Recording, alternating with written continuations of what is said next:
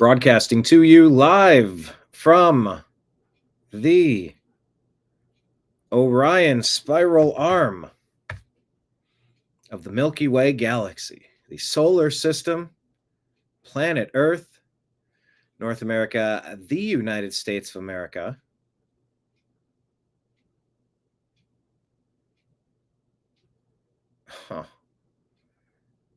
Somewhere out there. My name is Brian Engelman. Today is Monday, December the 1st, 2025, and this right here that you have found today, this program is called, where's the thing? Here we go. The TNAM Daily Show. TNAM stands for the New American Media, because the old American media has failed you. On today's show, it gets a little convoluted with this story. Candace Owens claims that the White House told Charlie Kirk to reach out to Candace, to get Candace to stop talking about and investigating Brigitte Macron because it was connected to the success or failure of the Ukraine peace deal. This is starting to feel a little bit like on South Park, where you have the manatees and they just start going around in the swimming pool and they grab a couple of ping pong balls with different topics on it and they put it together and form a show. Candace Owens claiming that the White House told Charlie Kirk to either stop going into the investigation or that they were going to be calling to tell her to stop the investigation because it was messing up the Ukrainian peace deal. What does that? I'm trying to follow it. But it's in the news and it's interesting. So we're going to discuss. On top of that, we're going to discuss, I don't know, what's the latest hoax to try to bring President Trump down?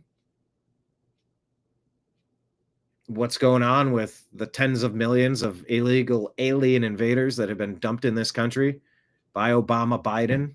Yeah, and I say Obama Biden because I think the entirety of the Biden administration was mostly controlled by Obama and his cronies. It was just a puppet presidency. They seized control. They staged their coup in 2020. They took over the government. And you saw what they did ever since. I mean, they were taking heavy equipment to lift razor wire to let floods of people just dump into the country from parts unknown, purpose unknown, no vetting, dumped into big blue cities. So what happens? The census numbers go up in those cities, so they get more apportionment. They get more representation in our Congress to then have votes to go against the American people, bringing replacements for the American people into the country to then get extra votes to vote against the American people. Holy coup, Batman. We're hearing that the stuff inside of these burn bags might be able to burn it all down. It might be enough to finally take care of some of this. Now, I'm not going to hold my breath. We're almost a year into the Trump administration, and how many arrests? None? None? What is it now? Letitia James and Comey had those cases thrown out. Well, one potentially corrupt judge threw them out. But it can be appealed, and it is being appealed, and it should stand. I mean, I think their biggest claim is that judge wasn't on the job for 120 days, so they're not allowed to work. I don't know. That's weird. If I go work a job, I usually work a job the first day.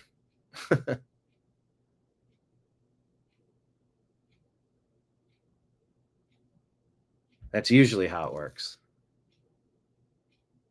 But their claim is that doesn't work. If you're on Rumble, let me ask, are you seeing the show? Because I'm not seeing the show. I had problems launching this.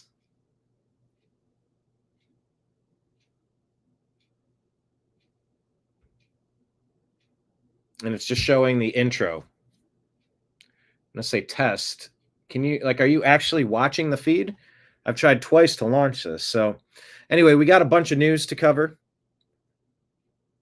So let me say hello to everybody in chat. Lake Leon, Patriot Warrior, Marion, hello. Danette, trying to chat in my work account. Do we have to be subscribed to chat? I don't know. I don't know. But yeah, it is interesting that a lot of these accounts have numbers after them now. I got to go to captions, graphics, edit theme, change the graphics. It's so frustrating that I have to do that every time. Anyway, I digress. Okay, so test still. So it's not.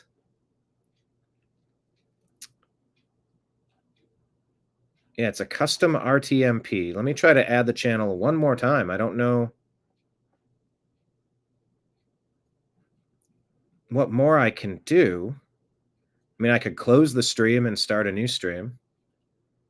I don't want to do that because this should be working. I don't understand a reason why Rumble wouldn't go out on Restream today. I keep adding the channel, custom RTMP. It says offline. You know what? I think that's what I'm going to have to do. Let me launch the show with the intro here, and let me see if I can close the stream and launch the stream again. Happy days, people. The TNAM Daily Show starts now.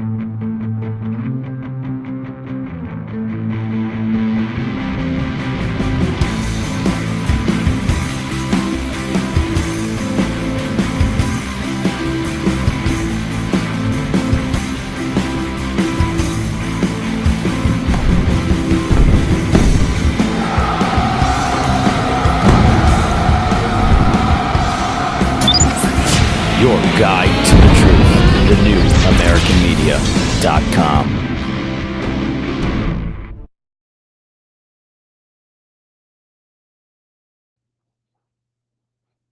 All right, it looks like we have set up a new stream. I'm going to try this one more time to add the channel, custom RTMP. By the way, hit like, hit subscribe to the regulars and the first-time viewers. Thank you all for being here. It says I'm adding the channel. It says the channel's offline. I don't know what's going on with Rumble.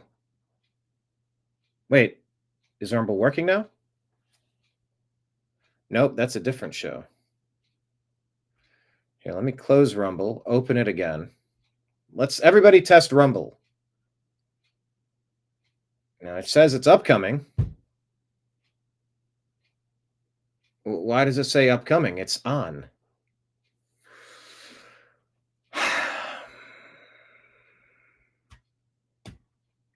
I can type test. That doesn't fix anything.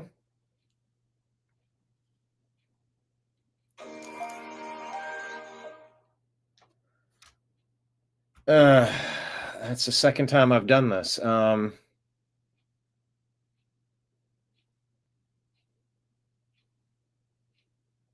Okay, so the one from 14 minutes ago is loading now, but the new one isn't. Can somebody explain to me what's happening with this Rumble feed?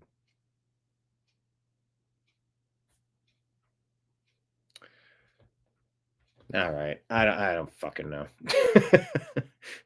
Merry Grinchmas. Merry Grinchmas. What am I supposed to do with this? Rumble's not working. Only 16 seconds after refresh. Okay. Don't know what to do about that.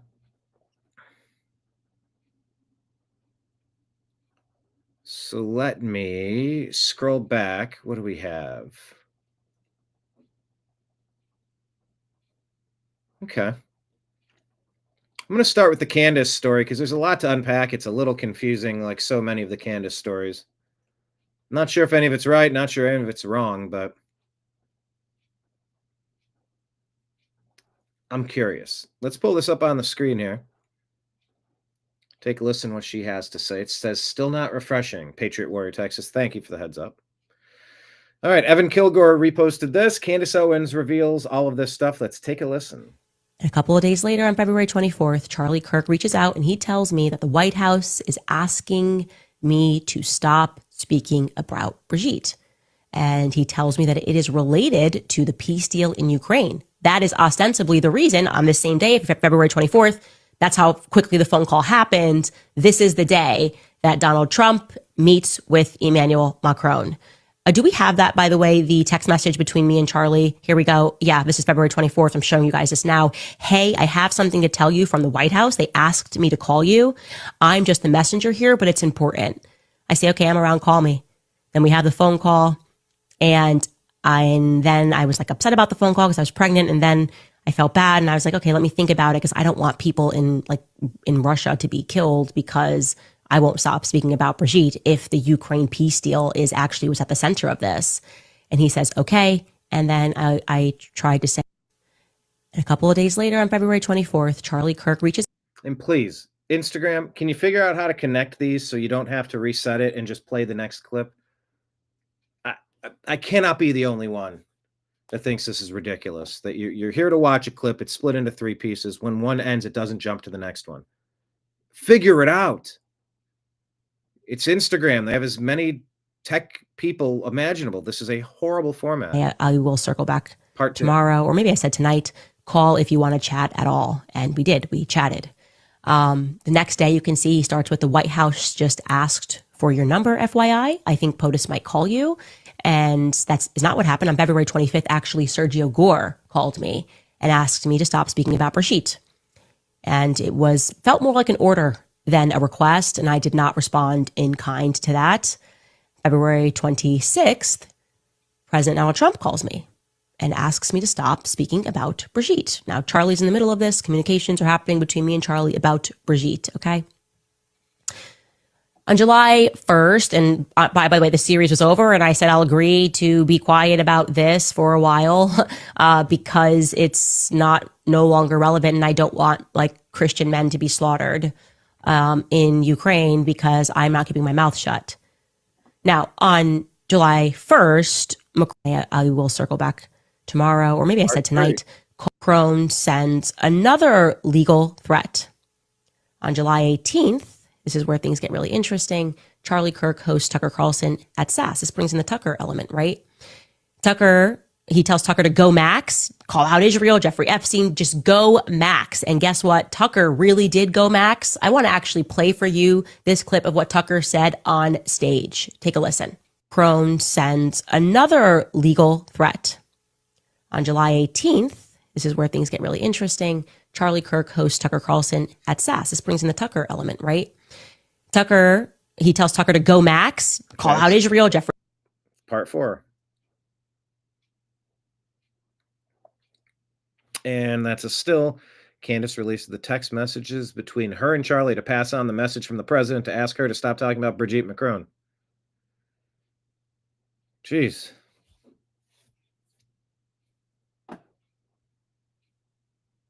What are we supposed to make of this?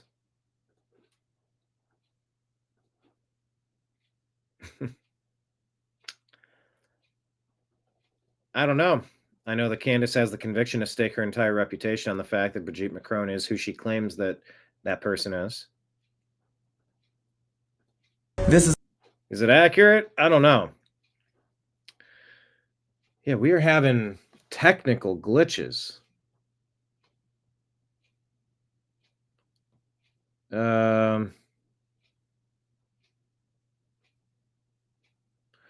Rumble is what? It's just down? Rumble just doesn't work now? No good reason why?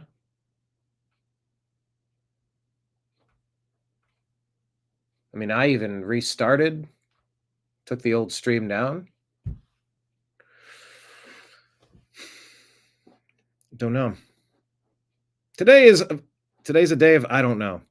How was your Black Friday? Anyone go shopping? Anything good happen to you this weekend? My Ohio State Buckeyes defeated that team up north. We'll play the Big Ten Championship, Indiana, this weekend. Very much looking forward to it. Cleveland Browns played terrible. Lake Leon's been on Rumble all morning with no issues. Well, that's comforting.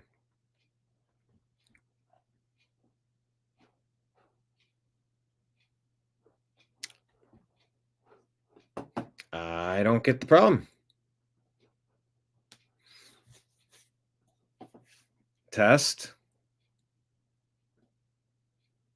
It's just playing the intro.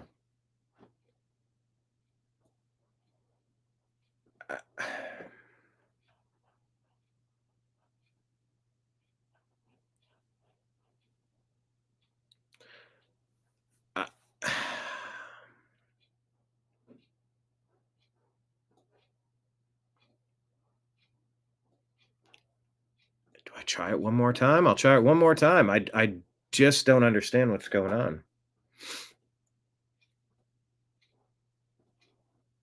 Copy, paste, copy, paste.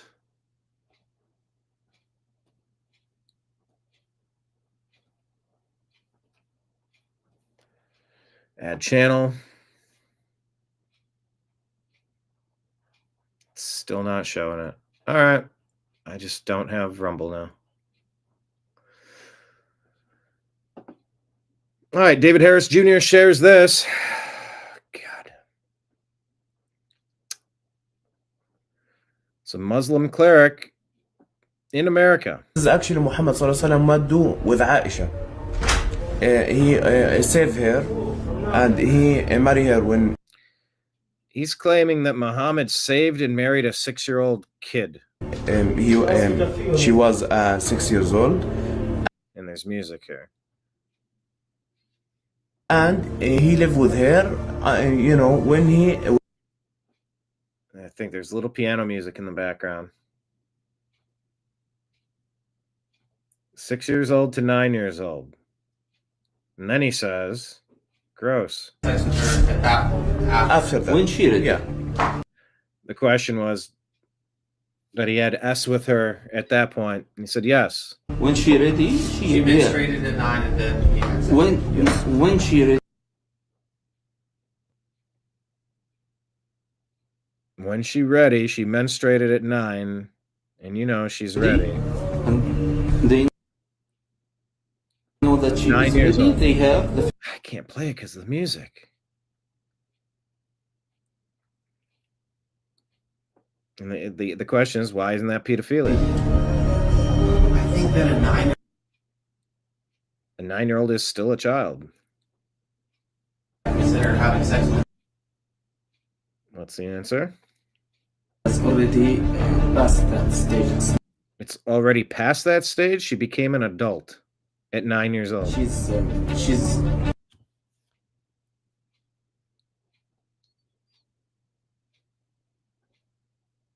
stage with Too much music. I can't play it. It's considered as an adult. She's physically grown. She has the ability to get married and get pregnant. David Harris said, Islam is not compatible with Western culture, values, or laws, period.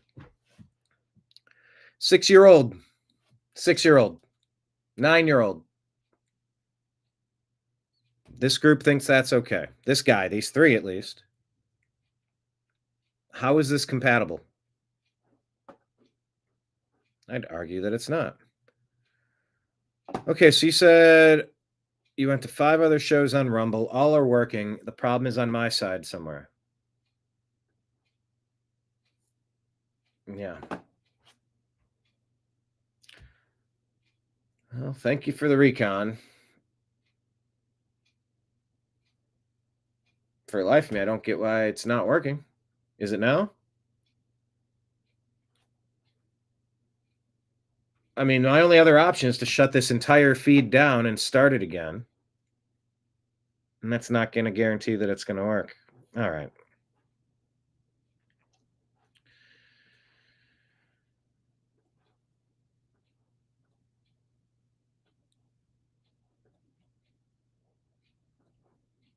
Okay.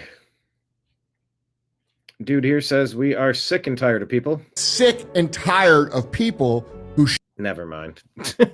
More music. Why am I sharing any of these stories? Sick and tired of people who should not even be in this country causing harm to citizens in this country, he says.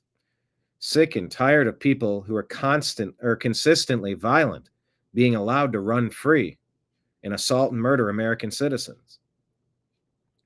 For the will of people who are trying to get elected so that they can stay in power. Just understand that they're willing to exchange the lives of American citizens and the safety of American citizens for their own re-election efforts, for their own political agenda. These people do not give a shit about American citizens, and they prove it every single day. Every single non-citizen in this country, illegally, has got to go. They've got to go.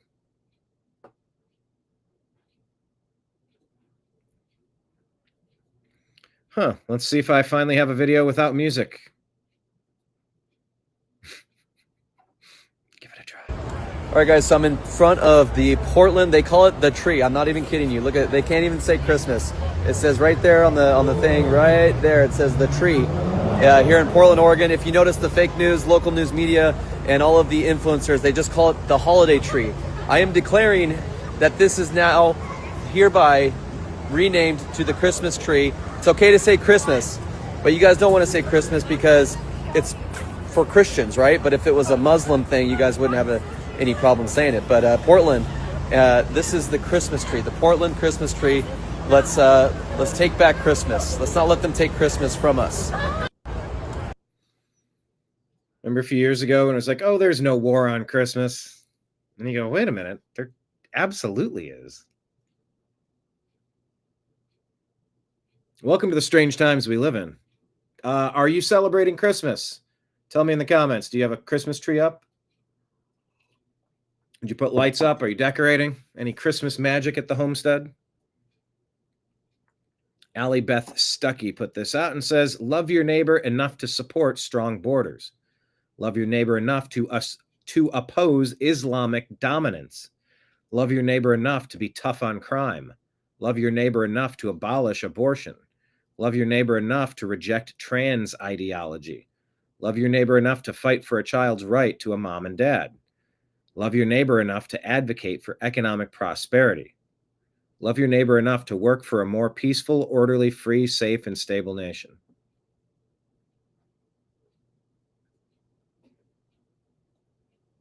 Does that feel like love? Or does that feel like the opposite? So I feel like half of those would be triggering to a leftist. Gentry Geevers says this is a photo of 5 a.m. in Brooklyn, New York. Blocking the roads.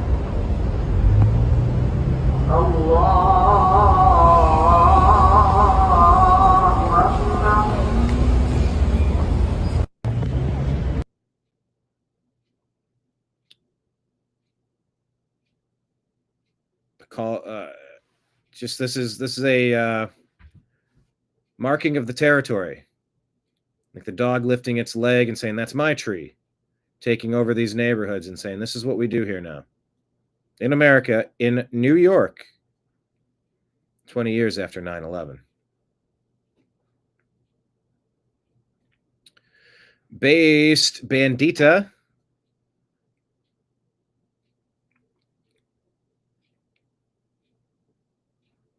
says, why are the feminists silent all of a sudden?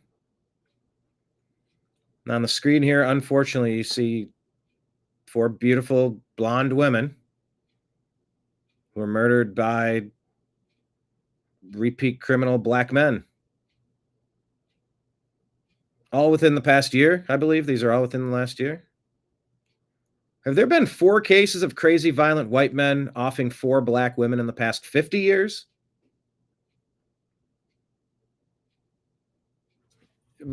Just flip the script and say, well, how common is that? How many random black women are on the bus or the train and they get their throat slit?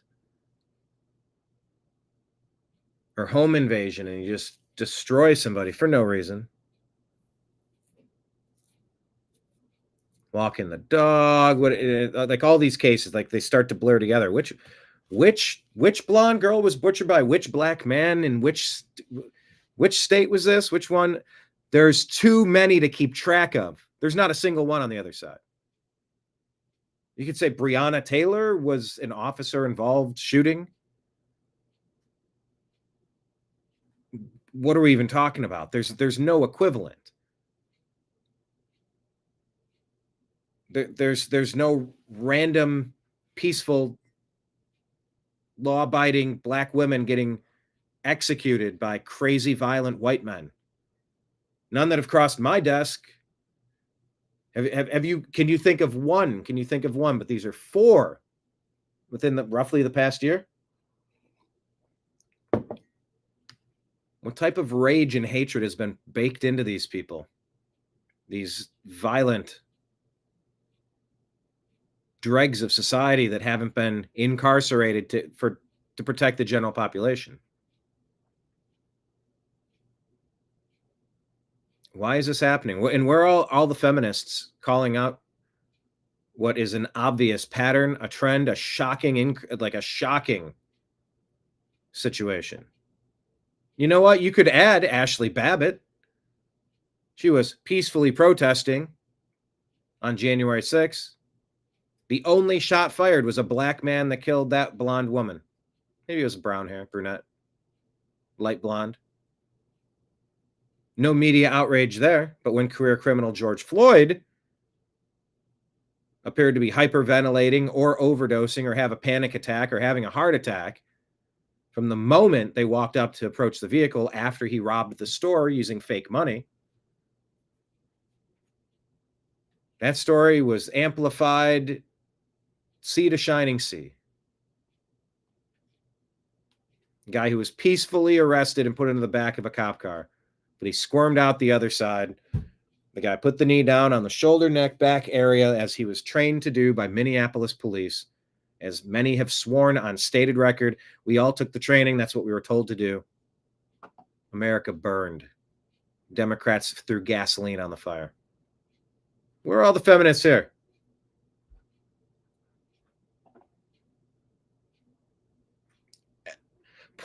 Point to a single black woman in the past 50 years who was terminated by a white man. I don't know it. I don't know it. Maybe it's just because my bubble of media doesn't show me that. All right. Charlie Kirk, I think this is a tweet from him. Every one of why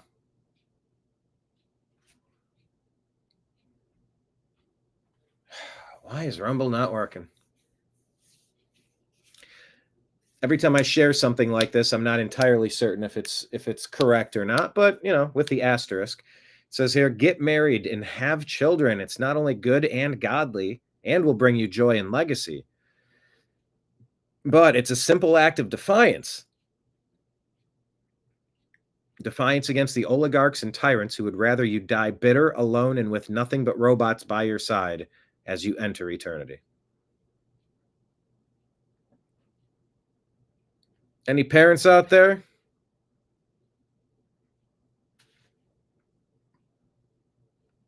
I don't know about some of you. I think I do know about some of you. Any parents out there? What do you think about this comment? Assuming this is a real Charlie comment. Either way, what do you feel about the comment? Simple act of defiance against the oligarchs and tyrants who would rather you die bitter, alone, and with nothing but robots by your side as you enter eternity. Get married, have children. It's not only good and godly, but it will bring you joy and legacy.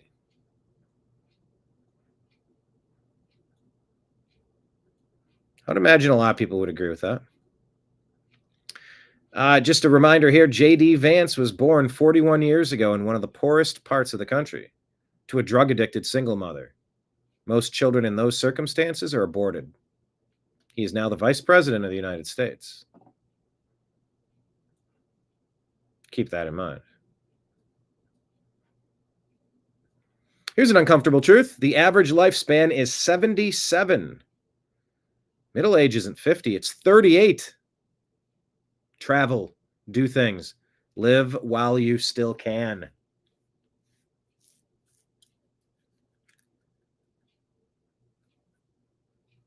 Average lifespan is 77. Let's see.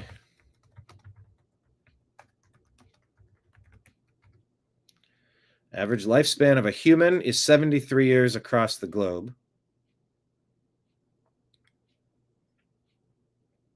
United States is 79.3.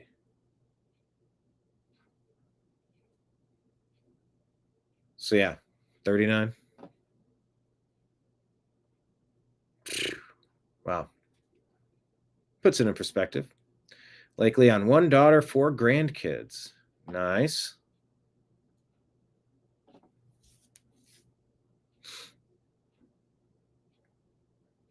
Travel and do things. Live while you can. It's good advice. Candace Owens now claims that a 9/11 9/11 style attack is allegedly being planned for the second week of December 2025. She said they've been signaling that a 9/11 style attack is coming second week of December. Save this tweet. It will age well. What is this? A community note says it's not an actual post? Let me ask Grok. So if we can debunk this, let's debunk it.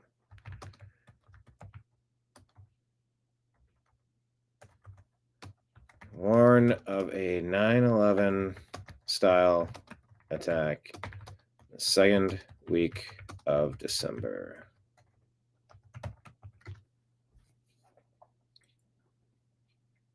Somehow they got an Instagram note. Wait a minute. Yes, Candace did warn. On November 28, she posted on X claiming that they, implying entities like intelligence agencies or insiders, have been signaling an impending 9/11 style attack, specifically during the second week of December, approximately December 8 through 14. Urged followers to save this tweet because it will age well, framing it as a prescient warning amid her broader discussions of conspiracies involving assassinations, government cover-ups, and foreign interference. Okay, so I'm going to type it on.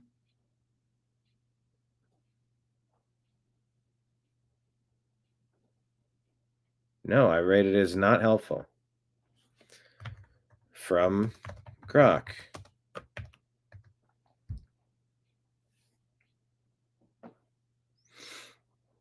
All right, buckle up, people.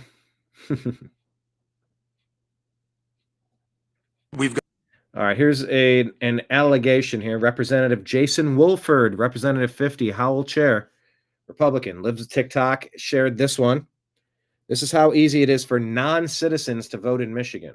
Got real waste, real fraud, and we are going to get to the bottom of it. Michigan Department of Health and Human Services and the Unemployment Agency. People can simply check a box saying that they are eligible, and in most cases, that is enough to start receiving benefits. There's only 4 pieces of information that are required: a first name, last name, an address, and an alien number, only if that person self-identifies as a non-citizen. No social security number is required, even if someone claims to be a citizen. I brought MDHHS before our committee. We pulled up the website for benefits. We went through all 27 pages, and at the end, we're given the opportunity to register to vote. We've got real waste, real fraud, and we are going to get to the bottom of it. Michigan. How could this be?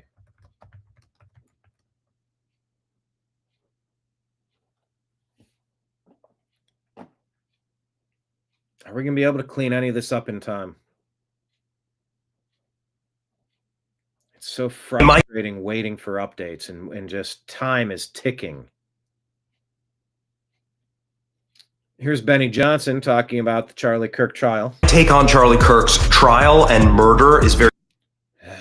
Music. He says Charlie was assassinated on a live stream. We deserve to see live streamed every second of his trial. All the evidence the federal government has against Tyler Robinson, and presumably his live-in transgender furry boyfriend who was an accomplice in the murder. We deserve to see all the physical, video, text, and digital available evidence that deserves to be live streamed onto our televisions, laptops, iPhones, so that everyone can see with absolute clarity what happened to the case that the feds have against Tyler. Robinson and a timeline backed by data and physical evidence of exactly what happened that day, and hopefully testimony from the killer and any accomplices. That's the only way that you're going to put to death the single biggest murder since JFK in America. The only way that you're going to end any theories about what else might have happened. Do this in full transparency, but he's a little bit nervous, beginning to see cracks. That process, and they're doing everything that they possibly can to ensure the trial is now done in secret, a secret proceeding that no one is able to see anything, and perhaps even evidence is being destroyed before our very eyes. This is the local CBS news station saying that there's active destruction of evidence surrounding Charlie's assassin. Look at this.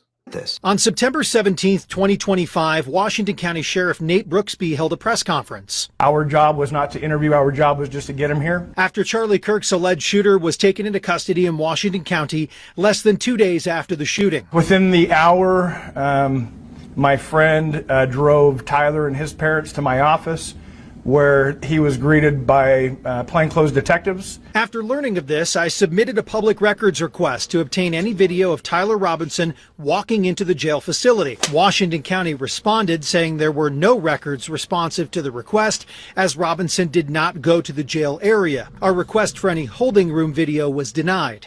A few weeks later, I re-upped the request on a more generalized scale for surveillance video showing Tyler Robinson walking into the sheriff's office. For the state of Utah, we would certainly hope that this video is available. The response? Our office does not have any applicable records responsive to this request, as the surveillance footage is no longer available after the 30-day retention period. If in fact it has been destroyed and not preserved, it's very concerning. And if it has, then it's very concerning that they're telling you they don't have it. When you look at this case on the surface and what you've seen play out, what stands out to you? What stands out to me is it is not a death penalty case. In order for it to be... My take on Charlie Kirk's trial and murder is very... All right. That's where it goes. It says it's sending data, but it's offline. Why is it offline?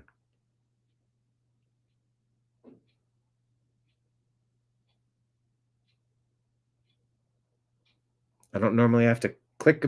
Now it says it's streaming.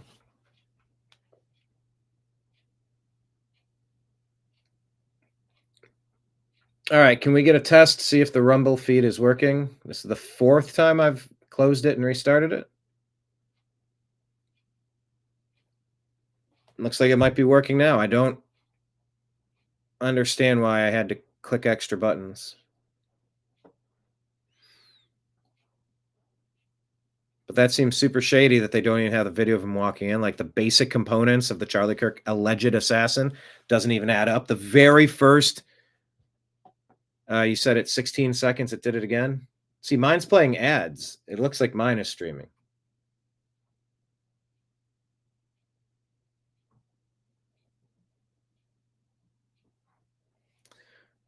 So I'll tell you after the ads. Try to hit refresh and give it one more shot. But yeah, that's very discouraging.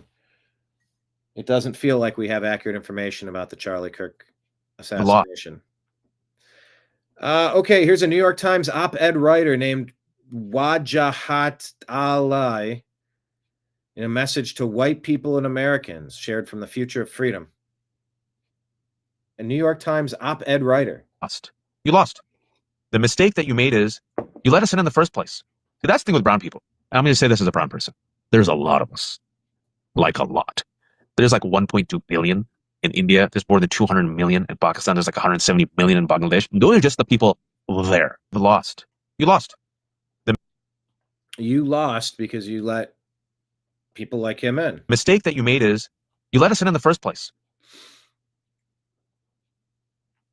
Joe Biden, Barack Obama did. I don't recall the American people saying we need to flood our country with people from other countries, be it Pakistan or India or Venezuela or Mexico or Ukraine or Israel or anywhere for that matter. I don't recall the American people saying that we need a whole ton of people from somewhere else. I missed the memo. I don't recall voting on that. Patriot Warrior, thank you, saying it's working. That was really weird. To anyone who's just now watching on Rumble, not sure why we had the glitch that we had. It's highly unusual. If you want to hear the beginning part where we walk through some of the Candace Owens stuff, check out our YouTube channel, The New American Media. By the way, let me put it up on the screen. It is a new month, and it is a new chance to show some love to the New American Media. We are on Patreon, YouTube, and Rumble. You can sign up for subscriptions where once a month it'll just kick in $5 or $10 or $15 or $100 or something, and it just goes into the account, and it's helpful because there's a lot of yearly expenses. Not to mention, the point of running this is so that it can be the full-time job and so that it can provide the type of living that every human needs who's not independently wealthy. So all of you supporting us as members, sponsors, supporters on YouTube, Rumble, and Patreon with the monthly subscriptions, thank you. You can also do Rumble rants and super chats. It's a quick way to just toss something in the tip jar, since I'm your bartender here if you're enjoying the content that we're discussing. Tip your boy. Appreciate you. We're also on Venmo and Cash App. That's just my name, Brian Engelman, ENGELMA, and all that stuff scrolling at the bottom of the screen. And we are also on PayPal. Fuzz installment at yahoo.com. Fuzz installment at yahoo.com. All right. Brad Stein. Who's this guy? Can't stand the crazy anymore. I can't keep up with the lunacy. I can't stand people that want to tear down my nation and its history and its foundation. Is it perfect? Of course not. But why is it still the place where more people want to immigrate to than anywhere else on earth? You want to know if your country's great? Do people want in or do they want out? And I don't hear about people digging tunnels, sneaking into North Korea. Anybody heard about that one yet? Huh? Anybody heard about that move? Do you know more sub-Saharan Africans have immigrated here on purpose than ever came in slave trip? How stupid do you think these people are? If they chose to come here, if they thought it was racist. How demeaning must you be? Progressives always screw it up. They're a cancer. Everything they touch dies. And I'm going to call it out while it's good. I'm going to laugh while it's legal. That's a good point. How stupid do you think these people are? If this place is as bad as you constantly say it is. Progressives. What's the quote? Everything they touch turns to shit. Globally. Take a look around. Not familiar with this. I can't stand the crazy anymore. I can't keep up with the lunacy. I can't. All right. So I will, he's on my radar. Let's see if he's got something else. How long? By the way, Candace talking about conversations with President Trump. Now, this is President Trump warning of an imminent attack in coming days. Representative Maria Salazar. Okay. Before this happens. Imminent, because we're on the verge. You're saying within days we're going to see something happen. Because this is what we did with Iran, that we gave ample notice to their commercial airlines. Do not overfly the Venezuela. That's exactly what the president has done. Well, you heard it. It's imminent in just days. Developing news of an imminent attack that is going to be coming here in the next few days. Now they're talking about on American homeland, but now this is a different one. They're talking about on Venezuela, maybe? Take a look at the latest headlines with me so you can see it for yourself. Trump signals imminent land attacks. As the tensions and rhetoric between the United States and Venezuela continue to rise, President Donald Trump has announced the closure of Venezuelan airspace, sparking fears of an imminent U.S. land attack. Venezuela calls Trump's call to close airspace a colonialist threat. You can see this coming out today. Venezuela condemns Trump airspace closure warning coming out in the last 19 hours. Is U.S. President Donald Trump preparing to strike Venezuela? Let me know your thoughts in the comments, yes or no. I'm going to share with you the video footage where they're saying yes and very soon. And take a look. The airspace over Venezuela completely clear. You can see this coming out 15 hours ago, and here's the actual True Social post that he put out over the weekend yesterday to all airlines, pilots, drug dealers, and human traffickers. Please consider the airspace above and surrounding Venezuela to be closed in its entirety. Thank you for your attention to this matter. Ratchet it up. President Donald J. Trump, and let me know your thoughts. Are we about to see some serious attacks take place on Venezuela? We've heard the warnings, and now over the weekend, he's saying close the airspace. I'm going to play for you the video footage, as they said this was the same thing that we saw happen with Iran, that there was that warning, and then shortly after, unexpectedly, hit. We're hearing that that could be coming here very soon. How long before this happens? Imminent, because we're on the verge. You're saying within days we're going to see something happen. Because this is what we did with Iran, that we gave ample notice to the... All right, let's take a look. How many decades have the deep state been running drug operations to fuel the dark money coffers, black ops budgets, rather, with the drug trade? Wouldn't it be nice to kind of wind this down? Yeah, maybe. Hello, Lauren. Yeah, you're right. More than 20 million Americans' health insurance premiums are going to skyrocket in the coming months. That's why we need to hold Barack Hussein Obama and the Democrats accountable. When Nancy Pelosi said, we have to pass it to find out what's in it. Well, we knew what was in it. We heard Barack Hussein Obama saying, if you like your plan, you can keep your plan. If you like your doctor, you can keep your doctor. And, the premiums, they're going to be about as cheap as a cable bill. So don't believe the okie doke. Like Nancy said, pass it so that you can find out that my insurance company cronies, they're the ones that wrote it. We're going to have subsidies for a little bit, and then we're going to pull the carpet and try to blame the Republicans for the problems that we created. I warned you. We were 5 days away from fundamentally transforming the United States of America.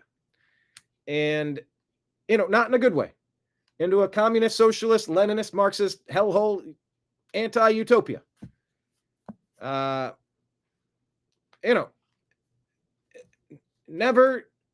Never forgive the Democrats for what we've done. You are so right, Lauren.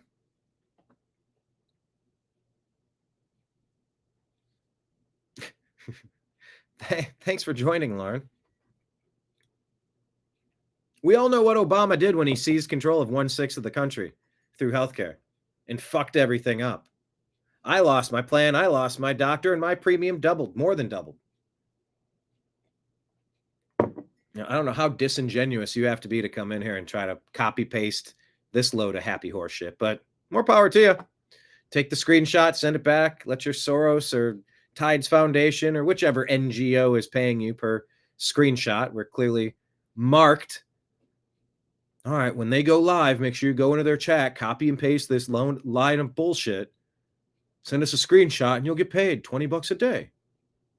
It's not much, but if you do it 5 times a day, that's $100 a day. It's not very hard. And look, we got unlimited money. We're robbing America on one hand, giving it to you on the other hand. So it weakens America, and then it weakens America with our lies, our misinformation, and our disinformation. Yes, like Leon, letting in it's 40 million illegals and giving them healthcare did not help healthcare at all either. You want to mention that, Lauren, or you want to be intellectually dishonest? She wants to be intellectually dishonest. Thanks for playing, though.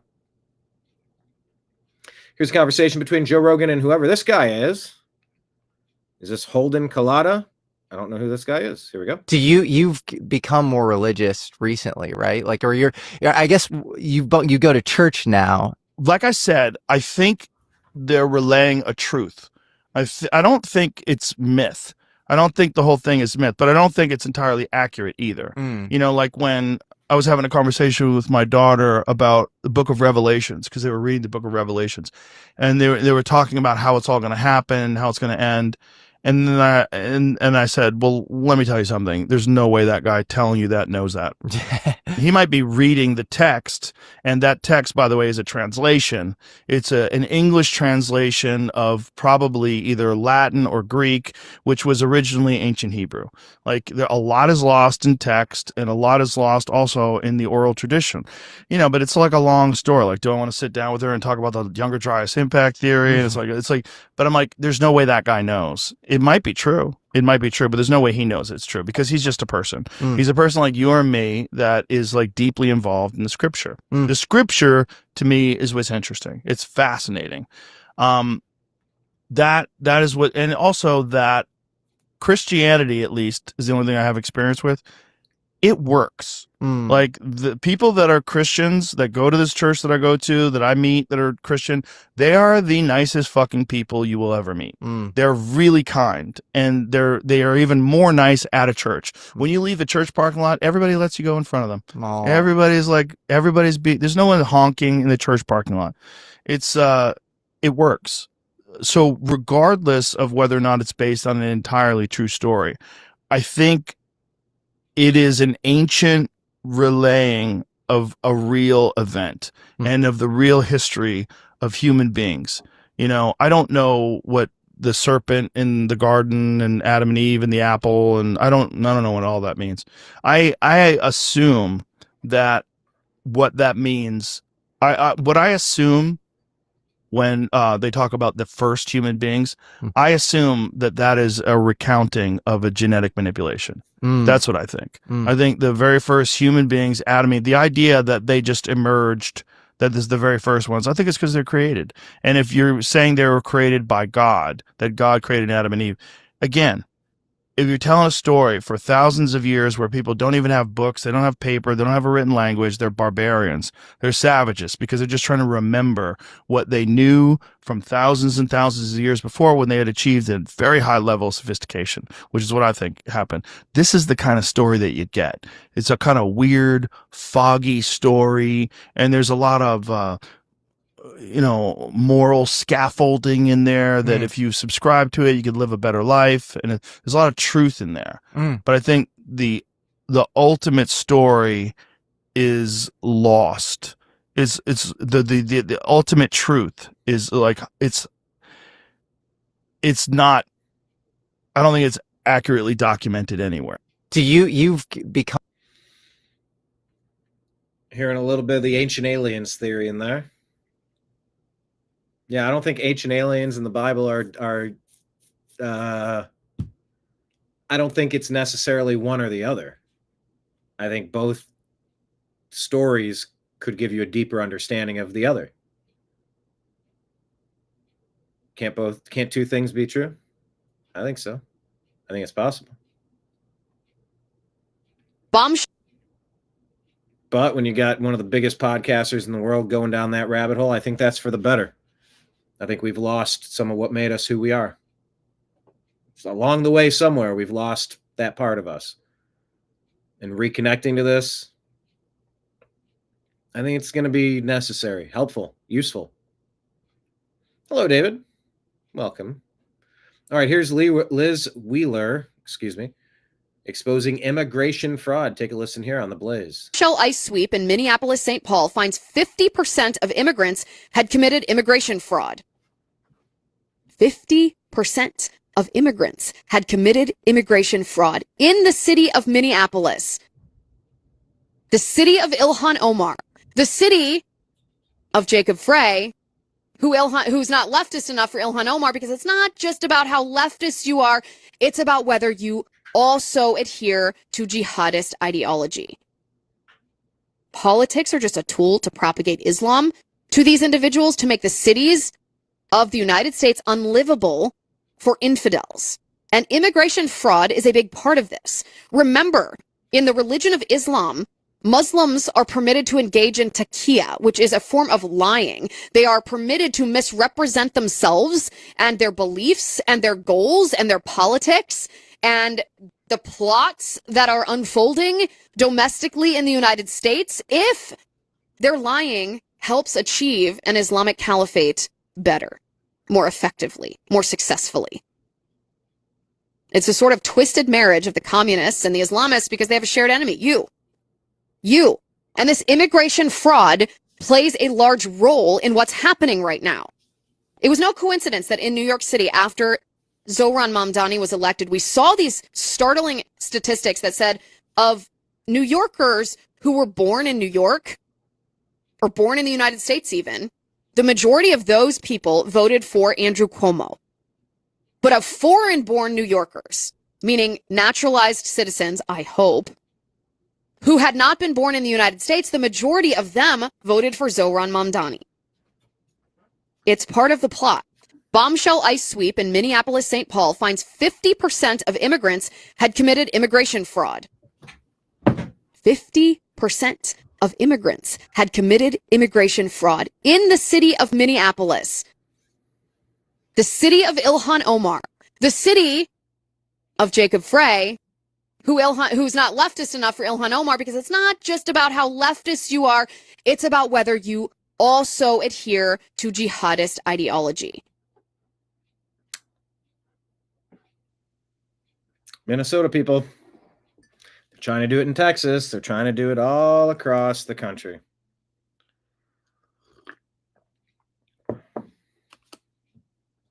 We all see it. We all see it. We're not afraid to talk about it.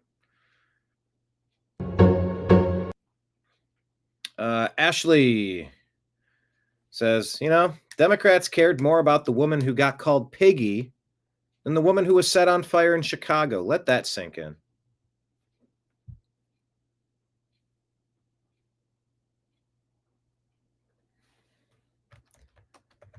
Sad but true. They always take the other side. All right, Joey Vantis shared this. Joe Rogan drops the Tucker Carlson story on Jesse Michaels. Here we go. Nixon JFK link. This gets wild. This is like triple espionage. The Nixon story? No. Okay. So Tucker Carlson came on my podcast and he's like, do you know that Nixon was the most popular president in history? Like when he won by the biggest landslide ever, right? And Nixon had a vice president, Spiro Agnew. Spiro Agnew gets brought up on corruption charges. So Spiro Agnew has to resign. Then they bring in Gerald Ford, who is a complete moron. But the reason why they brought in Gerald Ford, who also, by the way, was on the Warren Commission report, they bring in Gerald Ford to replace him if anything happens, right? So it's the vice president. Then they immediately hit him with Watergate. So Nixon did not coordinate Watergate. To realize just how popular Nixon was. I mean, you really should go down the rabbit hole and investigate Nixon. Look at what, what's the guy's name? He just passed away. He took us off the gold standard. I have the name Harvey Keitel stuck in my head.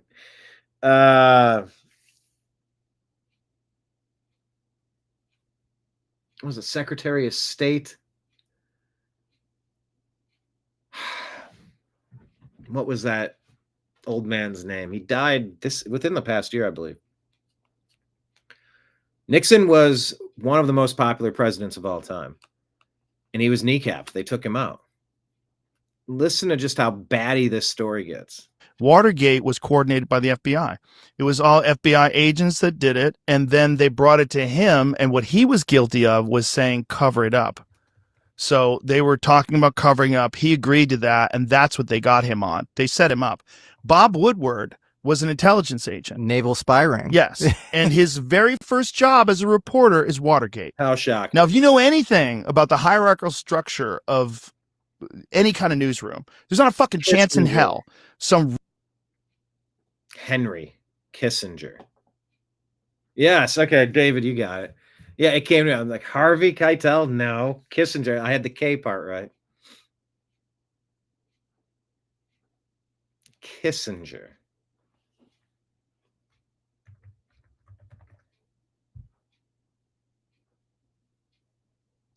Henry and Harvey.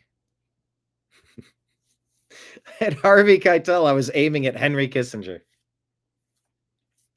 I guess he died about 2 years ago, November 29th, 2023. As Nixon's closest foreign policy architect, Kissinger played a pivotal role in the economic decisions of 1971, including advising on the Nixon shock, the suspension of the U.S. dollar's convertibility to gold that ended the Bretton Woods system and ushered in floating exchange rates. What a mess. That was Kissinger convincing Nixon to do this. Terrible idea. Coordinated with Treasury Secretary John Connally and others in the Camp David weekend meetings that brokered the policy, framing it as essential to counter international speculation and protect U.S. economic interests amid Vietnam War pressures. This move, while controversial, reshaped global finance and remains a cornerstone of modern monetary policy. Kissinger. Rookie reporter is going to get the big story that's going to take down the fucking president. Not a chance. And so Nixon apparently had been saying, I know who killed JFK and I know why they did it. So yes, this is, and okay, do you know who Deep Throat was? Who was basically Bob Woodward's source? I forget. Mark Felt, who's the deputy director of the FBI. Right, exactly. And then you have G. Gordon Liddy probably pulling off Watergate. Yes. Jeff Shepard, who went on Tucker Carlson's show, expounds on all of this stuff. But here's what's crazy is... Pause as he gets to what's crazy. According to Grok, since 1971, when Kissinger convinced Nixon to go off the gold standard, huge mistake, $1 in 1971 has the same buying power as roughly 12.5 cents today. You'd need $8 today to buy what $1 bought you back then. Decline of 87.5% in purchase power. We have been robbed by pirates. Somali pirates, Democrat pirates, globalist pirates, rhino pirates. America has been looted, burglarized.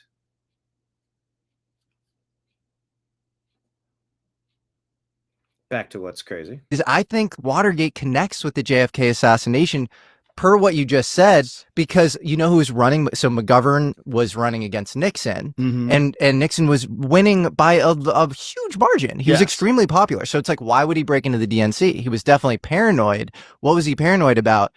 The longtime, I guess, campaign manager for the DNC and for McGovern was a guy named Larry O'Brien. They bugged Larry O'Brien's phone.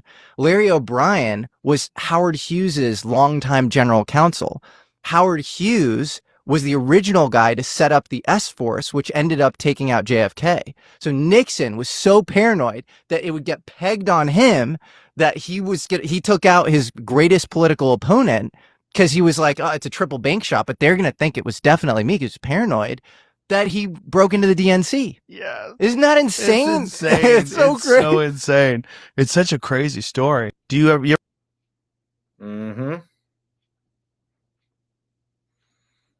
Have you heard of this one? Here's how do you say his name? Colion Noir, a gun rights person here.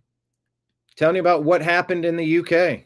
A British IT consultant arrested after posing with a gun in the United States on LinkedIn. Touching a firearm can get you arrested in Great Britain.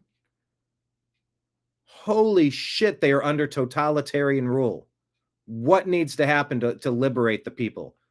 How could they allow this to happen to the people of Britain? We all have a right to self-defense. We all have a right to defend our homes, our lives, our country, our sovereignty. How did Europe get overthrown like this? Take a listen to this report. This story right here is one of the most terrifying examples of government overreach I've seen in a long time. A British IT consultant took a trip to America, shot some guns, posted a picture on LinkedIn, and when he got home to the UK, he got arrested. He wasn't warned, not scolded, not written up. Arrested. A British IT consultant was arrested by West Yorkshire police after posting pictures of himself posing with the guns during an American holiday on LinkedIn. Arrested for a picture taken legally in another country. And it gets worse because this wasn't a one-day misunderstanding. This turned into a 13-week nightmare. The post sparked a 13-week ordeal, which began with a police warning at his residence. Officers cautioned him about online content and its potential impact on others' feelings. Impact on others' feelings. You heard that right. We've now reached a point where a man can be arrested not because he broke a law, not because he harmed anyone, not because he threatened anyone, but because a picture might hurt someone's feelings. And I want you to think about how tyrannical a government has to be to punish you for something you did legally in another country that isn't even theirs. This is why I always say the Second Amendment protects everything. Because in countries where the government has all the power, this is what happens. And before I go deeper into that, and trust me, we're about to go deep, I've got something important to tell you. Even though Black Friday is technically over everywhere else, it's not over at Shop. All right, he was making a sales pitch. I hope this doesn't last too long because I want to get to the rest of the video here. Could you imagine getting arrested for a photograph? Right to bear. And can Europe find a way to cast off the shackles of that totalitarian regime that's violating their civil liberties?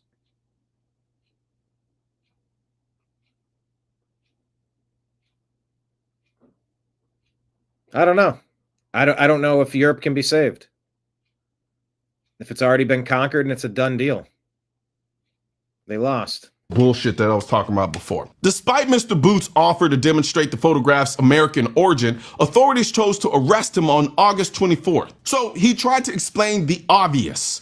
This was in America, perfectly legal. And their response, we don't care, we're arresting you anyway. And then just when you think, okay, maybe that was a mistake, it gets even more tyrannical. Despite all charges against him being withdrawn, police returned to his property after 10 p.m. that evening and detained him. They dropped the charges and then came back to arrest him again. That's not law enforcement. That's harassment. It's intimidation. That's the state flexing its power because it knows the people can't fight back. This story right here is one of the most terrifying examples of government overreach I've seen in a long time.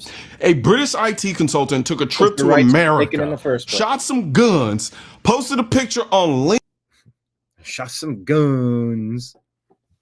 That's why you never let them come after your Second Amendment right to self-defense.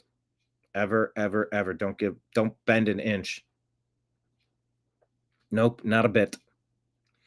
Mila Joy says today is day 311 of the Trump administration. Day 298 of Bondi as Attorney General. Day 282 of Cash as FBI Director. Day 263 with Dan Bongino as Assistant Director of the FBI. 0 politicians have been prosecuted. I voted to drain the swamp. When are the mass arrests coming?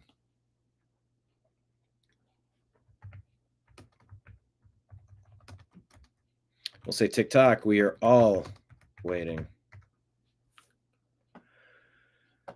Oh, boy. That's such a good point.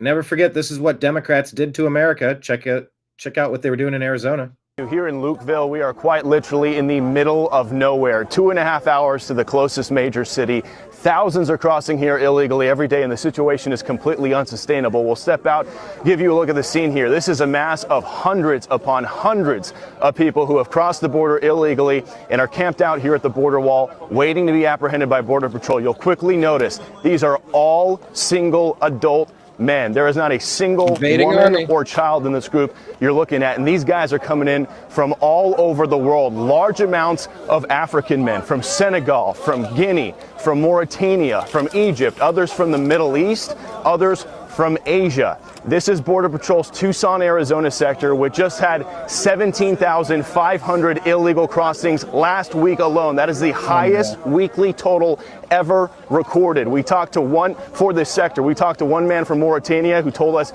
he paid smugglers $10,000 to get here, first flying into Colombia. We talked to another man from Guinea who says once he's processed, he plans to head to New York City. Now, you might be wondering, how does this happen when we have the border wall right here? Well, there are breaches all in the wall, and we want to show you here in Lukeville. Unreal.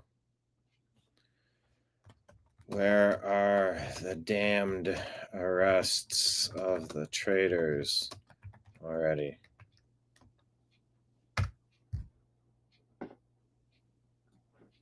Mm.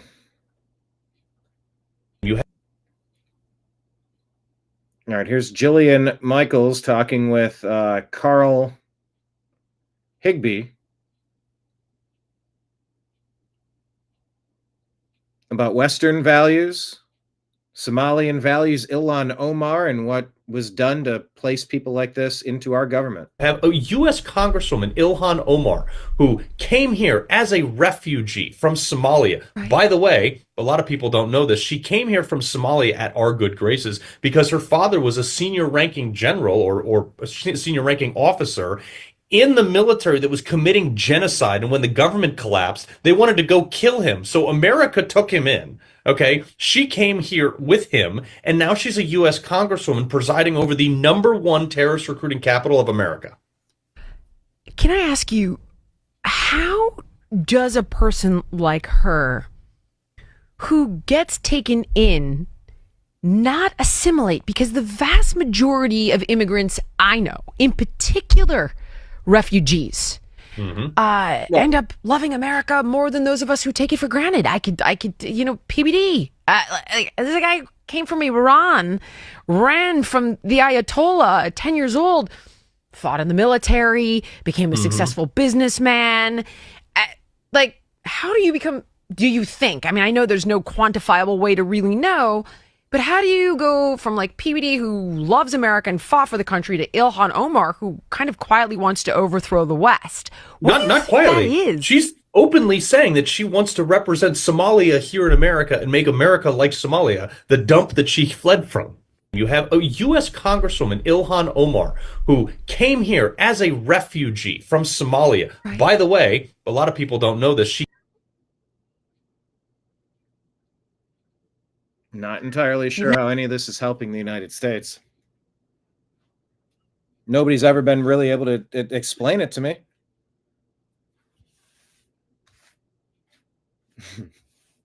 Waiting to hear some ways that America's a better place for any of this stuff. I don't get it. Jason Meister shares this, talking about how we rolled through a color revolution and how we might be rolling through another. Now probably heard political experts over and over refer to the fact that what we're witnessing is a color revolution. And they're right. And let me explain why. A color revolution is a communist globalist playbook to take over a country without tanks actually rolling down Main Street. It's how they flipped places like Serbia, Georgia, Ukraine, and they tried to flip a dozen others. The same exact playbook every single time. This is how they do it. 1, they demonize the leader of the people who they actually voted for. 2, they flood the country with chaos like riots, open borders, economic pain. 3, they weaponize the courts, the media, and big tech to finish him off. And 4, they install a puppet who sells the country out to China and the UN. And that's not theory, that's the manual. They opened it on us in the United States the day Donald Trump won in 2016. And here's how they ran it on us step by step. From 2016 to 2020, they gave us the Russia collusion hoax, FBI spying, 2 fake impeachments, Antifa burning cities while CNN called it fiery but mostly peaceful. Yeah. And the goal was to make you hate the guy you voted for. In 2020, we had 2 a.m. ballot dumps, boarded up windows, 51 intel agents lying about Hunter's laptop, Zuckerberg dropping $400 million to help count votes in Democrat cities. And the goal there was to steal the election while calling you a conspiracy theorist for noticing. From 2021 to 2024, we had Joe Biden opening the border on day 1, 12 million plus illegals, military-age men from China and Venezuela and all over the world, free flights, free hotels, free EBT cards, all on your dime. Cities collapse, crime explodes, schools and hospitals break. The goal, to make Americans feel like strangers in their own country. Then from 2021 to 2025, 91 felony charges, Mar-a-Lago raided, gag orders, mug shots. They didn't want to just beat Trump. They wanted to break him and every future patriot who dares to run. Look at what they did to Charlie Kirk. That is a textbook color revolution. But on November 5th, 2024, the American people looked this Marxist coup dead in the eye and said, not today. 312 electoral votes, popular vote landslide, the biggest Hispanic and Black Republican turnout ever. We pulled off the greatest peaceful counter-revolution in world history. But the deep state isn't done. The same snakes who funded BLM riots, Ukraine coup, and Arab Spring still sit in the FBI, CIA, big tech, and the universities. They'll try again in 2026 or in 2028, but now you know the game. Every time you see another mostly peaceful riot, sudden experts all using the same scripted words, a new crisis 2 weeks before an election, you're watching the Color Revolution playbook live on American soil. Never forget what they tried to do to us. Back mass deportations. If we have no border, we have no country. Protect every America First fighter willing to swing the axe on the swamp. Teach your kids the truth. Communism didn't die in 1991. It just died a tear purple and moved to Washington. Jeez. This is still the United States of America. Communism didn't die, it just dyed its hair purple. We are still the home of the brave, and the brave do not bow to color revolutions. Recognize what is happening, stare it in the face, speak out against it, and then we finish taking our country back, one closed border, one drained swamp, and one restored republic at a time. We need to support our president in taking all necessary measures to do just that. God bless you, and God bless the United States of America. You've now probably heard political experts over and over refer to the fact. All right. This person isn't cited.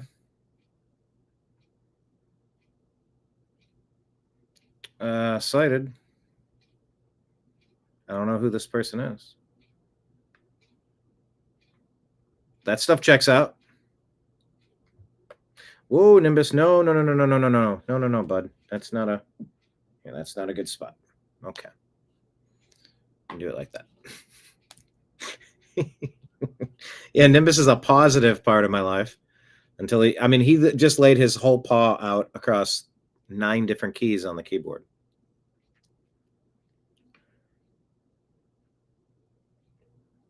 Sweden. Hey, speaking of pets, let's listen to Representative Brandon Gill, what the Democrats are up to. Another bill yesterday that we marked up, it was called the Bow Wow Act. Bow Wow. And we said that if it simply said if you're an illegal alien and you come into the United States and you abuse animals, dogs or horses, then you're gonna get kicked out. We're not gonna keep you here. We're not gonna wait years for a court date. Fair. And this came up because there was an illegal alien who kicked a police dog, little Freddie, his little beagle. We had Freddie at the hearing yesterday. Nice. And every Democrat voted against this.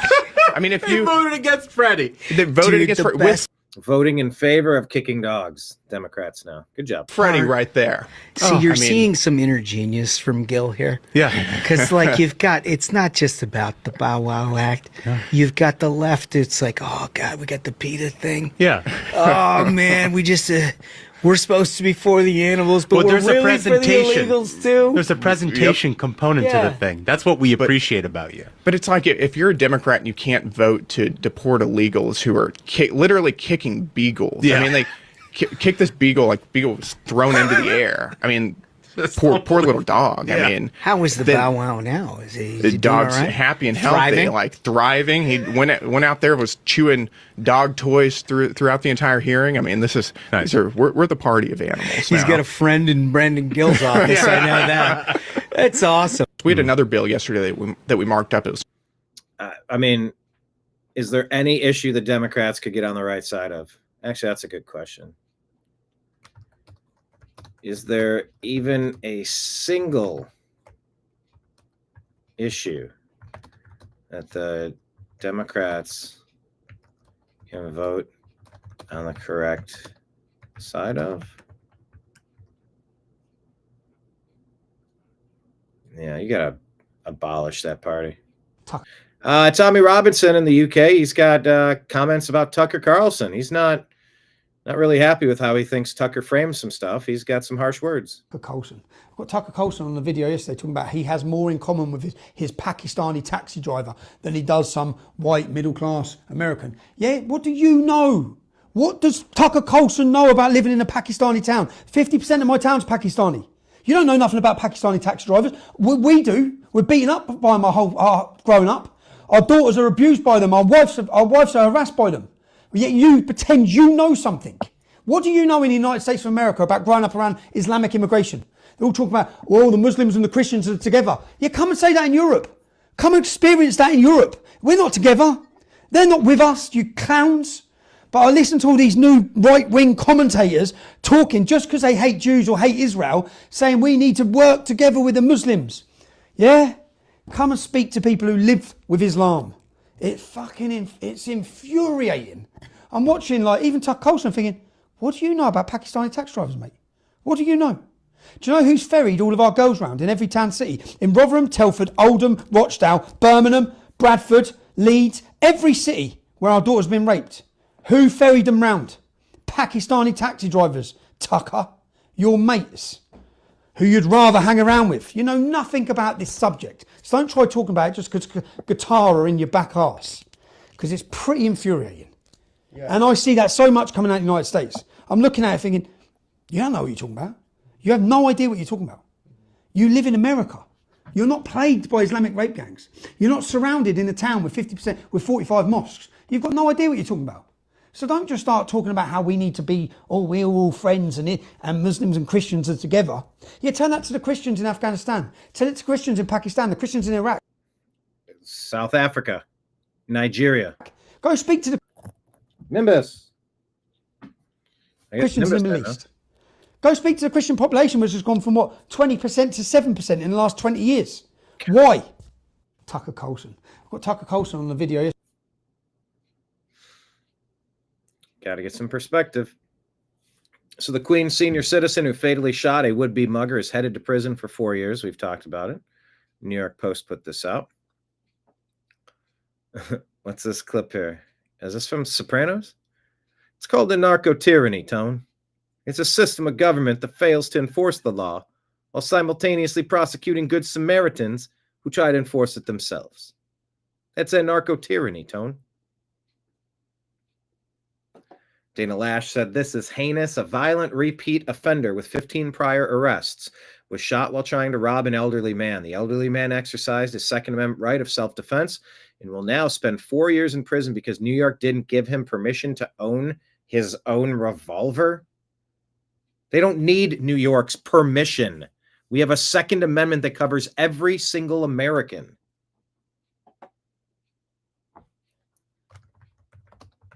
Isn't our Second Amendment protect every single American?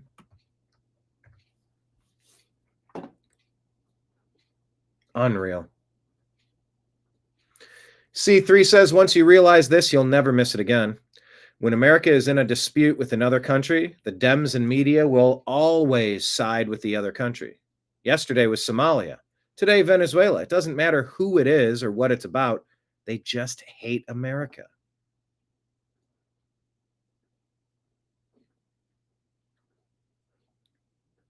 Here's a little, there we go. Here's a little thread worth remembering. Ali Zayateri says, JFK stopped U.S. generals from faking terrorist attacks on Americans. They planned to bomb U.S. cities, hijack planes, murder civilians, then blame it all on Cuba and start a war.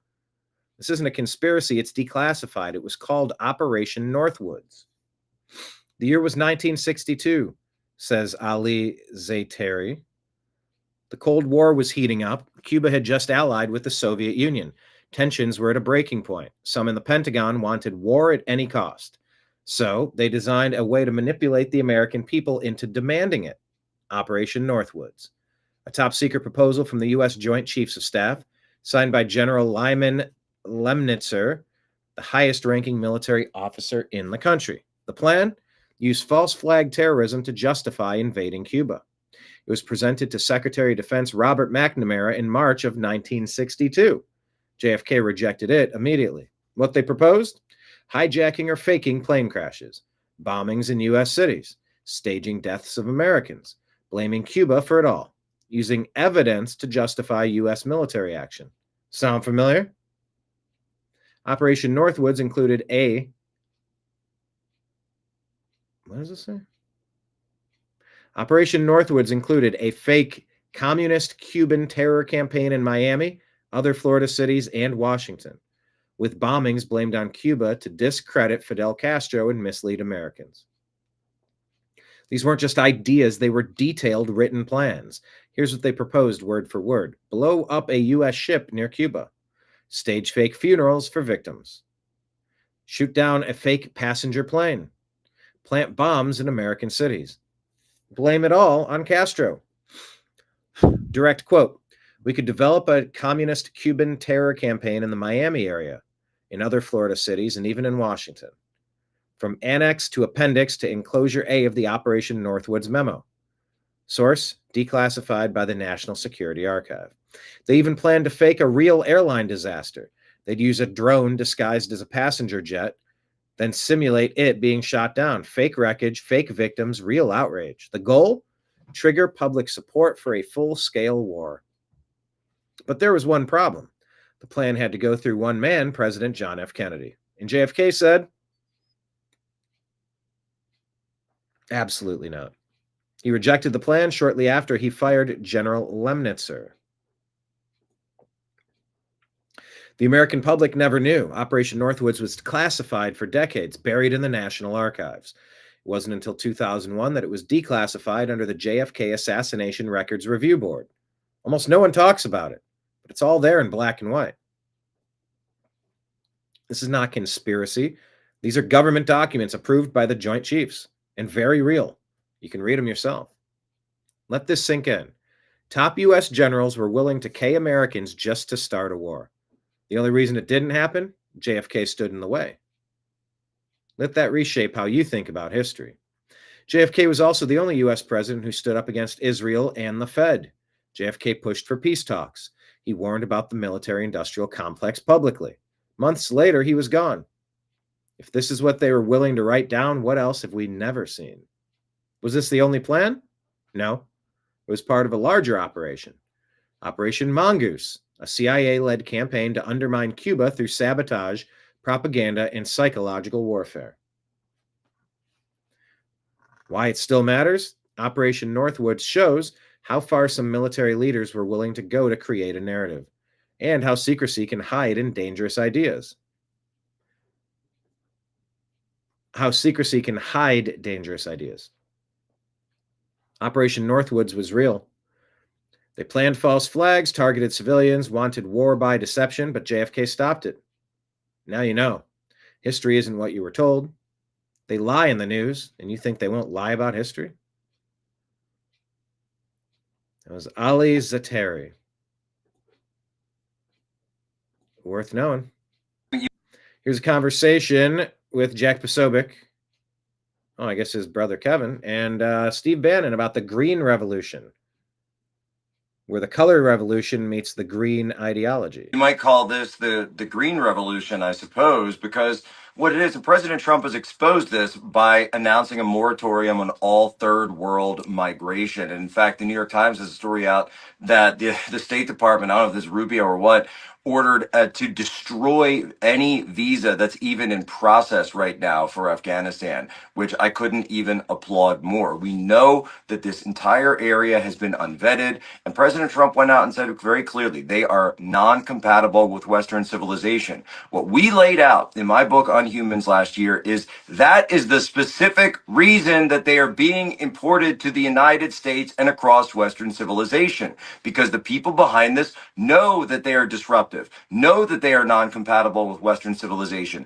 That is the entire point. That is the entire agenda. That is the entire plan. You build, they call it the coalition of the fringes. You build your coalition of these fringe groups, you import them to the United States. This is how all far leftist politics works. And then you increase the size of those groups so that you can diminish the power of who? The middle class, the kulaks, the people who are in the middle. Squeeze them out. So you raise the amount of the lower class, and then you get the upper class in, and what do? Boom, you squeeze out the middle. That's how Mondami won, and I exposed him in the White House for saying exactly that. The one time when he let the mask slip, Kev, you remember that? He said he wants to. He wants to do it. He said straight up, the richer, whiter neighborhoods are his target. This is the green color revolution that is going on right now, Steve. And they will do it to Florida. They're doing, Alex Jones just had the great, you call it the soliloquy, I suppose, on Friday there, or excuse me, Wednesday there.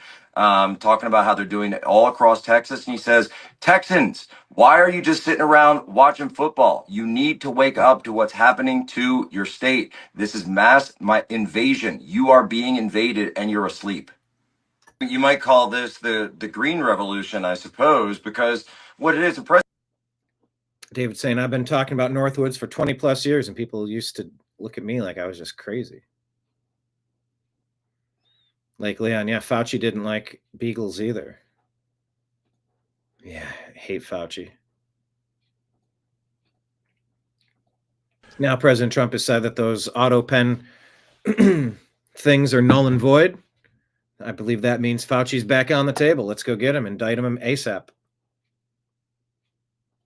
You could have easily had monoclonal antibodies. You could have had ivermectin available, vitamin C drips, the Merrick protocol, but you demonized all the things that were not the thing that was going to make you money. And you limited our healthcare options, and you terrified our healthcare providers into not being able to offer alternate, not pharmaceutical, not homeopathic. The story was that they had not monoclonal, what's the word? Therapeutic. There were other therapeutic options. Big Pharma was going to lose their blanket liability protection for the experimental jab if there were therapeutic options. So they had to say, nope, there are no therapeutic options. Instead of just changing the law to say, look, there are therapeutics, but we're also going to grant this amnesty to the people that are going to put out this vaccine early.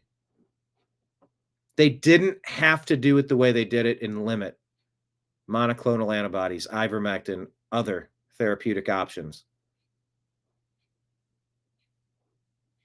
And people expired because of that. My family lost, my brother, he's gone. Got horrible health care. Would not give him any of those things we talked about. It was a one-size-fits-all approach, and it did not help him. It slid him right into the cold ground. Kenneth, cancel the auto pen and get things back to the way they ought to been. Auto been. They ought to have been, yes.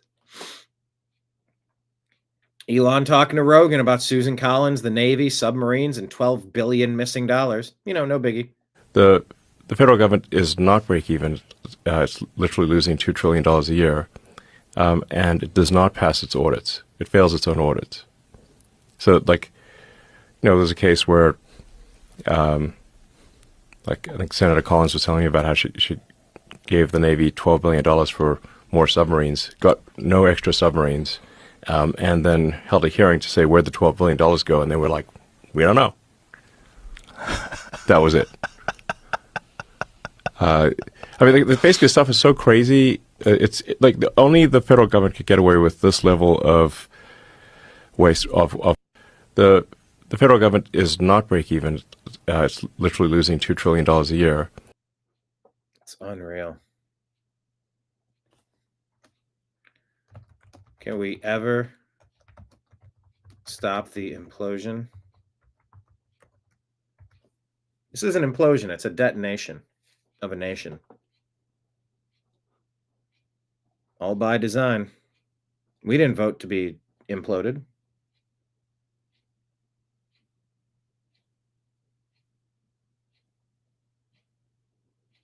That is what it's looking like. Okay. Tori Brooke here.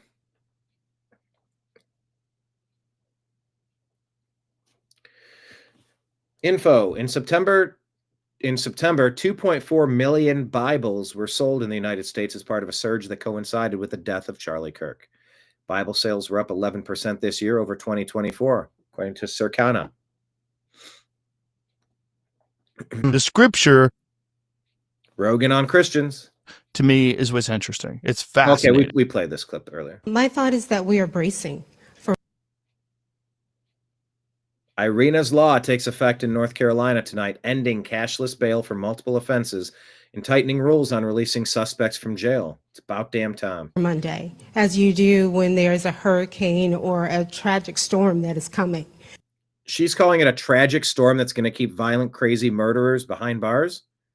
Is she out of her mind? A meeting of Mecklenburg County minds centered this week around the impending start of Irina's Law December 1st and the suspected jail surge that'll start with it. We feel prepared for Monday. Now, when we say that, there's probably obviously going to be some hurdles along the way that we have to adjust to as we kind of roll into this new law. The law restricts judges and magistrates from releasing violent and repeat offenders before trial. Chief Judge Roy Wiggins gave the example of someone charged with first-degree arson. Judicial officials will now have to do more to grant pretrial release. There's now presumed that no amount of money or no conditions of release will protect the public in that situation. Mecklenburg County Sheriff Gary McFadden anticipates a significant strain on jail capacity and its staff. If you can find a policy that will help fill vacancies, and you find a My thought is that we are unreal policy that produces funding, that is what the sheriff needs. County commissioners argue funding, it's 5% of the people committing 95% of the problems. Just keep them locked up. You're gonna have a lower amount once you just keep, like, these people belong in prison. That's the sustainable number. A problem with the law is that it didn't come with any extra money from the state to help local criminal justice systems. We know that a huge part of the jail population does have mental health issues. Yeah, and they need to be locked up forever because they're nutbags.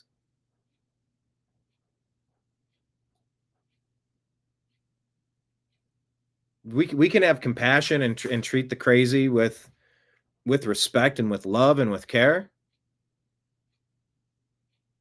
It's none of those things to just dump these violent, crazy people out onto our streets. My psych degree taught me a lot about behavior. And the chronic repeaters need to be quarantined for their own good, for society's good. And so this is really something that we need to think about on a bipartisan basis. We want to be safe, all of us. And we need to do that by having the resources to prevent tragedy. And Irina's law does not include, or does rather include, money for 10 additional prosecutors for the county district attorney's office. The district attorney says that he hopes is going to clear at least the backlog that they're dealing with when it comes to criminal cases. So more updates to come. Policy.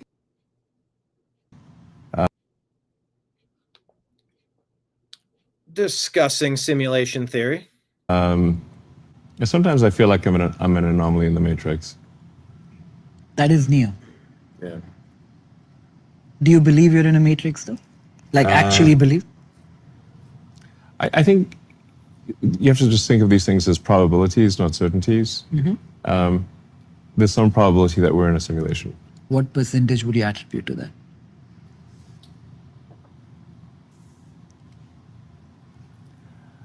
What would you attribute to that? Probably pretty high. I would say it's pretty high. Or what probability would you attribute to that? So one way to think of this is to say, if you look at the advancement of video games, in our lifetime, or at least in my lifetime, it's gone from very simple video games where you've got, like Pong, you've got two rectangles and a square, just batting it back and forth, to photorealistic, real-time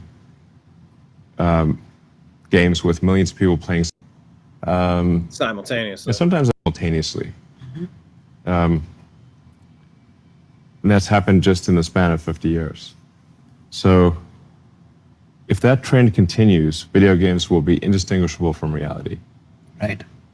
And we're also going to have very intelligent characters, like non-player characters in these video games. Think of how sophisticated the conversations are you can have with an AI today, and that's only going to get more sophisticated. You'll be able to have conversations that are more complex and more sophisticated than almost any human conversation. Maybe any. So then the future, if civilization continues, will be millions, maybe billions of photorealistic, like indistinguishable from reality video game simultaneously. Games. With characters in those video games that are very deep and where the dialogue is not pre-programmed. That's for sure what's going to happen in this level of the simulation, if you could call it. So then what are the odds that we're in base reality? Base reality. And that this has not happened before. Games. That it hasn't happened before. Characters in those videos. The end goal is. Huh. Okay.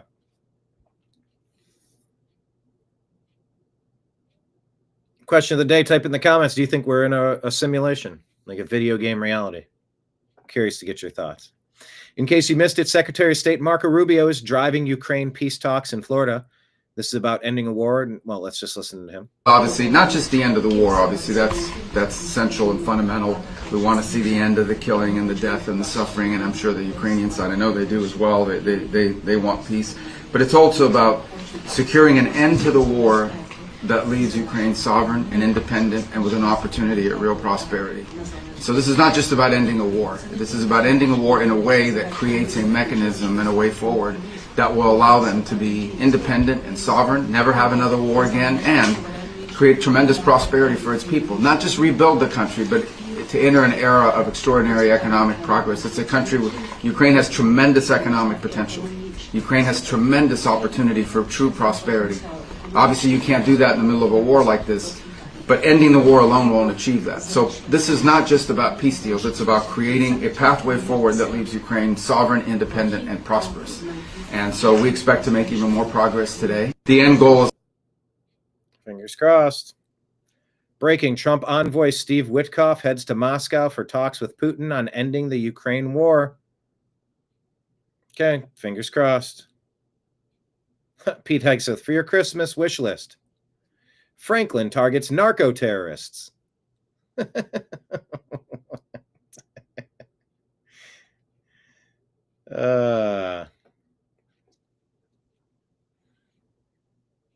Well, you heard about that story. They're trying to do the wrap-up smear. Am I using that term correctly?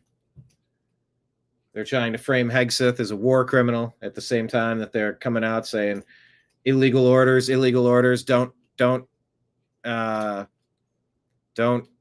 obey illegal orders in the military.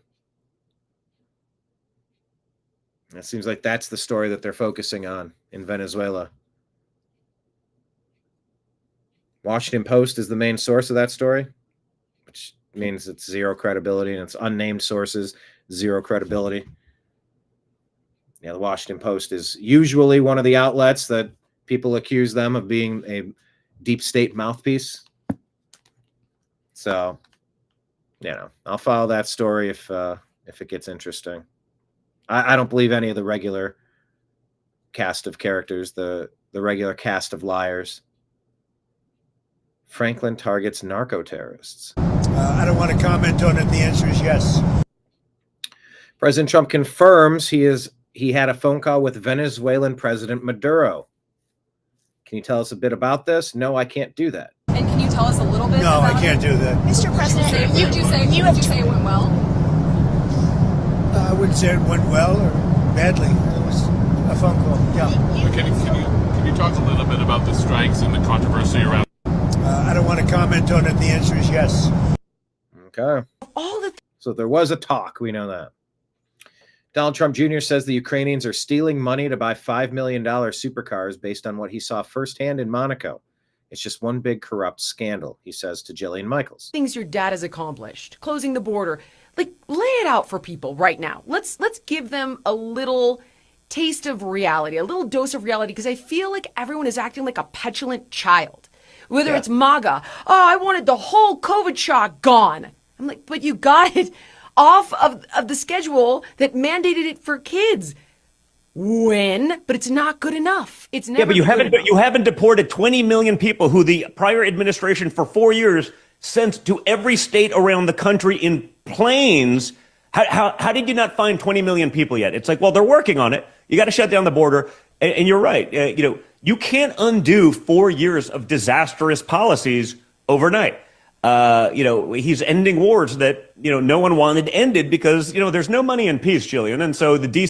That's so gross that there's no money in peace. Beltway, they make a lot of money. I even had Republicans call me when I was very vocal against the Ukraine stuff, in the beginning and sending, countless billions over there. All the things your dad has accomplished, closing the border, like land. And I got Republicans calling me like, no, Don, but some of that money's coming back to like American companies. I was like, yeah, to make missiles. Like what?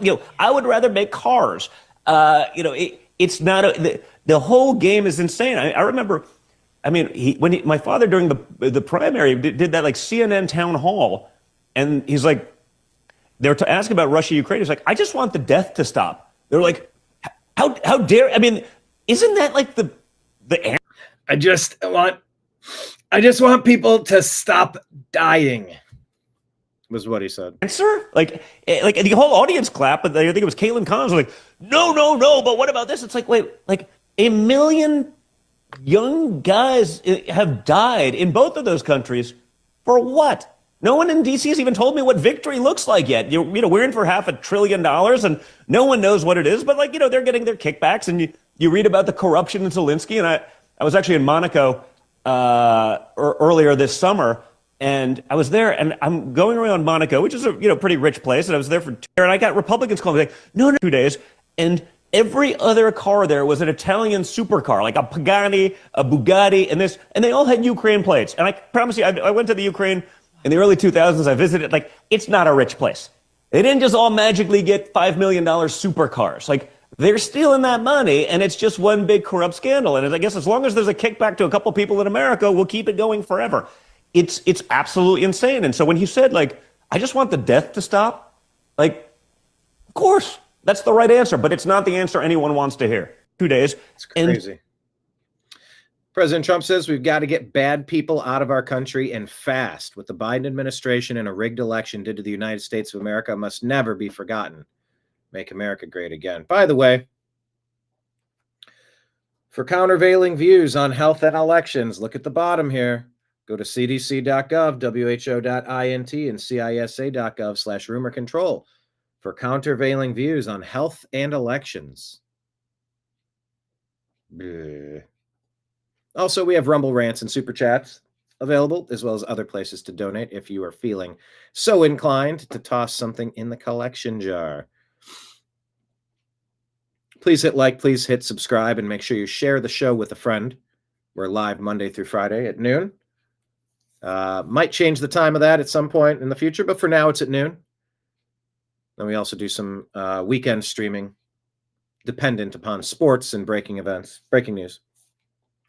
AF Post reports that Dan Crenshaw wrote to the Biden administration urging Blinken and other officials to expedite the importation of Afghan nationals following the Biden Afghanistan withdrawal. Wow. Another note about Dan.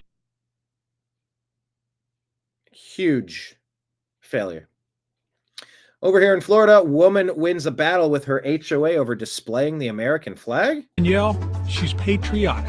And I just had this appreciation. Why is there music? Of what America. I want to play a story, but I can't with the music. Then she decided to display her love for America. Okay. She won against the HOA because she had her flag in the window. That American flag is part of who I am now. Okay, good for her.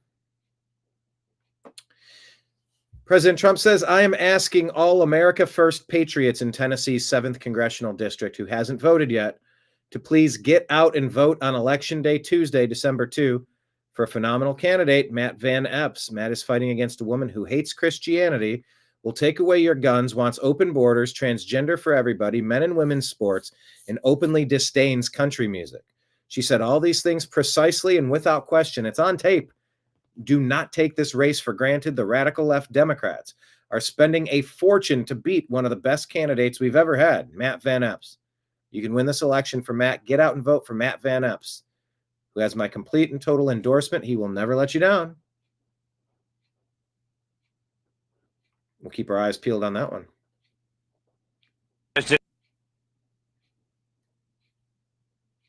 Stephen Miller talks about what the Democrat Party has done. Elon says, yeah, this is what happened. It's true. For your audience, perfectly, Sean, this was not a loophole. And by the way, that lady from Tennessee, we've been playing it over the past couple of weeks. Open disdain for the people. There's no way that the people are voting in a tyrant who hates them. So how are these people getting into office? How are they accomplishing a victorious election or selection? Got to start figuring out what's going on in these big blue cities.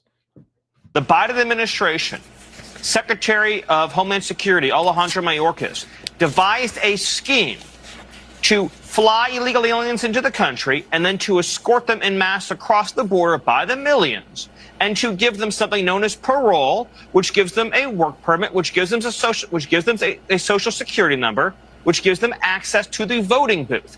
This was the plan all along, to get them here illegally so they can get free government benefits, get hooked to welfare, and be able to participate in American elections. This was an attack on democracy by the Democrat Party. It's the same attack that we see, Sean, when you have California, a sanctuary state, that is refusing to turn over even illegal alien criminals and gang members to ICE. So these are illegal aliens in California who have been arrested by California police, by California law enforcement for serious crimes, for crimes against children, for felonies, for crimes that threaten public safety, and they are refusing to hand these criminal illegal aliens over to ICE. Instead, they're freeing them back into the cities to offend and offend again. By any definition, what California is doing is criminal. It is a violation of our laws. It is one of the most heinous, for your audience, perfectly, Sean. This was not a loop. It clips off there.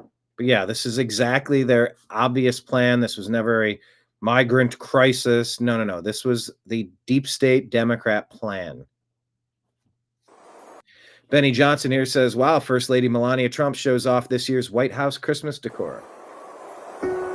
Music.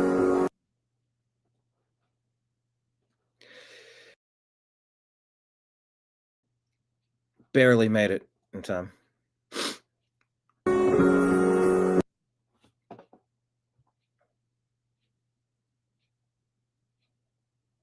It looks nice. It looks nice, right? Fostering the future. I wish I wish social media didn't hate music. There's no need to.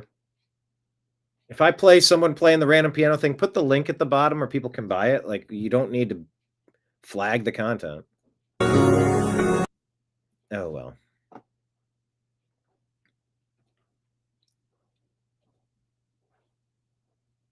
White House getting decorated.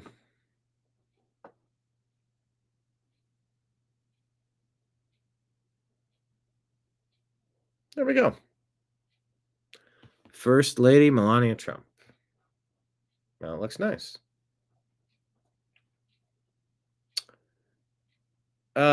What's this account here? Donald Trump 2024. It says, you know it's bad when even CNN starts bashing Biden's open border policy. Oh, yeah. CNN's doing it. But here's the thing. A U.S. commanding general recommended me. I had 45 letters of recommendation. I went through a clearance process, even though everybody knew me, but I had to wait 3 years to get my visa. Yeah. While we have an open border, we have guys like them, put them on a plane, bring them to the U.S. What do you expect? This has to be, and it has been always a bipartisan problem. It's not a Democratic problem, Republican problem. You look, Bush started the war. President Obama, he surged it. President Trump made a deal with the Taliban. President Biden, he just exited in a most shameful, chaotic, through the same process. But here's the thing. A U.S. commanding general recommended me. I had 45 letters of recommendation. I went through a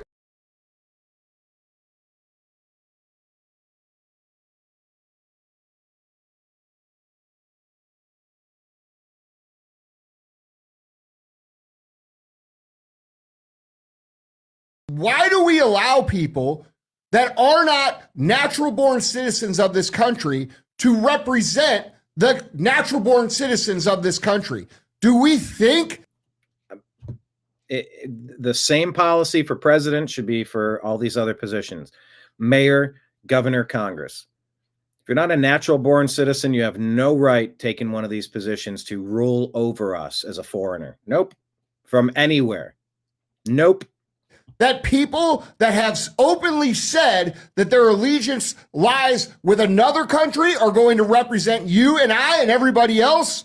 That's an absurd thought, and we all know it's not true. So when are we going to wake the fuck up and quit allowing people to come here from other countries who are not citizens to serve in our government and make policy that does not represent the United States taxpayer? When are we going to wake up and fix that? Because that's the actual problem here, and nobody wants to say it. These people do not belong here. When you bring third world people to America, they don't magically convert into American culture. They bring over all the savagery that they have lived with their entire lives here to your backyard. And the reason they're allowed to do that is because people who never have to deal with the consequences of these actions continue to fucking allow it. Why do we allow? Ditto. Agree. This post here. If you think by not acknowledging conspiracies means you were spared from them, you are wrong. That from Homestead on the Rise. Tim Pool with a report on TPUSA. Take a listen. Right. I don't know. You know, what I will say is there's a good point you made about TPUSA is absolutely reeling. And nobody wants to say anything publicly because everybody, you know, look, man, I've been talking to a handful of people behind the scenes, and I'll give them some respect by not saying their names. But everyone's very pessimistic. And their concern is that, and I said it before, I'll say it again, Turning Point's not going to make it without Charlie. No. Behind the scenes, everybody's like, of course. Then on camera, most people are just like, well, you know, and I'm like, well, you know me, dude.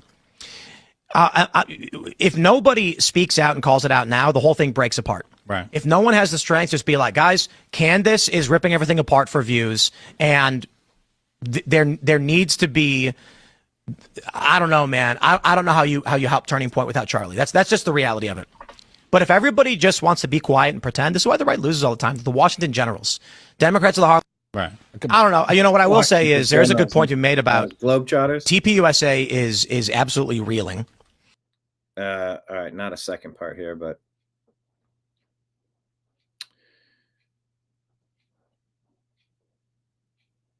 keep your eyes peeled on TPUSA. Are they absolutely reeling, or are they going to have a shot?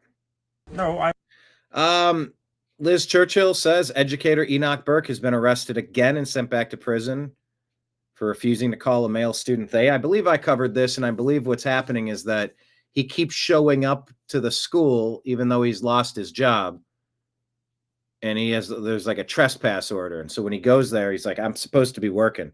Like, yeah, you've been fired and you're not allowed back here. We have a restraining order that you're breaking. He's not getting jailed again for not refusing to call a student by a phony name. It's because he keeps showing up. At least that was according to the last time I looked this story up. I've done nothing wrong. No, I've done nothing wrong. This is horrendous. I've done nothing wrong. This is horrendous. I've done nothing wrong. This is horrendous. What's happening? This is horrendous. What's happening? No. It's not right. It's not right what you're doing. Okay, we're enforcing the order. It's not right what you're doing. Okay. It's not right what you're doing. You know that's a wrong order. Okay, we're You know enforcing there's the no order. lawful basis for that order. Can you please No, get into I the will car? not go against my conscience. No, I will not go against my conscience. I have the right to be here. This is horrendous.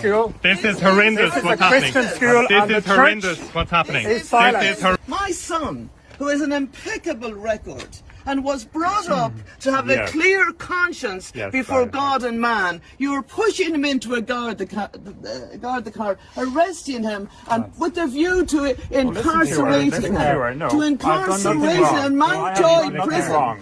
In Mountjoy prison. No, I've done nothing wrong. Please get into the car. No, I've done nothing wrong. This is horrendous. I've What's done happening? nothing wrong.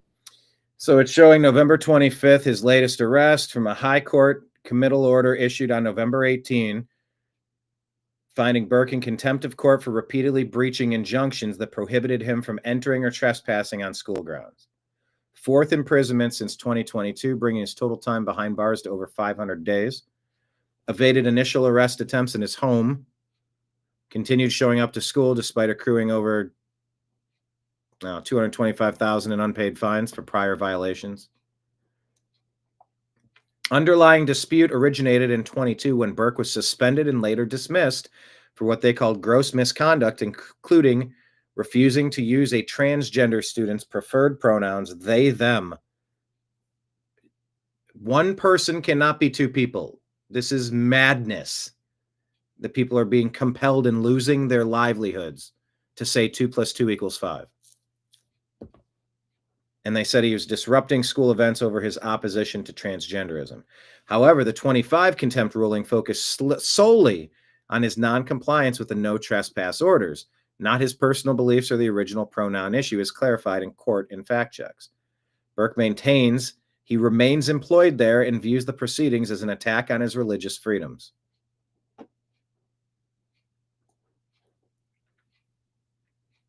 So pray for this guy, and I don't know.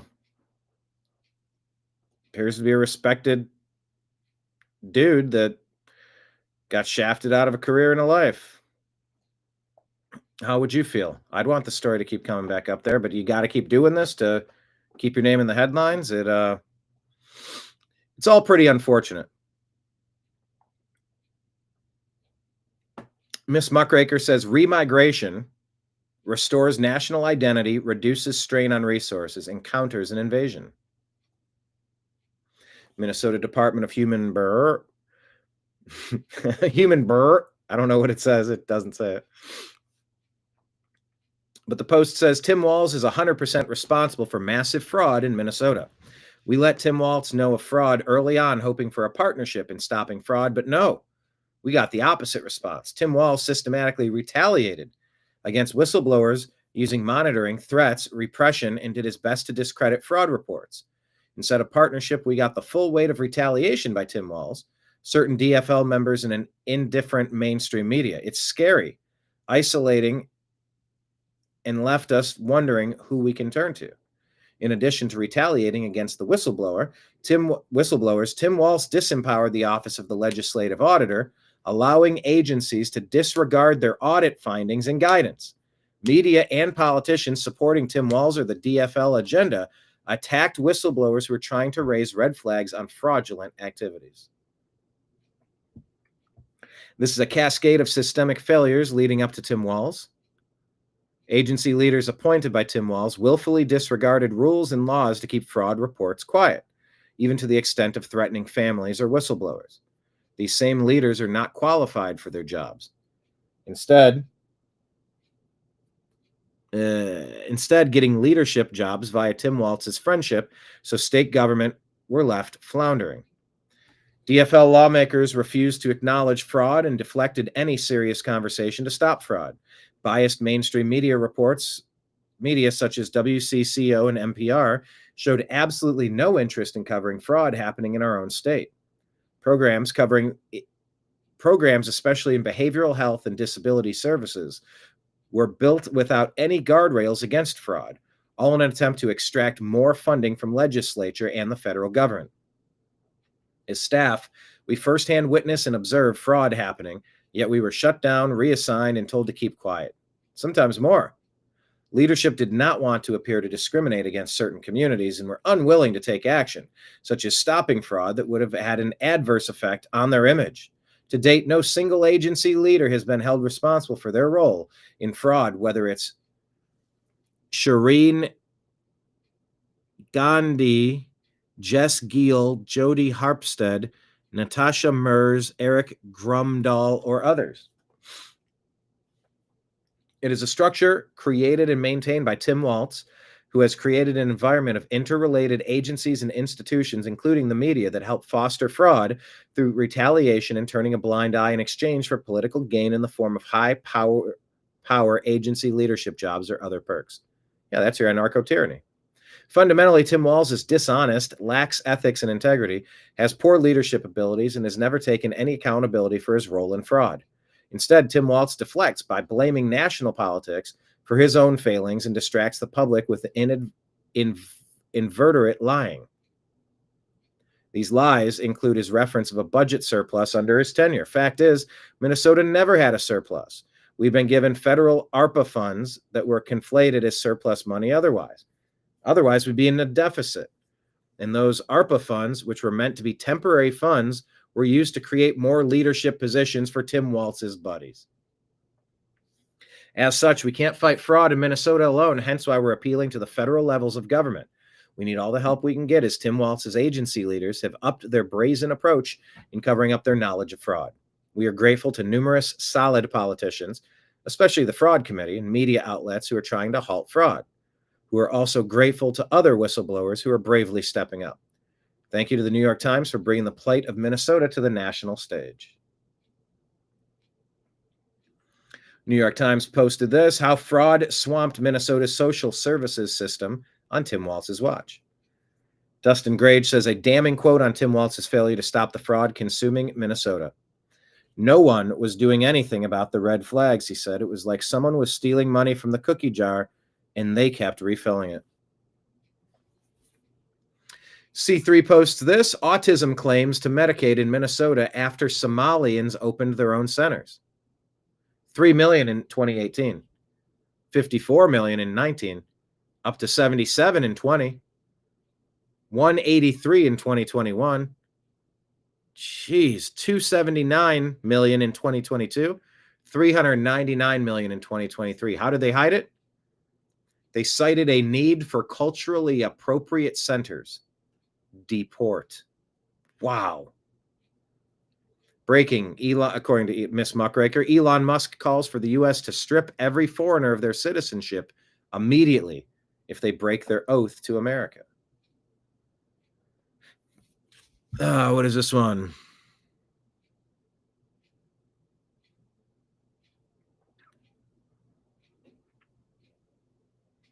Palestinian sources. What is ceasefire violation? IDF troops identified 2 suspects who crossed the yellow line, carried out suspicious activities, approached the troops in southern Gaza, posing an immediate threat. The IAF eliminated the suspects to remove the threat. In another incident in the area, IDF troops identified a terrorist who crossed the yellow line and approached the troops, posing an immediate threat. The troops eliminated the terrorist to remove the threat. 2 suspects in the IDF's November 29 airstrike were brothers Jubha and Fadi Abu Asi, killed while gathering firewood. Ooh, got to sneeze. Can I hold it off? Maybe. I gotta sneeze, though.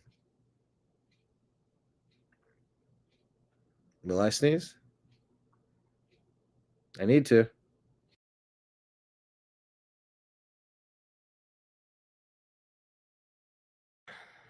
I love my cat, but I'm allergic to cats. It says they were gathering firewood. IDF described them as threats who crossed the yellow line. Details vary. Okay. Your colony. All right. Don't know what that is.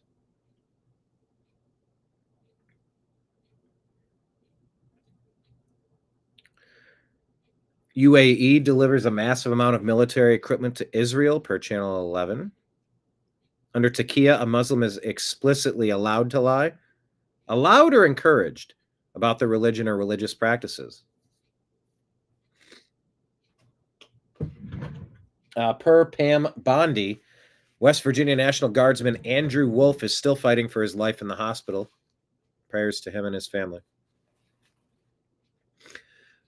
Tom Homan says most third world migrants let into the U.S. will be deported. Former National Security Advisor Michael Flynn calls for the CIA to be abolished. Unusual Whale says Congressman Raja Krishnamurthy of Illinois has reintroduced the HIRE Act, seeking to double the number of H-1B visas to 130,000 a year. How about no?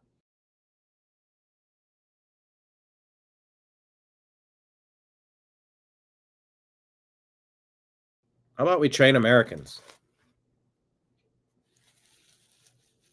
I say we give American jobs to Americans. How's that sound? Breaking.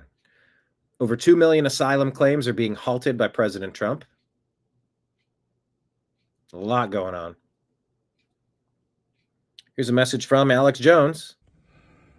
2 weeks ago, on my syndicated broadcast, General Flynn, the former head of the Defense Intelligence Agency, predicted that in the coming months, or even weeks, the deep state CIA elements, ally of the Democratic Party, with Communist China, Venezuela, and others, would begin triggering sleeper cells inside the United States, particularly Islamic. I'll post the interview below.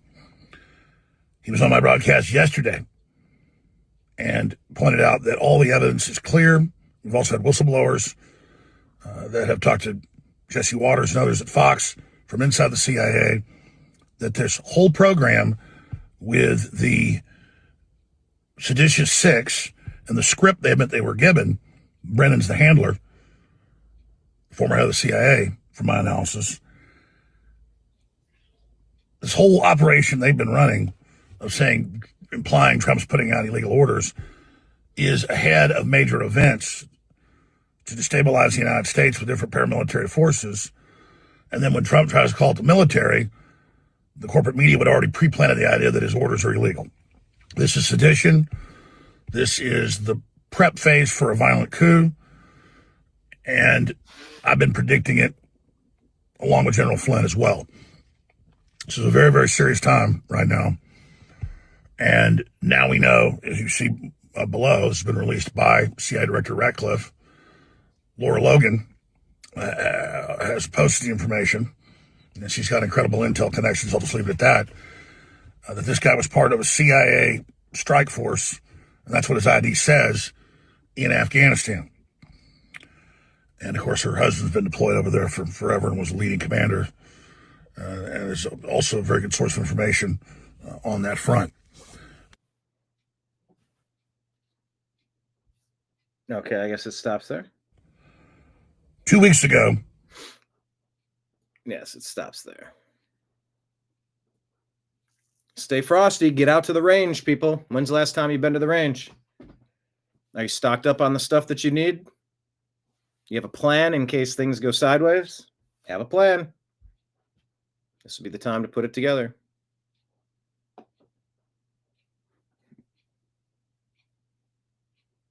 David, it's all BS talk. It's simple. Arrest the criminals, deport the illegals. It is? Kenneth, me likey Melania.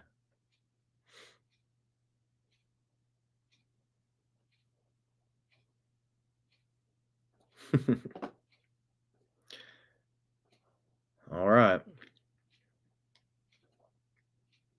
Was this the same report that I shared earlier about Candace? A couple of days later, on February 24th, Charlie. It might be, but everybody's talking about it, and it's a little complicated. I'm trying to understand it. Kirk reaches out, and he tells me that the White House is asking me to stop speaking about Brigitte. And he tells me that it is related to the peace deal in Ukraine. That is ostensibly the reason on this same day, February 24th, that's how quickly the phone call happened. This is the day that Donald Trump meets with Emmanuel Macron. Do we have that, by the way, the text message between me and Charlie? Here we go. Yeah, this is February 24th. I'm showing you guys this now. Hey, I have something to tell you from the White House. They asked me to call you. I'm just the messenger here, but it's important. I say, okay, I'm around. Call me. Then we have the phone call. And then I was like upset about the phone call because I was pregnant. And then I felt bad. And I was like, okay, let me think about it because I don't want people in Russia to be killed because I won't stop speaking about Brigitte if the Ukraine peace deal was at the center of this.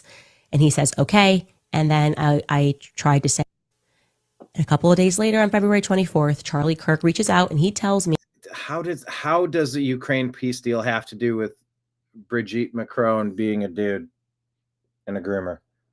Allegedly, according to Candace. What does that have to do with Ukrainian peace? I just don't quite follow. I will circle back tomorrow, or maybe I said tonight, call if you want to chat at all. And we did. We chatted.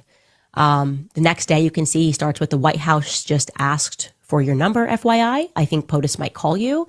And that is not what happened. On February 25th, actually, Sergio Gore called me and asked me to stop speaking about Brigitte.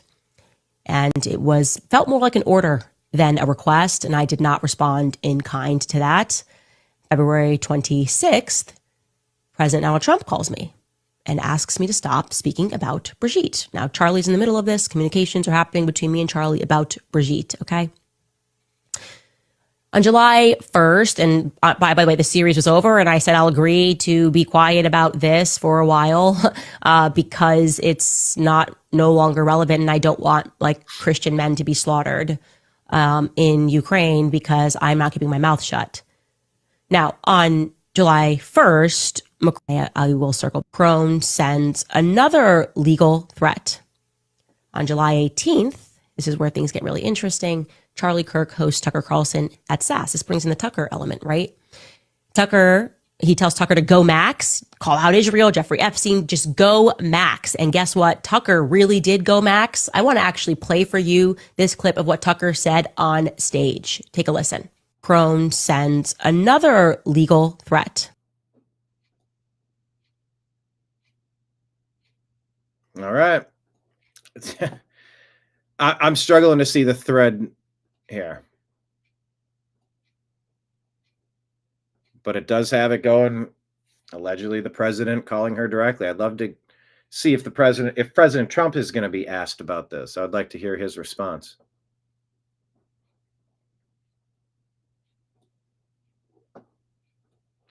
All right, that's what I wanted to share with you from our Instagram feed. Follow us in all the places, The New American Media, because the old American media failed you. Hit like, hit subscribe, share with a friend. Reminder, we have Rumble rants and Super Chats, if anyone wants to throw something in the tip jar, as well as Venmo, Cash App, and PayPal, all scrolling at the bottom of the screen. Brought to you by viewers like you. Right here, pinned at the top of our X feed, that's our interview with John B. Wells. It'll link you right to Patreon, where you can sign up to be a monthly patron. And then we go, oh, okay, well, we have this number of people committing this much per month. You can start building foundational blocks out of that. That's your Lego base. That's the base, and you got a lot you can build upon, which is cool. So please consider doing that. Lane Kiffin accepts the LSU head coaching job after 6 seasons at Ole Miss. Excuse me, in case you're curious.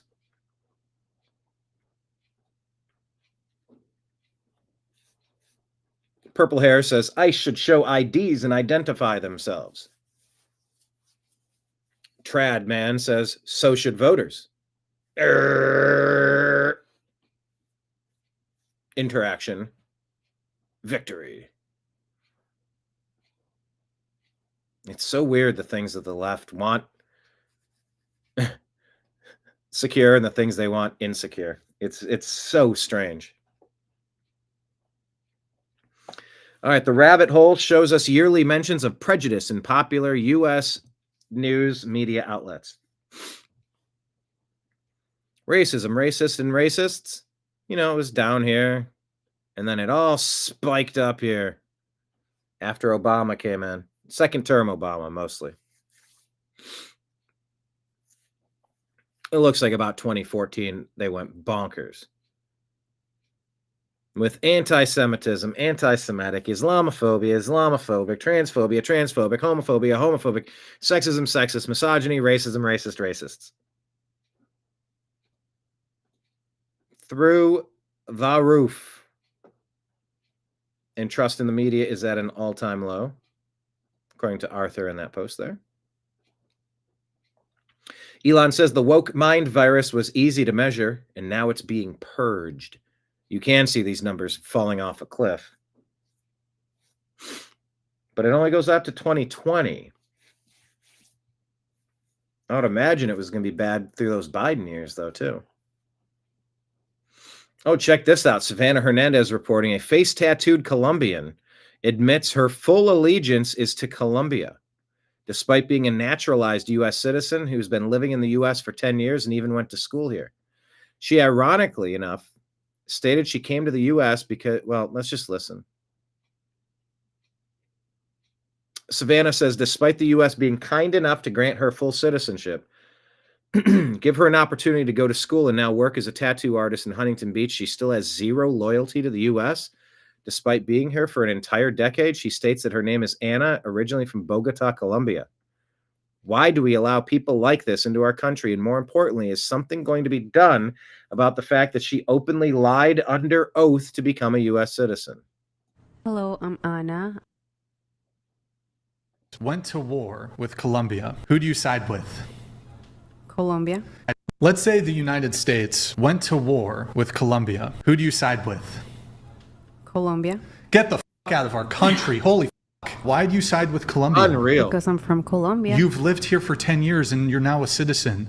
Okay, still that doesn't mean I'm not gonna like side You with have my no. country. Okay, I'm looking this up. Yes, becoming a citizen requires taking the oath of allegiance. By taking the oath, you pledge to renounce any foreign allegiance, support and defend the U.S. Constitution and laws, and perform service to the country when required by law. You do not become a citizen until you have completed the oath ceremony and received your certificate of naturalization. Did you receive your certificate of naturalization? Yes. Did you complete the oath ceremony? Yes. So you're a liar? Do you remember this? Yeah. Here, read that shit again. I do solemnly swear that I absolutely and entirely renounce and abjure, I don't even know what the that means, all allegiance, Colombia, and fidelity to any foreign prince or what the potentate? Is that a fucking fruit? What the is that shit? It's like a pomegranate and a fucking potato. State or no, a potentate's a pretty common word. Or sovereignty. Did you say that shit? Yeah. So you lied to get into the United States, bruv. I didn't lie. You have allegiance to Colombia. It's not allegiance. Originally, you said Colombia. Yeah. Yeah. Yeah, we'll stick to that answer. Savannah says we need to find this girl, denaturalize her, and deport her immediately. I found her. It's Anna, tattoo artist. Do we hear this part? In Orange County, and I'm a tattoo artist. Hello, I'm Anna. I'm 29. I'm from Colombia. I live in Orange County, and I'm a tattoo artist. All right. How long have you been living in the United States? Since 2015. 2015. Okay, so you've been here for 10 years. Yeah. Gotcha. Why did you move? What made you want to move? I wanted to have a better future. Any college or anything like that? Yeah, I have an associate in human services on arts and science, and I did half of nursing school. Mm-hmm. Is that here? Here, yeah. I used to live in Virginia. Hello, I'm Anna. Yeah. Tim Atchison says there are millions like her. What are we doing, people? I'm going to follow that case. Like, that's an obvious case of what Ilhan Omar is doing and not representing America and Americans. Like, that's lying on your immigration forms. It just is. You want to sign as a free agent and be loyal to the New York Yankees because you played there last year? Like, that's not... Well, no, I played there 10 years ago. All right, well, you're not there now. Your allegiance is with the new team. Nope. That's where I'm from, so that's where my allegiance lies. And that's fraud. All right, so the White House has a new page calling out media bias and media offenders. Take a watch. The White House has rolled out a new section on its official website. The website calls out media outlets and journalists that it accuses of bias and misleading coverage. The page is titled Misleading Bias Exposed. It singles out the Boston Globe, CBS News, and The Independent as media offenders of the week. The website accuses them of misrepresenting Trump's comments about 6 Democratic lawmakers who shared a video urging troops not to follow illegal orders. This comes after Trump accused Democrats of seditious behavior, punishable by death, and reposted a statement that included the phrase, "hang them." The site claims that all of Trump's orders are lawful, The White House says Trump wants those lawmakers held accountable. The website also features an offender hall of shame listing the Washington Post, CBS News, CNN, and MSNBC. Visitors can search articles and see which reporters wrote them. Each story is explained and categorized under labels such as lie, omission of context, or left-wing lunacy.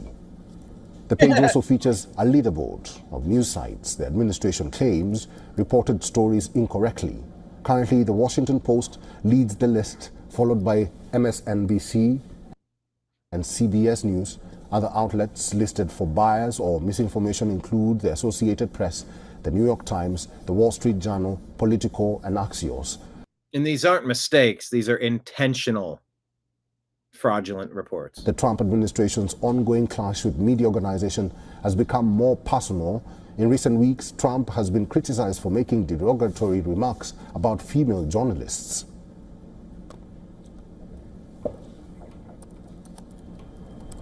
All right. All right, then. WION, what is that? World is one. India, first global news network. All right, not familiar with them. But here we go. Here's the leaderboard of the liars, the fake news. Interactive media shame board. Those people caught in their opinions spreading fake news.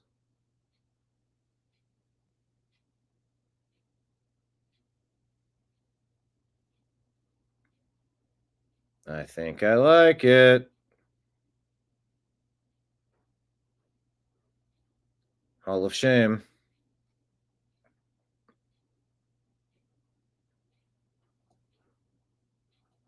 Good. Yeah, these are not people making mistakes. These are people doing this on purpose. Repeat offenders. Axios, MSNBC, CNN, Wall Street Journal, Washington Post, Political, NBC News, New York Times, ABC, BBC, The Hill, People, KTLA. Laws are clear. You can refuse illegal orders. You can refuse illegal orders. You must refuse illegal orders. The president has never given an illegal order. These people know what they are doing. Laws are clear. They do know what they're doing. Here's Judicial Watch.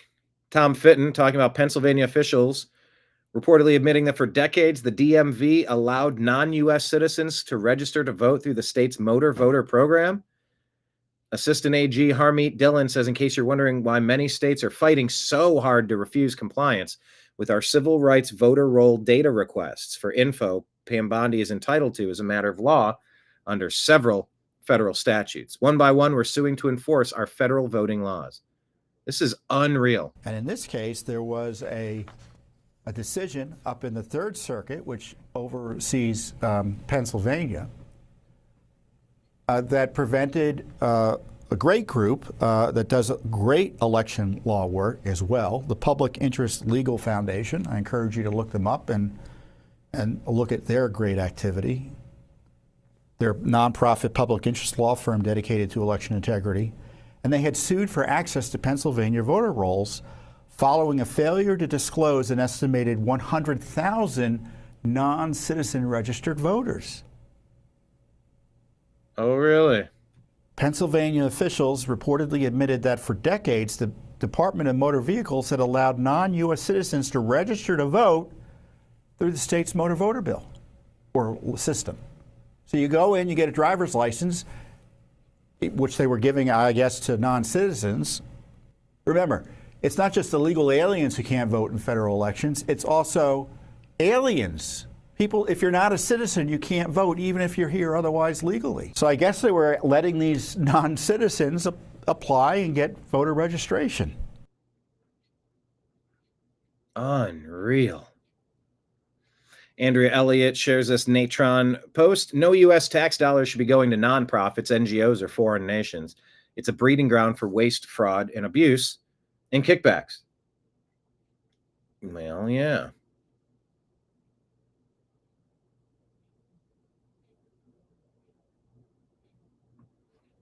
If individual citizens want to give, They should do so freely with their income. Government is the worst vessel to distribute charity.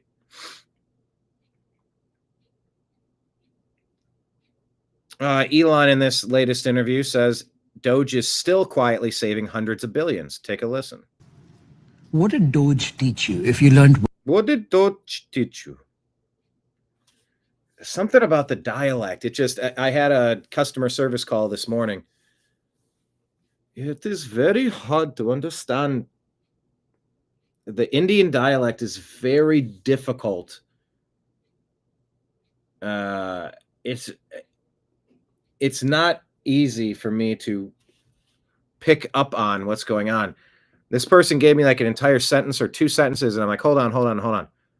Can you repeat that? I could not understand any of what you're saying. I don't know what the last two sentences. I didn't find a word.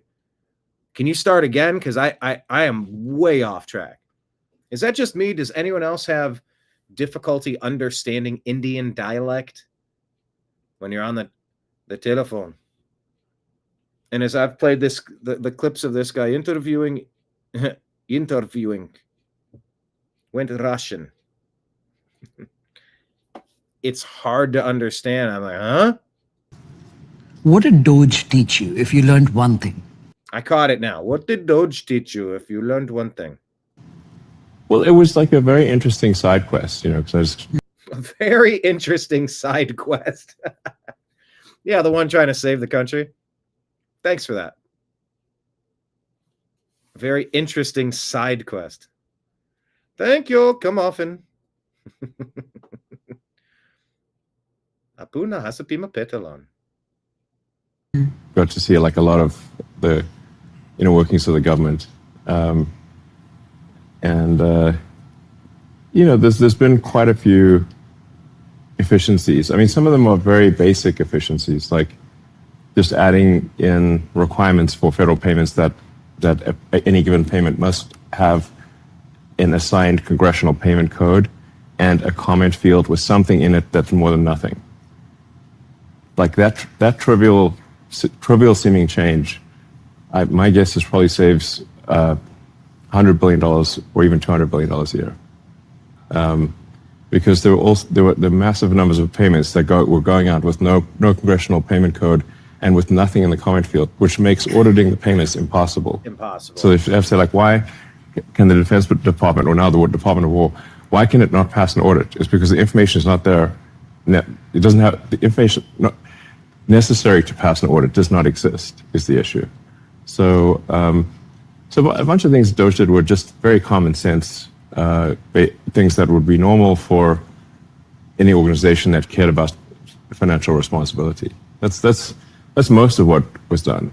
And it's still going on, by the way. Doge is still happening. But it turns out when you stop fraudulent and wasteful payments, the fraudsters don't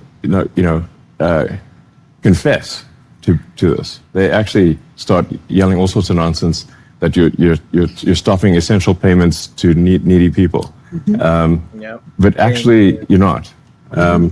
We get this thing like saying, oh, you've got to send this thing for whatever, it'd be like, this is going to children in Africa. And I'm like, yeah, but then why are the wiring instructions for Deloitte and Touche in Washington, D.C.?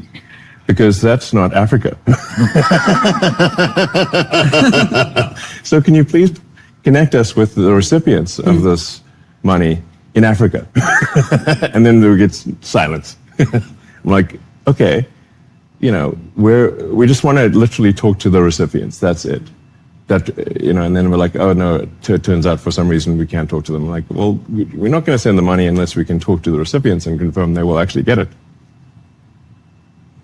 And then that's sort of fraudsters necessarily will come up with a very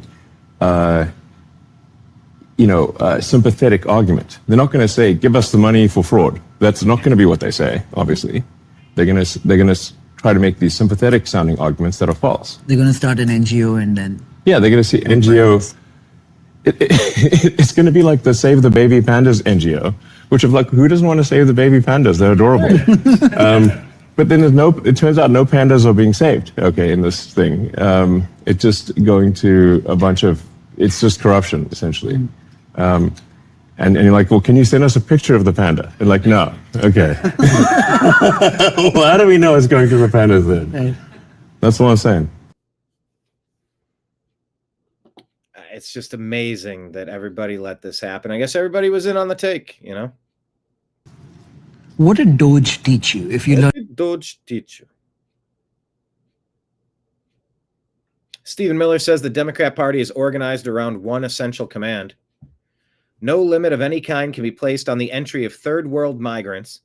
The failed states of the world must be allowed to empty themselves out into America, and you must pay for their every need forever.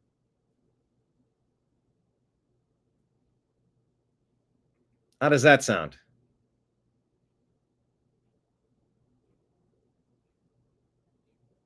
Is that something you decided you wanted to sign up for?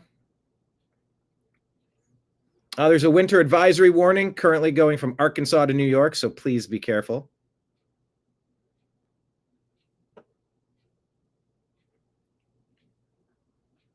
Football in the snow, one of the best things. Can't play it for you, but it's pretty great. Viktor Orban says migration is a concept of changing society. It's the replacement of native-born voters, and this is the left's plan. The migration issue is... Oh, okay, we can hear it. I'm sorry, I forgot Viktor Orban speaks English we can understand. So complicated. Legally, the migration issue is so complicated. Legally, it's very simple, you know. To cross the border line without a permission is a crime. Full point, it's over. The problem is that migration is a concept of changing the society as such. Yeah. It's a kind of replacement of the original native-born voters with somebody else.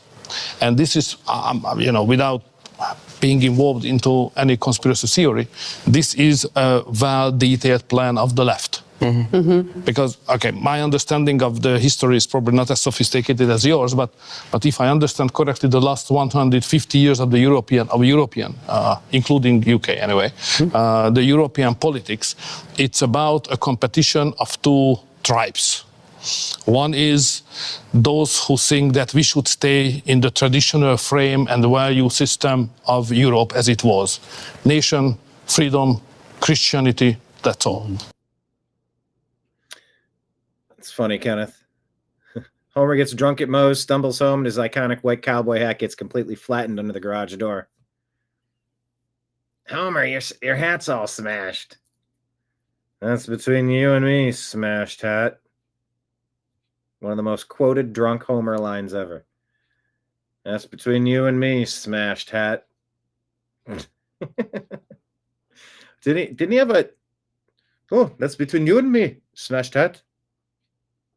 Yeah, I don't think Grok... Hang on. Grok is... Didn't Apu say that? Yeah, he had the big sombrero. What the heck? Yeah, this is a Grok...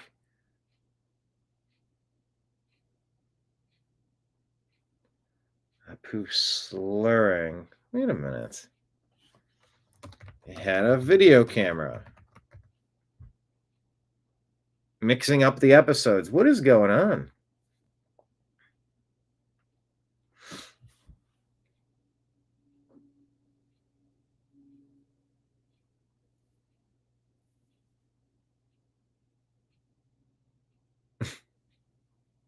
Season 13, episode 3, Homer the Moe, aired in 2001.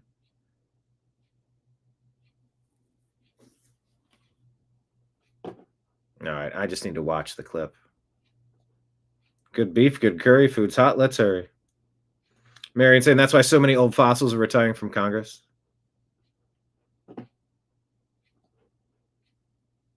Yeah, because they can't get their grift anymore. It ain't financially worth it.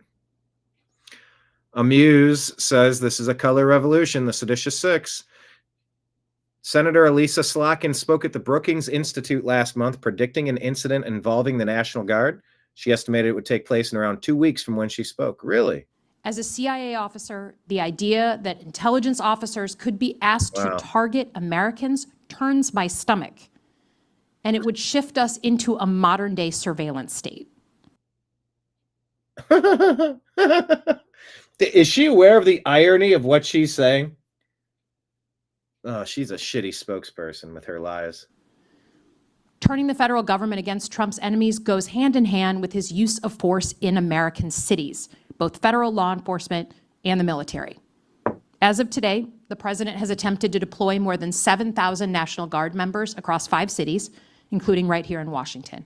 In August, the administration ordered the creation of 2 new National Guard units, a standing quick reaction force that can deploy anywhere in the country, and then to handle your Democrat deep state domestic terrorism. Separately, National Guard units in all 50 states focused on quelling so-called civil disturbances. So-called? Yeah, it's what the Democrats did in 2020. Your summer of love? At this point, Trump has been very clear about his intent. At Quantico, speaking as commander-in-chief, he instructed his military brass to use cities as, quote, training grounds. And many times, he's floated the idea of invoking the Insurrection Act so that military units can raid, detain, and arrest Americans. The president has already deployed ICE and other federal law enforcement to these same cities across America.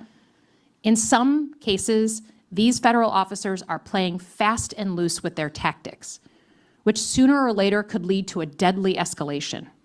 The videos out of Chicago are shocking. Federal agents pulling their weapons on highways, firing tear gas into neighborhoods right before a Halloween parade, injuring and even killing civilians. Many are masked, not wearing uniforms. I'm sorry, which civilians have been killed here? What is she talking about? Tactics, which sooner or later could lead to a deadly escalation. The videos out of Chicago are shocking. Federal agents pulling their weapons on highways, firing tear gas into neighborhoods right before a Halloween parade, injuring and even killing civilians. Many are masked, not wearing uniforms, and driving unmarked cars. For those of us who served abroad, it feels like another country. And it's only a matter of time before things get worse. By my estimation, we're about 2 weeks away from a bloody incident that spirals out of control. What?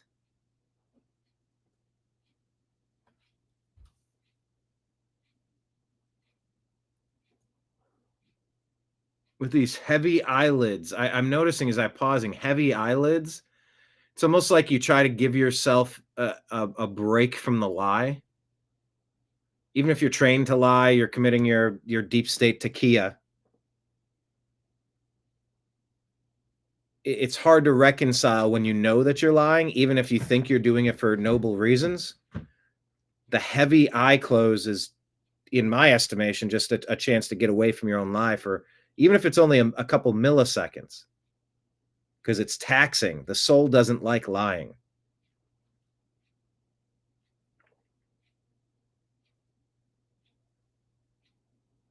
So she specifically called out that 2 weeks from then, this was going to happen. Highways, firing tear gas into neighborhoods right before a Halloween parade, injuring and even killing civilians. Many are masked, not wearing uniforms, and driving unmarked cars. For those of us who served abroad, it feels like another country. And it's only a matter of time before things get worse. Oh, wait, you mean like Americans are saying this feels like another country? Because your deep state has forced medical experiments onto us? You've opened the borders to replace Americans with non-Americans, and it feels like a foreign country? She's saying that law enforcement seems like a foreign concept to her because she's a member of the deep state.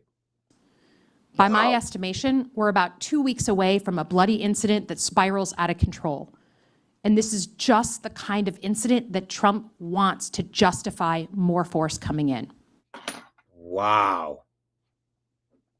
What a strange video.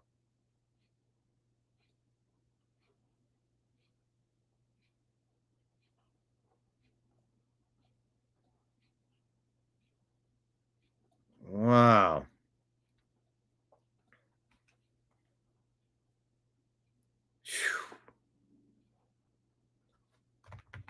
This is a damning video.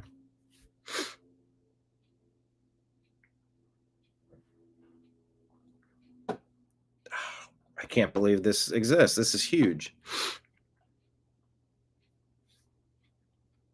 This is showing an ICE protester literally jumping on the hood of a moving vehicle using lights and sirens. She knew what kind of vehicle it was and that it was operating in an official capacity. We're just asking, why aren't these people getting arrested?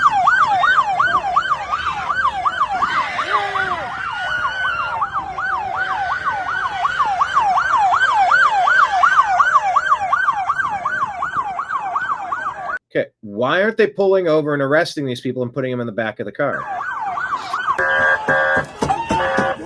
We're just pushing them out of the way. Why isn't there a paddy whack? Why aren't they slapping cuffs on them and arresting all of them?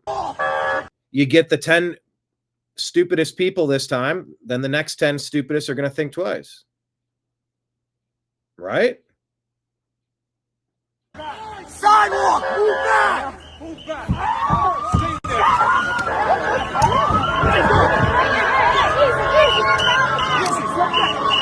Step back!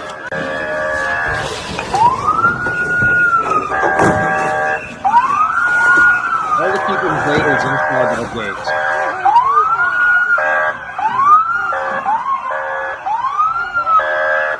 Move back, move back, move back.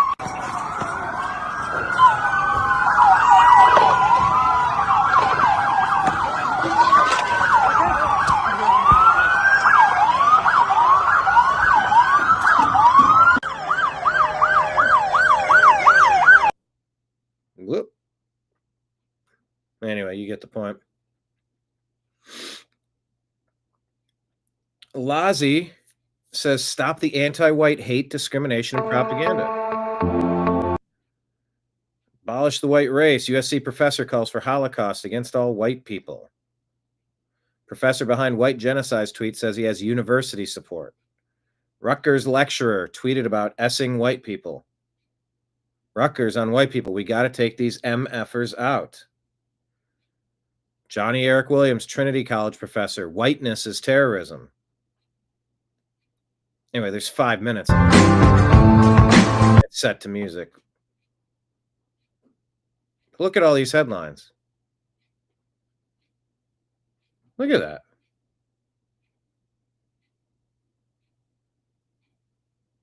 All white people should kill themselves, says a professor. A professor wanted white genocide for Christmas. Surviving whiteness and white people. What is wrong with these racists? And how have they so thoroughly invaded academia? How did we get here and how do we get out of it? What an absolute mess.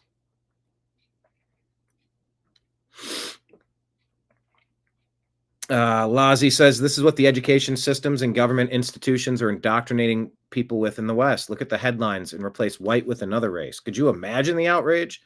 This is so sick and twisted. People are becoming so openly confident, insulting, shaming, abusing, and discriminating against white people now. Our governments have normalized it. Violent white hate crimes are at an all-time high. This is not normal. This is not acceptable. It just goes on and on. Anyway. Good Lord.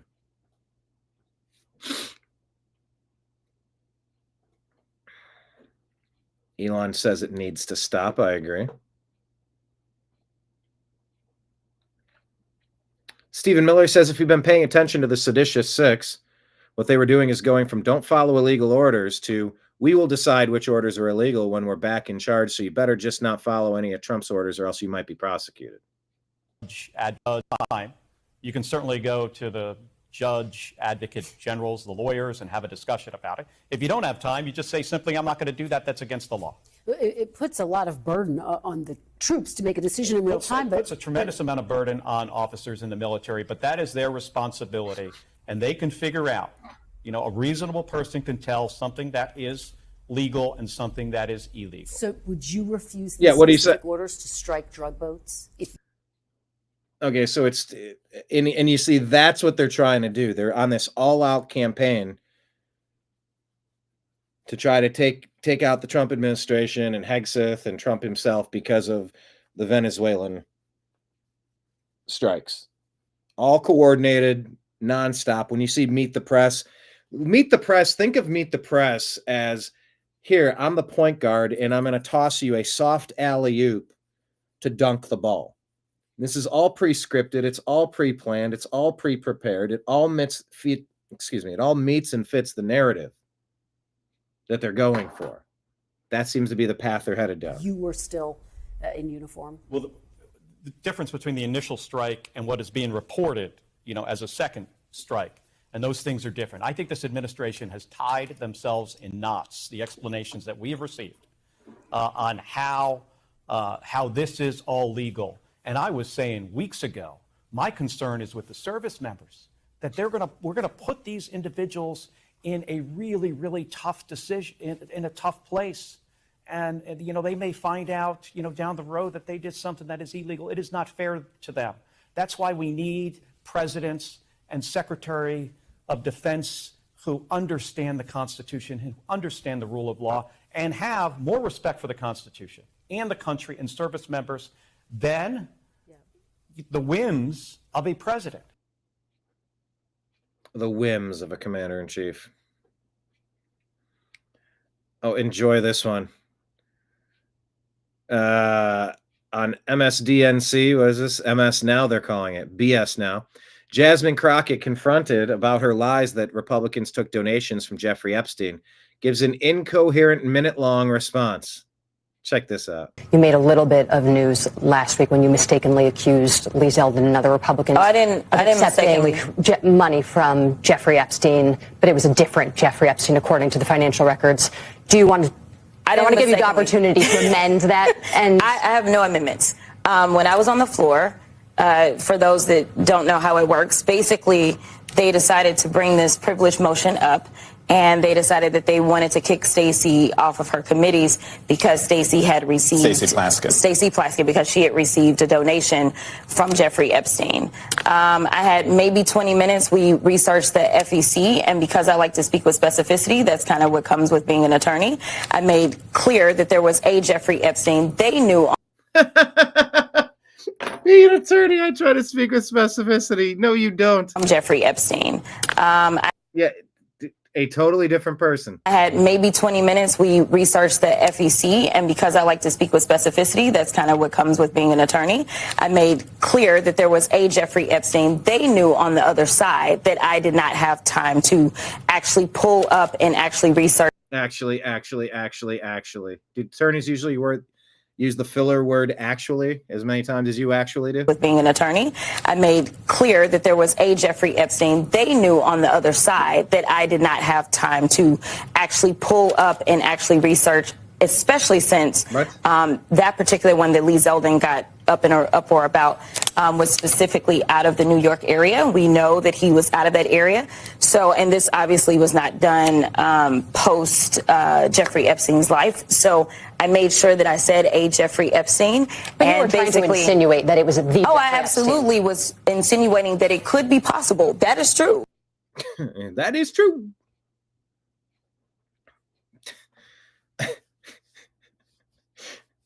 I didn't have time to actually pull up and actually research. President Trump says to all airlines, pilots, drug dealers, and human traffickers, please consider the airspace above and surrounding Venezuela to be closed in its entirety. Thank you for your attention to this matter, President Donald J. Trump. Chicago Ray says, hey, remember this? Anna Paulina Luna did something no other member of Congress did. She entered into the record $32 million that Adam Schiff misappropriated. The fraudulent spending of $32 million out of the pockets of our American people and threw it down the drain to knowingly chase ghosts, all for political gain. This man occupied a position of the highest trust and authority. As chair of the House Intelligence Committee, Adam Schiff launched an all-out political campaign built on baseless distortions against a sitting U.S. president at the expense of every single citizen in this country and the honor of the House of Representatives. With access to sensitive information unavailable to most members of Congress and certainly not accessible to the American people, Schiff abused his privileges claiming to know the truth, while leaving Americans in the dark about this web of lies. Lies so severe that they altered the course of the country forever. The fraud. Yeah. Laura Logan says, and again, almost a year and no action from the Department of Justice. What is going on? Guy Benson says this person should lose by 30 points. Internal polling shows a single-digit race in a Trump 20-plus district. Election day is after tomorrow. Afton Bain won't say it was a mistake to say she hates Nashville. I do want to ask you about an attack line from Republicans, because this is a comment you made in 2020 about Nashville. It's gotten a lot of attention in the race. Let's listen to this. I hate the city. I hate the bachelorettes. I hate the pedal taverns. I hate country music. I hate all of the things that make Nashville. I hate this place. I want to rule over like a tyrant. You see this in like Game of Thrones. You don't let anyone like this near position of power. There's no way this could be remotely close. Really, and it's city to the rest of the country, but I hate it. I know you said those comments were taken out of context, but I want to ask you about it, because I'm wondering, is that person a woman? I think it was a mistake to say that. Once again, I was a private citizen. Nashville is my home. Do I roll my eyes at the bachelorette parties and the pedal taverns that are blocking my access to my house? Yeah, every Nashvilleian does. But this race has always been something. No, not every Nashvilleian does. Some people appreciate having tourism and tourism dollars. You don't.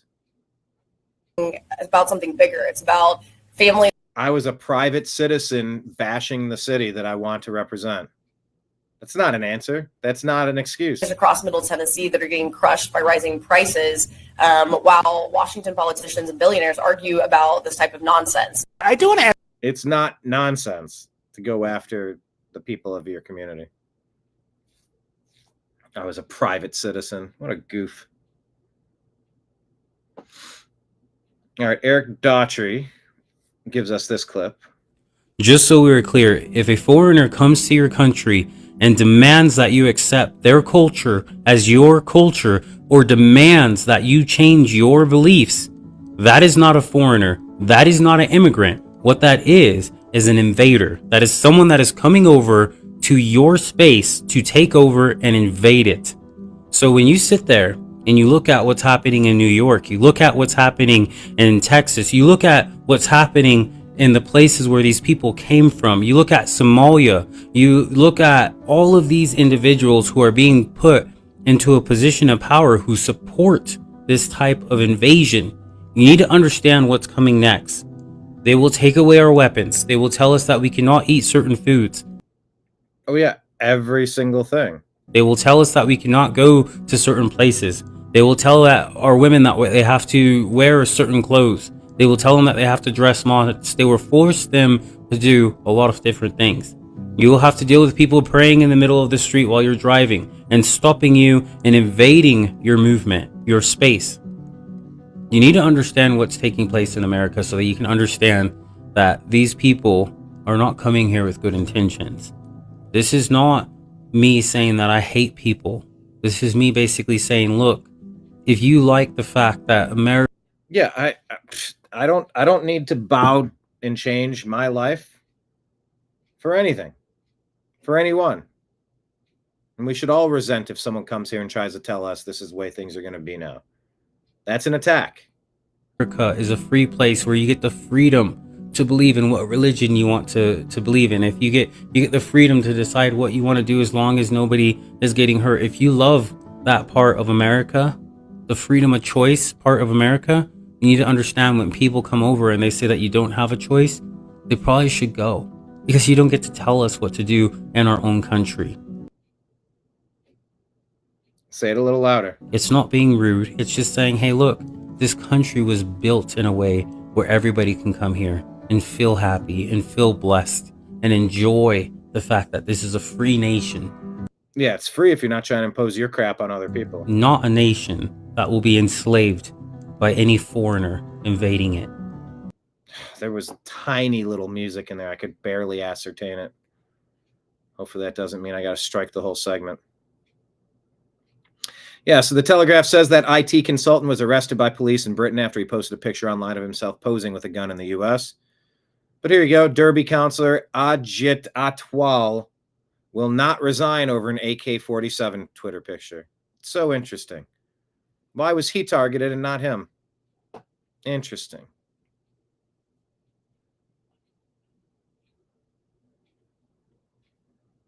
Okay, I mentioned the Durham report in the annex.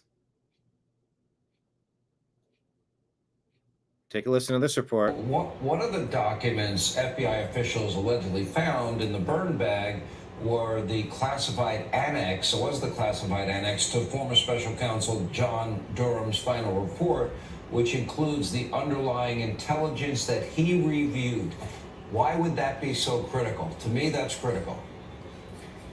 Because it likely reveals many of the government actors who instigated and corruptly spread the phony collusion narrative despite knowing it was totally untrue.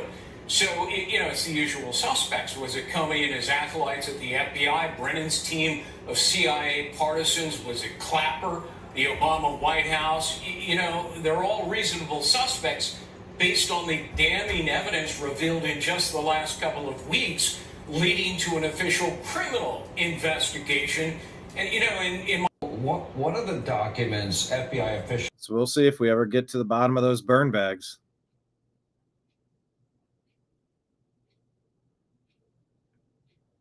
Megyn Kelly talking with this doctor about chemo and radiation. Check that one out. Can't really talk about health stuff on YouTube much. Can't trust it.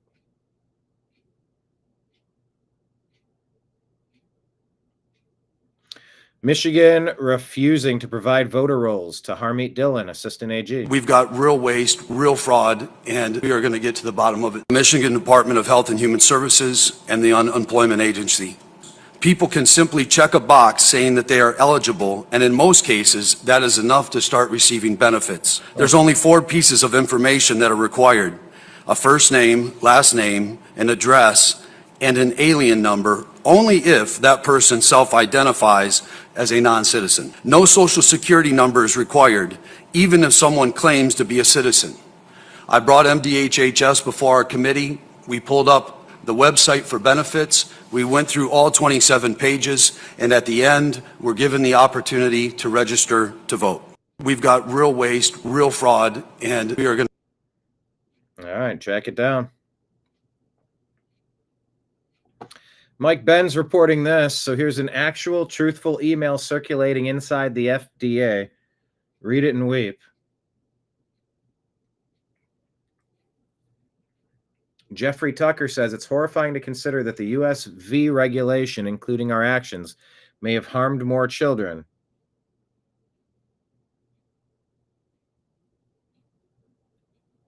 Than we saved.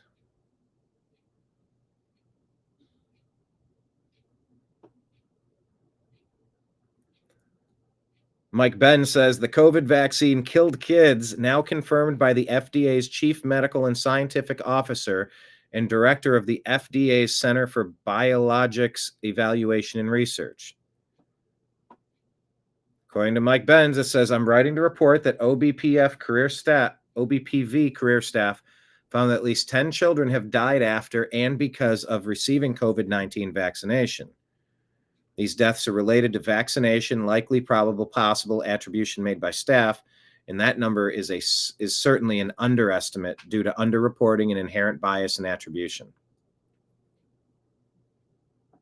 Director of the Center of Biologics Evaluation and Research, CBER, Vinay Prasad.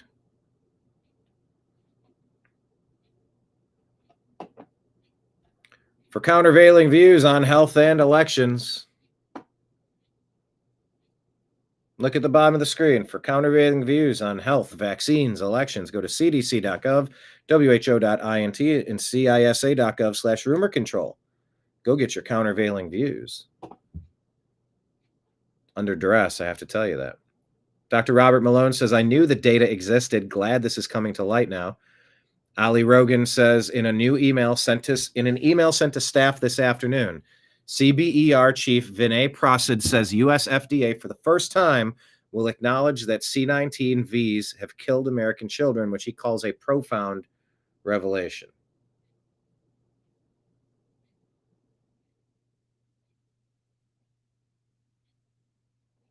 He says that the assessment is based on a detailed analysis of deaths voluntarily reported to the VAERS system.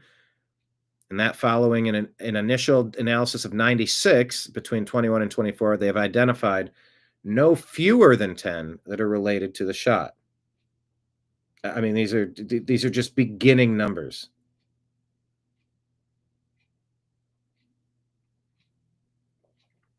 Finally getting a trickle. A trickle of truth coming in.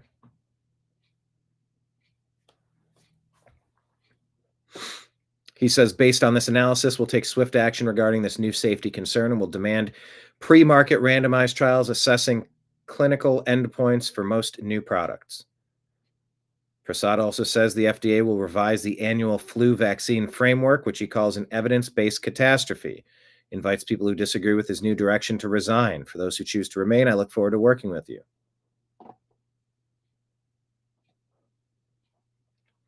Alex Berenson says the admission that the mRNA COVID shots killed kids is devastating. Remember, the under 12 clinical trials from the mRNAs were so bad, including a protocol change for third shot because they were failing. No one knows if they even stop infection. Biden's FDA CDC killed kids for now. For show. Once again, go to cdc.gov, who.int, and cisa.gov/rumor control for countervailing views.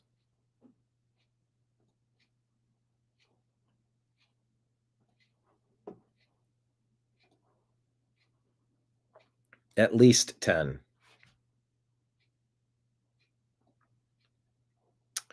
Brett Weinstein says the FDA now recognizes that COVID V's killed healthy children who were in no danger from C itself. That's the tip of the gigantic iceberg. Bioweapons leaks, science fraud, regulatory capture, global coup by the public health bureaucracy against traditional medicine, the debut of a lethal new vaccine platform, shredding of the First Amendment, and robotic pens used to brazenly pardon criminal masterminds all lurk just below the surface. Man.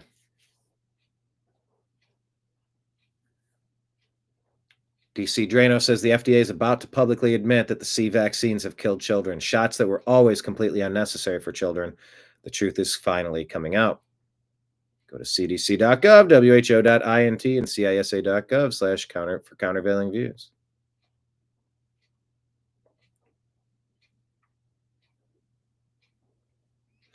Daily Mail reports how a U.S. tourist tells how a robber punched him in the face and stole his $3,000 chain just 5 hours after arriving in lawless London. Film Lad says there's no excuse, not in this day and age, to remain ignorant about the relative safety of a place that you're considering as a vacation spot.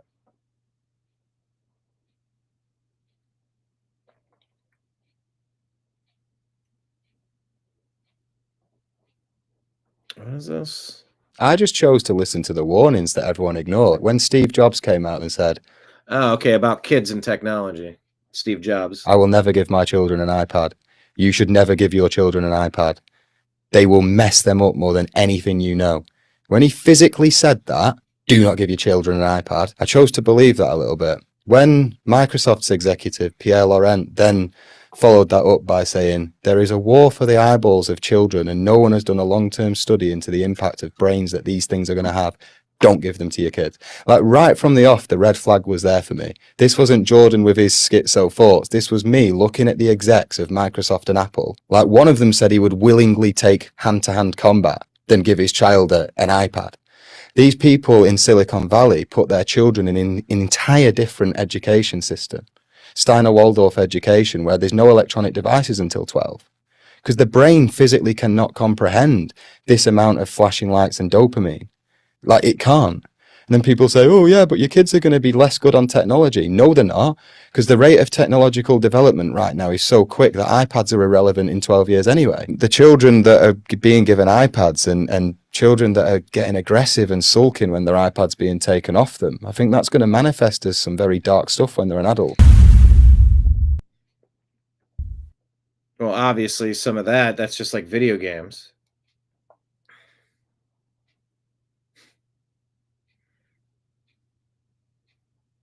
Not all too different when people freak out, kids freak out if you take their video games away. They get wrapped up in it. They get hypnotized by it. That's a well-known phenomenon.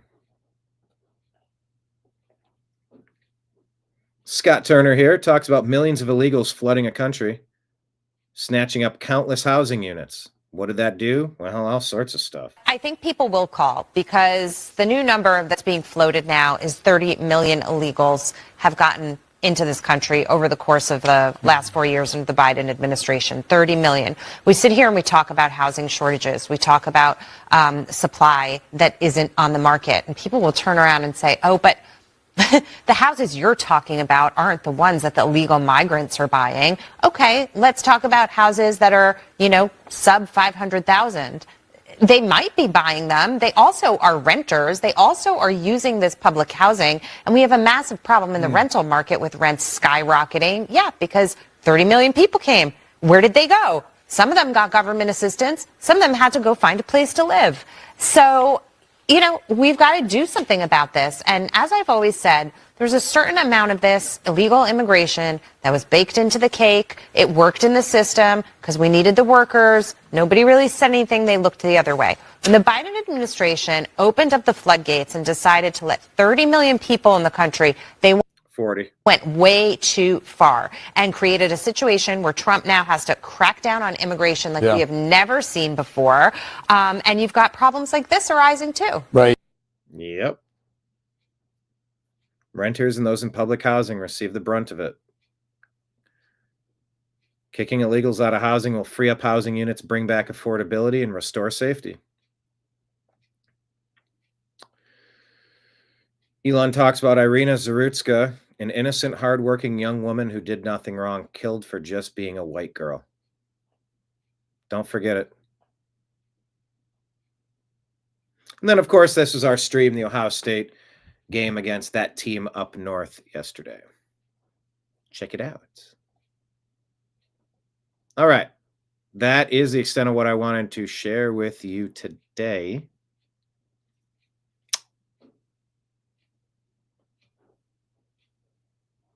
Should I replay a show? Marion, I'm watching your show from my iPad. Well, you're not a developing child. Unless...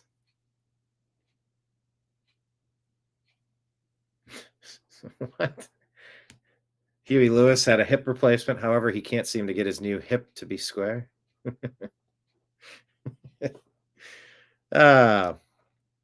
All right. Thank you all for being here. Do I want to do another show? Do I want to broadcast a replay? I'm already streaming. Which one do I have? Let me pull up. I did a short show. When was my short show? Let's go to YouTube Studio. Let's go to Content.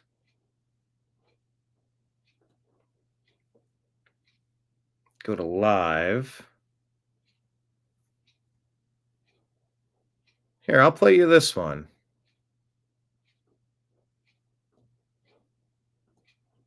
That Biden Obama flooded USA with people who hate us, and an immigration halt is incoming. Here we go. Let's do that. Let's share this tab instead. Thank you all for being here today. Trying to figure out what's going on with Strictly Football this week. Yeah, I think Mike won't be able to do tomorrow with the regular time. Trying to figure out if we're going to do a show Tuesday, and then we'll bring back Mike on Thursday, if we'll do the whole show on Thursday. Stay tuned. I will keep you posted as best I can, but just keep your eyes peeled. Hey, there's Kenneth. Kenneth off the top rope. Daddy, don't go. I guess I got to keep going now. Thank you, Kenneth. Cheers to you. $10 super chat. It's always great to get something thrown into the tip jar when you're out busking. That's what buskers do. They grab a guitar and they sing songs on the street corner. Sing me a song, you're the piano man. Sing us a song tonight. Marion, good show. I'll stick around as I missed a couple shows. Awesome. Well, thank you. That is a true statement. I'm almost adulting. Almost. AA. That's the only AA you need. Almost adulting.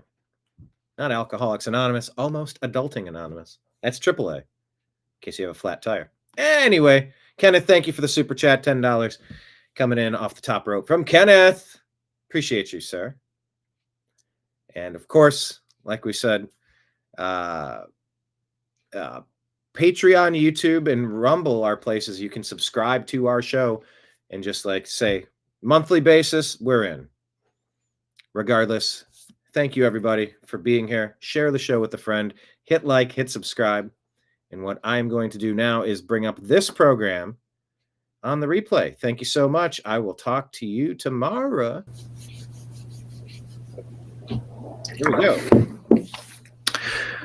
Broadcasting to you live from the Orion Spiral Arm of the Milky Way Galaxy, the Solar System, planet Earth, North America, the United States of America, somewhere in between the Atlantic and Pacific Ocean.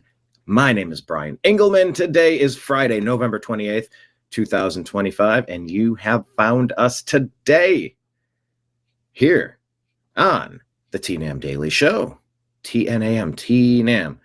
What's that mean? TNAM Daily Show. Oh, there it is. On the New American Media, the New American Media, TNAM. Because the news always matters. The news does always matter.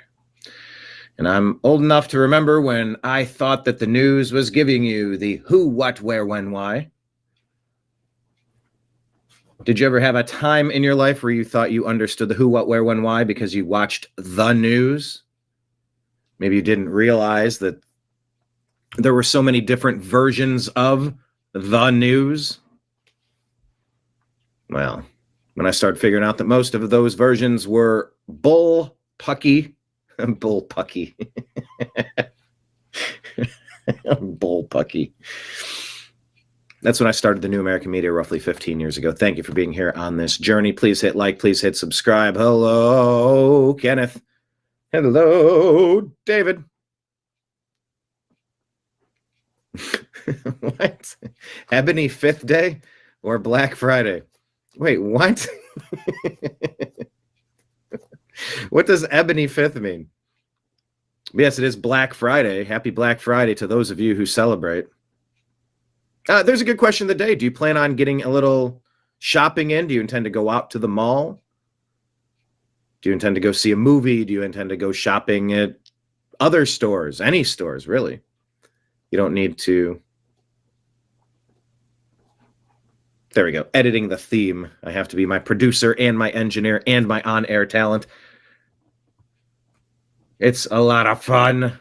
But it is a lot of fun. I love this. This is, sort of my favorite part of the day.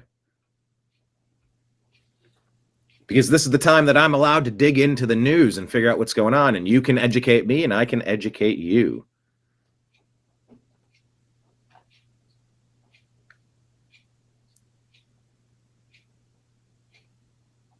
Oh, fifth day of the week. Ebony Fifth. Black Friday. Okay. Actually, Ebony and Ivory were on the list of questions when I was on the game show. I don't know that I have it posted somewhere. Maybe I should post it. Probably on Rumble. YouTube would probably just take it down. To archive that time I was on a game show. But yeah, the question was about X amount of ebony keys and X amount of ivory keys are what let this musician. I was like, Alicia Keys. Like, Alicia Keys is right. I was like, yay. I forget how much I won for that question. That was fun.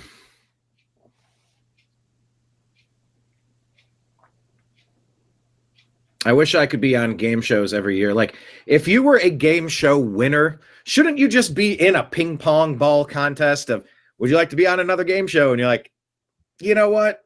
I did pretty well. I'll do that again. Sure, that'd be fun. Why isn't that a thing? Make it a lotterized. Like, okay, you were on this type of show and you can be on all these types of shows. I think that should happen. I love trivia shows. Jeopardy. You know what? Maybe I think I'm going to need to follow up on the game show thing. I have a game show project that's been sort of in the can for too long. It's all right. It's still in the can. It's still a valid proof of concept. Okay. I'm just thinking out loud here. Thank you, everybody. David is asking who's hungover. Anybody hungover? Question of the day. I'm feeling wonderful, by the way. All right. Well, look, we're going to talk about the news. Biden, Obama flooded the USA with people who hate us, and immigration halt incoming. Agree or disagree? That's a good question of the day. Do you agree or disagree that Biden, Obama, flooded the USA with people who hate us, and now there's going to be a massive halt on immigration? Do you agree or disagree that that's coming?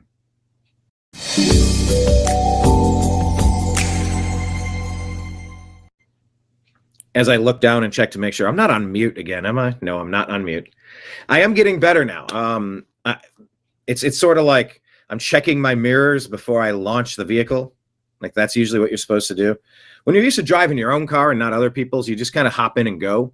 You forget that, like, oh, I need to move the seat around, move it back, move it forward, reset the mirrors, calibrate the position of the steering wheel, maybe. So yeah, I'm getting better at looking down in the looking right there for the mute button, going to the back tab over there and making sure the show is monetized, going to chat and optimizing it. One thing I don't usually get is that I always have to switch the theme now. That's what they start you off with, which is terrible. I go with the bass. News is fine. Round is fine. But I just go with bass. Anyway, this is how the sausage is made. But type in the comments if you agree or disagree that this country has been intentionally flooded. I covered the tweet yesterday. Maybe I can scroll back in our X feed far enough to show you. Where the CIA goes, they displace these populations, and then they bring all the military-aged men into our country. Why? Why? That seems like an act of war. Why is that happening? Is the CIA working against us? Are they an actively rogue organization that hates the country that funds it and directs it to protect us within it? Has the entire mission statement been flipped upside down for bad guys to just abuse us? Just dump a bunch of fire ants into the bed while we're sleeping?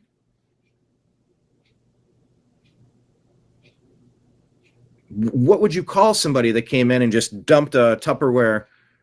No, not a Tupperware, like one of those big storage plastic tubs that keeps your Christmas stuff. Just scorpions and tarantulas and fire ants. Just dumps it on you while you're trying to sleep. Why was this guy that attacked the National Guard even here? What in the hell are the Seditious Six up to? What are they calling for? What is with these billboards? And the Mike Benz story about the CIA goes to this country, destabilizes it, causes chaos, and brings all their military-aged fighting men here. For what? To preposition them for what? Trojan horse?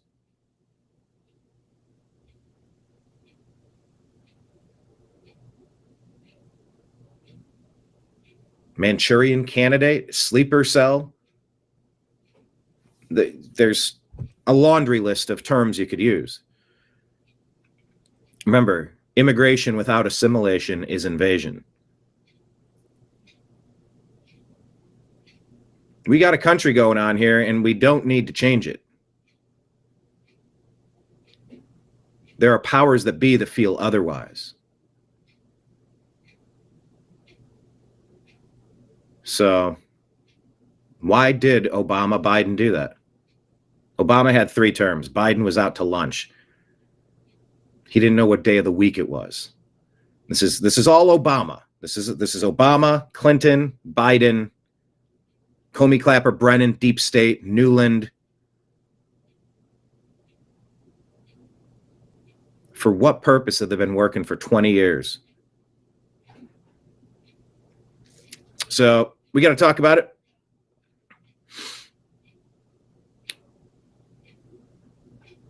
David says, no shopping for me. I don't think I'm going to go shopping today, although there's just something fun about doing it. David says, have any of you ever seen Scotty Macanitu? Would appreciate a short video. I'm not familiar. Scotty Martin. Not sure. You think he's an operator? Oh, by the way, speaking of, are we getting very close to UFO disclosure, UAP disclosure? The ancient aliens, we're finally going to get to know who's been in the deepest corridors of our planet's waterways since time immemorial, who are the ruling powers truly at the core of what this human experience is.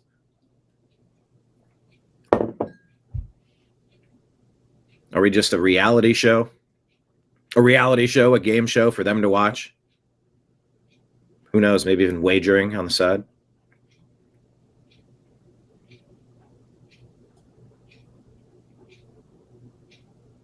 Yes, Kenneth, comments on the side. We will do that. David, CIA working against us? No way. Hold on, David, aren't you a Canadian? Us would be US. You would be CA. How do you abbreviate Canada? CA? CIA or Chaos International Services, yeah. Chaos Intentional Aggression. There's a nice little skit we could do that. We could abbreviate that to mean several different things.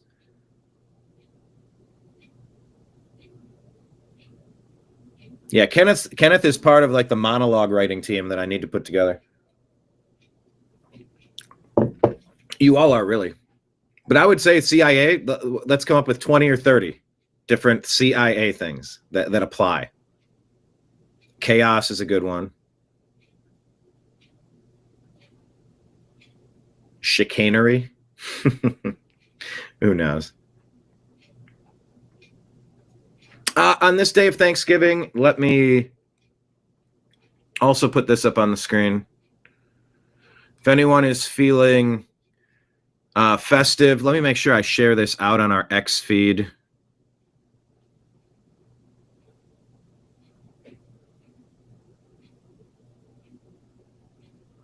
Okay, we shared this one. And then we shared this one. Bernie Kosar had to have life-saving surgery. It took away this young man. Well, this young man passed away. He had a traumatic brain incident. This Bryce Dunlap, a Browns fan. Hold on, let me switch the page here. Share this tab instead. There we go. So Bryce Dunlap had a sudden medical event and he passed away. Browns fans shown here in Cleveland Browns Stadium. And it turns out that he was an exact match for Browns quarterback legend Bernie Kosar for a liver transplant. I mean, it was very needed. So let's take a look. Bryce has raised $81,000 here. And Bernie's raised $147 here. So let's do the refresh. I haven't refreshed this in a while. I don't know if it auto refreshes, but it went from 147 to 170. Hey, that's good. Phil Mickelson, $20,000 top donation. Thank you, Phil Mickelson. Man, Phil's everywhere. And then Bryce Dunlap went from 81,000 to 86,000. So I shared both of those on X. At American_media_. If you would like to do something good this charitable season, I wanted to put that out there. Also, for anybody who appreciates the program that we do here, I'll put it at the bottom of the screen. Tip jars out in this wonderful bar where we're going to discuss all the stories. Monthly subscriptions in 3 places. Patreon, thank you to everybody. It's 3 days left before the end of the month. you still have a chance to sign up and become a monthly sponsor to us. For just X amount a day, for X amount a month, you too can support independent journalism. Oh, and with a special sponsor, you can get this lovely tote. This lovely tote. I like how Steven Crowder took Mug Club. It was essentially like the PBS model. But that really is the new model. It's crowdfunding. We can't rely on YouTube or Facebook or Instagram or Meta or Twitter to allow us to earn a living. Like, we watched them take it away from us. So we have to build alternate platforms, and we're grateful for it. So we don't have a particular GoFundMe going, but I would say there could be an infrastructure upgrade plan that I could put into our tip jars out there, because just trying to build the studio and keep really fast processors, because we're trying to stream to every corner of the globe. You need like current technology to make that happen. But anyway, if you want to support Bryce Dunlap, those have been shared on the New American Media X account at American_media_. That's also to say we have a football show called Strictly Football. Myself, Mike Barra, Jim Mitchell, Ezrael Robinson. We talk football. We did our special Thanksgiving week show on Tuesday, so check it out. It is on our YouTube channel, our Rumble channel, where we've shared it on all of the places, most of the places. But check out Strictly Football. We had a few good games yesterday. Happy to see the Cincinnati Bengals take down the Baltimore Ratbirds. I'm a Browns fan and a Buckeye fan, by the way. OHIO. The big game is tomorrow. The Buckeyes battle that team up north. We don't even say their name. Bunch of cheaters. Connor Stallions. We know how he cheated. That team up north. Fake national championship. Payback is on the agenda for tomorrow. Super excited for that. But yeah, I'm a big sports fan. Check out the Unhappy Hour sports shows. By the way, if anybody wants some of these for Christmas, we have the Unhappy Hour sports shows. These are coasters, wooden, Ohio-made, laser etched coasters. And we also have a pin. Can you see that? I got to have this on like a graphic to show you. But there's a pin in. Hang on. Is this working? I'm getting glare. I actually said I should put the pin through this right there so you can see it on the... You know what? I'm going to do it today. I thought about that before. I don't care. I'll make a mess in one of these. So I was like, well, no, I don't want to put a hole in it. It's like, dude, if this is going to be your display piece, you got to put a hole in it. So here, we're going to do this live. F it, we're going to do it live. Who said that? F it, do it live. Oh, that plastic was tough to pop into. All right. Oh, this is going to look so much better. So I realize I've had difficulty showing you what this pin was. Yeah, we created a bunch of merch, and I want to move it. I want to get it out of the office. I want it to be in your home this holiday season. Now look at look at that. Now you can see it. Look at that craftsmanship. The Unhappy Hour Sports Show. Look at that. Isn't that good? I think that's fantastic. Gives me like a Simpsons kind of vibe. Ted made that beer mug logo. Anyway, if you want some of these, the Venmo link is down there. Venmo, Cash App, or PayPal. The exact address. But it's $30 for a set, includes shipping. $50 for both sets, includes shipping. Or $75 for all three. Pin $25 on its own. Okay? So if you want some, let me know. Make the donation, include your address, tell me what you want. Do you want Ohio shape or circle shape coasters? And we'll go from there.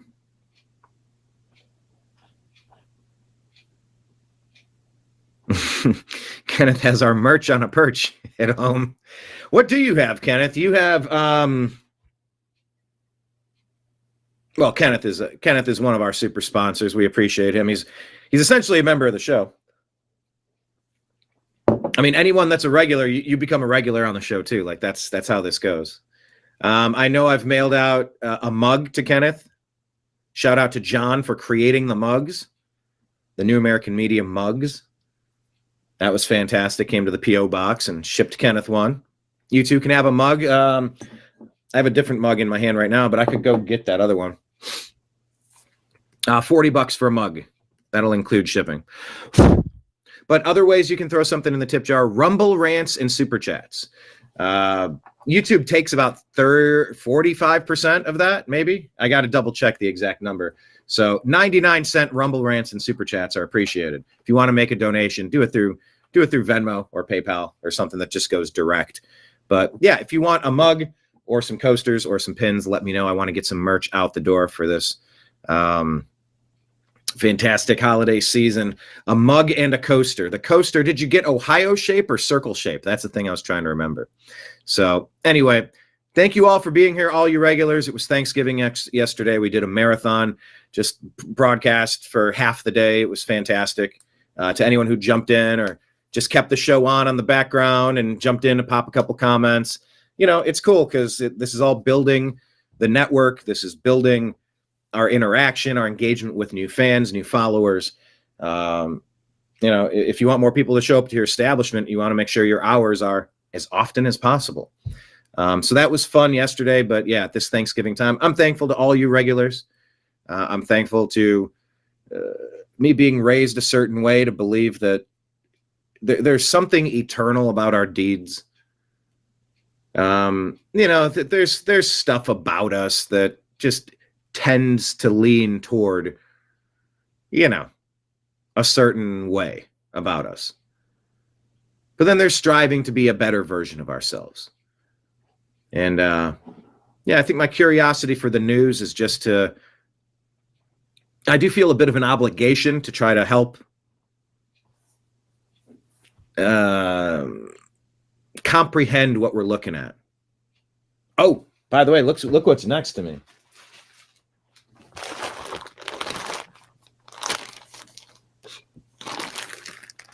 These are the pins. We're going on a merch perch. No, not a merch perch, a merch push. See, now you got merch perch on my head. Oh, cool. Kenneth got the Ohio-shaped ones. There you go. That's awesome. They're neat. Do you use them or you just look at them because they're cool? And that's cool if you just look at them. I'm always curious if people use these things or if it's just like, want to support, and I'd rather look at it and not break the handle on it or something. I don't want to stain it. I don't want to lose it. I don't want to break it. Anyway. All right. People, thank you for being here. But yeah, on this Thanksgiving, I'm very appreciative to all of you.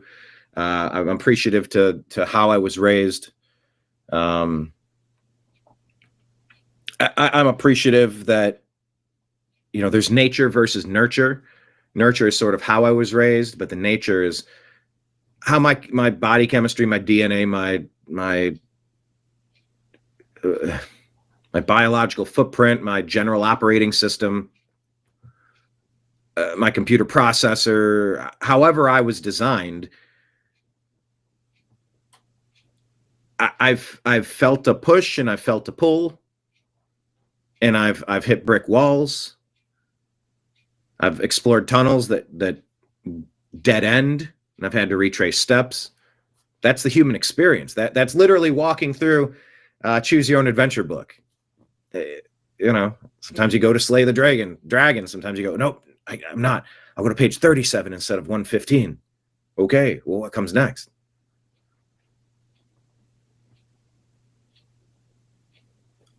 I somewhat recently had a conversation about if I woke up and I was at Woodstock. Ooh, that's a good title. I need to write that on something. Woke up at Woodstock. That's it. That's the movie I'm going to write. Woke up at Woodstock. It's going to be one of those goofy, well, we're both taking a whiz inside the fountain on our way stumbling home from the bars this night. And it was a dark night, but it was a full moon, and it was on a special day, and there was a lightning bolt. And then all of a sudden, boom, we woke up in each other's bodies. Whoa, and then we woke up. But like the comment conversation kind of came up about, well, what if I woke up and I was at Woodstock? It was 1999. What would I do different?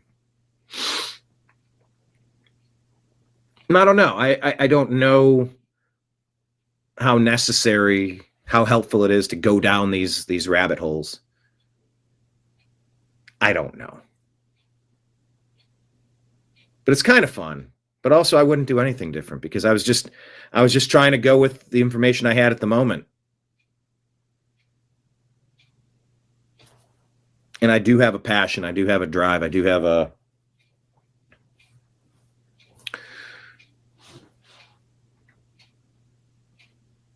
I don't know. I just, in some ways, I'm sort of on cruise control. I'm sort of on self-driving mode. Yeah, like a Tesla self-driving mode. It's just like, it's going where it's going, and I'm sort of along for the ride. And you look back and you go, oh, that didn't come out right. Or, ooh, did I really decide to do that? Did I decide not to do that? Why didn't I prioritize that? Wait, why did I go through the rearview mirror, man? I don't know. Why does anyone do anything? So there's only so much utility you can get from looking backward, but the goal of watching footage, film tape, game tape in football is like, oh, well, on this play, you did a really good job. Make sure you keep doing that. You go, yes, okay, I'm gonna reinforce that. Or like, hey, you see what happened here? Because you took this step, you were able to get spun this way and it led to a really bad play. Like, we need to correct this. And you go, yeah, we do have to correct that. And you wouldn't be able to unless you identified it. So like, there is a utility to looking backward, but the windshield is where you're supposed to be focused. So I'm appreciative for my life experiences that got me to this point. All right. David says, Ohio, the home of Freemasonry in the United States. Ohio is? Now, I've been to the oldest lodge in Ohio. It's like a multi-level museum. It's actually pretty cool. Isn't the home in DC, though? I don't know if there is like technically a home. Like each state has like a grand lodge over all of the lodges within the state. You said in Canada, it is in Toronto. I went to Toronto, saw the CN Tower, the waterfalls, Niagara Falls, did like a whole trip one year. Those were good, being able to go on those summer trips. I appreciated that. CN Tower, 1776 stairs. Oh. That's the male component to the Rogers Center female component. Hey, now. Interesting. All right, folks. Thank you so much. The TNAM Daily Show kicks off right now.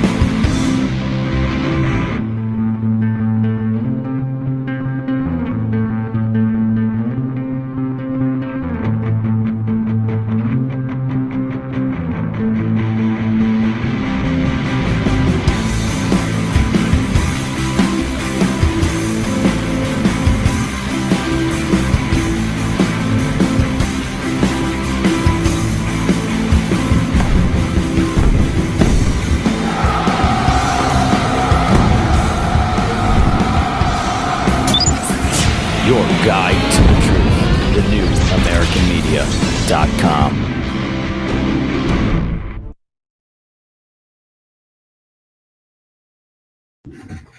All right, everybody. Hello, Marion. Still do love your music intro. Thanks. Marion, have you ever checked out our music? Twist of Nothing on YouTube. Have you all subscribed to that channel?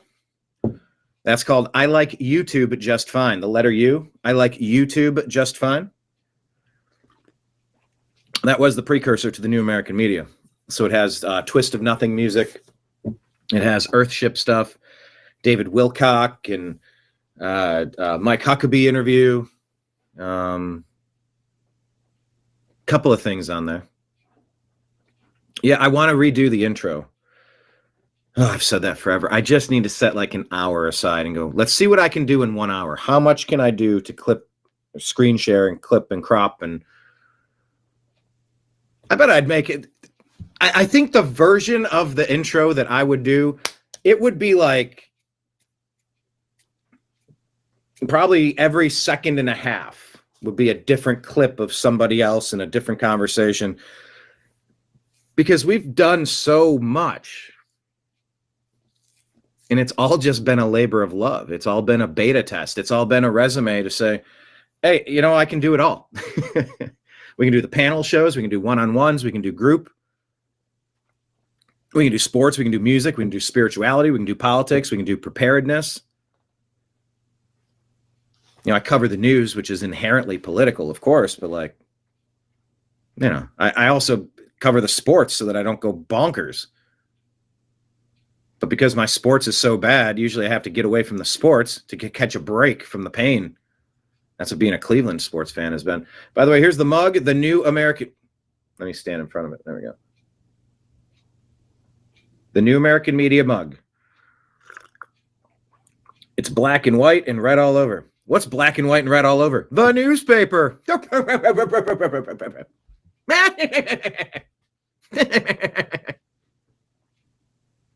All right. Giggity, giggity.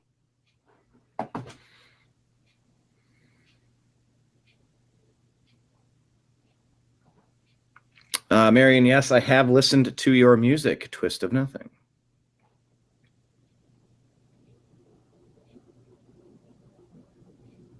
Cool.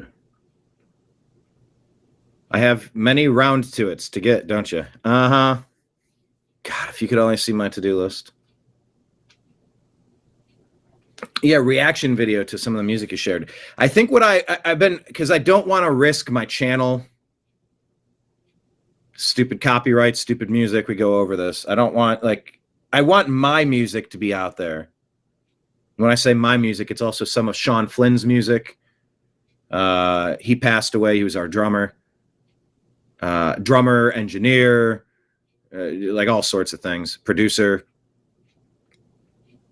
Yeah, he helped us record a lot of songs. And then my brothers, Chris Engelman's Elevated Tracks and Chris Engelman and Twist of Nothing, and like, you know, keeping that music around, let other people hear it. It was something he heard and he put it onto tape. You know, he recorded it, and so let it keep playing. That show has been that song that you heard has been our intro for so long. It works. It's perfect. I know it's a song. Like, I should probably add lyrics to it. I can't hear lyrics to it. I don't hear it that way. But once again, I could put lyrics to it. I could record some lyrics to it and turn it into a song. But yeah, I would love to just do a music channel, TNAM Music, maybe. And it would just be like me playing the drums, playing the songs, have it on shuffle on Pandora.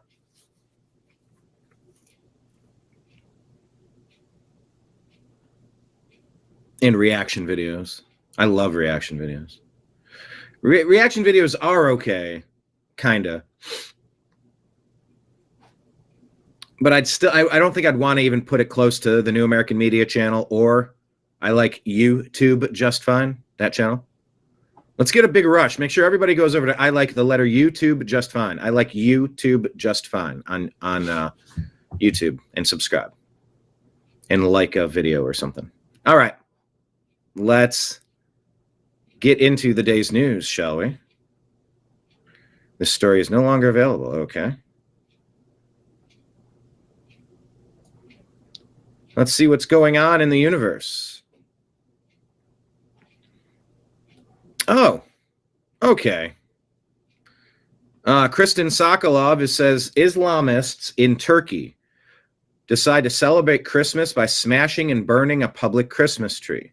They hate us here and abroad, and they hate our faith, and they hate our traditions, and they hate our very existence. And thanks to open borders, millions of them are already here in the United States. This is the future that the left keeps on importing, says Kristen Sokolov.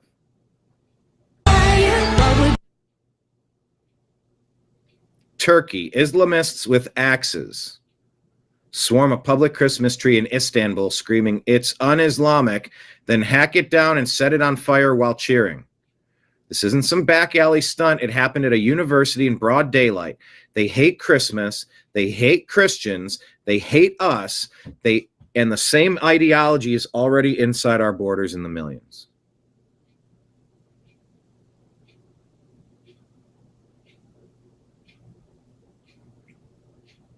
And it says 2025. My first question is this old video? What is this from? The only thing you hope to see if he's swinging an axe is that it'll hit one of his other idiots there.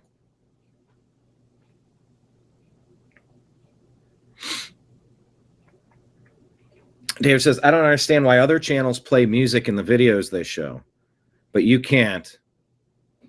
But with you, they can't wait to shut it down. Yeah, it doesn't make any sense. Well, I think what happens is there are batches of royalty-free music. And if you're smart, you're going to use royalty-free music. But even royalty-free music pings the censorship regime at YouTube. Sometimes. It's not a perfect system. You know, for as original as we think music is, you know, there's only so many notes. There's only so many beat combinations. A lot of music is going to have the same chord transitions. Some of the melodies, there's going to be overlap. There's only so many mathematical ways that you can put songs together. So a lot of songs do sound like other songs. You know, some of these lawsuits over, they stole my song. Some of it's just, it's a lot of BS. Some of it are direct ripoffs, whether they knew it or not. So anytime there's a video with music, I'm rolling the dice on whether or not I can trust, which I cannot. I used to just trust, like, well, they wouldn't be. Like, if it's Leonard Skinner, I go, oh, well, shit, okay. I don't know. I don't want to play this. It's in a simple kind of man. If you can, baby, be a simple man. Oh, won't you do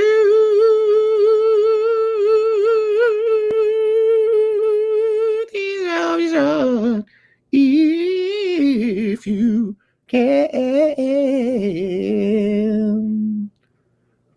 That was kind of my, that was, am I really doing this in public? Yeah, I am.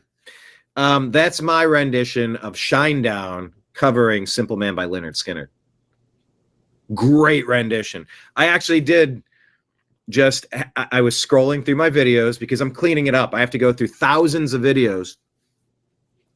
Thousands. Clicking buttons to dispute limited ad revenue. Well, you know, we're reviewing it. I don't know. Maybe your stuff it's not suitable for most advertisers. Oh, it's not. They've never heard of the internet.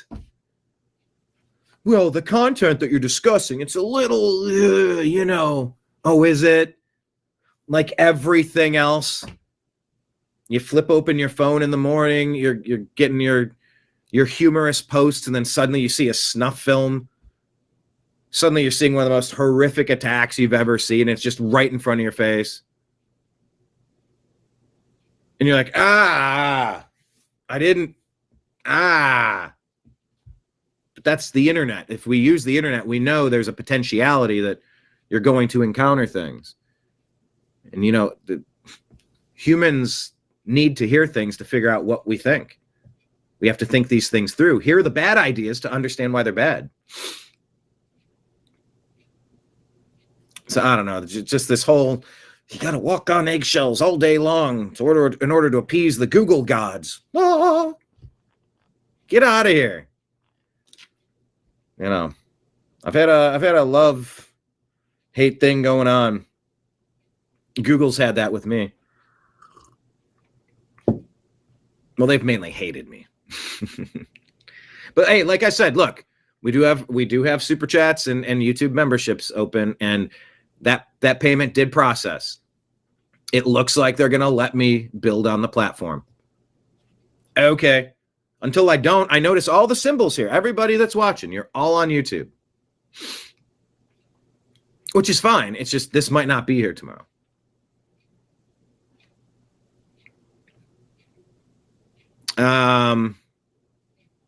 Marion says, sing it, Brian. I wonder if I should play you. Have you heard, there's a question of the day. Have you heard Shine Down, Simple Man?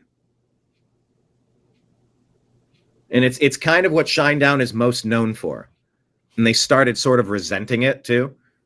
Because they're a very good band. They have a lot of songs that you might recognize. But that cover is so good, it's like it's the thing they're known for now. Like Limp Bizkit, as many songs as they put out. Well, I guess it would be nice. And they cover George Michael Faith. So good. Go on YouTube and type Simple Man Shine Down. You could get the recorded version or get the live version. Sometimes the live version is even better. Sometimes it's just straight acoustic.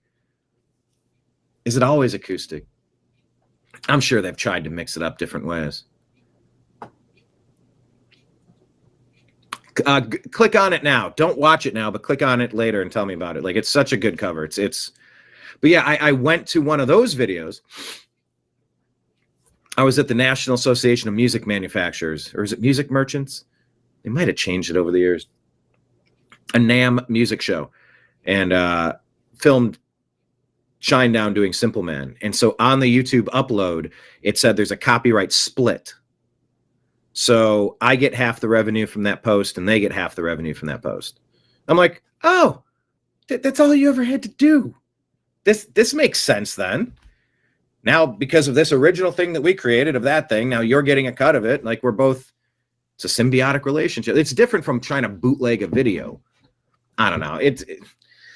This whole music law, and I worked at the world's largest talent agency, and it's a lot of legalese. It's a lot of contracts. It's a lot of finagling. It's very lawyerly. It's very nitpicky. I get it. I'm all for supporting the musicians, but gets a little convoluted. Anyway, are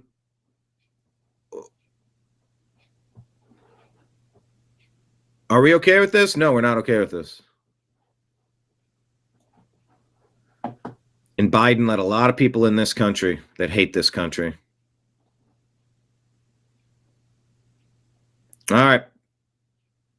Here's President Trump talking about the people that Joe Biden brought into this country. And by the way, that Barack Hussein Obama brought into this country. We must now re-examine every single alien who has entered our country from Afghanistan under Biden, and we must take all necessary measures to ensure the removal of any alien from any country who does not belong here or add benefit to our country. If they can't love our country, we don't want them. We must. If they can't love our country, we don't want them.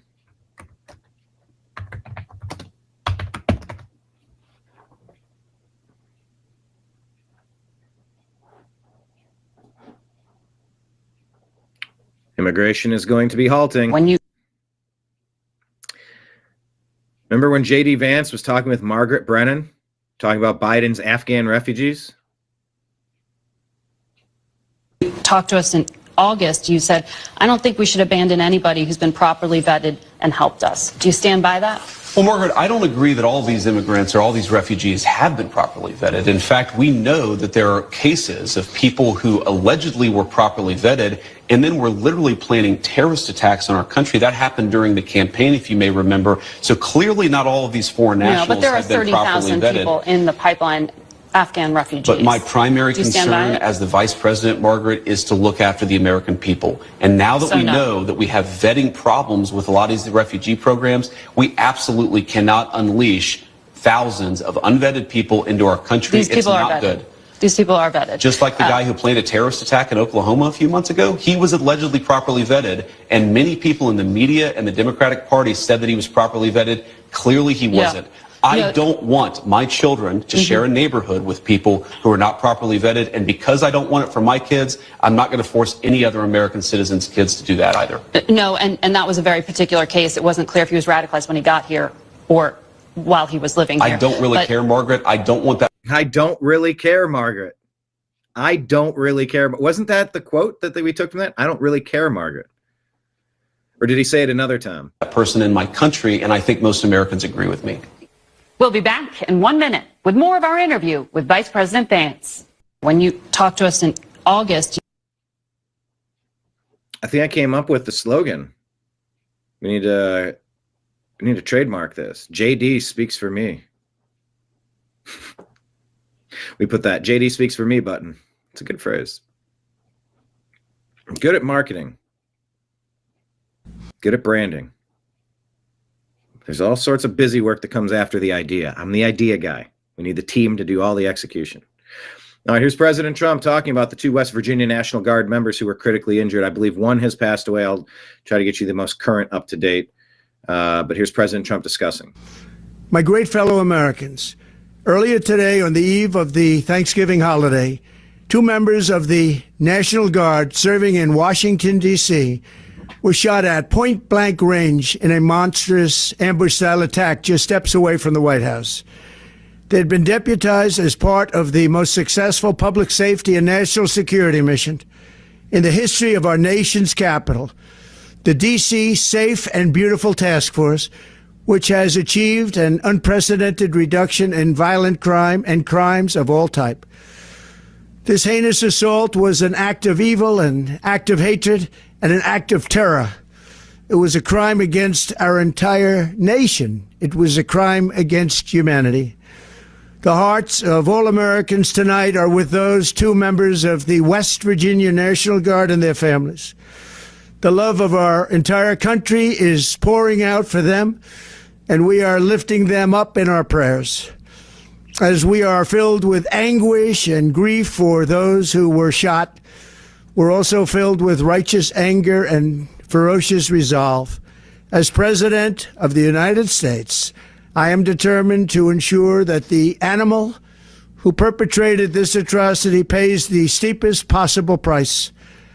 I can report tonight that based on the best available information, the Department of Homeland Security is confident that the suspect in custody is a foreigner who entered our country from Afghanistan, a hellhole on earth. He was flown in by the Biden administration in September 2021 on those infamous flights that everybody was talking about. Nobody knew who was coming in. Nobody knew anything about it. His status was extended under legislation signed by President Biden, a disastrous president, the worst in the history of our country. This attack underscores the single greatest national security threat facing our nation. The last administration let in 20 million unknown and unvetted foreigners from all over the world, from places that you don't want to even know about. No country can tolerate such a risk to our very survival. An example is Minnesota, where hundreds of thousands of Somalians are ripping off our country and ripping apart that once great state. Billions of dollars are lost, and gangs of Somalians come from a country that doesn't even have a government, no laws, no water, no military, no nothing. As their representatives in our country preach to us about our Constitution and how our country is no good. We're not going to put up with these kind of assaults on law and order by people who shouldn't even be in our country. We must now re-examine every single alien who has entered our country from Afghanistan under Biden, and we must take all necessary measures to ensure the removal of any alien from any country who does not belong here or add benefit to our country. If they can't love our country, we don't want them. America will never bend and never yield in the face of terror. And at the same time, we will not be deterred from the mission these service members were so nobly fulfilling. That is why tonight I can announce that I have directed the Department of War to mobilize an additional 500 troops to help protect our capital city. we will make America totally safe again, and we will bring the perpetrator of this barbaric attack to swift and certain justice if the bullets going in the opposite direction haven't already done that. During this time of the year, when we gather at home with loved ones, these two patriots were wearing the uniform of our country, patrolling the streets of our capital. They had taken a selfless oath to defend our nation against all enemies, foreign and domestic, and that is exactly what they were doing when they were gunned down in a savage attack. I want to express my extraordinary gratitude to every member of the United States military who is deployed tonight, at home and abroad. I also want to thank the Secret Service and the D.C. Metropolitan Police Department for their work today. This Thanksgiving, I ask every family to say a prayer for the two great heroes who were so horribly shot, and for their loved ones. Please say a prayer. May God bless them and comfort them, and may God bless and protect the United States of America. Thank you and good night. My great fellow Americans, earlier... We'll do a Pray for America button.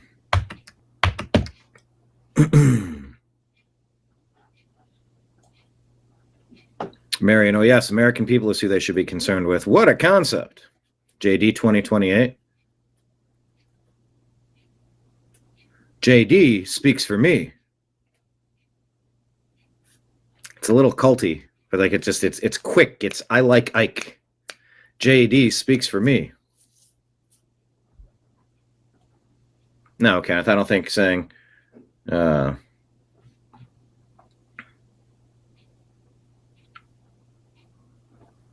JD Vance wears fancy pants. Maybe not quite the same ring.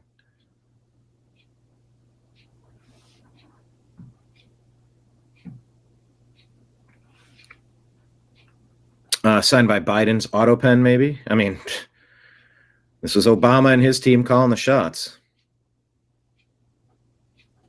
Aliens go home, ET go home. Well, look, they're talking about aliens. The latest here is that one National Guard member, Specialist Sarah Beckstrom, has passed away. We'll get to that in a second. What is the latest on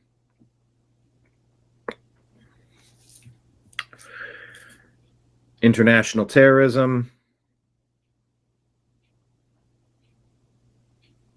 Sarah Beckstrom, 20 years old, from West Virginia National Guard. Andrew Wolf, 24, staff sergeant in critical condition at George Washington University Hospital after surgery, described as fighting for his life by Trump and officials with no further updates on his prognosis.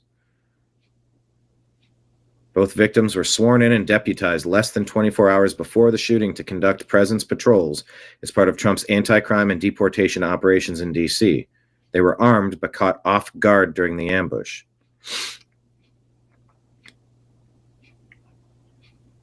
The procession passed through D.C. streets yesterday at the Farragut West Metro Station. I feel like I was there a couple of times in the past 5 years. Afghan national, 29 years old, entered the U.S. in 21 through Operation Allies Welcome after working with U.S. forces, including the CIA, against the Taliban. Lived in Bellingham, Washington, and drove cross-country to D.C. with a .357 Smith & Wesson revolver. Asylum was granted in April 25. He approached the uniformed guardsman, shouted Allahu Akbar. I read that he said something else, and I don't know if it's true. Fired at Beckstrom several feet away, and then Wolf, who sought cover behind a bus shelter. Wolf fought back, stabbing Lackmel. Nearby guardsman then shot him in the leg. I thought he was armed. Why didn't he have a sidearm? The attacker's in stable condition. Targeted attack on military personnel. No manifesto or confirmed terror group ties surfaced. Prakash Patel, FBI director, investigating possible international links.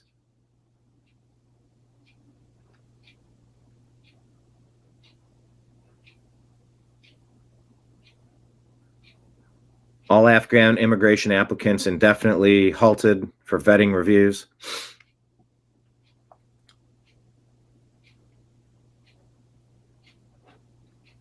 All right. That's where we're at. Oh, you've heard this woman, Tish Hyman, at an Eric Swalwell event. Listen to this. Tish is the one that was trying to use the gym, and some dude was in there pretending to be a lady, creeping on her, and she got kicked out of the gym. So here she is with Eric Swalwell. There be men allowed in the women's room anymore. We need to know. No woman should be harassed in a locker room. And so he's using weasel words. No woman should be harassed in a locker room. Because he says that men can say that they're women and, oh, poof, magically, I'm a woman. I'm a kangaroo, by the way. Now I'm a kangaroo. Swalwell's trying to say that guy shouldn't be harassed in the ladies' locker room. She calls him out because she knows what he's doing. Answer straight. Are there going to be women? Are you against men in women's locker rooms and sports? That's all you need to answer. I'm telling you, I Please. don't want men harassing you in women's locker rooms. I know. That should not happen. It's happening all around America. There are 45 women and there are 45 men in the women's prisons right now, raping them, picking them out like chickens. The trans men are not women, and they're raping women. So I don't care if you're on the Democrat side, the Republican side. We need to be on the women's side, people. It's happening to our girls. It's happening to our women. And I'm here to let everyone know that this is happening. Open your eyes. Getting some claps there. So Swalwell pushes back. Millions of people behind me, black people, who they're using our civil rights to push this shit. If you want to be the governor, you need to do something about it, because I promise you this, I will not be the last to see of Tish Hyman, okay? Thank you. All right, I want to hear that. You're very handsome, by the way. She goes, you're very handsome, by the way. I love your face. The who? The trans kids. There are no trans kids. There are just children. Stop. She says there are no trans kids. They're just children. Stop transforming them. Transforming children. No one can make a decision that young. Nobody can make a life-changing decision that young. Period. It's fact. When I was 12, I would have transformed. It's wrong. It's wrong. It's abuse. Don't trans children. It's abuse. Trans kids. There's no such thing. There's only men and women. Use your brains. Stop with this malarkey. Stop with this malarkey. Didn't I say malarkey earlier today? I might have said, I like using old-timey vernacular. I forget what I said. Stop the malarkey. You know, as governor, I am not going to get distracted from the most important issue. Are there going to be men allowed in the women's room anymore? We need to know. No woman should be harassed in a locker room. That's fine. Yeah, see, and he was, I know what he was trying to do there. It's like, no, see, that guy said he's a woman, so he's a woman, so you can't harass her. I mean, what? It's I like your face. Yeah, not me either. Kenneth, you gotta like her. Yeah, Tish is all over. Tish is good. Good for her. All right, Miss Muckraker has a drop here. President Trump just reposted a call for military tribunals against some Democrat members of Congress. Americans with college degrees now make up a record 25% of all unemployment. Chris Menahan says Jewish Zionist Melanie Phillips at a pro-Israel conference in New York City calls on Jews worldwide to put the Jewish people and the Jewish nation first. Excuse me? That's a call for insurrection. That's a call of sedition and treason. Hold on. By the way, treason, insurrection, sedition. Okay. Burglary, robbery. Okay. communist, socialist, Marxist, Leninist, globalist. Okay. There are fine differences to a lot of these.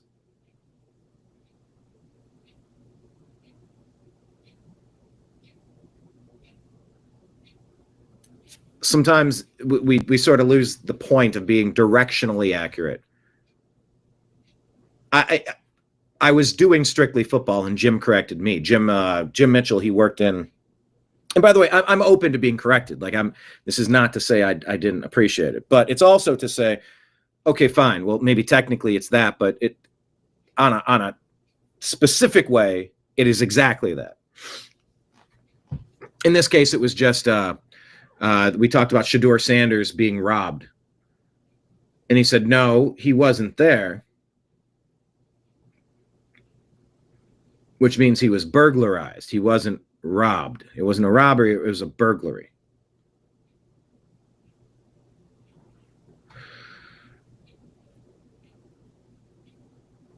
But if this lady's saying to serve a different master than the United States, get the hell out of here.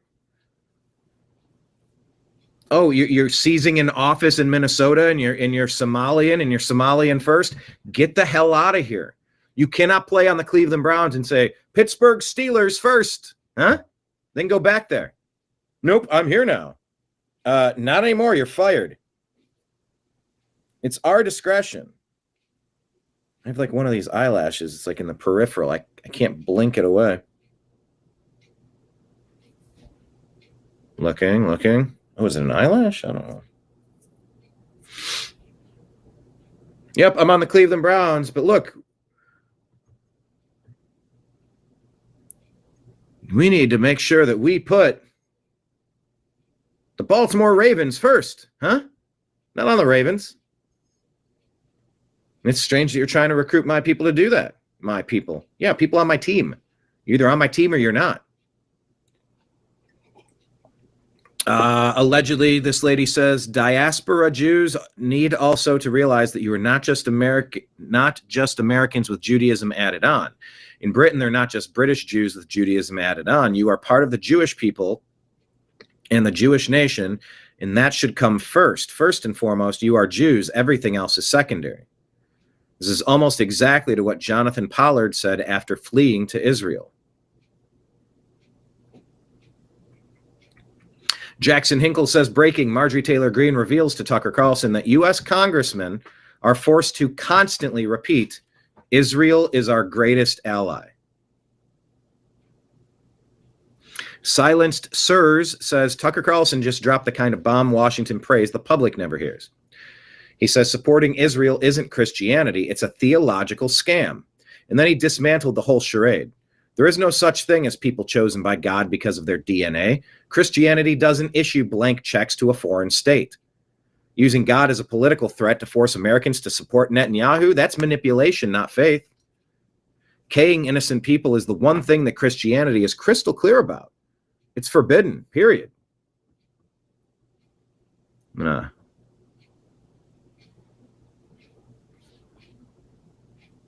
going to send this.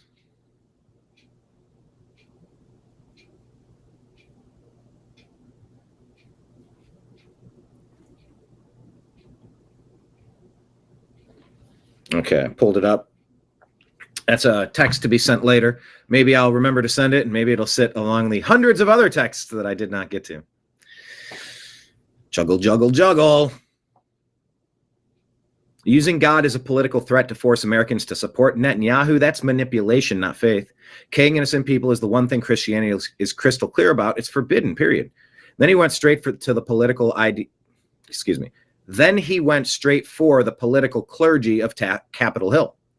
Lindsey Graham, Mike Johnson, these men aren't preaching Christianity. They're preaching Israel. And the absurdity? God will pull the plug on America if you don't support Israel. Since when is faith a hostage situation?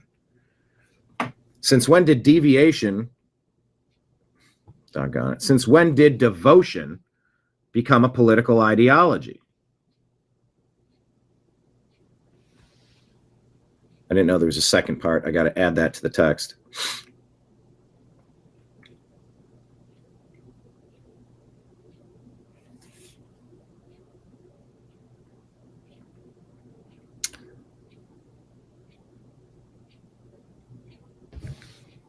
Okay.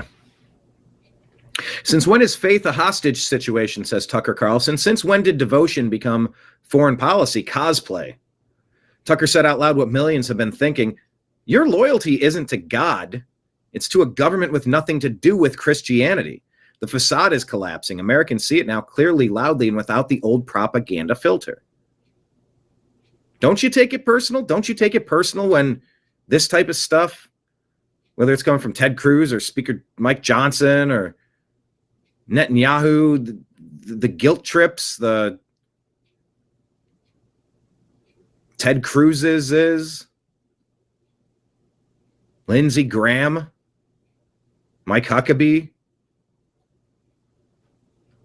Why wouldn't you take it personal? I don't like guilt trips at all. I don't like them at all. It doesn't mean I'm going to be pro something else. Doesn't mean I'm necessarily anti that. But I don't need to be pro that. And I don't like threats.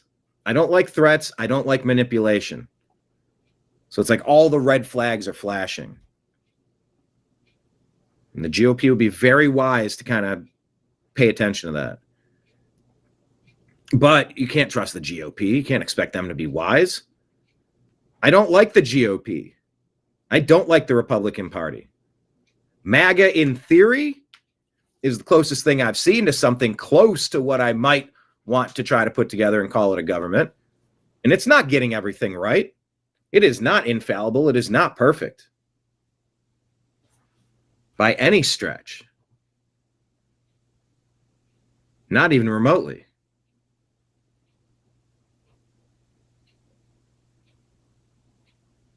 You know, we're allowed to be hypercritical of whatever we feel like being hypercritical of. Period. No guilt, no shame. Miss Muckraker says, breaking, Elon Musk calls for Charlie Kirk to be named Person of the Year. That needs to happen.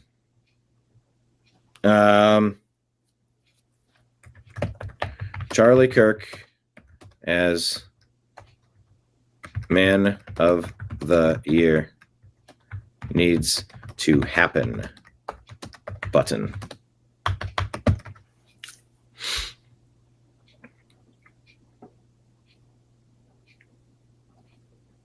Shadow of Ezra says Representative Randy Fine has introduced a No Anti-Semitism in Education Act. Now, why stop there? Why not say No Anti-Male Education Act? No Anti-White Education Act? No Anti-Christian Education Act? No Anti-Straight Heterosexual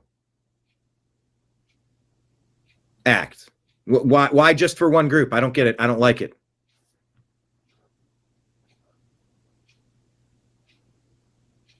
What, only one group has a magical, mystical cloak that they're not allowed to face criticism or critique, but everybody else can? No, that's not how this works. Expand it to every group, every subsect, every subclass.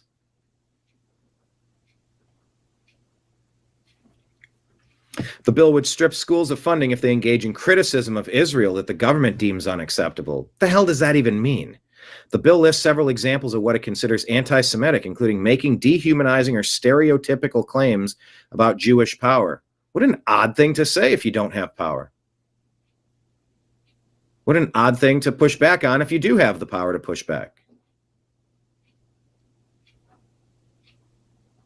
There's tangible amounts of power in every group. You're not allowed to discuss that? That doesn't make sense. Being anti-Semitic in his eyes would include accusing Israel or Jewish people of staging false flags. We accuse America of staging false flags, the CIA of staging false flags. Every group in power from time immemorial have staged false flags. You're not a special group that doesn't get to be questioned as to whether or not you've been engaged in false flag activity. Does it make anybody else irate to read this stuff? Oh yeah, one group is never wrong ever, or else you're going to lose your money. Wow. So you're not allowed to talk about stereotypes. It sure sounds like it. The whole point of this is falling right into a stereotype. Well, you don't want to purport that, do you? If you accuse Israel or Jewish people of staging false flags, classified in the bill as imagined wrongdoing.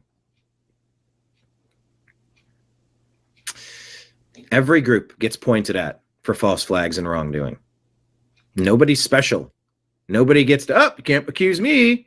Can't accuse me. Oh, so everybody else gets accused except one group. Maybe is that the group that is doing all of it? That has the power to push back, the funding and financing, the political willpower, the bribery and blackmail to make sure that everybody stays in line. Just stay in line if you know what's good for you. Don't reach for a cookie. That was bad. Don't be bad. America is accused of false flags all the time. White people accused of false flags all the time. Straight people accused of false flags all the time. White people, men, male people. Male people are accused. You mean the USPS guy? No, he's kind of cool. He listens to podcasts. We've talked a few times. I don't considered anti-Semitic would be suggesting Jews are more loyal to Israel than the United States. That's what that lady was literally just saying in her own words. Just as you have Islamists calling for a caliphate and to overthrow the United States in terror attacks, an active war, a hot war. Their words, but noticing their words is a crime? Fuck you. No. As clearly as I can say that, fuck you. Noticing what's happening is not a crime. Trying to stop us from noticing is a crime. So fuck you. That goes out to anyone who wants to try to tell me that my analysis on the NFL is not appropriate because I'm not granting proper deference to the Baltimore Ravens football team. Fuck the Baltimore Ravens. That's not my team. I don't need to root for another team more. You know what the NFL has actually done? It seems like the referees for a lot of years have sort of been hedging, kind of narrowing, throwing more flags for the opposition, making sure they don't throw flags against the Kansas City Chiefs to the point where they're called the Kansas City Cheats. Oh, the NFL says you need to root for Patrick Mahomes and Travis Kelce. And oh, look, he's with Taylor Swift. And it's such a great story. And you need to root for the Chiefs. No, I don't. Fuck you. You cannot make me root for the Kansas City Chiefs or the Baltimore Ravens. You can't make me do it. And if I'm noticing that their offensive line on Kansas City is never getting called for holding penalties, the only team, a massive statistical anomaly, to go the whole game, not a single holding call. To go the whole season, just a couple. How many interceptions were overturned because, threw a flag on the play? Nope, that was pass interference on the defense. We're going to undo that. We got to give you another shot, another chance. To the point where it really has felt for the past decade like the NFL has been low-key rigging the games. I'm allowed to notice whatever I see with my eyes whenever I want to. I can discuss the possibility that it's rigged. I have the ability to examine whatever the fuck I want to examine. You get my point. This is not to say you get my point. We should all resent it when we're told to don't believe our eyes. Don't believe your lying eyes. Yes, I will, you creep.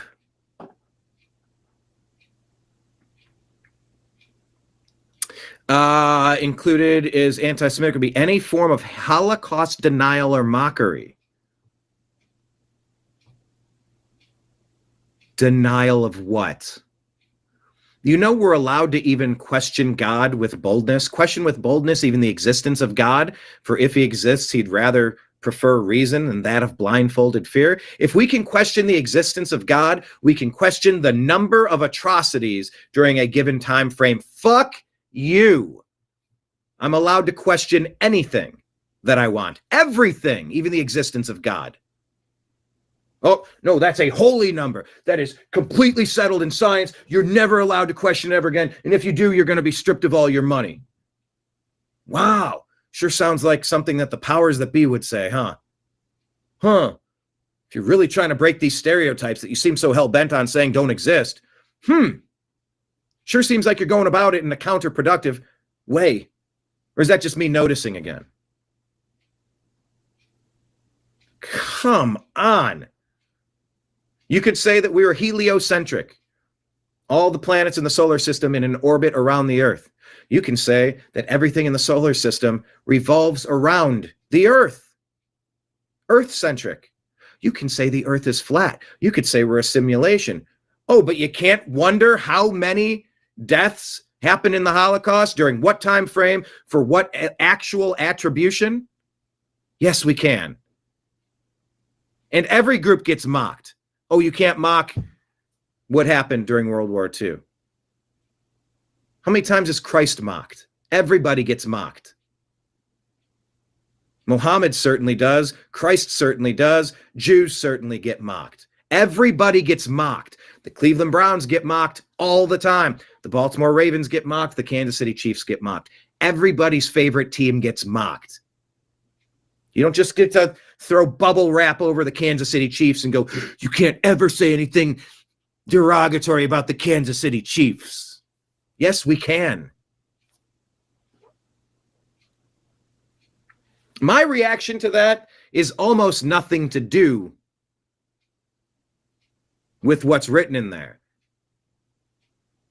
about what did it say? Israel, anti-Semitism, anti-Semitic, whatever that is. It's not even about that in particular. It's about the concept that no, here's a special group, a chosen group. And as Tucker Carlson said, the chosen people, the chosen group, God's chosen. Christians believe those who choose Jesus Christ are the chosen. Christ is king. You're saying I'm not allowed to say that? Of course I say that. That's my faith. I'm not allowed to go kill somebody if they disagree with my faith. But I'm allowed to have whatever thought I want. We're in strange times, people. Strange times. Hello, Danette. What did you miss? You missed an awesome 20-minute opening monologue. Me giving thanks to all of our great regulars and first-timers. Giving thanks to the monetization streams that are scrolling at the bottom of the screen.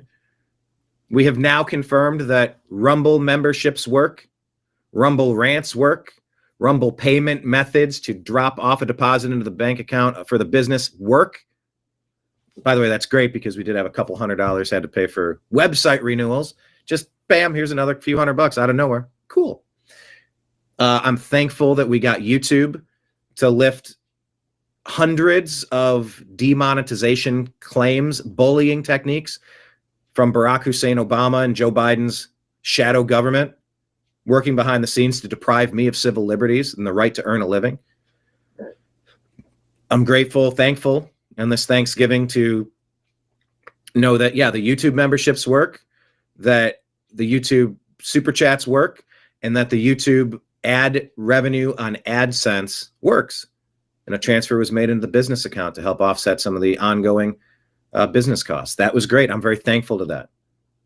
Thankful to confirm that, yes, Cash App works, PayPal works, Venmo works, and Patreon works. I have so many tip jars out that I didn't have last year. I'm grateful because anything that comes in, it's the fuel that we need for the fire to burn. So that was a 20-minute opening monologue that briefly touched on that. Also kind of got us up to speed. We talked about how Obama and Biden flooded the USA with people who hate us, and what do we do next? We covered the update now that one of the National Guard service members passed away. And now we're going through a Miss Muckraker report, something I believe you would have really enjoyed, perhaps.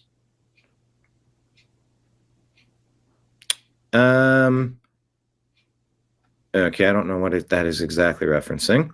Megatron says Jewish influencer Ben Shapiro. Actually, that's a good way to describe Ben Shapiro. Jewish influencer. Says his company's targeting and brainwashing children to love Israel. Is that a real quote? I wish I could play these. I can't play these.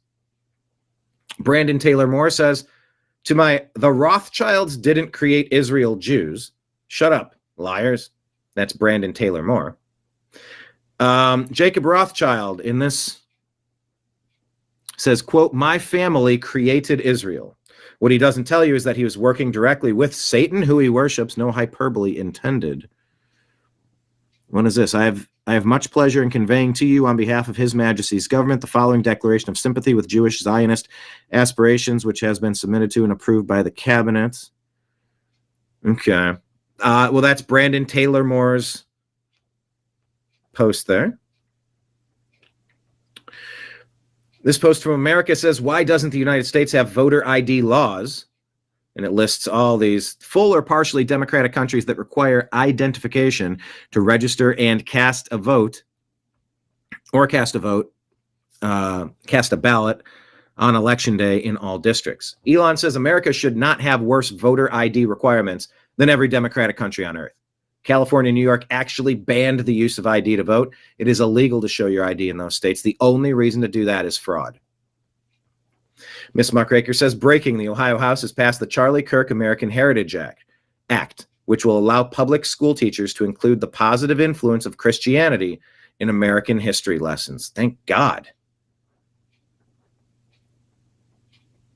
These deep state, Democrat, godless, hateful, spiteful, vindictive, bitter, angry leftists have been running our education system into the ground, teaching us to hate ourselves, hate our faith, hate our history, hate ourselves, hate our skin, hate our Lord and Savior. Fuck you.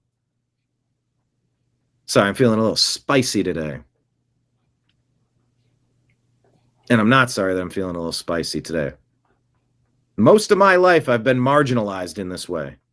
And it gets old. You know, we heard the Martin Luther King, like we were supposed to be raised in the, don't judge a person. You take a person's actions as the most important thing in the belief system. Are you here to conquer me and convert or kill me? Or are you here to just kind of, make your way and maybe assimilate into the culture that you find yourself? Are you just trying to bring your backward country here? Answer. Yes, I have every right to demand an answer from you, actually. And now I've set the egg timer. You have 60 seconds to explain yourself or leave. We have every right to do this. It's about time we stop demonizing Christians and Christianity and so much of what built this country. You mean stole it? You mean pillaged it? Built this country. Conquered this country. And tried to make it a cool place where a lot of people could come in and act within the parameters of the country. Kind of do what you want type libertarian leaning stuff. It's never been convert to Christianity or be terminated. Oh yes, it has. What were the Crusades? That was repelling the Islamic Caliphate attempt to take over the planet. The same thing that's happening today, in great part, thanks to George Soros and Barack Hussein Obama and their foot soldiers. Thank you for attending my TED Talk. Ms. Muckraker says, co-deputy FBI Director Andrew Bailey allegedly rumored to be moving up to replace Pam Bondi as Attorney General. I don't know if that's true or not. Andrew Lockenouth says over 70% of Americans are now living below the poverty line, according to Mike Green. If you make under $140,000 a year, you're living in poverty, if we measure it the same way that we did in the 1960s. This is madness, people. This inflation. We need to get out of this. Project Veritas says Candace Owens has been a target of governments for years. Quote, we need to blackmail her, Candace Owens, faster. Allegedly says Mary Barr Daley, former senior DOJ official, daughter of former Attorney General Bill Barr. The receipts listed there by Project Veritas, and Candace Owens says, urgent. 2 days ago, I was contacted by a high-ranking employee of the French government after determining this person's position in proximity to the French couple. I determined the information to be accurate. Candace said that the French government's putting hits out on her. Ms. Muckraker says, the Trump Department of Justice demands for the Southern District of New York to authorize the release of grand jury material from the prosecutions of Jeffrey Epstein and Ghislaine Maxwell, per ABC News. Also, President Trump says U.S. tariff payments are about to skyrocket to record levels. Right Angle News Network says billboards are encouraging military members to dissent against leadership. Billboards encouraging military members to dissent against leadership are now beginning to appear, with one billboard near Fort Bragg, North Carolina, directing service members to a website that then tells them to contact them through encrypted chat. This is a coup attempt. They're trying to turn the people on the inside. All right. Elon Musk and Joe Rogan. Well, let me explain. So because you mentioned, for example, how much, say, Hillary and Obama have changed their tune from prior speeches where they were hard-nosed about not letting in anyone who's a criminal into the country, having secure borders, all that stuff. So why did they change their tune? The reason is that they discovered that those people vote for them. That's why they want the open borders. Because if you let people in, they know the Democrats let them in, they'll vote for Democrats. Yes. If you allow them to vote. Which they're actively doing. They turn a blind eye to illegal voting. Well, California literally doesn't allow you to show your license. They make it illegal. California and New York have made it illegal to show your photo ID when voting. Thus, effectively, they've made it impossible to prove fraud. Impossible. They've essentially legalized fraudulent voting in California and New York and many other parts of the country. There's no rational explanation that I've ever seen anyone give as to why that would be the policy. Unless you were trying to just allow people to vote illegally, because there's no other reason. If you need a driver's license or you need an ID for everything else, yes, including just recently to prove that you were vaccinated. The same people who are demanding that you have a vaccine passport and are the same ones saying you need no ID to vote. Same people. Right, but so it's obviously hypocritical and inconsistent. So you really think it's just to get more voters? If you want to understand behavior, you have to look at the incentives. Once the Democratic Party in the U.S. and the left in Europe realized that if you have open borders and you provide a ton of government handouts, which creates a massive financial incentive for people from other countries to come to your country, and you don't prosecute them for crime, they're going to be beholden to you, and they will vote for you. And that's why Obama and Hillary went from being against open borders to being in favor of open borders.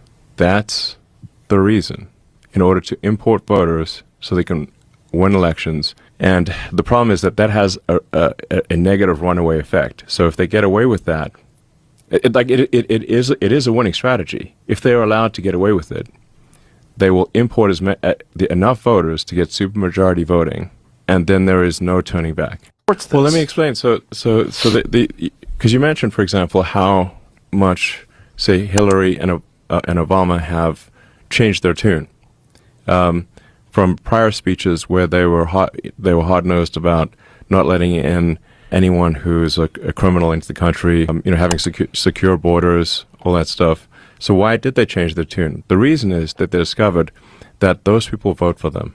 That's why they want the open borders. Because if you let people in, they know the Democrats let them in, they'll vote for Democrats. Yes. All right. That reset. Danette says Elon is a Trojan horse. I mean, could be. Everybody could be. You're right. I mean, he's a really bad Trojan horse if he is. I mean, I know that X is data mining, trying to get, it's also creating like a ton of cool products too. He's been against the bad guy Democrats for a long time, which I appreciate. If we either, Danette, if you had to pick between the Democrats or Elon, I mean, it's no choice. It's easily Elon. If you had to pick one side or the other, maybe you don't like either, or you don't trust either, that's fine. But I'm saying if it came down to it, you had to pick one or the other, You wouldn't trust the Democrats over Elon. You would hope that maybe you were wrong about Elon. You would know that you were right about the Democrats hating us.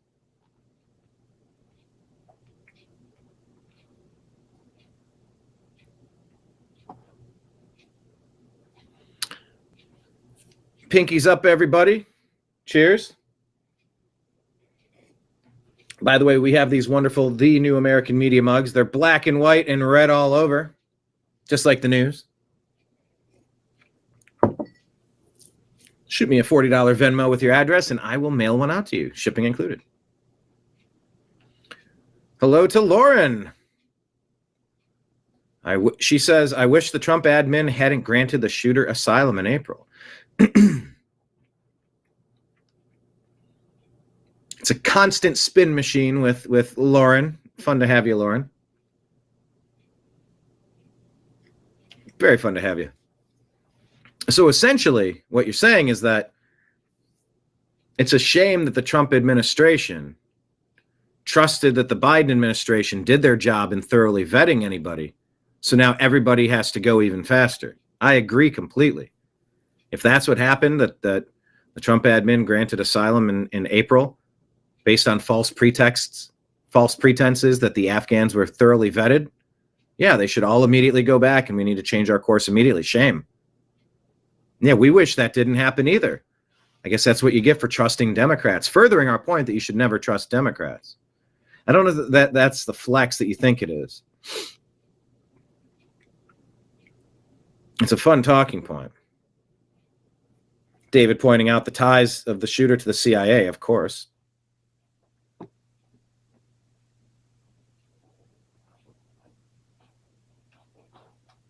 All right. Daily Mail reports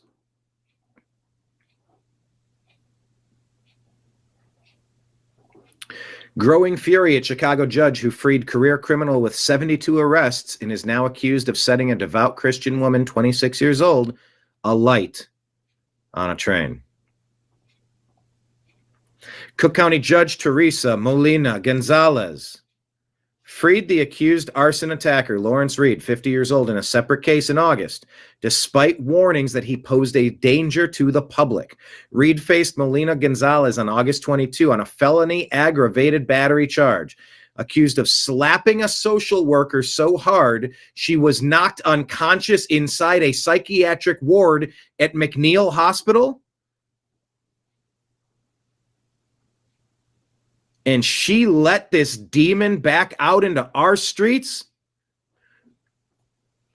Charge this Molina Gonzalez with dereliction of duty.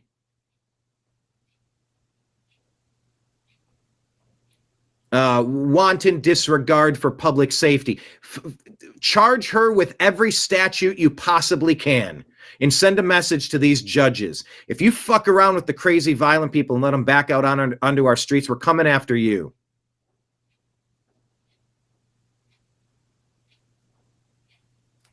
In the comments, question of the day. If this Lawrence Reed slapped a social worker so hard, he knocked this woman unconscious inside a psychiatric ward at McNeil Hospital, would you ever let this person out? Please tell me in the comments section. And why does it take so long to remove a judge immediately?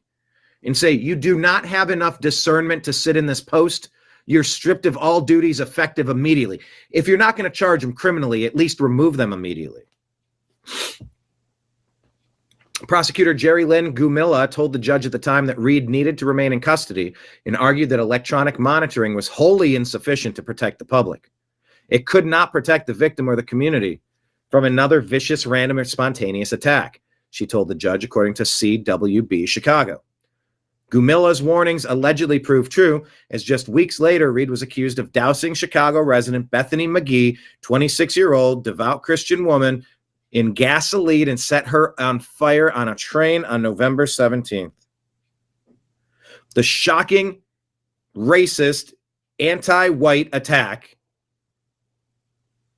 and Reed's lengthy rap sheet sparked outrage online, with Elon Musk leading criticisms of Molina Gonzalez. This woman. That woman.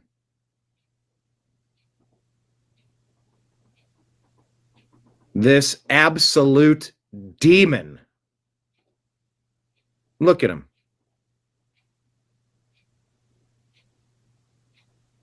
Who would you prioritize? The nice, peaceful, white Christian lady on the train? Or this lunatic scumbag, repeat offender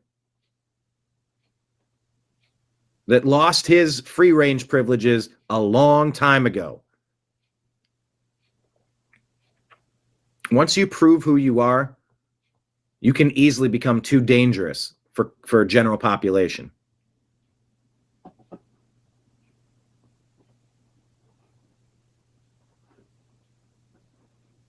Man.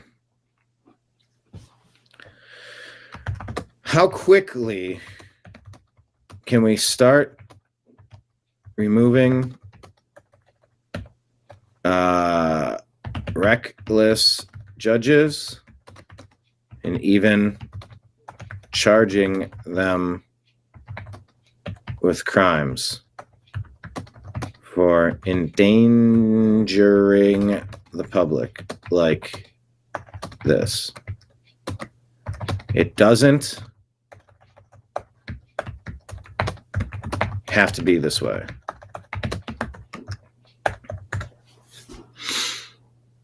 Oh, that makes me mad. It should have never happened. Hey, here's a flashback to Jen Psaki lying to us. Oh, remember when Peppermint Patty used to be our daily update?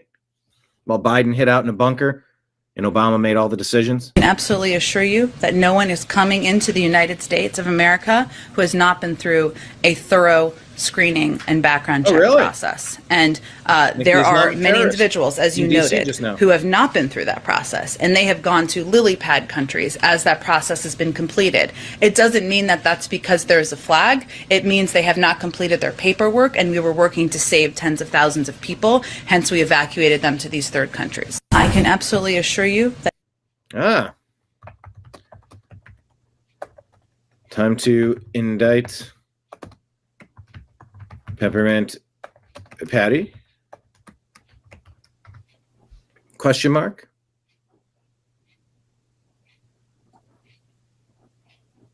Steve Lodge says, we know they weren't vetted, and we don't want them here either way, regardless. All right, what's the story of Thanksgiving? Can I play this? To offer a prayer. It's got music. Guess we're just going to look at footage of Thanksgivings past. Gobble, gobble. Creator. Turkey Day.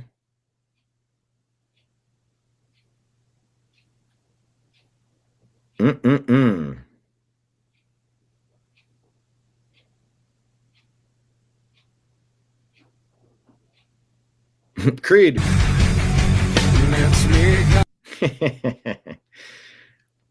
Go Thanksgiving.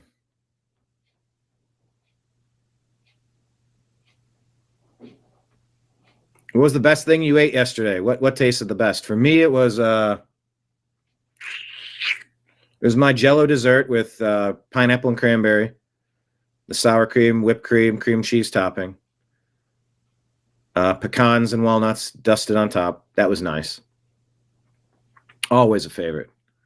Stuffing didn't come out as tasty. Maybe it's the butter that I used. It wasn't salty enough. It wasn't. I don't know. I think I need to rehydrate. I think I need to heat it up and add some extra water. It was dry. That's weird because we cooked it, put the lid on immediately. It should have still been. The ham was good. Had some ham this morning. Reheated some ham with some, after cooking some eggs. That was pretty good. What else was a superstar? A good cheese was out on the cheese plate. Pumpkin pie was good with the whipped cream on top. What else? What else? What else? What else? Potatoes and gravy were good. Carrots were good. Yeah, I had a good meal. And there's leftovers for days, son. Days. Kenneth, the best thing I ate was the spider in my sleep. The spider that I ate in my sleep. Oh, homemade rolls. Oh, yeah. We were lacking some of that, I will admit. Turkey and dressing. Didn't we already have the dressing and stuffing conversation? I thought it was universally decided it's called stuffing, not dressing. Dressing's accepted. I'm just kidding.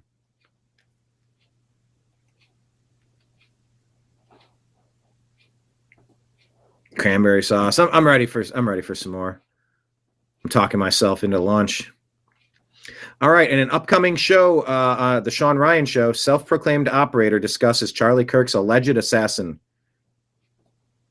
Anybody I've ever met could take a rifle apart that fast. Yeah, there's a lot of weird details. I mean, I don't think the entrance wound looks like an entrance wound at all. Do you? There's a theory that there were some type of explosives and maybe some type of a projectile planted on the microphone. I think there's a lot of psyops there, but I think the one thing that people need to realize is if I go into a Best Buy right now to go get a laptop, and let's say I get a Windows unit, and they're like, "Oh, do you want this antivirus thing?" And I was like, "No, my computer can't get viruses." I am more vulnerable thinking that I'm immune than somebody who understands how easy it is to hack into a human being and actually pays attention during their day. There's no way anybody else. Okay. Charlie was a committed Here's Candace here. evangelical who only liked Catholic architecture.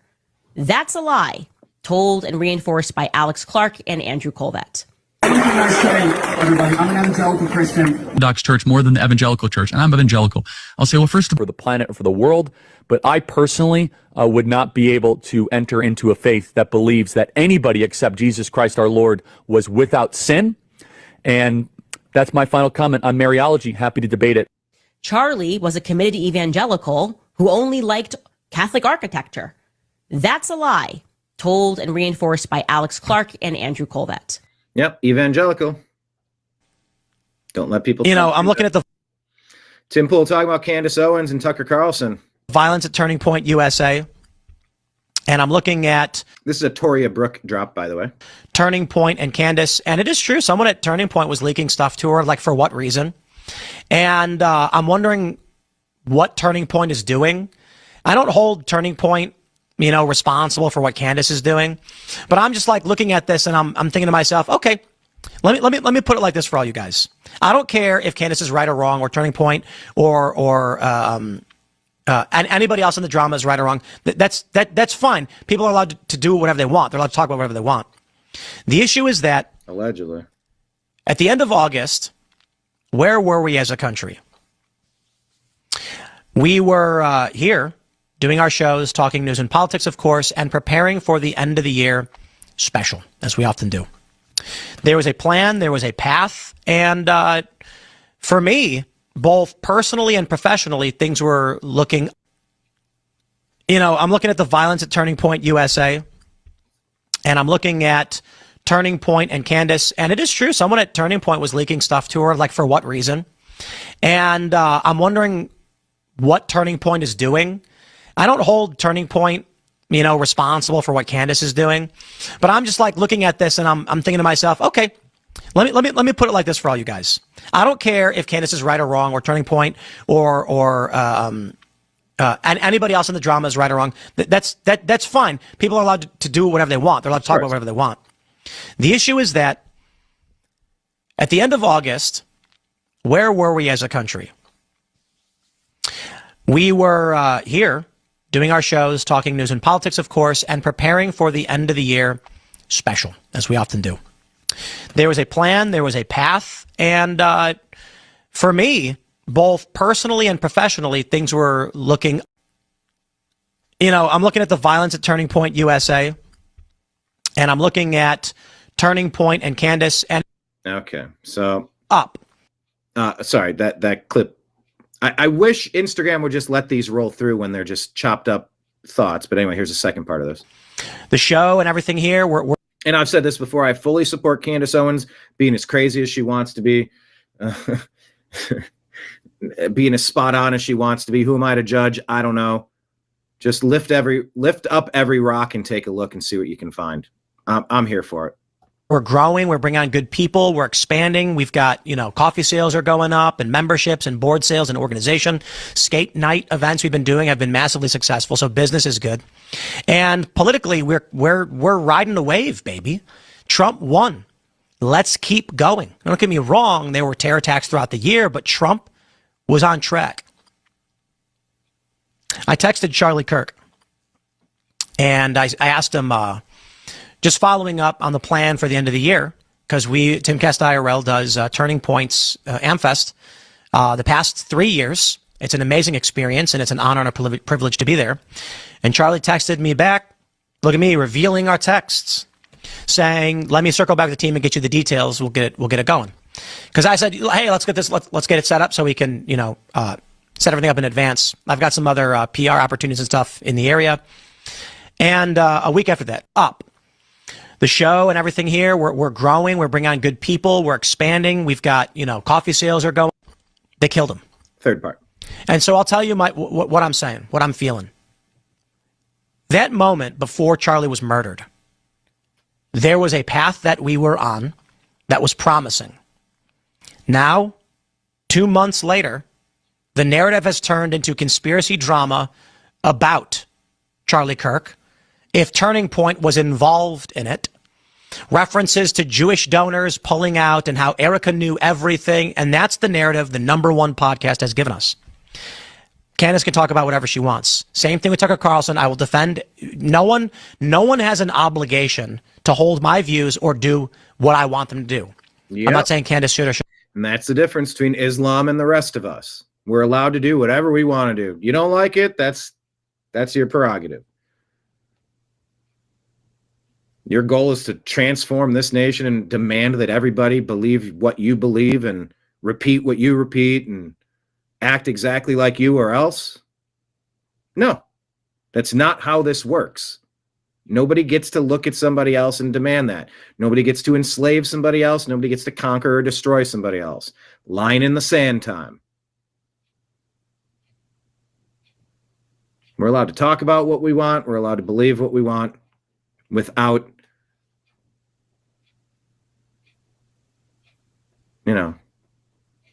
force, pressure, or violence. It's really that easy. Should not do anything. My point is the audience effect of what I'm seeing. It felt like we were focused. Trump needed to win. The agenda needed to continue. Now, what do we have? Well, half the people are tweeting about the Jews. The other half are tweeting about how Turning Point killed Charlie. They killed him. The #1 podcast is just basically covering the true crime aspect of an assassination of the assassination of Charlie Kirk. And I'm just like, focus is gone. Was Charlie really holding all of this together? Maybe. Seriously. And focus is gone. And it seems like H-1Bs with Trump, Chinese visas. And I'm just sitting here being like, wow, someone took a sledgehammer to the right coalition and splattered it. And like goop sprang in every direction. We are all now completely dejected and ripped apart. Forgive me for being a little bit blackpilled on the issue. But then I take a look at that and Gen Z basically saying we don't care. And I'm like, okay, well, we're losing the younger generation. They're not pro-Trump. You've got the biggest right-leaning podcast is basically just true crime now. And again, I'm not saying that Candace doesn't have the right to do that. They're mad at Tucker for interviewing Nick Fuentes. The #1 podcast is just basically cut every right to hold the opinions he wants to hold. I'm just saying right now, we are fractured. And the left is not. They're still up to their schemes, still doing their thing. It's demoralizing. It's completely demoralizing. Every right to hold the opinions he wants to hold. I'm just saying.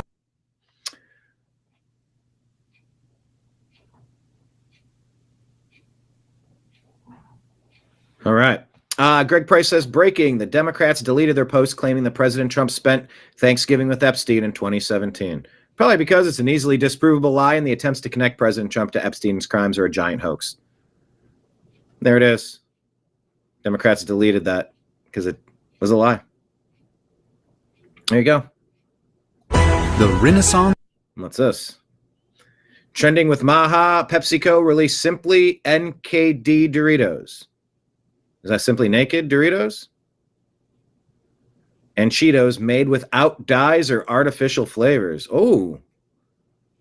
Yeah, but what kind of oil? Mysterious black ring spotted over Disneyland, according to KTLA. Be prepared, people. I think it's time for the aliens. I legitimately mean it. All the signs are there. FBI rapid response. Well, here, let's read Tucker Carlson first. The FBI told us Thomas Crooks tried to K Donald Trump last summer, but somehow had no online footprint. The FBI lied, and we can prove it because we have his posts. The question is why? Story tomorrow. FBI rapid response says this FBI has never said Thomas Crooks had no online footprint. Ever. But maybe the other FBI did. Under Director Patel, Deputy Director Bongino, and Co-Deputy Bailey, your FBI is in a new era, one where we communicate more than any FBI ever before and more directly with the American people about the important work we're doing. But that's only a piece of what we are doing. Our team continues to face an avalanche of lies, smears, and falsehoods from the fake news and others seeking to undermine our work in national security. No FBI has the temerity to put truth as we have. They bent the knee to lies in the DC swamp. We changed that on day one, and now we'll go even further. Welcome to FBI Rapid Response. Oh, no. Member of Violent Extremist Network 764 charged with animal crushing. It's just torturing an animal and ending it. It's just vile. They've increased the number of arrests on the network. It's one of their top priorities. Another member arrested, charged 2 weeks ago, with more news coming soon. Anyone saying otherwise is wrong.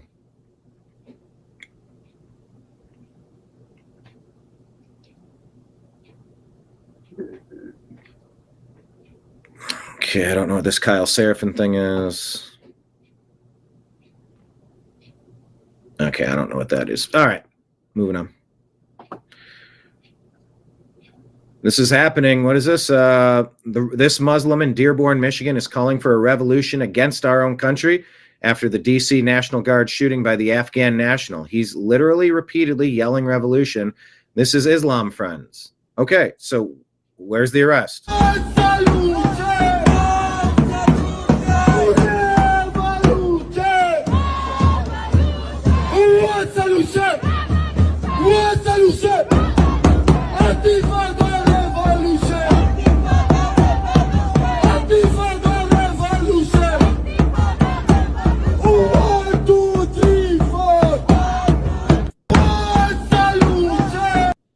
What are we waiting for? Goodbye. Good point. Nobody owes anyone loyalty based on political parties. That is very true. It's what have you done for me lately, and what are you doing now? If I were the FBI, I would be investigating this. Another aspect of the This is what, Liz Wheeler? Word that you mentioned, this incel culture, would be the lockdowns. Were these individuals subject to social isolation? Were their schools shut down? Were they reduced to being chronically online? Is that when their radicalization or their mental instability began? I'd certainly, if I were the FBI, be interested in looking into that, because it is. I mean, if we're going to try to get an idea of the totality, the context of these individuals, their lives and their beliefs, what motivated Tyler Robinson to commit such a heinous, horrible, evil act, you do have to look at every aspect of what has formed and informed this person, whether it is their religion, their relationship with their family, their political views, their drug use, their alcohol use, their friendships, their online habits, their sexual habits. All of these things play into it and form the totality of evidence. And you have to wonder, or I wonder, I should say, and if I were the FBI, I would be investigating this when this type of chronically online behavior, this foray or experimentation with these extreme things, drugs and sex, furry pornography, specifically the transgender ideology, when that began and where it came from. Well, I think that's right. And that's actually not that I cite these guys very often, but there was a piece in the New Yorker a couple weeks ago, and it was called "How Monsters Went from Menacing to Misunderstood." And they, just in the subhead, they wrote, "For most of human history, monsters were repugnant aberrations, breaches of the natural and moral order. What's behind our relentless urge to humanize them?" And so I think that's something that, we really as a society have, you call it Disney movies, Pixar, etc. We're always sort of looking for, the whole movie series Wicked is about trying to humanize and the Wicked Witch and saying, oh, she was just misunderstood, and actually Dorothy was the bad one, and see, you totally don't get it. And Maleficent was a whole series like this too, also pushed by Disney. And so there's all these things pushed throughout our culture where we take the monstrous and we say, no, it's just misunderstood. But we can't do that from a legal perspective and from a societal justice perspective, can we? No, and I don't think that that's what this is. I think understanding the totality of what formed the ideology that motivated Tyler Robinson, who is alleged by authorities to have assassinated Charlie Kirk, I think the reason to investigate the background and the context of him and his motivations and his ideological formation is because this is an increasingly common ideology among young men in our country. Another aspect of this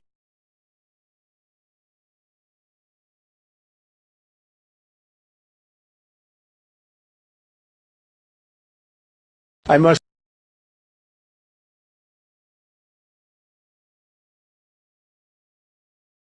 unfortunately tell you that just seconds before I went on, right now, I heard that Sarah Beckstrom of West Virginia, one of the guardsmen that we're talking about, highly respected, young, magnificent person, started service in June of 2023.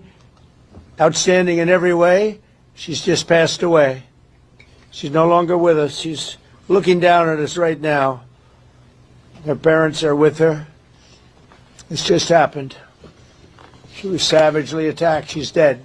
She's not with us. Incredible person. Outstanding in every single way, in every department. That's horrible. I must unfortunately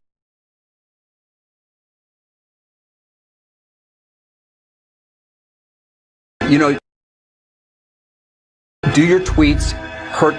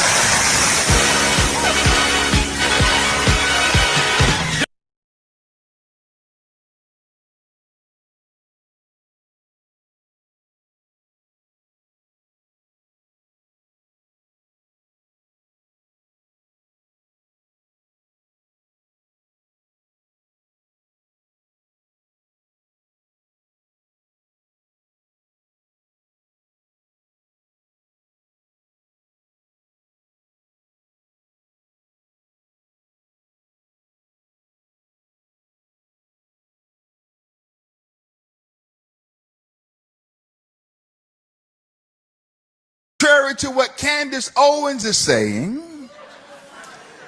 who's spending her time trying to tear down the legacy of Charlie Kirk. I'm back. Jeez. Fighting against Erica Kirk, his wife. I mean, you have to be cruel and demonic How long was to that? insinuate the things that she has insinuated over the past several weeks. She's evil. That's what it is. And a big hand clap goes there. Don't get shy on me tonight. I ain't the one. I came too far to play around. I need a hand clap there. Applause, please. It's evil. It's corrupt. It should not take place. She sounds like a jaded person who wish they were in the role that Charlie Kirk's wife is in, but she isn't. Saying it's jealousy?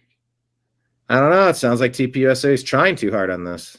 And so therefore she seeks to tear down his legacy. And at some point, her husband is going to have to walk into that podcast room and start unplugging cords.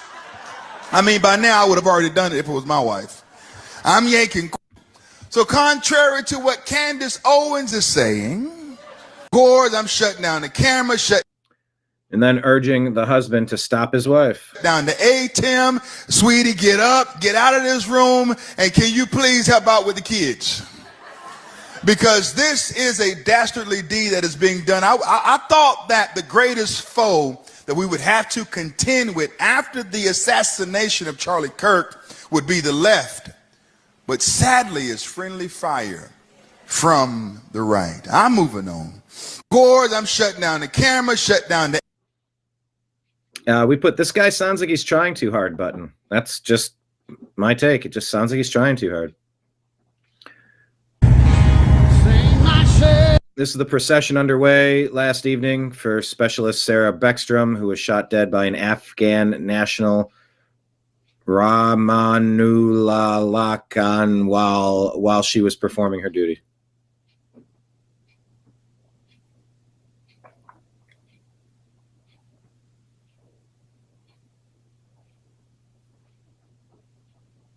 It's a damn shame.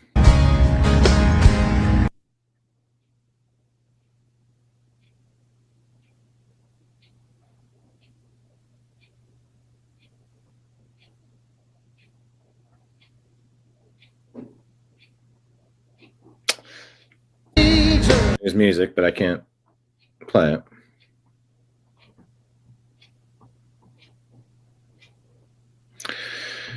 Just taking a moment.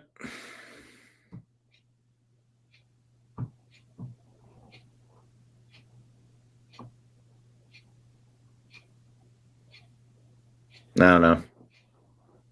Bugs me. It should bug all of us. Much more than bug.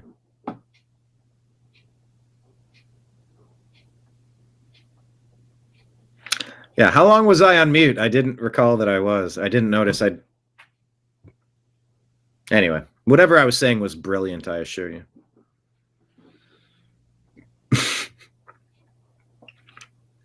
Okay, so President Trump says, this coming out, is this today, the 28th?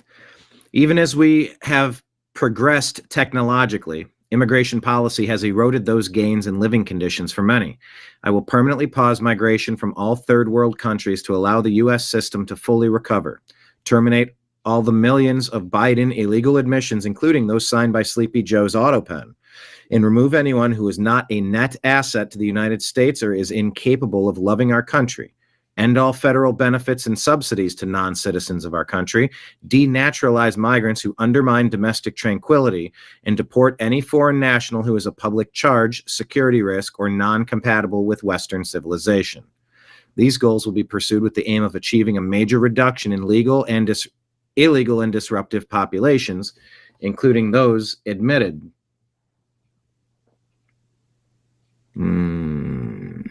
Through an unauthorized and illegal AutoPen approval process. Only reverse migration can fully cure this situation. Other than that, happy Thanksgiving to all, except those that hate, steal, murder, and destroy everything that America stands for.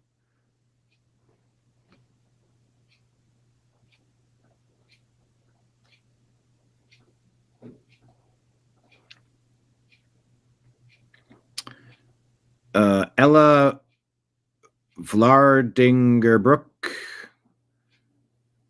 calling out Piers Morgan. Usually don't like to discuss or react to specific individuals, but I think today I'm going to make an exception because I just saw the discussion between Tucker Carlson and Piers Morgan discussing the demographic change in the UK, where Tucker pointed out, rightfully so, that white people, Britons, are soon becoming a minority in their own country. And Piers Morgan reacted to that, saying essentially, why would that be a problem? At least we've got good food now. So let me get that straight for you, Piers Morgan. You are witnessing the rape, replacement, and murder of your own people, and your response to that is, well, at least we've got chicken curry now.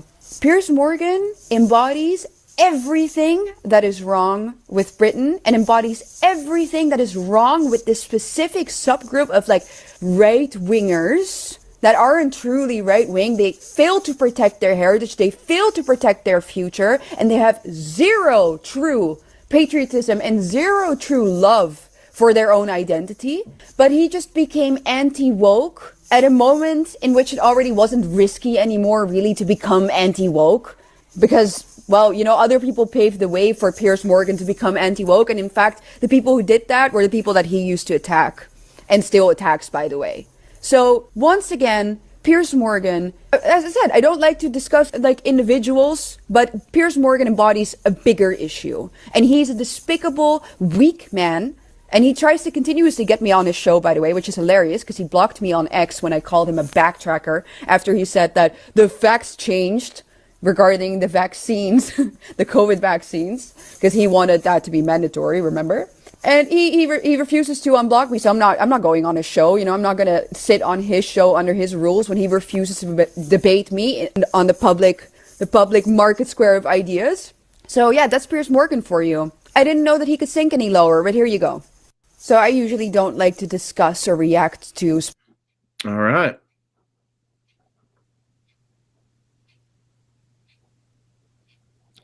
Yeah, you need Piers to be a little. It's game time. Everything's crucial right now. We need everyone to step their game up a little bit. People on the front lines are a little tired. Need a little bit of support. Okay? I think that's pretty fair to say. Here's NYPD rushing in to make arrests after Palestine protesters storm a New York City Apple store on Black Friday. That this year, allegedly? I don't know for sure, but here we go. The poster says I can watch this 1,000 times over. Which one? Grab her. This time. Grab her. Get off of her!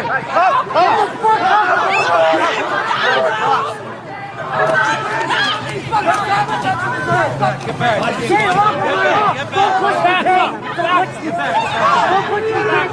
Don't interfere with the arrest, guys. Stay back. Stay back, guys. Stay back. Folks, you're gonna get arrested. You're gonna get arrested if you interfere with an arrest, all right? Hey, I'm sorry, but the guy was coming up and pushing officers and all that stuff, all right? To the protest. You're hurting them!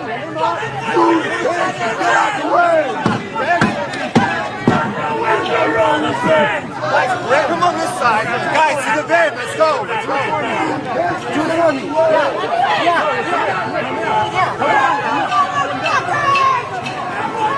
It's your stepson. Oh, I need this shit.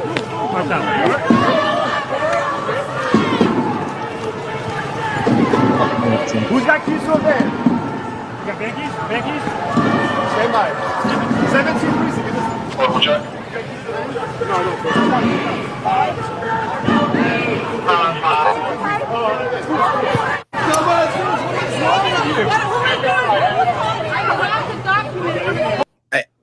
So many missed opportunities to arrest the disruptors. Don't get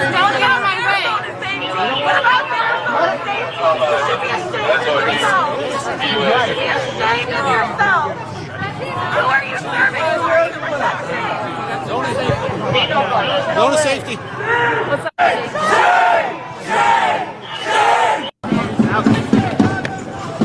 Which one? All right. Some arrests being made finally. Yeah, here's the guy. We showed you this a moment ago. Freedom Center LU. Remember why we celebrate Thanksgiving? For the glory of God and the advancement of the Christian faith, the Mayflower Compact. Feast, for the giver is faithful. Give thanks for God and country. It is the day of all nations to acknowledge the providence of Almighty God, to obey his will and be grateful for his beliefs, to humbly improve his protection and favor, says George Washington about the Thanksgiving Proclamation. Happy Thanksgiving, everybody. I'm very excited for leftovers. Tim Pool talking about what people are feeling. It's falling apart. People aren't caring anymore. There's widespread demoralization that is affecting many individuals to the point where they say, I just can't pay attention. And that's terrifying for what that means going into a midterm where we have to win. And why? Because of stories like this. This guy walked up to a woman who was sitting on the Chicago train, dumped gasoline on her head, and she fought him off and ran to the other side of the train. He lit the bottle on fire and walked towards her with it and immolated her. I believe she got around 60% burns, which she's currently in critical condition and has been now for a couple of weeks. And hopefully she survives, but there is a very high probability of fatality in this. This guy was in some kind of institution and he punched a nurse in the face. I think they said that it shattered her orbital socket. They let him out because this is what these DEI Democrat judges do. And he immediately decides to go fill up a bottle of gas and immolate a random woman. I mean, we've all that requires foreknowledge, planning. That's not just something you snap and you just had it and you let loose. Like you have to, that is so premeditated. Already had the Lake and Riley story, and we all outraged over it, and nothing happened. We had the Irina Zarutska story, and we all outraged over it, and nothing happened. Now we have the Bethany McGee story. There's not going to be any riots. There's not going to be any protests. There's not going to be a change in the judicial system. Trump's indictments are not going to work. I'm sorry. Spare me. These politicians who are saying, trust us. People aren't caring anymore. Man.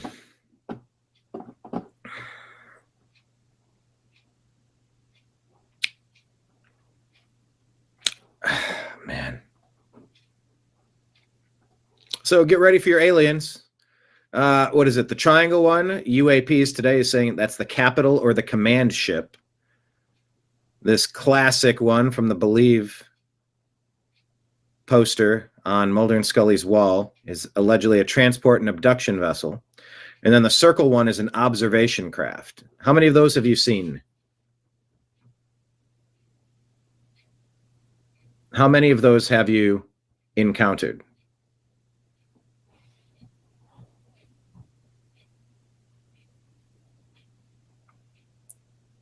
In New Mexico, the observation craft is the one that I saw. Over the mountain range and through the woods to grandmother's house we go.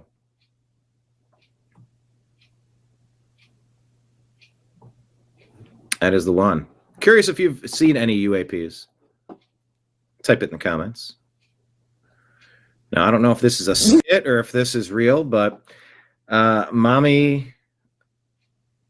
VS Pharma says this is a mom being threatened with losing her kids by a doctor, allegedly. You're going to force me to put my kid on ADHD medicine, or else you're going to call CPS on me? Be real. I never said anything about forcing you. I'm saying this is what's recommended for your kid. You have to put your kid on these meds. Like, he says it's not about force, and then he says you have to do this. That's force. It's best for your kid. I'm trying to do you a favor. Not even do you a favor. Do what's best for your child. And if you don't follow these instructions, ma'am, I will be forced to call CPS. So you are forcing me. You're saying either I put my kid on medication that they don't need. I will be forced to call CPS. What you're doing right now is jeopardizing your kid, jeopardizing your kid's future. I'm not trying to sit here and argue with you. I'm not debating with you. I'm the doctor, so I'm telling you what's best for you. I'm the doctor. That's your call to authority. Oh, fuck that. Oh. That tactic. I don't like that tactic at all. And your kid. But I don't understand because my child has not shown any symptoms of ADHD, and I'm asking if I can get a second opinion, and you're telling me no, either put my child on medication or you're calling CPS. Okay. That's forcing me. You asked about a second opinion. I am your second opinion. I'm the doctor. No, you're not. Oh my God. This has to be a skit. Is this a skit? Because it's like getting me ragey. You don't threaten parents like this. You are the first opinion. Okay. All right. Well, first and second. Why? I'm your doctor. First and second? This has to be a skit. This cannot be real life. If you don't trust your doctor, then you shouldn't be, coming here. Which is crazy for you to think that you wouldn't want to. Is this real life? Is this how they abuse people that don't know they need to stand up for themselves? Is this really happening on a large scale? That this guy feels so confident he can pull this shit? You go to anything. Go to a dentist, you go get a second opinion. Go to a auto repair shop and get a second opinion. Kenneth thinks it's a skit. David says it's crazy if it is real. Danette says it's a shame that they're using tactics like this to further their cause. It's more than a shame. It's clenched fist territory. Like, this is abuse. If I trusted my doctor wouldn't be threatening me with calling CPS. That would be me trusting my doctor. Like I said, it's not a threat. It's not a threat. I'm trying to do what's best for you and your kid. If you love your kid enough, then you will listen to my words. Don't tell me if I... If you love my kid enough. If you love your kid enough, you'll do what I say. This has to be a skit. I love my kid or not. That's my kid. That's my kid. I understand that's your kid, but understand that I'm the doctor. I am doing what's best for your kid. I'm literally showing you the results. I'm giving you the best. You're gonna force me to. So I don't know. It gives me some vibes that it might be a skit, but who the heck even knows? Who the heck even knows?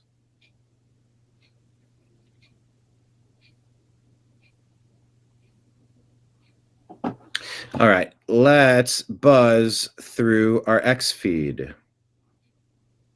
Remember, please hit like, hit subscribe, share the show to a friend. Rumble, Rant, Super Chats are there. Let's go. Whoop, wrong button.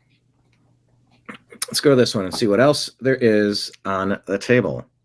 There's our Patreon link. You can click it to become a monthly member. These are the two things that I said I was going to share. The family of Bryce Dunlap, who passed away, and it led to the liver transplant for Bernie Kosar. Both of them, if anyone's interested in making a donation.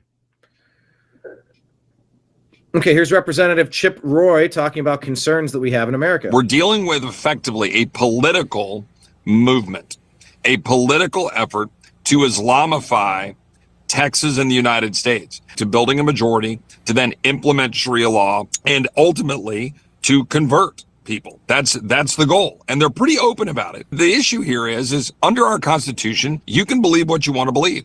It is a fundamental part of the First Amendment. But at the end of the day, when you've got something that is undermining our rule of law, undermining our Constitution, we do not have to allow more people to come in who adhere to it, nor do we have to allow the creation of communities that are exclusionary and designed to implement Sharia law and so forth. As we enter Thanksgiving weekend, understand, importantly, our Judeo-Christian heritage serves at the center of who we are as a country, and we have to remember that even as we protect the Constitution and the First Amendment, but we've got to remember to protect our culture at the same time. We're dealing with effectively a political movement, a political effort.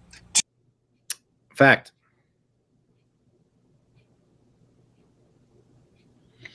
All right, Paul. They're trying to take over Texas and change it. Sharia is incompatible with the Constitution. No thanks. David says that the crazy stuff every day makes my head hurt. I know. Danette says revoke that guy's license. Oh, 100%.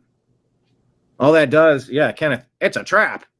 All that does is make sure that none of us want to be around it. You want to make sure I never go to a doctor? Well, there you go. Pull one of those stunts.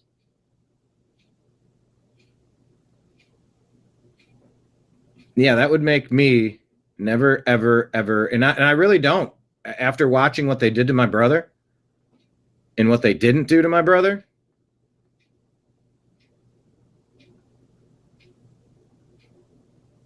I really have no interest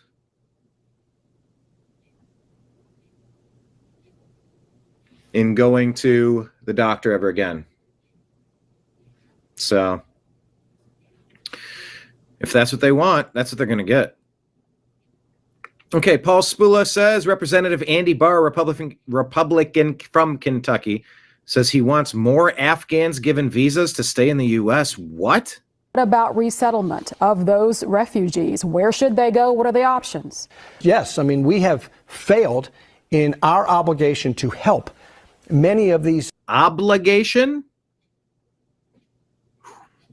Why is there an obligation? Failed in our obligation to help many of these Afghans who risked their lives and in many cases died for the cause of their own country in assistance to the United States. And we owe them to help them get into our country with these visas and the P1 and P2 visas as well. And I voted for these special immigrant visas because it would send a terrible message to our allies around the world that we're going to abandon you if you help us in your time of need. Right.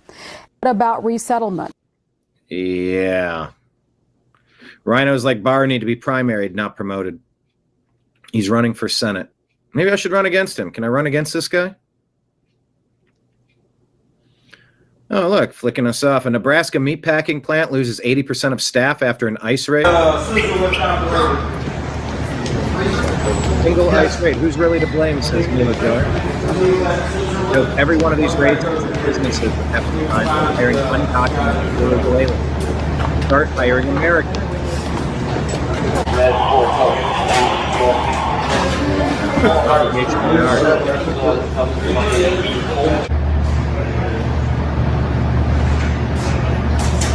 All American jobs.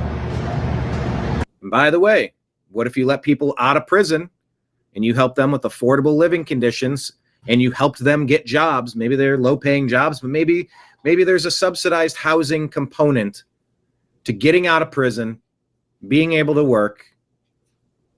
You can have a life, get out where you don't have to have the taxpayers paying for you. Like, if there's nonviolent people that can come out, we should be working for that. You want illegal alien invaders, or would you maybe like to clear out some of the nonviolent people clogging up the prisons so that you can keep the violent people forever? Forever.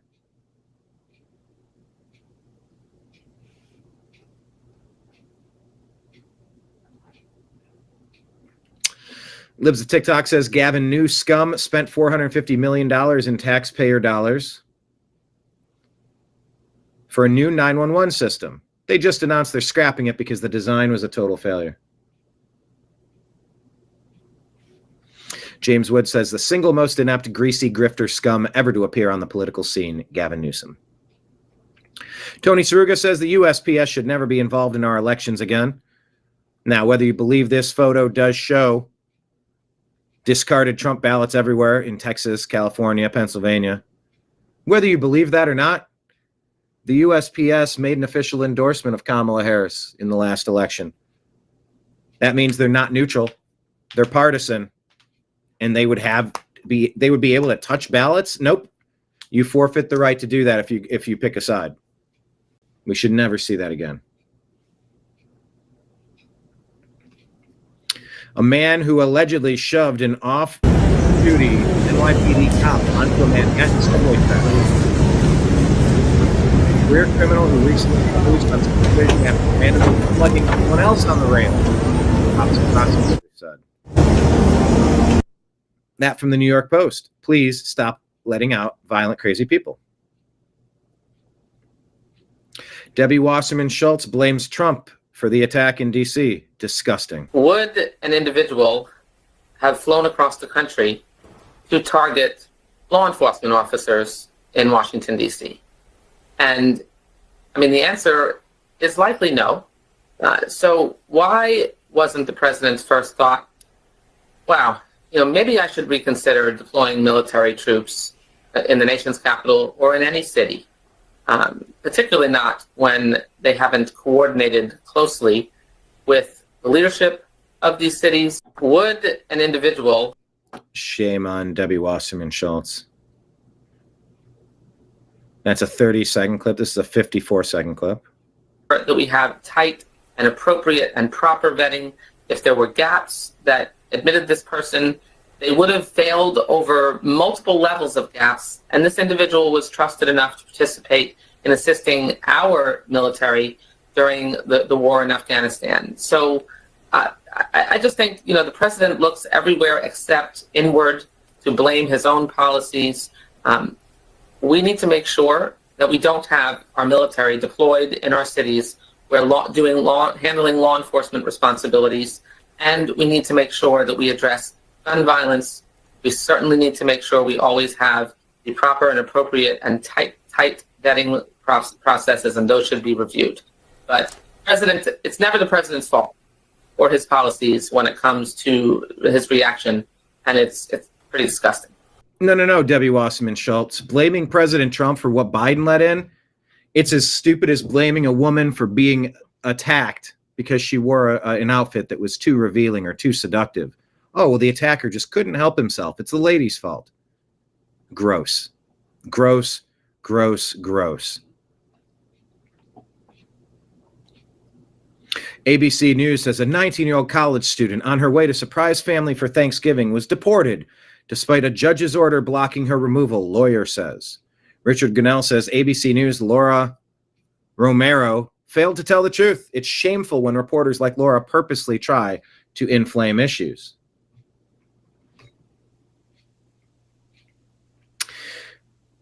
This woman was in the country illegally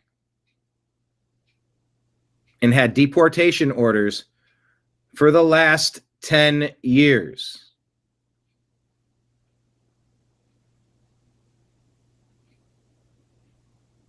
Deportation orders for the last 10 years. But that's not how ABC frames it, huh?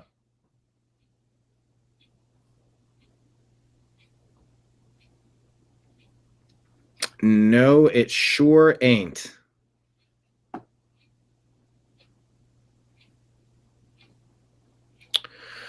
What was this one? April 23 of 2025. An Afghan national, another Afghani, involved in a Fairfax police shooting was linked to recent D.C. incident involving National Guard members. Yesterday, November 26, 2 National Guard critically injured. Looking back to April 23 in Fairfax, Virginia, a routine traffic stop escalated when Jamal Wali, a 36-year-old Afghan national, expressed frustration, then mentioned the Taliban before firing at the officers. One bullet injured 2 officers in their arms, but they were treated and released while he was fatally shot in the exchange. Body camera footage captured the event, showing his anger toward the United States. These incidents raise questions about the vetting processes. Both individuals entered the U.S. under programs from the Obama and Biden admins. Wali in 2014 as a translator and Lock and Wall through asylum pathways amid the Afghan withdrawal. Concerns have been voiced about border security and immigration policies that may have allowed unvetted entries.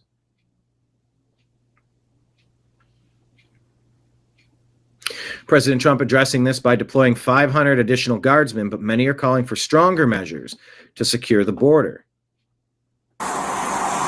I can't even go back to my fucking country because of you fucking people. I started in fucking army. Every time you come and fucking kill me, every time. Do you have the registration of the vehicle? Nothing. You got nothing? Nothing. All right. Yeah. And you don't want to give me your name? Sir, why? Look, hey, I died. There's more to it. Let's keep going. And when I was serving you, with you liars, with you people, with American status. I served as well, sir. Yeah. You liars, you Americans. He hates us and he hates it here. So you brought me to you fucking people brought me to this goddamn country, and I'm dying every fucking single day, and I have 4 children, and we wholly survive because you're a fucking vicious people. Okay. Yeah, because I can't get a job, I can't get a disability, and they took my fucking license because I'm not able to pay the insurance. So why are you fucking trying to kill me? I'm not trying to no, kill you, you sir. are. I'm already died. I don't give a damn fuck. Subject's armed, refusing to give ID. Don't reach for anything, No, dude. Don't unbuckle that. I'm telling you, don't reach. I'm telling you, don't reach. I don't Subject give a keeps damn reaching. fuck. I don't give a damn fuck. If you fucking do anything, don't do anything. Subject keeps reaching for his weapon. No, I'm not. I'm not reaching. Okay. Church on you, field. Tell us over your restrict gate 1439. Sir, I stopped you for a lawful traffic stop. I don't give a damn fuck. Okay. You liar. I'm not lying. No, you're lying. It's obviously right there. If he keeps reaching for a gun, why is he still talking to this guy? Why hasn't he drawn? Why hasn't he said, sir, it's time to put your hands on the dash. We're going to get you out of the vehicle. We're going to start this over. He's reported that the subject keeps reaching and that he's armed. Why hasn't he drawn and said, it's time for you to put your hands on the... Like, here's how we're going to do this the safe way. Feels like a mistake. Oh, no. Today's So the day, buddy. what I'm asking for is you to identify yourself. He said, today's the day, buddy. Traffic. I don't give a damn fuck. Okay. You liar. I'm not lying. No, you're lying. It's obviously right there. You are no. Today's So the what day, I'm buddy. what I'm Today's the asking day, for fucking is you to dumbass identify liars, yourself. White people. You lied for You dumbass liars, white people. fuck. Okay. You liar. I'm not lying. No, you're It's lying. obviously right You there. are no. Today's So the what day, I'm buddy. what I'm Today's asking the day, for fucking is you to dumbass identify liars, White yourself. people. You lied for 25 years. Alrighty, Bravo. You direct on that. You brought me to this country. I started with special forces. I lost my own fucking brother. I lost my everything. I'm sorry. I have nothing. I'm sorry to hear that. No, you're sorry to hear that? No, don't play that bullshit. So you don't have a registration to the vehicle? You know what? Listen, you're American, okay? Yes. Yes, you are American. Why is he allowing this other guy to command the stop? I mean, all these, you take information from the moments I give you my for training purposes. fucking, what do you call that shit? Take it. They took my driving license. So Okay. they took it away? Yeah, for no fucking with fucking Taliban. Better than you. I was concerned and a fucking dumbass fuck when I was concerned about Taliban, but in America, since 2014, I'm concerned about more about you people. Because Okay. you lie, because you play games, that's how I'm going deeper, deeper, deeper. Okay. Yeah. So these are my partners here. They're coming up. I don't want you to get rattled, but it's because you were reaching for your weapon. No, I'm not reading, sir. Hey, I sir, watched you do it. I don't give a damn fuck. It brings as many people as you can. Okay. Go ahead. You're not listening. What I'm telling you. I am listening to you. I have 4 children. Do not reach your gun. Bravo, everybody slow down. Units have to say slow down 1421. Hey, so listen, American. At this So right there, they touched the vehicle. Slow down 1421. Hey, so I forget what the reason is for that. listen, American. This is take it. I take this with you, okay? So now you want to give me that? Hey, no, you reach it. No. 800 Bravo, shots fired. Yeah, boy. Jesus Christ. Yeah, today's the day, you effing DA white people. Get out of here, is what he said right before shooting at the police. Importing people who hate your citizens is treason and should be treated as such, just like the guy who shot the National Guard this week. This man should have never been here. Chris Martz says 25 years ago, experts said snowfalls are now just a thing of the past thanks to global warming. Now experts say global warming causes heavy snowfall. Is there anything global warming cannot do? Come on.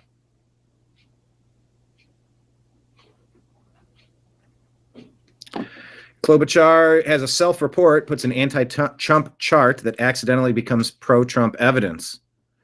When your own receipts expose you, Senator Amy Klobuchar tweeted that electricity prices are surging under Trump, leaving millions behind on utility bills. She even included a clear chart to prove her point, says Mario Nawfal.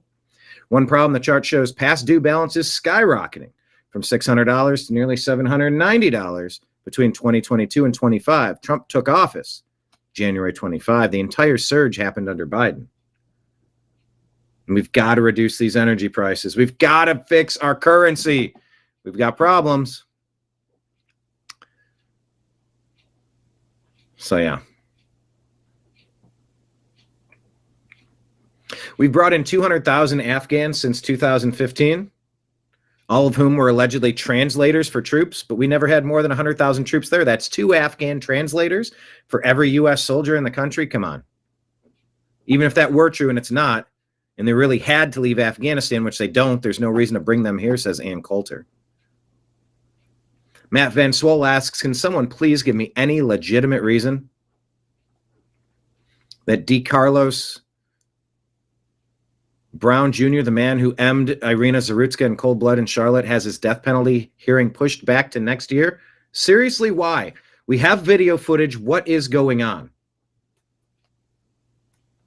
Lake Leon says, if I was the cop in that traffic stop, first time I tell you, there would not be a second. I know. Danette says he's a good police officer. He was trying to help the dude. I get that he was trying to help him. He wasn't good at the de-escalation. I know it was a tough spot, but we got to learn from it because he didn't handle it well. That guy was agitated. There had to be a way to say, sir, I see that firearm beside you, and I can't continue this conversation like that. So here we're going to change the venue. You're going to step out of the car, but you can put your hands on the steering wheel first. This is a tense situation that doesn't need to be. Let's figure out a way through this.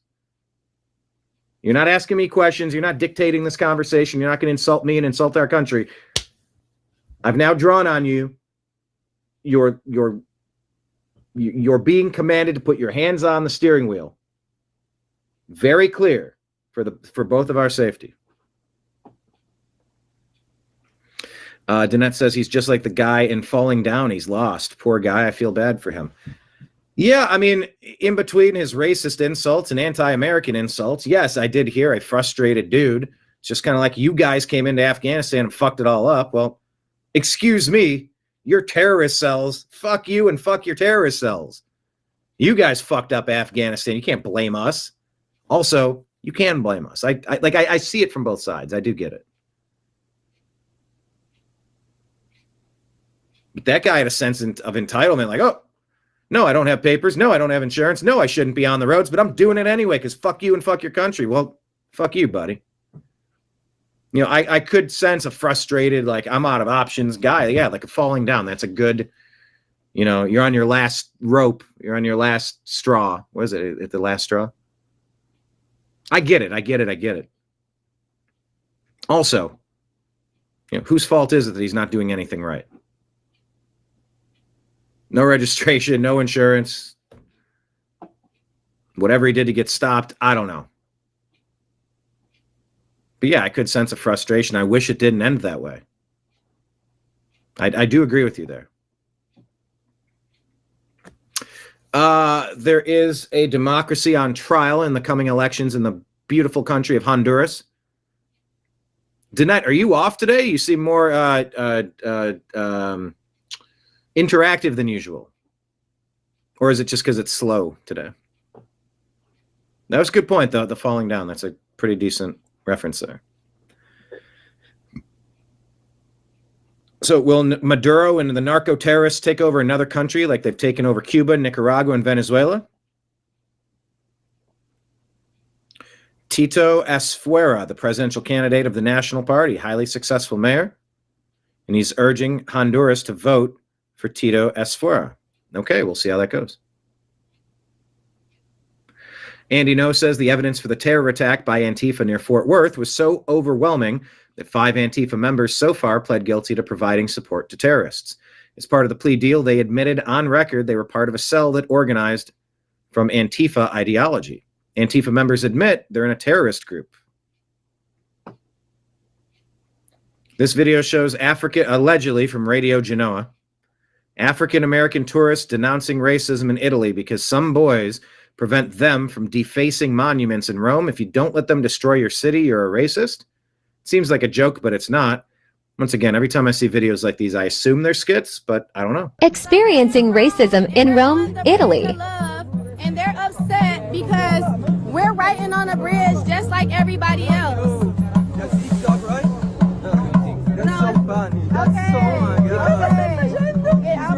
She says, we're writing on a bridge just like everybody else. And these people are like, no, don't write on the bridge. Yes, I am.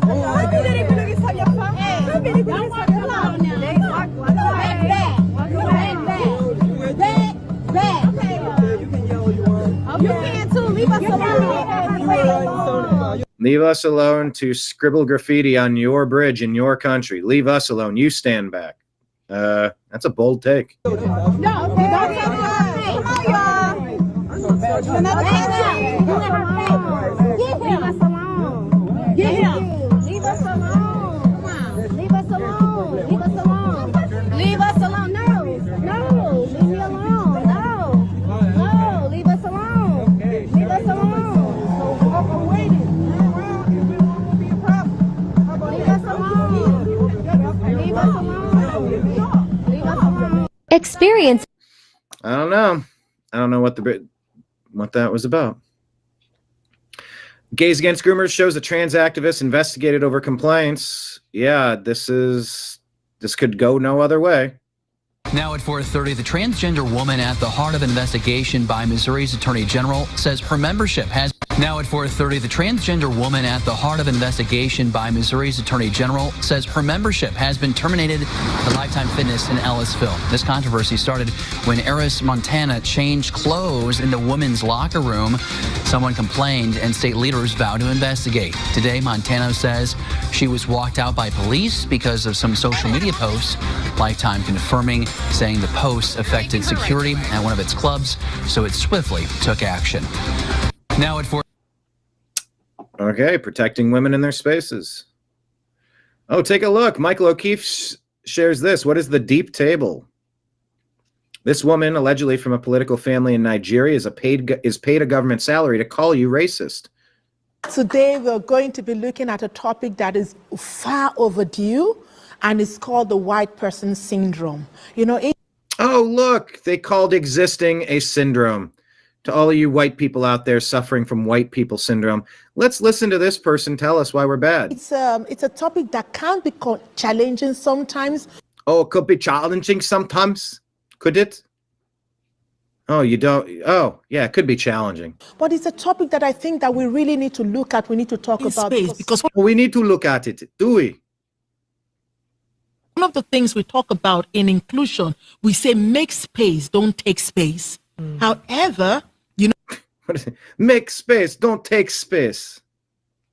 When we look at the numbers of ethnic minorities, look at the numbers on my Miss Cleo. Call me up now. I tell you that white is bad, man. Miss Cleo, 1-900 white bad. WHITBID, man. 1-900. There's not enough to take those spaces if. There are people already calling in, man. Call in. We help you with your future. 1-900 white bad. WHIT bad. BID. People are taking spaces right now. So we do still need, I said like the civil rights movement worked because black, white, green, blue, yellow, everybody came together to make it work. So I argue that I didn't create racism. So I didn't create racism. I'm just profiting off of it. Constantly peddling it. At 1-900 white bad. Call me now. It's your job to fix it. It's your job because only one type of person is bad. And that's you. Call me at 1-900 white bad. WHITBAD. Because you're the problem. You must fix it. I didn't create racism. I can't be racist. 1-900 white bad. Everybody came together to make it work. So I argue that I didn't create racism, so it's your job to fix it. There's only racism because of you. So call me up and give me your money that you probably stole because whiteness is badness. Call me 1-900 white bad. Right? Right. But very, very important to have these kinds of. Yes, it's very important to have these kinds of conversations because I can point my finger at someone who doesn't look like me and blame them for all of the world's problems. Sure, dude. Conversations, because if you look at where Ireland is going. Where is Ireland going? It's being invaded? Go figure. Sometimes I really get scared, Scared of what? Being an outsider that's trying to conquer a nation? And we all know that Ireland is becoming more diverse. Is becoming or is being invaded intentionally? So that non-citizens can change what their culture is about. Don't you think that that would alienate the people of these cultures who have a right to exist? Without you and your ilk meddling? What do you mean my ilk? I mean anyone who's not from Ireland. And I don't know if he is or not, but... And with that comes a lot of pushback from some people who feel like people are invading their land. That's exactly what you're doing, yes. That's exactly what's been happening for 20 years. All across Europe, Canada, United States, pick a country. And, with sovereign citizens being replaced by foreigners, non-citizens. Seen that with the series of protests we've had in the past few months. Oh, yeah. How bad it is that they're protesting what they don't like, of course. And, I think protesting what they don't like is preferable to the other method used to repel an invading army. Is this anti-migrant sentiment? Anti-migrant, anti-illegal alien invasion sentiment. And I think it stems from the fact that a lot of people don't understand where some of these migrants are coming from. They don't need to care where these migrants are coming from. If they're not invited, they're not welcome. It doesn't matter where you came from. They don't need to understand. They don't understand why they're here. They don't understand, what they're here for. It doesn't matter if they weren't invited. They don't get to be there. So go away. And there is a gap in terms of communication. Communication, like not everybody showing up into Ireland knows how to speak English, doesn't understand the culture, doesn't understand the people, doesn't respect the place that they are. Committing piles of crimes against the citizens of the country, turning the citizens of the country against the invading army. Between, the traditional white Irish people. Oh, there you go. Traditional Irish white people. And others who are here. Because a lot of people feel like, you come into Ireland, you're coming to just take away. But coming to take away Irish life. Yeah, that's exactly what happens if you try to change it. If you understand people, you understand their cultures, you understand, that they are actually coming here to make a living. They're coming here to make a living. Who invited them? Who said that's what the Irish people wanted? And no, from Afghanistan to throw your dart onto the map, how many people showing up are to overthrow the country and install Sharia? More than zero. And that's not compatible with sovereign nations who value freedom and liberty. It will help you. So I think don't tell me what will help me. A lot of people need some sort of education. They need to be educated. They're just too dumb to realize they shouldn't be white and Irish and that they shouldn't keep their country safe. They should allow themselves being invaded by whoever you are coming from, wherever you're coming from. This isn't against any one group anywhere. The gall of this guy. We need to talk to ourselves more. That's lacking right now. So because if we allow the quiet few to keep talking, because I believe if we allow the quiet few to keep talking, those people who are who have some of this syndrome or these people who have this syndrome, who are anti-migrants, for example. Oh, see, it's a medical condition. It's like a mental problem. If you don't want your nation overrun with people who are not, look, Columbus, Ohio. Do you want Columbus, Ohio overrun with people rooting for that team up north? No, you don't. In Columbus, Ohio, you root for the Ohio State Buckeyes.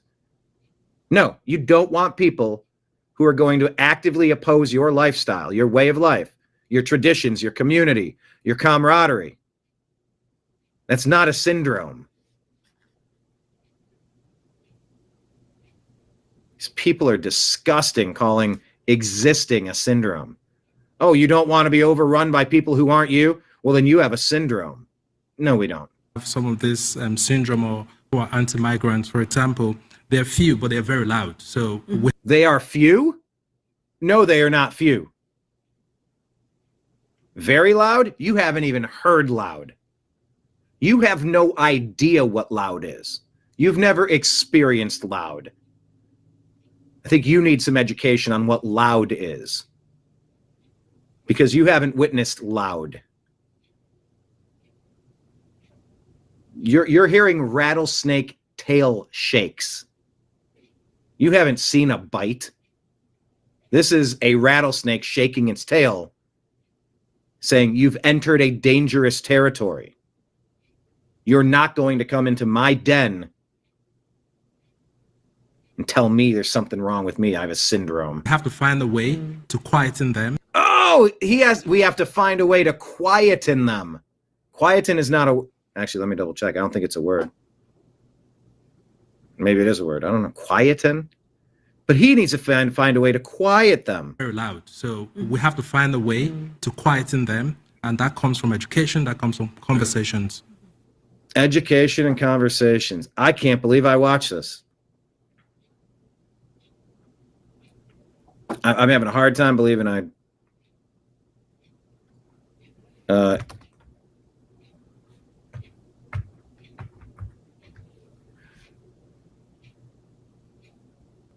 to make her become quiet. She quietened the children. It's more common in British and Australian and New Zealand and other Commonwealth varieties of English. Quiet is a more common American English. Both are completely correct. A regional preference. Well, it's not my preference. Danette, I hate this world. It's a clown world. I know it is, but I know. Danette says the boys are home at work. Home, I can't work today. They're too loud. Got you on that.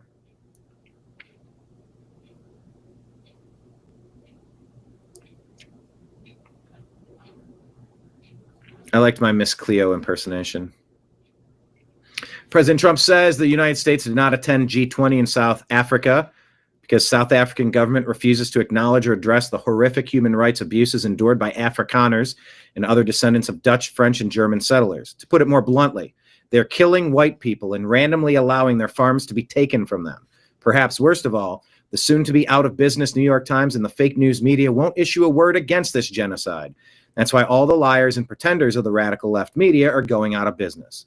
At the conclusion of the G20, South Africa refused to hand off the G20 presidency to senior representative from our U.S. embassy who attended the closing ceremony. Therefore, at my direction, South Africa will not be receiving an invitation to the 2026 G20, which will be hosted in the great city of Miami, Florida next year. South Africa has demonstrated to the world that they are not a country worthy of membership anywhere, and we are going to stop all payments and subsidies to them, effective immediately. Thank you for your attention to this matter. Oh, they screwed up big time.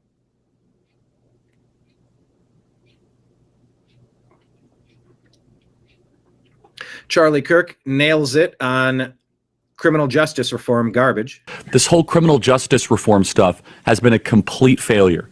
And a lot of people on the right fell for it, and it was obviously pushed for people on the left, and the Koch brothers put a lot of money behind it.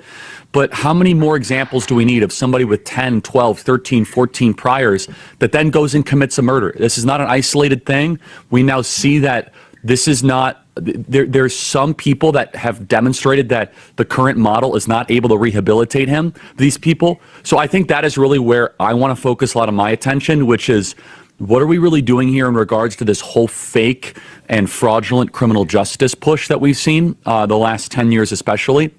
Is it making us safer? Is it making our streets better?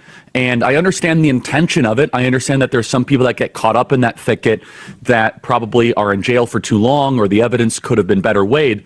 But largely, we do not. Yeah, and there are some of these things, of course. And I'm not encouraging recklessness, but like that's what, 5%, 20%? Once we know someone's crazy violent, they need to be committed for life, and you don't let them back out.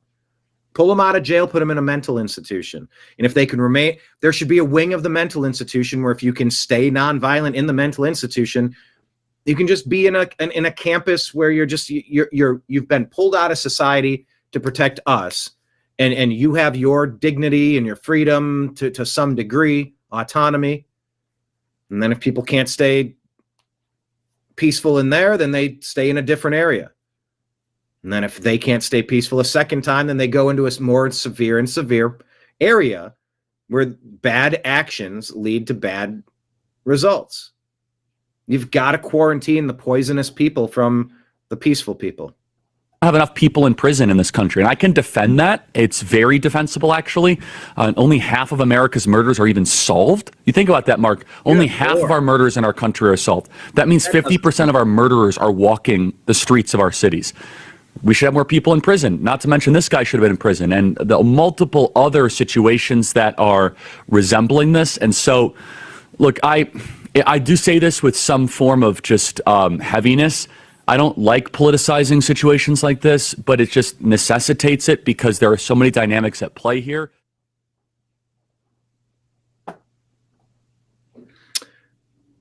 Yeah, people with 10, 12, 13, 14 priors, and then they go and commit a murder. Terrible. Eric Daughtry says, Eric Swalwell's lawsuit against Trump FHFA Director Bill Pulte has been assigned to Judge James Boasberg. Impeach this corrupt judge already. Representative Keith Sells says, how does every establishment case keep getting assigned to this judge? It's a preordained outcome. Get him out of here. J.D. Vance says, I remember back in 2021 criticizing the Biden policy of opening the floodgate to unvetted Afghan refugees. Friends sent me messages calling me a racist. It was a clarifying moment. They shouldn't have been in our country. Elon says VP Vance was right. Breaking, Miguel Martinez, who weaponized his white van, fled on a high-speed chase through the city, and then tried to ram federal agents in an attempt to escape, had his charges dismissed by a Charlotte, North Carolina judge, and they let him out of prison. Are you out of your mind? What is this? Hey, they chasing the Migos. Get him! Get him! Get him! Get him!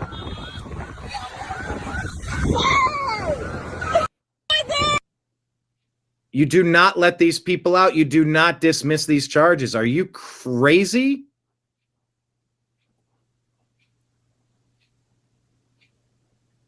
Progressive North Carolina magistrate, according to Right Angle News Network, Judge David Kessler has dropped all charges and freed Miguel Martinez after he fled federal officials and used his white van in an attempt to ram federal agents.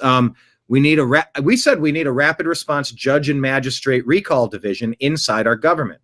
We tagged Elon and said, just like how Doge reviews and clarifies spending, could you envision a panel of judges voting on consequences for horrendous judicial decisions to quickly recall the compromised or foolish? I'm asking him instead of President Trump. Dr. McCary talks about the CDC being involved in disguising data regarding myocarditis and shots and stuff. Take a listen to that. Jennifer Ruth Green says, I just want to point out that the thousands of service members who refused the illegal order from Joe Biden that forced them to get the vaccine were fired without their benefits, and Democrats were perfectly okay with it. Kobeisi letter says stock market futures have been halted due to a cooling issue at a data center for the Chicago Mercantile Exchange. Stock market futures halted. Are you buying that? I don't know. What is this here? No more games after today's attack. Everything is under review. Let's listen to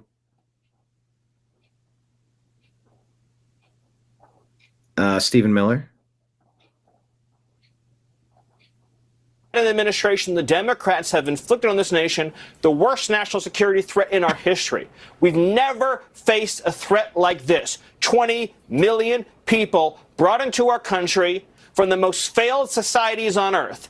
Afghanistan, Somalia, Libya, Iraq, brought here, no vetting, no conditions, no rules, brought here on visas, brought here on, as refugees, brought here as asylees, brought here as illegals, brought here in every way imaginable, by plane, train, bus, automobile, by land, by sea. For 4 straight years, they deluged this country. And now more blood is being spilled as a result. What you heard tonight from President Trump, the breaking news here tonight, is saying that his government is going to accelerate efforts to review every person added to this country over the last 20 years, or the last 4 years, all 20 million. Now, obviously, if you're illegal, you're out automatically. But everybody else who is brought here, refugee, asylum status, whatever status, as he said, if you're not someone who loves this country, if you're not adding benefit to this country, then we're going to send you out of this country. Because it's enough already. No one else has to die. No one else has to be murdered. No one else has to be shot. You don't like it here. You don't like us. Go away. We have the CBP home app that every illegal alien is supposed to be using. That's on them. It's not on us. They need to leave, and they know it, and they'll get the flight paid for. It's not on us. The Democrats did this. No more empty seats are needed at the Thanksgiving table or the Christmas table because of what Democrats have done to this country. So tonight we heard from a commander-in-chief a historic announcement, a brave announcement, exactly what America needed to hear, Kellyanne. All right.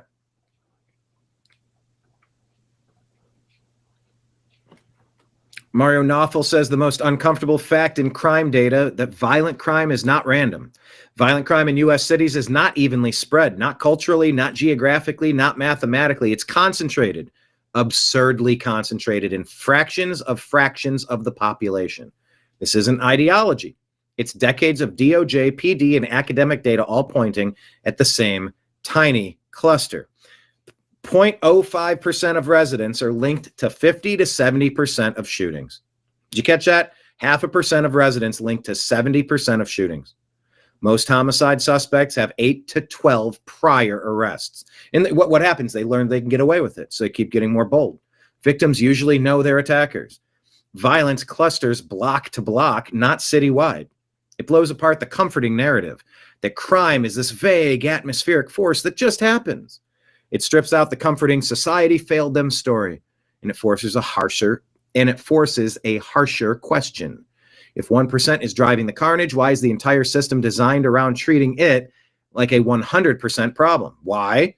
Because it's easier to redesign a city than to confront the handful of people actually pulling triggers. It's easier to blame society in general than acknowledge that a tiny network of repeat offenders is blowing holes in entire neighborhoods. God, I've said this for so long.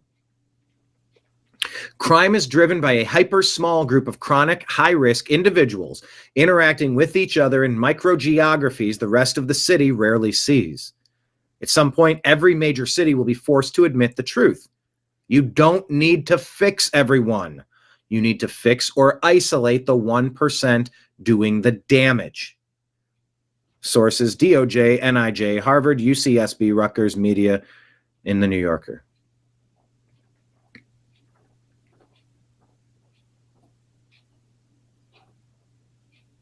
Opinion here says from Mario Knopfel, in Chicago, crime isn't racist, but letting criminals walk free is. Chicago is bleeding, and Mayor Brandon Johnson says the solution is not to incarcerate violent offenders because doing so is racist. This comes after a career felon with over 40 prior arrests set an innocent woman on fire when he should have been in jail. But since he's a disenfranchised minority, it's a different story. It's a whole different story. Mayor Johnson brushed it off as an isolated incident, but the people of Chicago see it for what it is. Leadership failure wrapped in identity politics. As Elon bluntly put it, murderous thugs should be incarcerated so they can't murder people. Doesn't matter what their race is, obviously. This isn't about race, it's about responsibility. A justice system that refuses to jail violent repeat offenders isn't progressive, it's deadly. And every time a city official dodges accountability in the name of equity, more innocent people die. Chicago deserves better. America deserves better.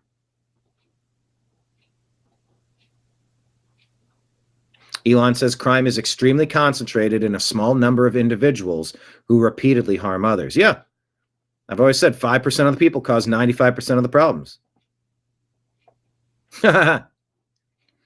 Crime keeps on ticking, ticking, ticking into the future. What is this here? Oh, this looks wonderful. Wall Street Apes shows allowing this, pointing at Dearborn and Hamtramck, Michigan, is what led to the guy shouting Allahu Akbar and shooting 2 National Guard at the White House. An entire auditorium of Muslims are shouting this in the United States.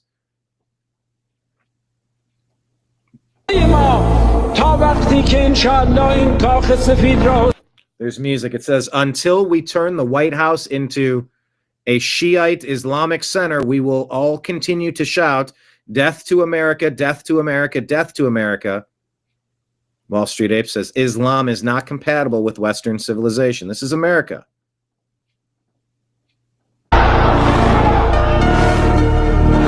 There's too much music to play it.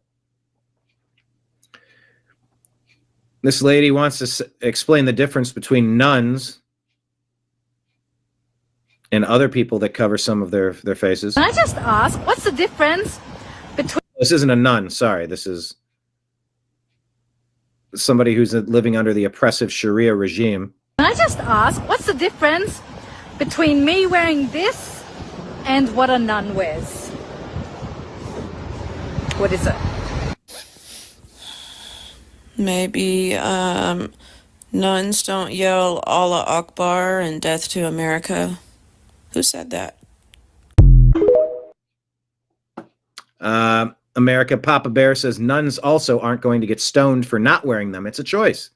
Also, nuns don't randomly go boom. Just saying, there are actually differences. In the middle of Dearborn, Michigan, an entire crowd is chanting.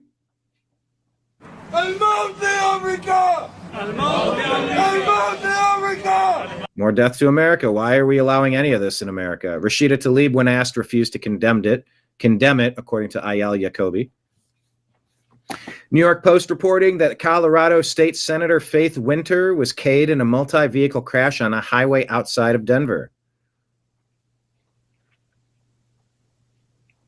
That's awful. Prayers to the family. I think it's a Democrat, and I don't like Democrats, but I don't like seeing this either, so prayers to everybody. It's not that I don't like Democrats, I don't like Democrat policies. And if there's people that are foolishly supporting Democrat policies, I'd like for them to stop doing that. And that makes it easier to like you. Libs of TikTok says Minnesota's largest teachers union has a program to come to schools and train teachers on interrupting whiteness and social justice. Why do they hate white people? It's blatant anti-white racism. Interrupting whiteness, pushing LGB, etc. stuff. Teaching everything through racial justice. Racial justice is a very vindictive mentality. It's a very vindictive strategy. Cultural competency. Yeah, okay. Declaring a whiteness pandemic, telling moms and dads to re-educate themselves and halt the whiteness pandemic like it's some sort of disease that needs a cure. Forget inflation, illegal immigration chaos, or kids failing at math. The real crisis, according to them, is white parents existing. Here, let me just play her words. Who is this? Well, Wall Street Apes, conservative Barbie. The University of Minnesota, a taxpayer-funded school. There's too much music. One study they cite surveyed mostly liberal white women making $125,000 plus who apparently concluded that color blindness, passivity, and white fragility are all part of the problem. Oh, and the project's funding comes from partly the National Institute of Mental Health. That's right. Your tax dollars are paying to label white families as systemic racism incubators. This is what happens when woke universities replace education with indoctrination. We all know they're not teaching kids to think. They're teaching them to hate themselves, their country, and their families. Parents, stop apologizing for who you are and stand up for what's right. They're calling it a pandemic, but I call it pride in my country, and I don't plan on curing that anytime soon. Daniel Horowitz says, by my calculation, the U.S. admitted 1.453 million immigrants from roughly 43 Muslim majority countries between 14 and 23. That figure doesn't include over 100,000 student visas, nor the thousands who've overstayed tourist visas and then vanished inside the United States. Democrats are angrier at Trump for stopping third world immigration than they are about 2 members of the National Guard being hunted down in the streets of America and shot in the head. Tells you all you need to know. Bad Kitty Unleashed says at least 5 of the seditious 6 were recruited and trained for office by New Politics. Maybe even all 6. Jason Crow and 6 other Congress members are involved in recruitment, allegedly, per this Bad Kitty Unleashed account. New Politics is a purpose-built political talent agency and campaign accelerator that recruits, trains, and develops leaders with service backgrounds to transform our politics. They even recruit from intelligence agencies, too. Not even 2 months before the military coup narrative was started, I'll explain later, New Politics got a sudden infusion of $20 million, more money than they've seen in 8 years of operations. Where did it come from? Representative Pat Ryan, Democrat, New York, who will co-chair the effort, said the country is at a crisis moment in political leadership and ex-federal workers are among the potential recruits. Ryan is co-chairing the group's new recruitment effort called The Next Mission, empowered by $20 million, which will aim to recruit 5,000 candidates up and down the ballot over the next 4 years. More than 30 elected officials are participating in the New Politics Recruitment Committee, including 6 other members of Congress who have worked with the group in the past. Among them, Rep. Jason Crow, Colorado, Democrat, who's also co-chairing recruitment efforts for the Democrat Congressional Campaign Committee. Emily Cherniak is the founder and executive director. Here's the 5 they have listed, and she's archived all the pages.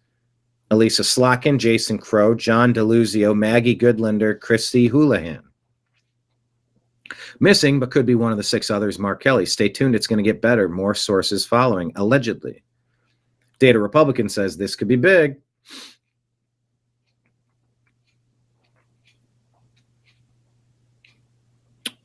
This person says Islam does not support terrorism. Anthony Carl says, then what do you call people who say kill infidels? And it doesn't mean peace.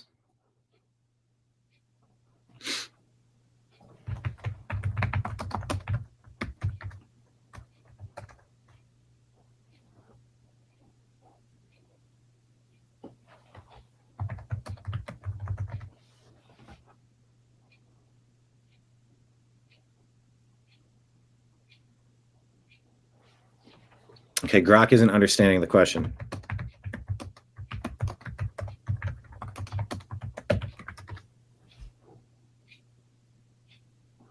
Both are correct, says Grok, but they come from the same Arabic root and are closely connected.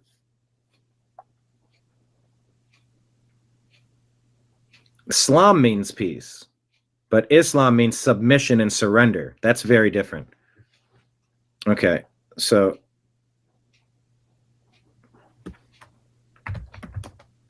Islam means surrender.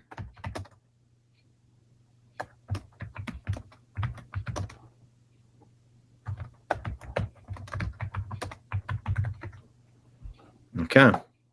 I downvoted that because it just lied to me. I work with artificial intelligence as if it cares. All right. So, yeah, there's more about immigration attorney colleagues, migration and deportations of third world migrants. That's essentially what I wanted to share with you today. Other than the Soros-linked NGO World Relief funded the settlement of National Guard shooter in Washington State from Afghanistan. World Relief received U.S. taxpayer dollars. Sorry, I did have another story or two. Through U.S. aid. The same NGO has worked with pro-migration and open borders groups in recent years that are heavily backed by George Soros. Every freaking time, says Eric Daughtry. World Relief. Thanksgiving with the Democrats. White meat is racist. Is this turkey halal? Screams Mamdani. Fetterman's trying to serve reason. Can we all get along? Elizabeth Warren, this holiday is an insult to my people. She's wearing a headdress. Gavin's plate's on fire. Joe wants the seat at the head of the table again. Kind of funny. Data Republican said World Relief's COO got his start in USAID. World Relief. Dan Bongino's talking. Well, take a listen. I mean, I gave up everything for this. I mean, you know, my wife is struggling. I'm not a victim. I'm not Jim Comey. It's fine. I did this, and I'm proud I did it. But if you think we're there for tea and crumpets, well, I mean, Cash is there all day. We share it. Our offices are linked. He turns on the faucet. I hear it. He's there he gets in at like 6 o'clock in the morning. He doesn't leave till 7 at night. You know, I'm in there at 7:30 in the morning. He uses the gym. I work out in my apartment. But I stare at these four walls all day in D.C., you know, by myself, divorced from my wife. Not divorced, but I mean separated, divorced. And it's hard. I mean, you know, we love each other, and it's hard to be apart. But you're doing some great work. You're straightening out the FBI. You're moving buildings. That was from before, but you know, we're kind of looking at all the people on the team. Are they up to the task?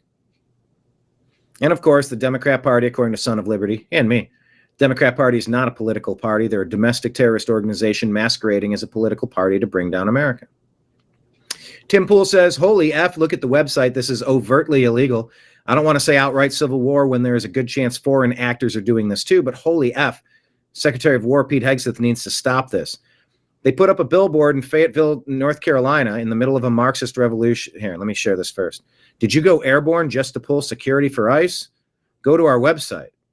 Left is on a full court press going to work on the military, sowing seeds of dissection, chaos, and confusion. If you go to the website, you saw the billboard, you have questions. But first, make sure you access resources from a personal device, not a military or government computer, email account, phone, or Wi-Fi. Use encrypted Proton Mail email account. Use the Signal app for encrypted texts and calls. Use a virtual private network like NordVPN. This is sedition. This is treason.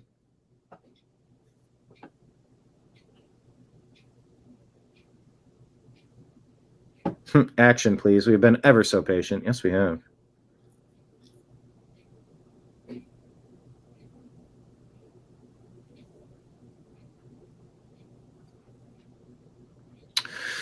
Nothing to see here, says Tim on point, except a Democrat-aligned, Soros-funded organization telling military personnel to leak through encrypted channels and work against the military chain of command.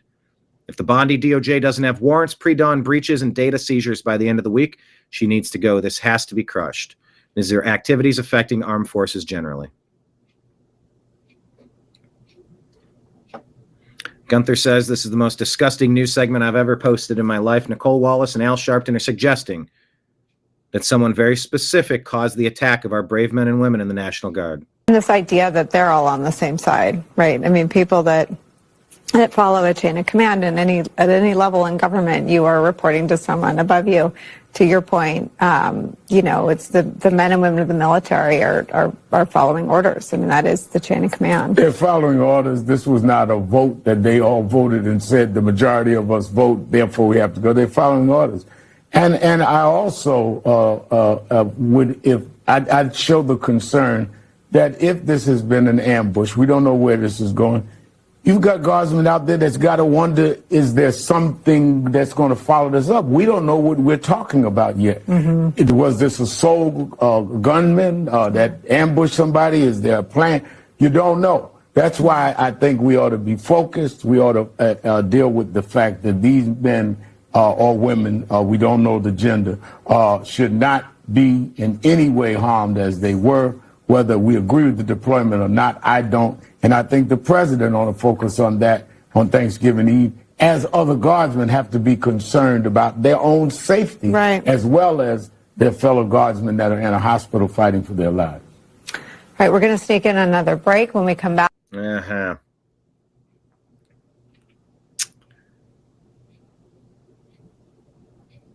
All right, that's the extent of what I wanted to share with you. Buckle up, it's going to get wild soon, says Danette. Yeah. Buckle up for sure. All right, thank you everybody for being here with us on our post-Turkey Day situation. What I'm going to do, I am going to don't want to replay the marathon because we did our a lot of documentaries, which was great. But I'll replay this show about Candace Owens and the crosshair and restoring self-defense rights on Turkey Day Eve. Thank you all for being here. Here comes the replay. Feel free to let this go on one of your devices. It boosts the numbers. Stick around and keep the chat going. I mean, I'll bounce in and out. I got a couple errands to run, doing things back and forth, but I like the fact that we're a network that can broadcast throughout the day. You had to loosen a buckle? I know. I'm getting ready to grab some lunch. I'm like, man, I talked myself into leftovers, and I'm super excited for it. I need to reconstitute that dressing, add a little more butter, I think. It wasn't as... Anyway, I'll tell you all about that tomorrow. But for now, let's go ahead and pull up our previous show. I start off dancing, intentionally muted, unlike today when I was accidentally muted. But thank you so much, everybody. Hit like, hit subscribe, share the show with a friend. Remember, we have Rumble rants and super chats out there if you want to toss something into the tip jar at this bar. Here is the show prior to Thanksgiving. I appreciate you. I love you, and we'll talk to you again soon. There I am dancing. I said, I know that I'm muted right there. I know that I'm muted. I'm aware that I'm muted. Yes, I was rocking out to this song. Love this song. Rearranged. Limp Bizkit. Woo! Just that little drum and snare hi-hat stuff from John Otto. That bass line.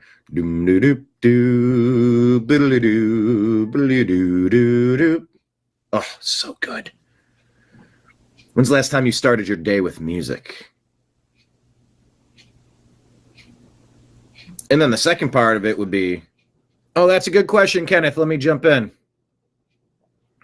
Oh, I covered everything up. Turn the lights off. Okay. I am going to stream the Buckeyes game. Ohio State Buckeyes take on that team up north. See, here's the thing. I was almost going to stream our Strictly Football show. You know what? I'm going to stream Strictly Football.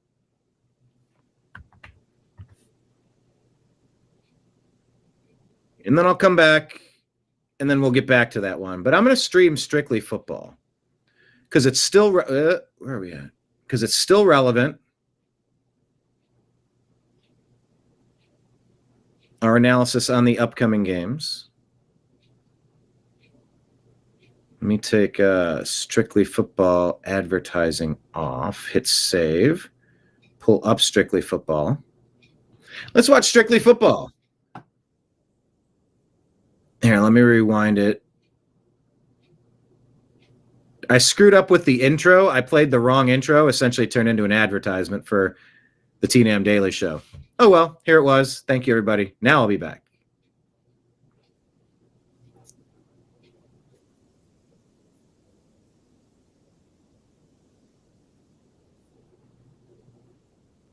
Oh, I'm not sharing the screen. Wait a second. Kitchens. That's what perhaps. My name is Brian Engelman. Today is Tuesday, November 25th, 2025. And this right here is the Unhappy Hour on the New American Media. Well, what is it on the Unhappy Hour? It's specifically Strictly Football. Yes, myself, Mike Barra coming in a moment, Jim Mitchell, Ezra L. Robinson. We're going to break down what we saw last week in the NFL. We're going to look forward with our betting trends to next week, and that begins now. Launch the show. Wrong intro. This show was this episode was a little rushed and delayed. It was both delayed and rushed. All right, we got it back on now.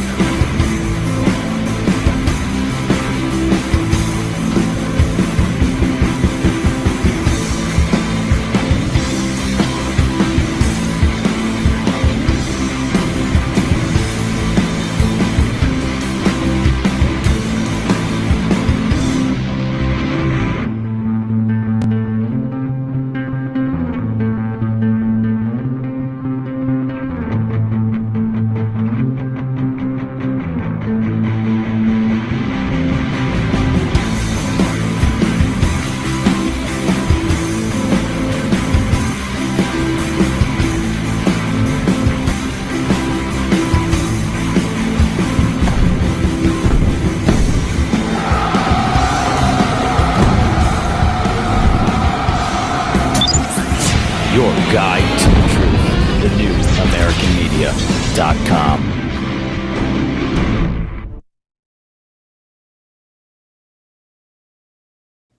All right, that's on me. That's on me. That was my other show. That was the show that I just did. They've changed this around. The tabs are in different places. My control panel has been messed with. This is, in fact, the unhappy hour. This is strictly football. I'm Eric Metcalf, and you're watching the Unhappy Hour. Folks, it's just one of those days. It's Turkey week. Soon we're going to be in a tryptophan-induced coma. Forgive me for launching today's show with really just an advertisement to check out the TNAM Daily Show here on the New American Media. Every weekday, Monday through Friday, noon Eastern Time, we unpack the news. But today, of course, strictly football, bringing in Jim Mitchell in Jigba. How are you, sir? I'm good, Brian. A little early for me, but I'll horse through it. I think we're all off of our normal game. Hey, cheers to you. I don't have got my espresso working. Just waking up. Yeah, that's right. On the West Coast, it's already late in the day for me over here. By the way, I'm rocking my Ohio State shirt. Buckeyes battle that team up north this weekend. Hopefully, we're going to get some payback. Azrael Pickens, welcome to the program. Hello. Izzy got to call the end of that Cowboys-Eagles game. How exciting was that during our live stream of the Browns game, the Browns' defeat of the Raiders on Sunday? How fun was that, Izzy? It was awesome. Yeah, it was cool. And it was neat that it turned out the way that it did. The three big storylines, we got the Seahawks. We're going to hold off on that. We're going to talk about the Cowboys coming back and defeating the reigning champion Philadelphia Eagles. And, of course, the Cleveland Browns, as Myles Garrett is trying to set a new single-season sack record. He appears to be poised to absolutely obliterate it. Maybe the best pass rusher the game's ever seen. Shedeur Sanders gets his first win as a starter in the NFL. But we're going to run through the rest of the games first as we await Mr. Mike Barra jumping in, as he will in a moment. Gentlemen, let's start with Texans-Bills. That was a very close, very interesting game that got really tight at the end. We're going to do quick takes on these, not corner TV games, but the non-3 highlighted games. Quick take. Starting with Jim. Texans win 23-19, improving to 6-5 on the year. Bills dropped to 7-4. It was an exciting ending. What did you take away? Yeah, I had this game, Thursday night game. I had this game. I had the Texans winning this game. Although the Bills were listed as 8-0 on Thursday night, they're now 8-1 on Thursday night. Bills were 17-13 against the spread, and the Texans were 9-5 straight up at home. They were only 2-5 straight up and against the spread versus winning teams. But it's like we've talked about in the last couple of weeks. This ain't your daddy's Bills team anymore. I mean, they did not play well, and I didn't expect them to play well, and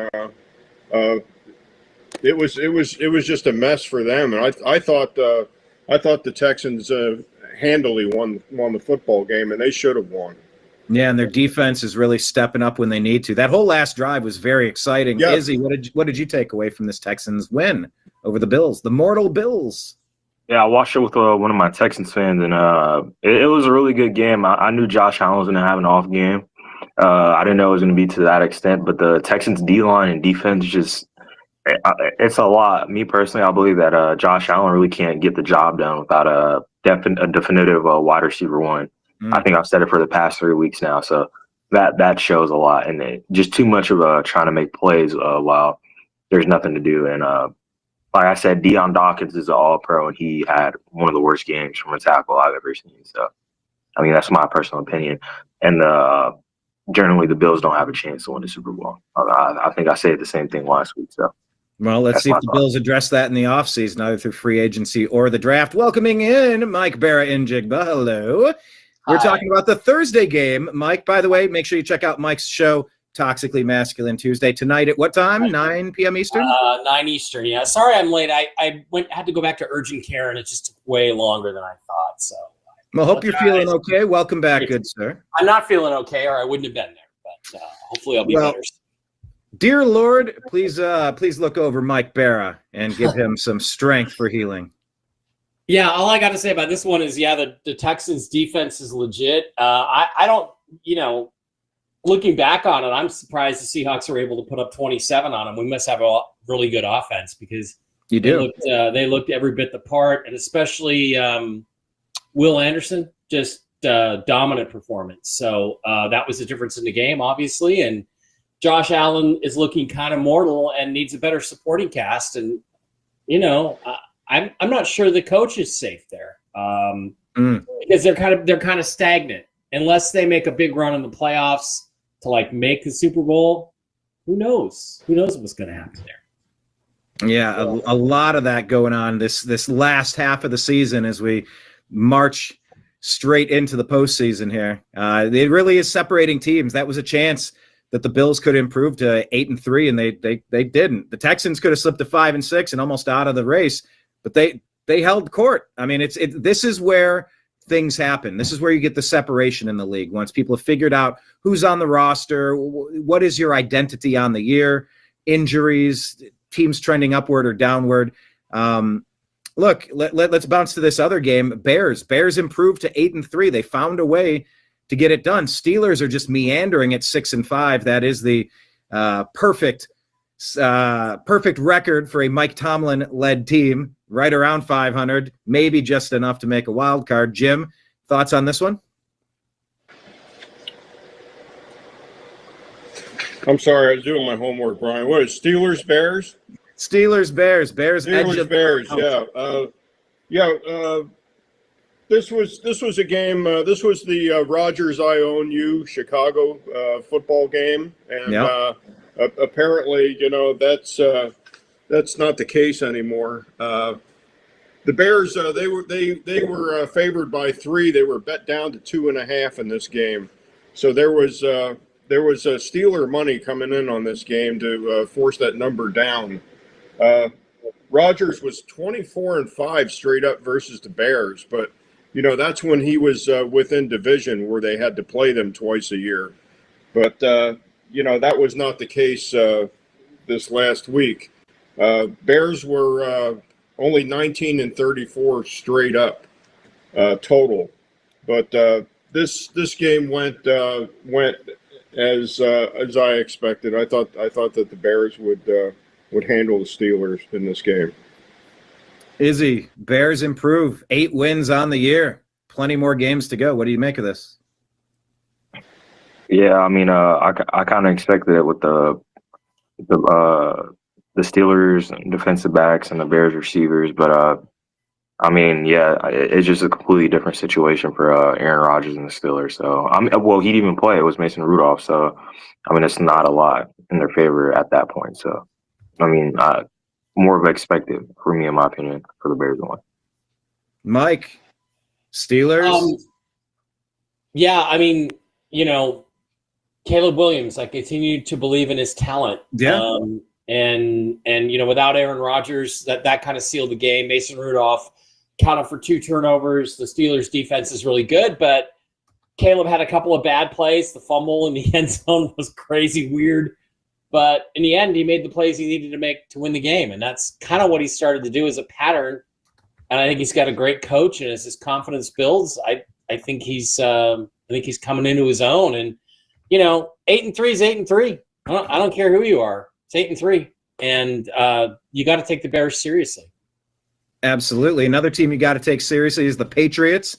They get it done 26-20 over the Bengals. Jim, what do you make of this one? Patriots 10 wins on the year already, only 2 losses.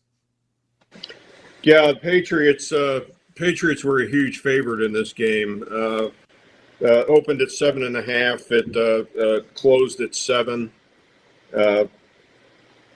which means there was a little bit of Bengal money coming in because of that inflated number. That was a lot of points. They did not cover the number. The final score was 26-20. So if you had the Bengals betting the number, you were on the correct side.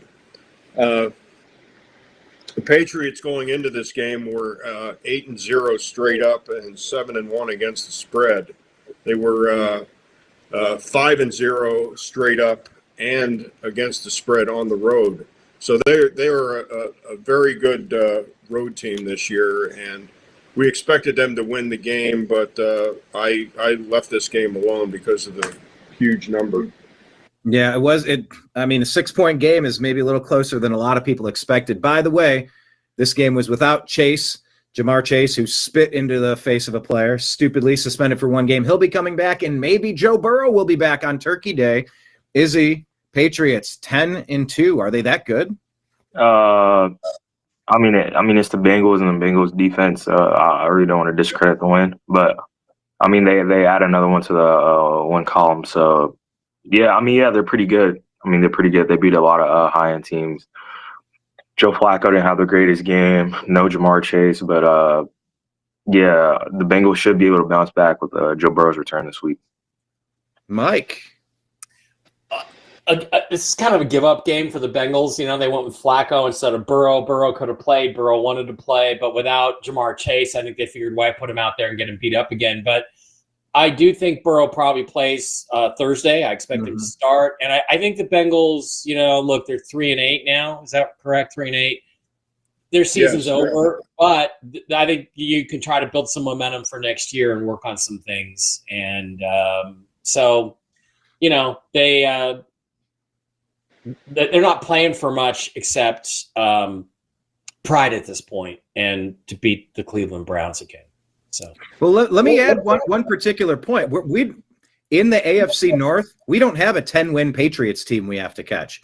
We're only 3 games back. I know there's not a lot of season left. The Cleveland Guardians came back from 15.5 games back, the largest amount ever achieved. What am I trying to say? Ever surmounted to win the division this year. Anything's possible. We're only 3 games. You're saying there's a chance. You're telling me there's a chance. Exactly. So I'm just saying, if we win out, we're 9-8, and with this Browns defense, we could. So yes, the season's over, but they're only 3 games out. They are not. Yeah. Well, eliminated. I mean, I'm just saying. I think the Bengals Burrow's coming back. They're gonna play Burrow, and they're gonna try to get some momentum going for next year. I don't really think that carries over, though. I think it's like a BS argument. Oh, well, he finished just really strong last year. I've only seen that maybe matter once or twice. No. 2012, the Seahawks finished really strong, and they won the Super Bowl in 2013. But usually, it doesn't matter. Each season is a brand new beast, and we've talked about that when we do the preview show. It's like the difference between Star Trek and Game of Thrones. Okay, Game of Thrones is every episode relates to the next episode on a story arc. Star Trek is standalone. This week we got to fight the Romulans. Next week Kirk is fighting the Gorn. You know, it's completely standalone, and that's the way the NFL generally works. So, but you know, go Bengals. I'd like to see them. I'd like to see Joe Burrow get back and play well because, you know, he's good for the league. He's a good player. Agreed. All right. Talk about last season and momentum. Detroit Lions, who barely got the win here. I thought the Giants had him, Jim, but they let him take it down in overtime. Jameis looked fantastic on that reverse catch, Philly, Browns, whatever you want to call that quarterback reception for a touchdown. That was cool. But what did you take away? Yeah, despite the final score, this was one of the overtime games of the week. This game opened Lions favored by 10.5, and it closed at 12.5. So there was a lot of Lion money coming in on this game. The Lions were probably overinflated because of their record at home. I mean, they're 29-11 against the spread at home. Jared Goff plays very well indoors. He's 39-14 against the spread, but the number that really only mattered in this game because, you know, consequently, if you had the Giants side on the number, you cashed a ticket. Jameis played pretty well. I mean, I think he even caught a touchdown pass on a reverse. But you know, the Lions were 13-0 against the spread after a loss, but they are also 14-0 straight up after a loss. So they were expected to win the game, but needless to say, they did not cover the number. Izzy, Jameis, man, he's a fun ticket to watch if nothing else. But the Giants didn't have enough to take down the Lions today. What'd you make of this one? Yeah, I mean, it was a pretty good game from Jameis. I mean, he did a lot with what he didn't have, and what did he throw for? Like 300 something, 380 yards, 400 yards. I mean, it was a pretty good game. Only one interception, had the crazy receiving touchdown, broken tackle, went into the playoff. I mean, the end zone, and I mean, it was a good game from the Giants. Like you said, they didn't get the win at the end of the day, but the Lions shouldn't be in that kind of dogfight against Jameis Winston this late in the season. Jameis Winston led Giants.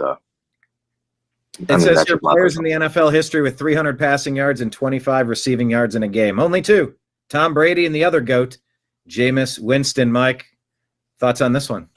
Jameis was very entertaining. He still had one interception. He never gets out of a game without one, it seems like. Yeah. 366 yards, a couple touchdowns. It was fun.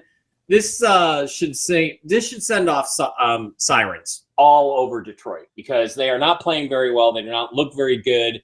They got they got handled pretty much for the most part in that game. They were lucky to win. And they have some great players, but they're not playing very well as a unit right now. And I think that the alarm bells should be going off there in Detroit. I don't know what they have to do, but it might help if their idiot head coach didn't go for it on virtually every fourth down. Sometimes just take the fucking field goal. You know, people say, "Oh, a field goal is a failure." Really, 3 points is a failure in a close game? That's ridiculous. Ask Bill Belichick about that. When 2015, when he lost the AFC Championship and a chance to win another Super Bowl because he refused, because 4 times in the red zone he went for it on fourth down and failed all 4 times. Stupid. So don't be stupid, Detroit. You know. Well, I'll tell you what the Detroit did get right. The fact that Jahmyr Gibbs had 219 yards rushing on only 15 carries, 2 touchdowns on the ground, and then another receiving touchdown. 11 receptions for Jahmyr Gibbs, 45 yards. It's just that guy is putting in the work. He's worth the price of admission. But that was barely enough to take down the lowly Giants. So you're absolutely right. Keep an eye on them, see what type of team they are moving forward into the postseason run here. Packers 7-3-1. They advance past the Vikings. Jim, not unexpected. No, not unexpected. If the Vikings had another quarterback in this game, then it probably would have been a coin flip game. Packers favored slightly. This game opened at 6.5. It pretty much closed at 6.5 as a home favorite for the Packers. Packers historically 12-6-1 straight up when favored by 4 points. Like I said, historically it's been a coin flip the last 5 years. Packers are 3-2-1 straight up. And 0-6 against the spread when favored by 6.5 points. They are 2-3 straight up at home versus the Vikings. Now they're 3-3. So, it goes back and forth. But the Vikings are definitely going to do some Christmas shopping on a quarterback for next year. Well, I'll tell you what, Justin Jefferson, 4 receptions for 48 yards. That's not cutting it. That's just atrocious. He's killing my dynasty football league with him there. I need points out of him. Izzy, completely not his fault. It's his quarterback's fault. There's never been a stint in his career, no matter the quarterback backup injury, where he's averaged 50 yards a game throughout like 4 to 5 weeks. I believe J.J. McCarthy is an NFL quarterback at this point. If you can't do a simple job of doing your job as a quarterback to get the ball into the best receiver we've seen within the past 5 years. So, I mean, that's my personal opinion. The Packers, it's a good win. No Josh Jacobs, and they still come out with the win. But J.J. McCarthy, I'm just tired of it. Go ahead, Mike. Oh, no, just J.J. McCarthy sucks. I thought he sucked coming out of college. I've been proven right. He's had 1 or 2 good games, but even his good games, statistically, he doesn't put up much. They should have kept Sam Darnold, whatever Sam's limitations may turn out to be. And I don't think we've decided that yet. We're going to give him one more chance. But they're a mess because I thought they had a competitive roster, a roster that could have contended this year with the right quarterback, and I thought they were freaking insane not to throw whatever amount of money they could at Aaron Rodgers, because even though Aaron Rodgers is not the Aaron Rodgers of even 3 years ago before the Achilles, he's way better than this, and their record would probably be flipped. They'd probably be no worse than 7-4 or 8-3 right now if they had him for a quarterback. And they're a mess. And we play them next week, this Sunday coming up. I can't wait. It's going to be a massacre. So maybe not a 30-point massacre because the way our defense played last week, but yeah, they're a mess. And like Jim said, they're shopping for a quarterback next year, and it's their own fault. Yeah, it's the fault of their GM. I forget who their GM is, but I'll tell you, I thought they made the wrong calls in the offseason at that position. Being an Ohio State fan, I can tell you I don't give a damn for the whole state of Michigan. And selecting J.J. McCarthy from that team up north, from that cheating team, yeah, he cheated his way to a fake championship. They He was cheated never their way all to a that. fake championship. Yes, give it to the University of Washington. But, look, nothing about McCarthy ever impressed me in college. I'm like, what makes anybody think this guy's an NFL quarterback, much less a first-round pick, much less a top 10 first-round pick? I mean, this is Christian Ponder 2.0, and maybe even worse. Didn't expect a Christian Ponder drop, but I'll take it. All right, let's move on to the Colts and Chiefs game, Jim. The other one went to overtime. Chiefs pull it out, unfortunately. Yeah, this was the other overtime game, and that's going to affect the Chiefs playing Thursday night. Teams that play in overtime games do not do well on Thursday at all. Mahomes was 22-6 straight up after a loss in this game, but I expected the Colts to win this game.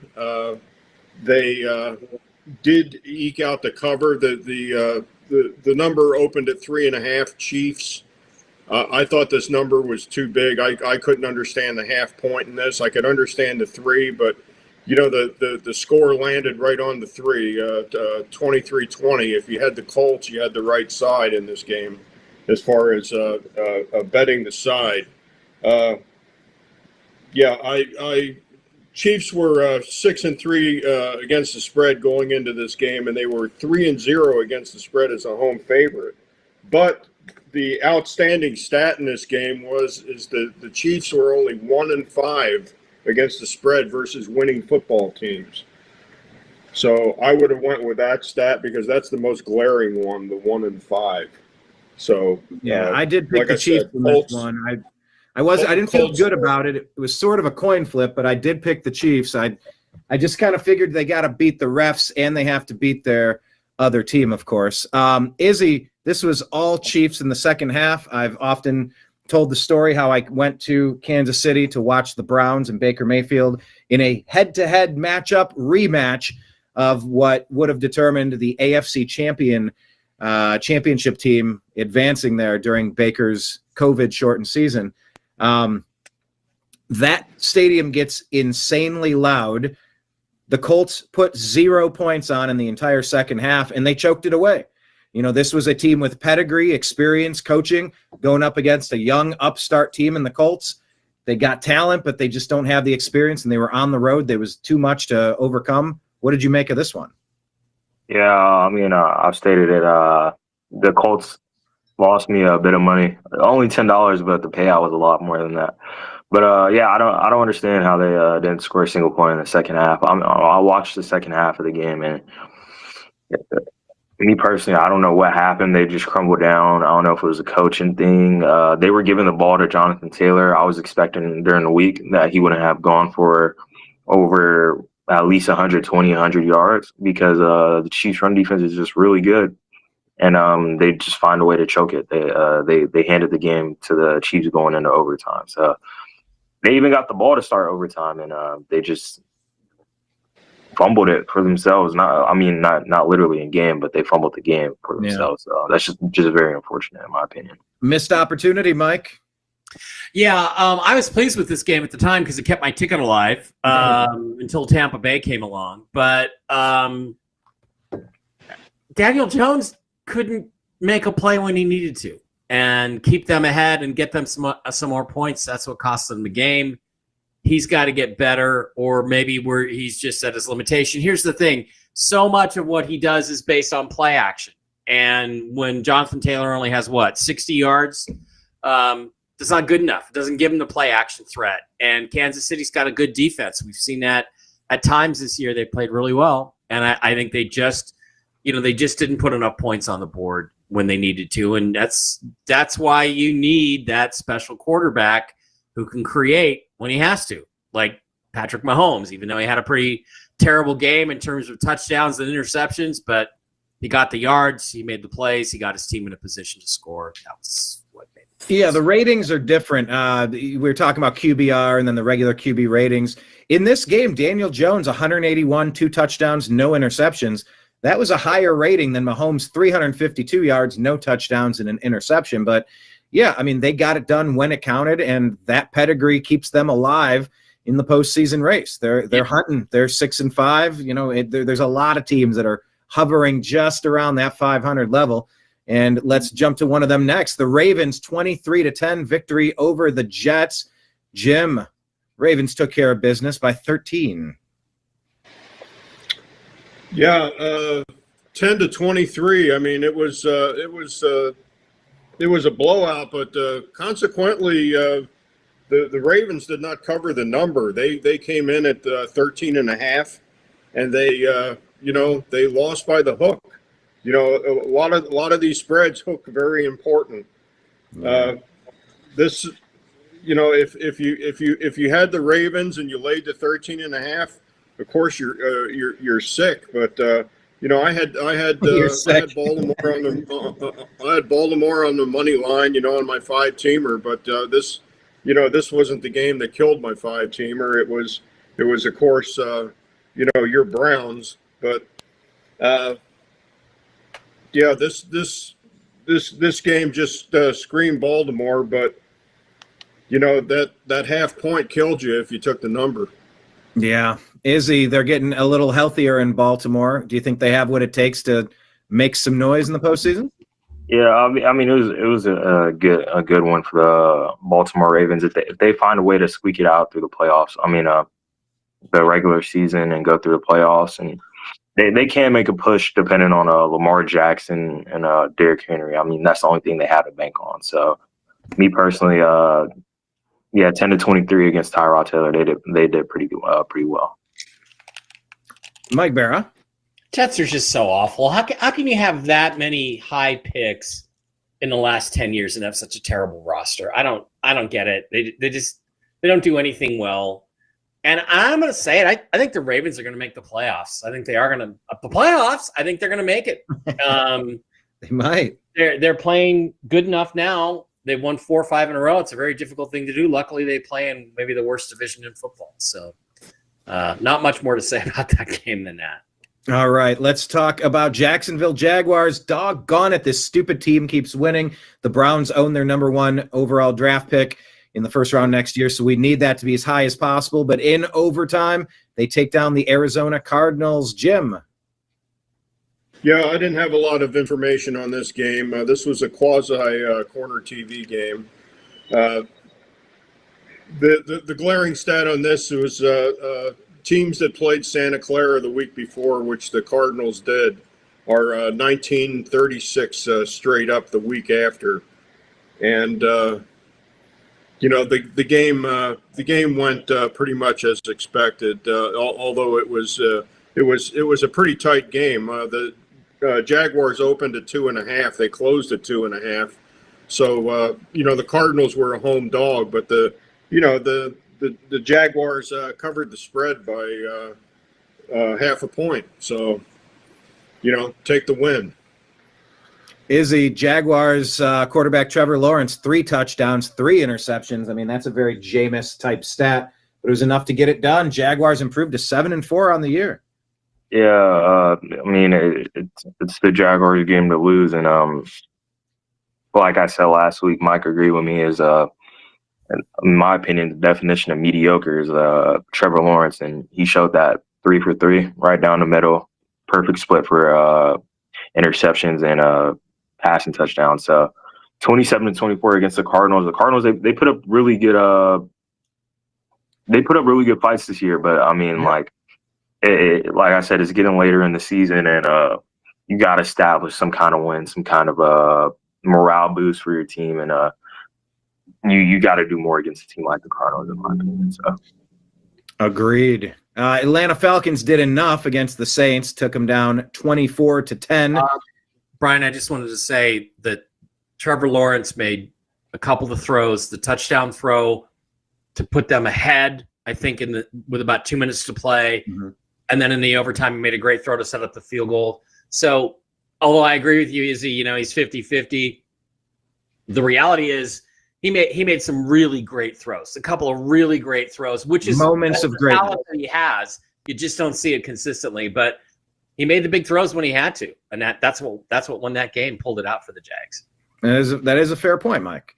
Who made the throws in this one? Well, it wasn't Michael Penis Jr., who unfortunately is out. It was Kirk Cousins and Squad Jim. They took down the Aints in their paper bag masks. Yeah, division game, definite corner game. Saints came in favored 1.5 in this game, and it closed at 1.5. So there was even money across the board betting either side of this game if you even bothered. Looking at this game, I was strangely enough, I was all over the Saints. I didn't actually pull the trigger on the game. I didn't have this game on my parlay at all. But the Falcons 8-22 straight up on the road. Kirk Cousins a miserable 4-15 straight up in a dome, which is kind of strange because he plays in a dome at home. Saints 4-1 straight up at home versus the Falcons, and they're 7-3 straight up overall versus the Falcons. But the Falcons won the game handily, 24-10. Probably the glaring thing of this game was the over/under was opened at 38.5, and it was bet all the way up to 40.5. So the public expected a lot of points in this game, but if you had the under, you had the correct side. Izzy, they're without their quarterback in Atlanta, but they got it done. Kirk Cousins. Yeah, like I said, they have the talent to surround an awesome offense. Tyler Shuck threw for 240 yards off of 43 pass attempts, 30 completions. So, it's not much they can much more they can do. The Bucks are 6-5, and I do believe that are they leading the division right now? Yeah. Yeah. So, Carolina Panthers lost to the 49ers last night. Okay. So, yeah, going back to the beginning of the year, like I said, there's some teams that could sneak out wins, like the Panthers, which they've been doing, and the division's up for grabs. So they don't have Michael Penix, they don't have Drake London, but if they get a couple more wins, they can make it work. But like I said, they have the talent for it, in my opinion. Mike, the Falcons did not fail here. No, Kirk Cousins, he's a veteran. He's still efficient. He's not a great player. He's never going to be, but he's very efficient. And, he beat the rookie quarterback. So I think that's what it comes down to. They just got a lot better quarterback play, and that mattered. It did. Talk about quarterback play. Man, did you see the Rams game, the late night game on Sunday? They just launched out of the gate, 31 points in the first half, and just went on cruise control, winning against the Buccaneers, the injured Baker Mayfield in this one, 34-7. Rams improved to 9-2. Bucks fall to 6-5, Jim. Yeah, Bucks going into this game, 17-6 against the spread on the road. Pretty big number, but the Rams 15-6 against the spread, and Rams when installed as a favorite 7-2 against the spread. I didn't get a chance to really watch this game, but I saw Baker go into the 10 a couple of times, and we talked about this pre-show, and I guess he's still having trouble with that left shoulder, right, Brian? Yeah, they're playing it close to the vest. Can he play next week? I swear I saw this play out exactly the same way in Cleveland.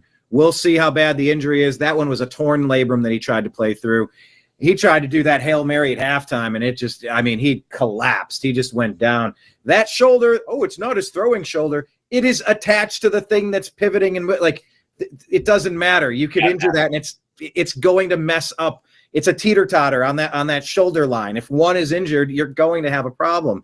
So yeah, he's we'll see. Waiting a little bit more confirmation on the injury, exactly how long he'll be out, but it's too bad to see. Obviously, I'm one of the biggest Baker Mayfield fans on earth. Jim, did you have another thought on this one? No, that's it. Who's Baker's backup, by the way, Brian? That would be Teddy Bridgewater and his really thick braids. He went 8 of 15 in the game for 62 yards, no touchdowns, no interceptions. Izzy, Baker's injured, unfortunately, but the Rams, man, in your backyard, they look legit. Yeah, I chose the Rams to win this week, and they did so in a good fashion. I mean, I don't think Baker Mayfield was making that much. When did he get injured? When did they take him out? It was close before the end of the first half. And yeah, so when the 10 came back and they asked him to chuck it 70 yards, and he threw it, and he went, and he just went down, and that arm's just dangling. It's painful. I know that much. Yeah, so regardless if he played the second half or not, I highly doubt the outcome would have been any different. So, in my opinion, I got the Rams as a top 2 contender for the Super Bowl at the moment, in my opinion, to win it all. Yeah, they've sort of risen to the top in the NFC, Mike. What did you learn about the Rams? Well, I learned that they ruined my tickets. Yeah, because I thought Tampa could stay competitive, but you really look at the injuries on Tampa's side. They were the walking wounded. They only played 15 guys on defense. 15 guys played and made tackles, and so they were beat up. They couldn't even slow him down. We saw the week before, if you pressure Stafford and contain him, he's not that great. But if you don't pressure him and you just let Sean McVay run all of his exotic stuff and don't really put any pressure on him, he's going to carve you up like a Thanksgiving turkey, and that's what they did. So good for them. Yeah, we'll keep our eyes peeled on the quarterback position over there. I referenced this one a second ago. 49ers took care of business 20-9 over the 6-6 Panthers. Jim? Yeah, Panthers, Monday night game last night. Panthers going into this game 5-17-1 straight up on the road. Panthers 8-11 against the spread on the road. Purdy, real good at home, 14-7 against the spread at home. Favorites of 4 or more were 57-20-1 straight up. This game opened at 6.5 49ers. It closed at 7. So Santa Clara was being bet up slightly.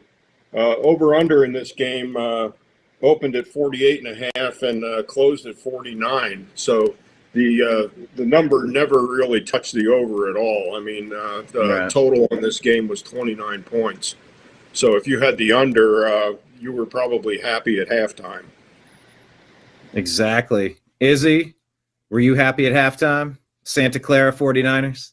I was not happy at all because I do believe that Mac Jones, as much as I hate the 49ers, Mac Jones, I like him a lot, and I do believe he should still be the starter. Well, I mean, like, it's late in the year to start some controversy like that, but 3 interceptions in the first half from Brock Purdy. Even when Mac Jones is playing this year, like I said, coming out of the draft, he played for Alabama. He has certain intangible things that Brock Purdy doesn't have. Bigger frame. He could throw the ball quicker. He could process things faster. He's been in a higher role throughout his whole career, playing under Bill Belichick. So he understands things. That's why he was a first-round pick compared to Brock Purdy being the final pick in the draft. And that shows that it's a system quarterback thing. See if you can sit in the pocket, deliver it to the playmakers, make the game easier for you. And Brock Purdy has one of the easiest jobs in the NFL with the talent surrounded around him, and he made it look rough on himself, making some bad decisions in some clean pockets. So I don't know if they're going to think about that. Like I said, it's late in the year to start some controversy, but in my opinion, he had a bad game, and his talent around him, Christian McCaffrey, just carried him on his back. Any other team besides the Panthers are taking advantage of 3 turnovers from the quarterback. What do you think, Mike? Did the 49ers get lucky in this one? No, they're better. The Panthers just don't have very many good football players, especially offensively. They don't run the ball that well. They don't throw the ball that well. Bryce Young, the end zone interception was like something out of the Sam Darnold school of bad quarterbacking. I mean, it was terrible. That was a terrible decision, terrible throw. That's one of the disadvantages of a shorter quarterback. Sometimes he doesn't see guys. Yeah. There's only been one short quarterback, and I promise I'm not going to mention his name, who's ever really been a great player in this league. That'd be Brian Sipe. I don't think it's not Brian Sipe. And I don't know. I just, after last night, I don't think Bryce Young's going to make it. I don't think Francis Tarkington. That's not him either. He was over 6 feet. So, I don't know what to say about it, except that if they had a better quarterback, the Panthers had a shot in this game because they have a decent defense. They had picks. I agree with Izzy. I think Mac Jones gives the 49ers a better chance to win. If the 49ers have been playing a good team yesterday, they would have lost. And they were lucky that they were playing a team that isn't very good and that has a quarterback problem. And 300, I mean, is Purdy rusty or is he still bothered by his injuries mechanically? That's what you got to ask yourself. Well, Mike, he looked pretty rusty to me. Seems like he's making mistakes up at his brain, not seeing guys, so that could be rustiness. But you got to think about what you're going to do this year, and Brock can always come back next year. So I agree with his. I'd go with Mac Jones if I was them, but I'm hoping that they don't, and I'd be happy if they don't. Wow. Of course, the division rival. Happy if they don't make the switch. All right, let's talk about your favorite team, the Seattle Seahawks. This was a lot closer than some expected. 30-24, edging out the Tennessee Titans. Jim. Yeah, this game opened at 13.5, and it closed at 13.5. I had Seahawks on the money line. They won the game on my parlay, but it wasn't to be with the the Browns playing last week. 30-24 was the final in this game. The over/under was 40.5, so it went well over the total. This game was expected to be a blowout, just based on how the Titans have been playing at home. I mean, they're a miserable 2-11 against the spread at home. There's no way on God's green earth that I would lay the 13.5. With the Seahawks on the road. I don't care who they're playing. I mean, that's just a huge number. But they were good on the money line. Seahawks going into the game 10-1 straight up and 9-2 against the spread on the road. So the only way they fell in this game was, like I said, the point spread. Izzy, the Seahawks get it done here. Titans put up a fight, though. Yeah, if I'm right, going into halftime, it was 16-3, and I thought the game was sealed at that point, and the Titans had no room for a comeback. Third quarter and fourth quarter showed completely different. I mean, the Seahawks, they stayed on the pedal. They scored. They matched them in the third, but Cam Ward was making some plays, some really good plays, some cross-the-body throws, and I mean, personally, I didn't watch the game, but I kept up with it on my phone, and I was like, wow, like, you guys were just up by like 13 points, and now the game's ending 30-24. So I don't know. I don't know if this is common with the Seahawks. I don't watch a lot of their games, but I mean, second half theatrics from the Titans to try to come back. I mean, like, it's got to be a question asked. Probably nothing too serious if this isn't common, but yeah, they got to touch up on that part. Mike, it got tight there toward the end. It was one. It was early tight. I was never worried about them actually losing the game, but they were in control of the game. The Titans couldn't stop Jackson Smith-Njigba. They couldn't do anything. Nobody can. That guy's incredible. Yeah, and Sam Darnold had a very effective game with no major mistakes. There's another play they should have got a touchdown to AJ Barner, and Barner lets it go right through his hands and hit him in the shoulder pad. Almost got picked. A few lucky things. Here's the thing. I bet this game separately. I gave the 13.5. I should have won my bet. They should have won by 20 or more than that. It should have been about 30-10. And it wasn't because they made a lot of mistakes defensively. Now, the Seahawks are down 4 or 5 starters on defense, both starting linebackers, and Julian Love, their best safety, and Jaron Reed, their second best defensive tackle. Those are all issues, and there were a couple other guys out. But, look, you have a 23-3 lead, and you punt the ball and you let them return it 80 yards for a fucking touchdown. I mean, that's amateur hour.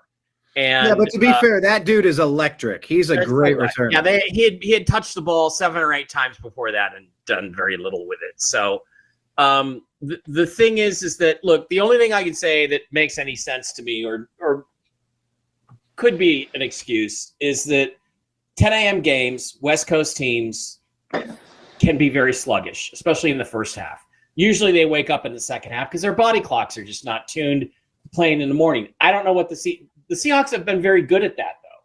Since the Pete Carroll era, they've played just fine at 10 a.m. I don't know if they've continued the practices under Mike McDonald or not. I don't know if they didn't arrive till Saturday. Pete used to fly them out on Friday, get everybody used to the East Coast time, play the game on Sunday, and get out of there. I don't know if the Seahawks do that. That's when you see your team making mistakes like that. There's usually, if it's a West Coast team, I usually can attribute it to something like that. But I didn't really see a lot of evidence of that. What I saw was a pretty passive defensive scheme, and the only time they were very successful was when they pressured Ward, because Ward didn't handle the pressure very well. I think they were just afraid he was going to scramble on him, and so I saw a lot of guys standing there doing this and not going after players. So they let them back into the game, and they shouldn't have done that. And it is something to be concerned about, because they should have played schematically. They should have been better on defense, and they shouldn't. Yeah. There's no way they should have let Tennessee get 24 points on them, and it ruined my bet. So Well, you mentioned going across there, playing early morning West Coast team, and it impacting how they practice.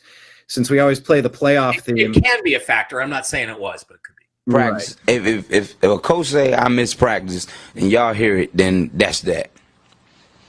I mean, I might have missed one practice this year, but if somebody say, are we talking? He doesn't come to practice, it can be one practice. A practice? Out of all the practices this year, a game. That's enough. If I can't practice, I can't practice, man. I'm hurt. I'm hurt. I mean, simple as that. It ain't about that. Ain't about that. I mean, it's not about that at all. You know what I'm saying? I mean, hang on, where's it at? But it's easy to talk about. It's easy to sum it up when you just talk about practice. We sitting here, I'm supposed to be the franchise player, and we're in here talking about practice. Well, Coach, I mean, listen, we talking about practice, not a game, not a game, not a game. We talking about practice, not a game, not the game that I go out there and die for. And the compilation that I'm setting up is the playoffs practice, playoffs practice, playoffs practice. Those have been combined together for the ultra meme. That's foreshadowing what we'll talk about in a moment. But let's talk about the game, Izzy. Well, we'll get to Izzy in a second here, but this was Izzy's team. They got the win. I can't believe this happened. The Cowboys in the game, not practice, they came back. The Eagles, Jim, what did you make of this one? Cowboys by 3. I had this game. I had the Cowboys beating the Eagles in this game. This game opened Eagles favored by 3.5, and it closed at 3.5. 21-24 Cowboys. It wasn't looking good for the Cowboys up until probably the fourth quarter, and they just they came back and won the game. The glaring stat on this, when Lane Johnson is out, I mean, Jalen Hurts is not Jalen Hurts without Lane Johnson on that offensive line. And Lane Johnson was probably valued at 3 points in this game, just him being out. I mean, Hurts is now 5-10 straight up without having Lane Johnson in front of him. And he played okay, 27 of 39, 1 touchdown, no interception, 2 rushing touchdowns. He wasn't awful, but not a lot through the air. But Prescott 19-0 straight up versus his own division at home. That's crazy. I mean, that's a huge number. That's unbelievable. Yeah. And because of the Lane Johnson stat and because of that stat, that Prescott is just so good at home. It just screamed Cowboys. So I had the Cowboys, and I went ahead and took the 3.5 on my parlay, but it wasn't to be. Thanks for your quarterback, Brian. You're welcome for that. Yeah. Maybe he has a future in this league. We'll see. Izzy joined our live stream of that quarterback, Shedeur Sanders, the end of that game, and we rolled over to watch this one. Izzy, wow. Izzy was doing play-by-play on this one as it was unfolding, and it was crazy. I loved the effort from, I forget the guy's name on the Eagles. He got knocked on his ass 2 or 3 times, and he worked his way around all the way to knock the ball out, causing the fumble, the recovery, which led to the touchdown. Like, effort from the Cowboys. It's something that maybe hasn't been on this team throughout the season like it was on display Sunday, is he? Yeah, it was one of our rookies. I still haven't looked his name up, but he did a tremendous job causing that fumble. He didn't give up on the play, hit the guy, kept running, hit him, the long snapper, recovered the fumble. So it was a really good thing. Unfortunately, we didn't come up with any points that drive. Oh, but, sorry, I mistook that. I said they scored after that, but my bad. Yeah, and I mean, we just weren't locked in for the first quarter and a half that we were playing. I mean, Jalen Hurts was playing his game, getting the ball to A.J. Brown, getting the ball to his playmakers, and it just didn't seem like it was going to go our way. I mean, 21-0 leading into the end of the second half, and we scored a touchdown. And credit to our defense. I mean, we caused 2 fumbles, and I mean, with the addition of Quinn Williams, I don't know if you guys watched the game, but Namarion Overshown, the guy I was telling you guys about, he's a difference maker. He's all around the field. He played in the slot, guarding Devonta Smith a few times, keeping Jalen Hurts from gaining a lot more yards. Saquon Barkley getting checked down passes. He's there. I mean, he's a ball hawk. He gets to where the ball is as fast and as soon as possible and makes tackles. And our D-line, the addition of Quinn Williams, last week we held Ashton Genty to 7 yards, and this week we led Saquon Barkley to 10 carries and 22 yards. That should show that our D-line is a lot better with Quinn Williams. He's playing phenomenal football on a 500 football team. I mean, he's used to losing, and Dak Prescott, he's just making it work. I mean, George Pickens, in my opinion, in this season, is way better than CeeDee Lamb. CeeDee Lamb could have sold us the game again. He dropped an easy catch for an NFL wide receiver. Ball went through his chest like you're a kid, and they tell you don't catch with your chest, catch with your hands, and he did it with his arms and hands, and it just went straight through. So George Pickens was targeted 9 times, 9 catches, 146 yards. CD 11 targets and 4 catches. I mean, that shows. So either way, I mean, the Cowboys, they had a phenomenal team win to come back. Dak Prescott played. Dak Prescott's a brand of football, and I mean, George Pickens led offense at this point, and our defense is looking absolutely turned around, especially against defending Super Bowl champs. Yeah, it is. The Eagles are always inflated, when they go in and play Dallas. I mean, Dallas, people don't realize, just because the Eagles won a Super Bowl, Dallas is 7-1 straight up and against the spread at home versus the Eagles. I mean, they gear up for the Eagles, and they play them, and they beat them in Dallas. Yeah, I mean, respectively, week 1, we should have beat them, but CeeDee Lamb, he had some drop passes just like he did this game. I think he has 9 drop passes throughout the 2 games, and it's just out of this world. Some of the just wide open. It was like 4 at least wide open passes that he just threw the hands and through the chest, and he has to work on it. So, like I said, it was a great win by the team. Mike, this was one of the better games of the week. Yeah, all credit to Dak. Dak willed them over the finish line in that game. I used to think Dak was not good enough to win a Super Bowl with, but I now will revise that. He is good. He is a good player. He is good. And he has a will to win that I didn't really know that he possessed before. And I think if you put a good enough team around him, he could win. CeeDee Lamb, like Amari Cooper before him when he played in Dallas, is the most overrated receiver in football. He played like a coward. He alligator-armed a couple of passes because he was afraid he was going to get hit. And this is the modern NFL. You don't even get hit anymore across the middle, CeeDee. So I agree with you. George Pickens is great. Although I saw some stuff about, George Pickens is the best receiver in football. I'm like, well, no. But he's good, and he should be the number one. He should be the number one receiver in Dallas. They should pay him. They didn't pay him. Did they pay him? Is he? No, we haven't paid him yet. They said they're going to start contract talks during the offseason once the season's over. I would pay him, and I still don't understand why the Steelers let him go when they had him for one more year. I'd put him and DK together and let Aaron Rodgers do his thing. But, the Cowboys have him now. And this is a game that the Cowboys refused to give up on. They were down, 21-3, 21-7? 21-7 going into halftime. 21-7, and everybody thought the game was over. I mean, I think we were texting back and forth, and I was saying, well, so much for the Cowboys' comeback. But their defense is much improved with some guys coming back from injury and the new players they brought in. Overshown, he's a factor. He's all around the field. Yeah. So I mean, you gotta think positive about the Cowboys now. They have a shot at a wild card, and that was a big win for them. And I was waiting for the Eagles to fall on their faces a little bit. They played it smart. They shut down the running game, and they made Jalen Hurts beat him through the air. And although he passed pretty well, 289 yards was a good game, only one touchdown. So they just said, look, Jalen Hurts is going to have to beat us through the air, and he couldn't. So here we are. It was a good game for the Cowboys. I think they said that if the Cowboys lost, they were only going to have a 3% chance at the playoffs. Yeah, playoffs. And this is a division one as well. So I mean that just helps out a lot more. Oh, of course. Absolutely. All right. We have one game left here. This is the Cleveland Browns improving to 3-8 on the year, beating the. Now let's skip this game. Nobody cares about the Browns. Corner TV game.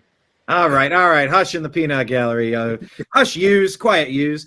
Look, I want to talk about this game because Shedeur. Oh, by the way, Marion said that's the Dak Prescott I like, not the other Dak who shows up sometimes. Yeah. And that is the thing with Dak. He can be phenomenal, and he can be Bizarro Dak. If you're a Superman fan, the Bizarro Dak. I like that. Well, look, we got to see our first chance of Shedeur Sanders as a starting quarterback. He finally got first-team reps with the practice. First time all year. And yes, what did I just say? He just got reps in practice. Yeah. Practice? Listen, we talking about practice. Not a game. We gave him the friggin' game. In my opinion, that sucked. The game. Not a game. We threw that game. We talking about practice. Don't talk about playoffs. Practice? Playoffs? I like this match. About practice, man. Playoffs? We talking about practice. Playoffs? We talking about practice. We ain't talking about the game. I just hope we can win a game. We talking about practice. I've been waiting to do that. Thank you for indulging me in that one. But anyway, Brian, when Alan did that interview, he admitted he was like a 0.18 blood alcohol when he did that. Oh, did he drunk? He was drunk when he did that. Yeah, he was in bed. Hilarious. I wouldn't be super surprised by it. But look, Shedeur finally got first-team reps in practice. Talking about a game, not a game. Talking about practice, man. So Shedeur came out and he did what needed to be done. I don't get the hate for the kid. He's asked a leading question by the sideline reporter. What do you want to say to the people out there that are watching you play for the first time? Get in the first round. What do you have to say? that I'm the one you've been waiting for. Let's go. He's always smiling. He's having a good time. The rest of the team seems to be having a good time. Myles Garrett, perhaps the best pass rusher in NFL history. On that long throw for damn near the touchdown to Isaiah Bond, it stalled out at the 1 yard line, I think. I give Shedeur credit for that as a touchdown, by the way. It's not an official stat, but Lawrence. I mean, he had a 50-something yard bomb for nearly a touchdown. I liked what I saw. A lot of 3 and outs, but Shedeur, he threw it away when he needed to. He didn't spin around and play whirling dervish backwards 17 yards and take the long sack. That's kind of what he's been doing. He looks comfortable kind of moving laterally in the pocket. I like seeing it. This was the most exciting Browns offense I've watched all year. Granted, it was against the Raiders. I understand I'm tempering that a little bit, but gentlemen, if you're not watching the Cleveland Browns defense, you're watching something generational and something unique. They are rabid. I know this was just the Raiders, but Myles has, I forget the number, it's 13 sacks in 4 games, 2 games. I got to double check the numbers. It's off the charts. Well, he had 3 sacks and 4 playing tackles. like they're possessed, Mike. He had 3 sacks and 4 tackles for loss in that game. In 1 game. That's 7 plays behind the line of scrimmage. That's unbelievable. You must be going against a scrub tackle. But he's done it 3-4 games in a row. He's set to obliterate the single season record. He set his own single season record with 6 games left in the. It's unlike what I've seen. Please just watch type in or do the all. What is it? The all what? All 34, 24. What's the number? All 22. All 22. Yeah, I don't watch it, but watch the Browns defense. It is a sight to behold. But then it got really weird at the end. This is the betting angle. They didn't kick the field goal from the 28-yard line with very little time left in the game, and I guess that would have put them over the over. They punted. Sus. Very sus, and there's a lot of blowback. We're going to talk about it on Toxically Masculine Tuesday tonight. A lot of people think they did that because of the betting line. And Trump also made some interesting comments about the Giants game and them not kicking a field goal this week. And I'm beginning to wonder if maybe we're going to get some truth about fixed games in the NFL coming up. I don't know. But well, let me just say this, since I can't be there with you on TMT this tonight, 9 p.m. Eastern, Toxically Masculine Tuesday. Let me just say from the Browns fan perspective, take this one sentence back to them. Well, maybe a sentence or two. The Cleveland Browns invent new ways to lose and snatch defeat from the jaws of victory every year. I could envision a world where they attempt a field goal, it gets blocked in return for a touchdown, onside kick, recovery, Hail Mary. Now you're in overtime and you find a way to lose in overtime. If you punt it, you don't risk that potential block returned for a touchdown and then give them the chance for an onside. I sort of understand it, but what is the net gain to a punt? If you're not going to kick it for that reason, just go for it. Do the wild dog. Past the 40-yard line. It was at the 28-yard line. 28-yard line. Like at the 28, why not just run the ball and go for it and use the clock? I don't know. And by the way, if you're not aware, the Browns are running a version of the Wildcat offense where they direct snap to Quinshon Judkins. He did that for 2 touchdowns. Direct snap, wild dog, Wildcat offense, 2 touchdowns. Why not do that in that situation? Fine. Super weird. But anyway, that's my take on TMT if you want to bring that back to him. It's just we've been burned on every blocked kick, special teams fiasco, onside recovery, Hail Mary flag on the play. Like, I guess they didn't want to risk that because we had the game won. Why risk it? But it's super weird. I agree. Jim, what did you make of that? And anything else in this game? Yeah, that's very, it's like Mike said, that's respect. I mean, a lot of coaches, are at the end of the game, they don't want to embarrass, especially if it's an interdivision game. This is not an interdivision game. The Browns could give a rat's ass about the Raiders. If they've got a chance to put extra points on the board, you go ahead and put extra points on the board. What you guys are saying is absolutely correct. I mean, the over-under opened at 37.5. It was bet down to 36.5. Yeah. The game hits on 34. So, do the Chinese arithmetic, If they kick the field goal, the game goes over. It goes over 36.5. Yeah. There's guys screaming, tearing up tickets like Mike was doing, on Sunday. Mm-hmm. But until till Tampa played. No, it's just ridiculous. This game opened at 3. It was bet up to 3.5 Raiders, and it was bet further up to 4.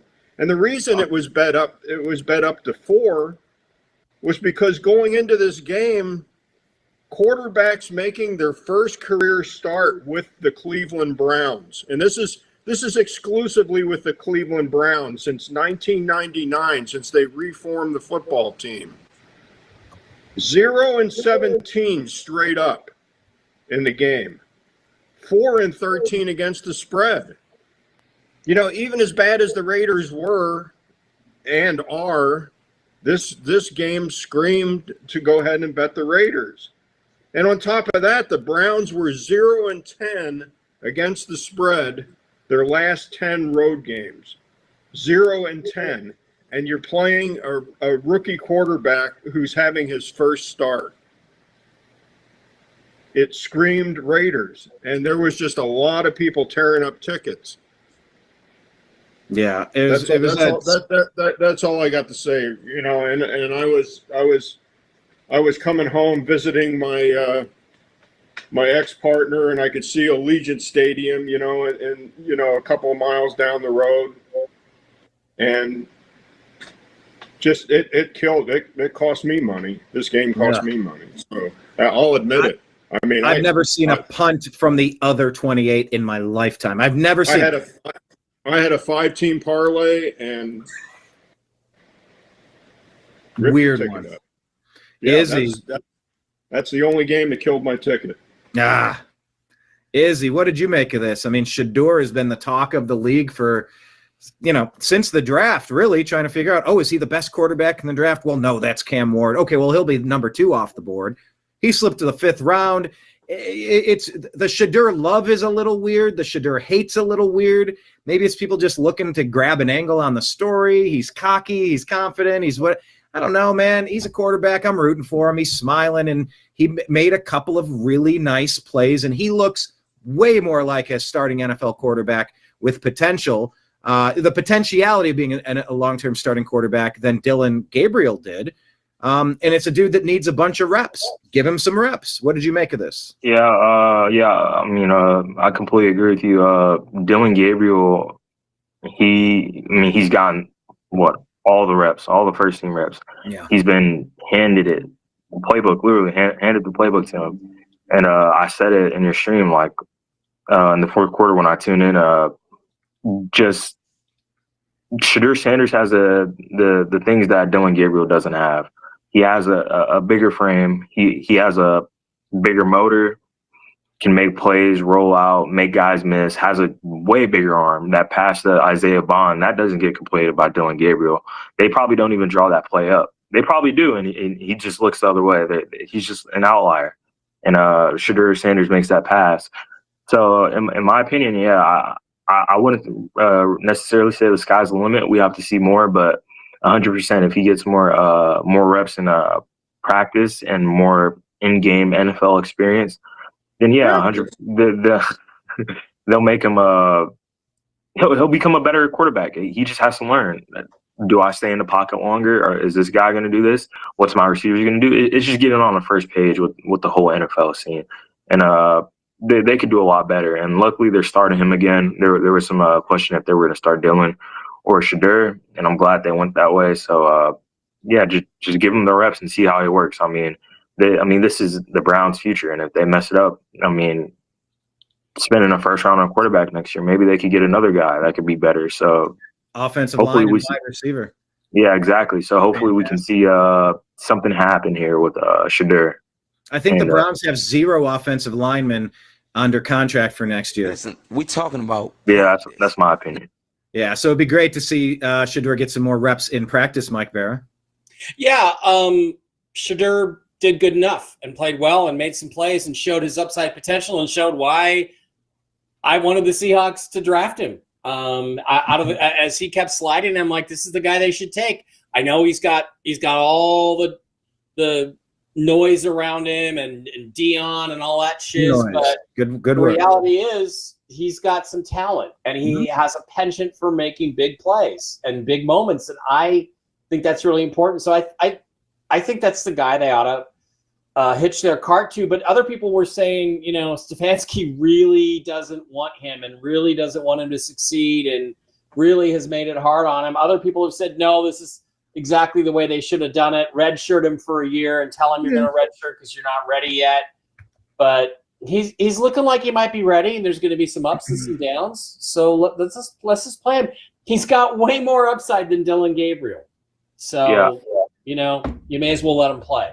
Yeah. One more thing to add on is I don't want to say if you guys keep up with basketball, but Shadur Sanders isn't any Luka Doncic, but the question for Luka Doncic was that he's too fat. He can't. He's too slow. He doesn't play any defense. And like you said, Shadur, a lot of people are like, oh, he's probably too cocky. He's too self-centered. He's all this personality-wise. In my opinion, if you do go out and give me 210 yards a game, 2 touchdowns, and lead your team to win, it doesn't matter. In my opinion, it doesn't matter what you're saying that much off the field to the press. If you're, oh, yeah, I knew I was going to go out there and win. I mean, it's whatever. If you're an NFL team and you want to win games and you have a quarterback that can win you games, then I just say go with the quarterback that can win you games at the end of the day. Yeah. That's why. And, one thing, too, Chip Kelly lost his job. He got fired. And another offensive assistant. And, this is typical Pete Carroll. Pete's always got a teacher's pet, and he's always got a scapegoat. And Chip Kelly was a scapegoat. The guy that should be fired is Pete Carroll because Pete is done. He's toast. He's cooked. He's not an NFL head coach anymore. And he's the one who put the staff together. So how is it not the head coach's responsibility? And I think right now he's just living on borrowed time because, Al Davis Jr. doesn't want to look or whatever. Is it Al Davis Jr.? What's his? Is it Mark Davis? No, there. Mark Davis. Just doesn't want to look like an idiot who's fired his head coach for the 4th time in 5 years. It's going to be, but the end is near, and Geno Smith, the end is near. That's one of the worst performances you're ever going to see. And the Browns have a great defense, and Geno made it worse. So and he flips off the fans. It's like, got to have a little self-control, Geno. And that's one of the reasons why I never liked the guy. I didn't want him to be the quarterback for the Seahawks. The end is near. I'm glad he's in Vegas now. I'm glad he's Vegas' problem. But I feel bad. Is near. Yeah, I was really hoping, because the Seahawks and the Raiders are supposed to play next year. I was really hoping they were going to play in the regular season here in Vegas, and I could go and watch my Seahawks beat up on Pete Carroll and Geno, but it doesn't look like I'm going to get that chance because neither one of them is going to be here. Yeah, they may not make it.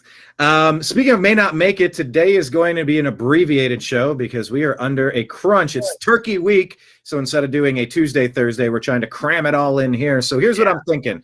Gentlemen, I want to make our picks real fast. And then with the time left over, let's get to all of the betting trends. Sound good with everyone? Really fast, make our picks? Sure. I'd like to get the betting trends before I make my picks, but I'll just go ahead and make them anyway. So, but we could. No. You can always change them. You can change them later, Mike. No. I get where he's like, no, I want to. That's why you're doing so good. You keep looking at the. Well, I pay attention to what Jim tells me. Yeah, I pay attention. Well, that's fair. It wouldn't. Accurate. I was 9-5 last week, which is pretty weak. Let me share. Yeah, I was 9-5 as well. No, I like this. The one thing, Jim, you want to go caveman style and show us what we got. What were you last week? 9-5, Mike? I was 9-5 last week. I am now 115-63 for the season. I'm going to whip through these. All right, Thursday games, Thanksgiving games, Packers, Lions. I don't like the Packers, but I really don't like the way the Lions are playing. It's a Thursday game. Yeah, I know I must be logged in. I am logged in. Give it the old refresh. You want me to go, Brian? I got it. Packers over the Lions. Chiefs, Cowboys. Tough game. I like the way the Cowboys are playing. They're playing at home. I like them to win that game, squeak it out. Cincinnati at Baltimore, not going against Baltimore. They're going to go to 7-5. Chicago, Philadelphia. I really do like Chicago, but they're on the road. They're playing Philly. Good teams, as Jim always says, bounce back. And I think that they're gonna handle Chicago. Although I think it's going to be a good game. Arizona at Tampa Bay. God. Tampa just because they're at home. Jets, Falcons. I'm going to take the Falcons because the Jets are terrible. Houston and Indianapolis. This is a good game. This is an important game. I got to go with the defense. I got to think that they're going to fully upset here. Jacksonville, Tennessee. The Jags are going to beat them. Raiders at Carolina. I hate to say it, Rams at Carolina. Rams quite easily because Bryce Young. New Orleans at Miami, crummy game of the week. Who cares? Miami's a little better. I'll take them. Cleveland at San Francisco.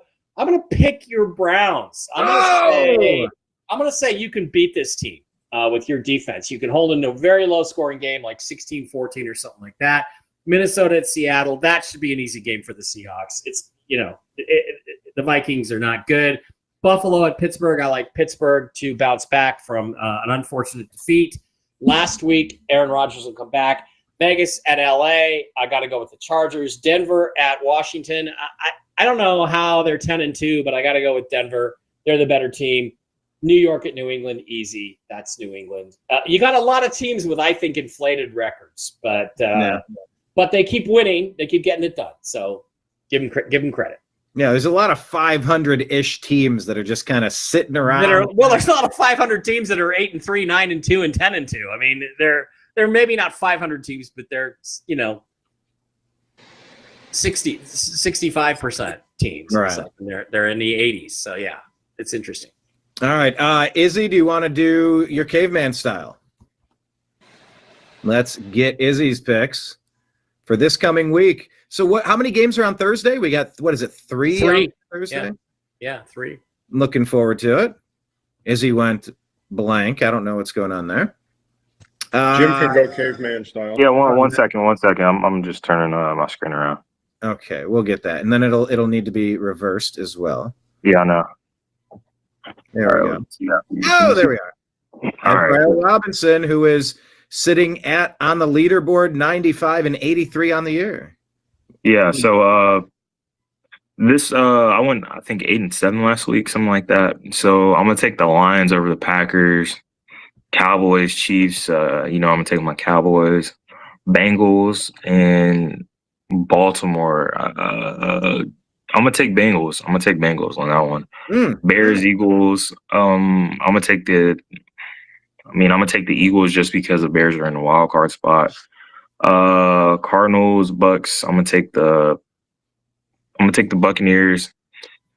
Falcons, Jets. Falcons, Houston, Indianapolis. I'm gonna take the Colts. I do believe that the Texans defense and their D line is actually really, really good. It's just they're gonna try to run the ball, and if the run game doesn't work, then it's the Texans football game. Jags, Titans. I'm gonna take the Titans. I'm gonna take them to win. Dolphins, Saints. I'm gonna take the Fins. Rams, Panthers, Rams, Browns, 49ers.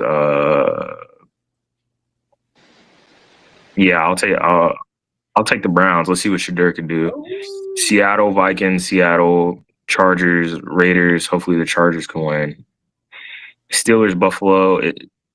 Is Aaron Rodgers coming back or not? I don't know. You guys know? I believe he's expected to play. Yeah. Yeah. All right. I'm gonna take the Steelers just because the DBs aren't that good for the Steelers, but Josh Allen's really not throwing anybody special. Broncos, Redskins. I'm gonna take the Broncos, and Giants, Patriots. I gotta take the Patriots. Yes, Rodgers expected to play against the Bills. Right. Thank you for the picks, Jim. Who you got on Caveman Cam?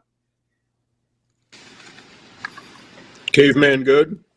Caveman bueno. Caveman bueno. So easy, even a Jim can do it.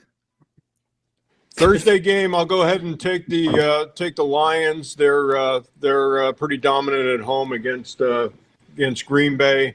I got Dallas beating the Chiefs. I think Dallas is on a roll. The Chiefs are not that good of a football team, and Dallas is very strong at home.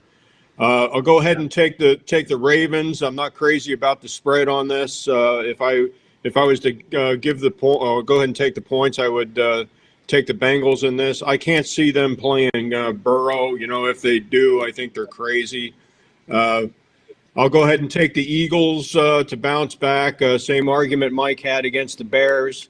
I'll go ahead and take the Buccaneers. The Cardinals are just ass this year. The Jets, miserable weather in East Rutherford, New Jersey. The Falcons do not play well in lousy weather. I'll go ahead and take the Jets to just win this game outright. Wow. I will take Baltimore to beat Houston, and I will take this is probably my upset pick of the week. I'll go ahead and take Tennessee to beat the Jaguars. The Jaguars are game time temperature is supposed to be in the 40s in Nashville. The Jaguars do not play well in cold weather. I think they're 0-18 straight up, and we'll get to that later in weather in the 40s. I'll take the Rams for the same argument that Mike has, over the Panthers. Bryce Young is not going to be able to see over his offensive line in this game. I'll go ahead and take Miami against the Saints. The Saints are just a bad football team. I'm going to go with Cleveland over Santa Clara this week.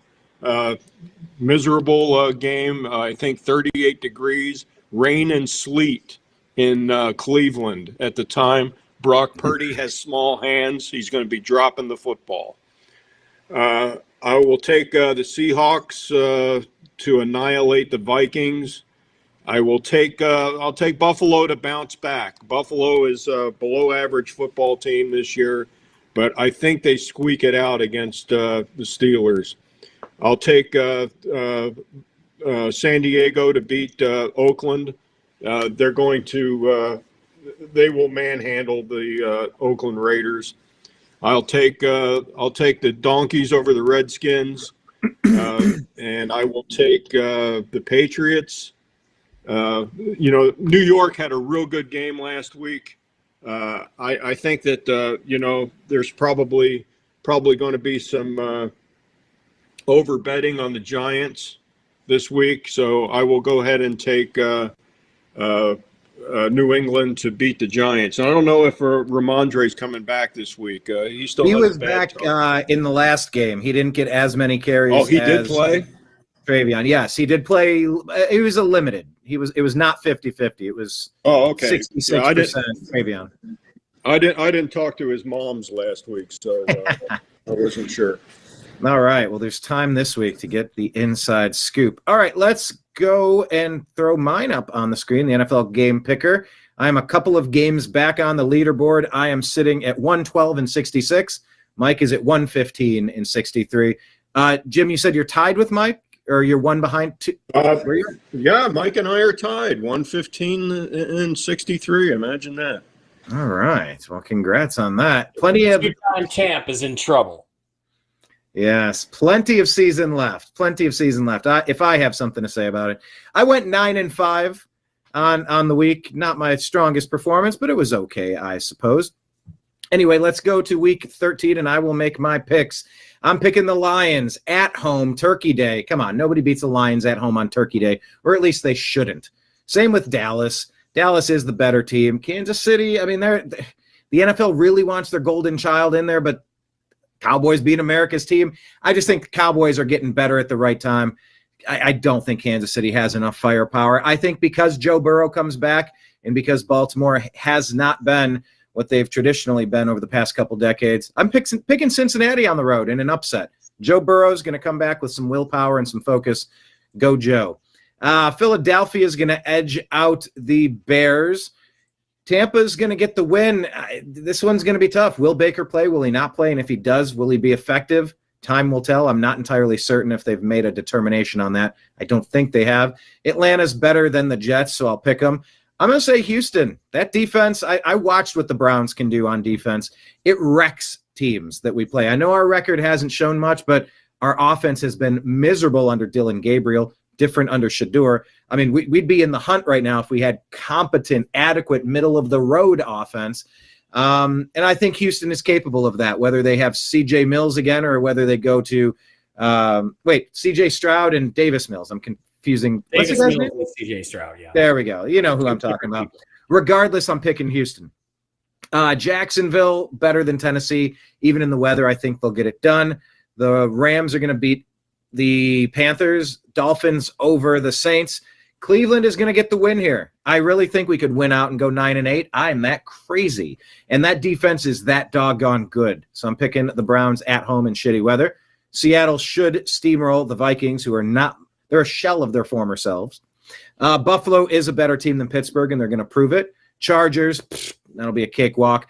Denver, 9-2, something to play for. They're going to get the win. And this one's going to be a tough one, but I think New England will edge them out, fellas. So those are my picks for this week. All right, so we have a limited amount of time. I'm going to give it to Jim. Give us as much as you can on the trends for this upcoming week. Okay, we'll go through this real quick. Mike, I emailed that to you. Can you bring it up? I'll on the share. screen? I got them. I'll share. There we go. Yes, and by the way, at the bottom of the screen, we're showing the social media accounts to follow: Mike Barra, Seahawk Boy Mike B, and Mike Barra 333 on X. Make sure you hit up TNAM Football for Strictly Football, as well as the Unhappy Hour _, for the Unhappy Hour Sports Show, and at American _media_ for the New American Media. As Izzy also has one, RYELEZ. He doesn't use it a lot. He doesn't tag us. He doesn't retweet much. He doesn't heart a lot. Maybe he could get more involved than nothing this week. That's our challenge to Izzy. We'll see if he's got something in him. That's the challenge thrown down, the gauntlet to you, Mr. Ezrael Robinson. But Jim Mitchell, let's see what you got. Oh, Mike was putting it up on the screen. Let me pull it. Oh, did I not? I did share. Yeah, I'm Yeah, sharing. let me click on that. There we go. All right. I think we can go this way. Perfect. That's how we want it.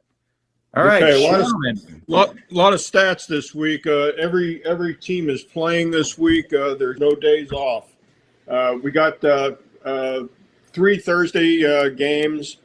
Packers and Lions. The first game, Lions opened at 2.5. As far as I know, there's still 2.5 point favorite. Packers are 19-6 against the spread as a dog of 3 points or more. The Lions are 44-15 straight up. They are 18-11 against the spread. Lions are 29-12 against the spread at home. The Lions are 3-2 straight up at home versus the Packers the last 5 years. And they are 7-2 straight up overall versus the Packers in the last 9 games. Jared Goff is 39-15 against the spread indoors. Teams that play overtime on Sunday. This is a obscure stat here. This applies to the Lions. Teams that play overtime on Sunday, then play on Thursday, are only 4-24 against the spread. So that's a big number to look at in this game. And the Lions historically are not that successful on Thanksgiving. I'm just putting it out there. So everything says Lions, therefore I'm taking the Packers. Right. I'm kind of with you on this, Mike. Next game on Thanksgiving, the Chiefs are favored by 3 points over the Cowboys. I don't really understand this number. I think it's overinflation on the part of the Chiefs. Chiefs are 6-4 against the spread. Patrick is 30-14-1 straight up as a favorite of 3 or fewer points or an underdog. If this game goes to 2.5 or 2, the Chiefs are 23-10-1 straight up when favored by less than 3 points. The Frog is 17-2 straight up indoors. The Chiefs teams. This is the second time this stat applies this week. Teams that play overtime on Sunday then play on Thursday are 4-24 against the spread. That's a big number, and that's probably the reason I like the Cowboys in this game.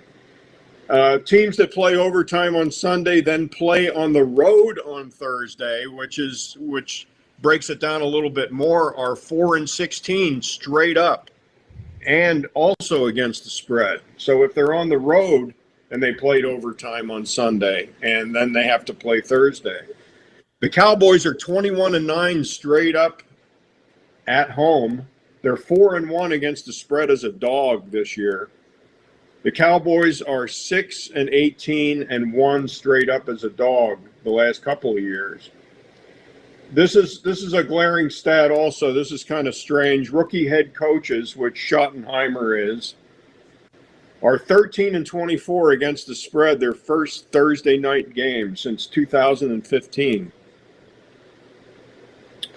The evening game, Bengals, Ravens. Ravens are a 7-point favorite. Game time weather, 49 degrees and partly cloudy. If Joe Burrow plays, he's 18-8-1 against the spread after the Bengals lose a game. Joe Burrow is 18-2 against the spread as a dog of 3 points or more. He's 14-7 straight up as an away dog. History between these two teams. This is AFC Central game. The Bengals are 1-3 straight up at versus the Ravens in Baltimore, and they are 3-6 straight up overall versus the Ravens. Bengals are 3-19 straight up on Thursday, Sunday, and Monday night. The Ravens are 4-7 against the spread in 2025. Lamar is 29-11 straight up. Ravens are 97-31 straight up at home as a favorite. But Lamar Jackson is only 23-28 against the spread as a home favorite. And he's 10-12 straight up as a favorite of 7 points or more. Favorites of 4 points or more are 63-22-1 straight up. Home favorites of 7+ points are 6-13 against the spread in primetime night games. So that's an important stat there. So that would favor the Bengals. This is I guess this is a weird Friday Amazon game. The Bears at the Eagles. Eagles are a 7-point favorite. Philadelphia, it's going to be 43 degrees and sunny at game time. Bears are 20-34 straight up. Bears are 8-24 straight up on the road. The Eagles are 21-11 against the spread. Jalen Hurts is 20-1 straight up as a home favorite. That's a big number. Yeah. But Jalen Hurts is only 5-10 straight up without Lane Johnson. The Eagles are 5-1 straight up versus teams with winning records, and favorites of 4 points or more are 63-22-1 straight up. This favorites of 4 points or more, I don't know if you noticed, but that trend is going up. They're winning the game more often than not. Got it. Mike, is there a second page on this one? Yes. And a third. Yes. All right. Rams, Panthers. Okay, Rams, Panthers. The Rams opened as a 10.5-point favorite over the Panthers. Game time temperature 50 degrees, and they're expected to get rain in Charlotte on Sunday. Rams are 16-6 against the spread. Rams are 8-2 against the spread as a favorite. They are 8-0 against the spread as a road favorite. So that's a huge number. And they are 9-1 against the spread on the road. Favorites of 4 or more, 63-22-1. Double-digit favorites, double-digit game, 15-14 against the spread, 50-50 against the spread. But if you like the Rams on the money line, 28-3 straight up. Panthers, teams that play Santa Clara the week before, 19-37 straight up the week after. Teams that played on Monday Night Football, this is Mike's stat. The week before are 10-15 straight up, and they are 7-17-1 against the spread the week after. So, Panthers on a short week. Santa Clara favored 6.5 over Brian's Browns. This is going to be a weather game. 38 degrees, and they're expecting rain and sleet in Cleveland at game time. Going to be a cold game, going to be a wet game. 49ers 7-3 straight up versus teams with a losing record. Favorites of 4 points or more are 63-22-1 straight up. And again, teams that played on Monday Night Football the week before are 10-15 straight up, and they are 7-17-1 against the spread the week after. I like the Browns, and I like 6.5 in this game. I'll go ahead and take the 6.5 and the Browns. Texans and Colts. Colts opened as a 4.5-point favorite. Texans are 1-12 against the spread as a dog after a win as a dog. It's kind of a strange stat, but it's held up the last 13 games. Texans are 3-5 straight up and against the spread versus teams with winning records. Texans are 3-2 straight up versus the Colts at Indianapolis, and they are 4-5-1 straight up overall versus the Colts the last 5 years. So kind of 50-50 as far as a heads-up match. But Texans 1-12 against the spread as a dog after a win as a dog. It's kind of a weird stat, but that's held up. Colts are 7-1 against the spread versus the AFC. They're 7-4 against the spread this year. Favorites of 4 points or more are 63-22-1 straight up. Saints at Dolphins. Dolphins are a 5.5-point home favorite. I think that's probably the most points the Dolphins have been favored this year. 79 degrees and thunderstorms in Miami on Sunday. Saints dome team. Saints are 2-7 against the spread as a dog. Tua 4-10 straight up. Dolphins are 3-5 against the spread at home. They are 9-22 against the spread as a home favorite. Favorites of 4 points or more, 63-22-1 straight up. Falcons and Jets. This is the ultimate corner TV game of the week. Falcons, 2.5-point favorite over the Jets. 47 degrees and rain in this game. Doesn't bode well for the Falcons. I don't understand the number. Falcons are 9-22 straight up on the road. The Jets are 7-17 against the spread when the spread is between +3 or -3.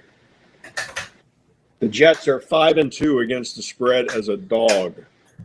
Kind of like the Jets in this game, even though the Jets are a bad football team. I hate betting bad team versus bad team, but if I had to, I'd just go ahead and take the points in the Jets. Cardinals at the Buccaneers. This is an unknown Baker game, as Brian said. Buccaneers are still favored by 3 points. Tampa, weather in Tampa Sunday, 82 degrees and rain. Cardinals are 25-10 against the spread on the road overall. The last 35 games they've played.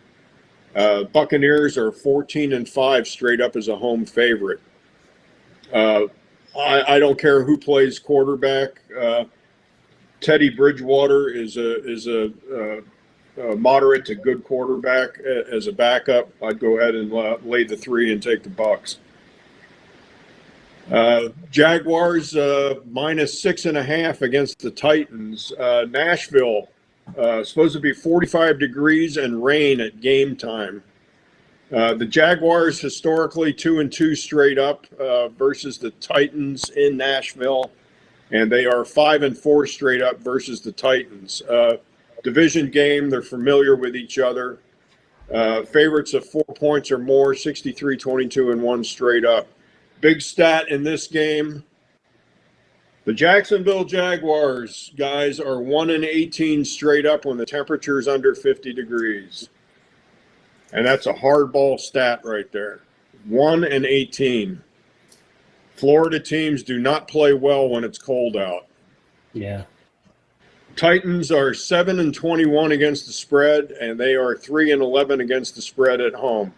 Not for nothing, the Titans have been playing a little bit better each week as it goes. I would go ahead. Don't like the game on a parlay, but Titans look kind of tasty getting 6.5 in this game. Screen number 3, Mike. There we go. Vikings at our Seahawks. Seahawks are favored by 10.5 in this game. Temperature 48 degrees game time and cloudy. Vikings are 4-4 against the spread as a road. They are 4-2 against the spread when a dog of 4 or more points. The Seahawks are only 5-9 against the spread at home. Favorites of 4 points or more, 63-22-1. Double-digit favorites are 15-14 against the spread, but double-digit favorites are 28-3 straight up. This game screams money line. Mike, what do you think? Yeah, I agree with you. I like the Seahawks. I don't like the spread. Just based on the way the defense played last week. You know, yeah, correct.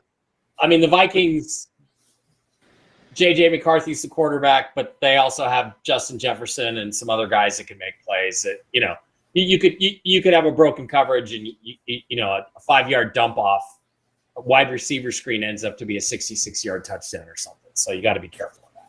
Yeah, Vikings are ass. I mean, you know, McCarthy's going to have a pick 6 or 2. What do you think, Is? I completely agree with you. Yeah, I would completely agree. Yeah, this may be the lead pipe lock of the week. Seahawks on the money line. You're not going to get a lot of value with 10.5 though, but you know, it's still money in your pocket.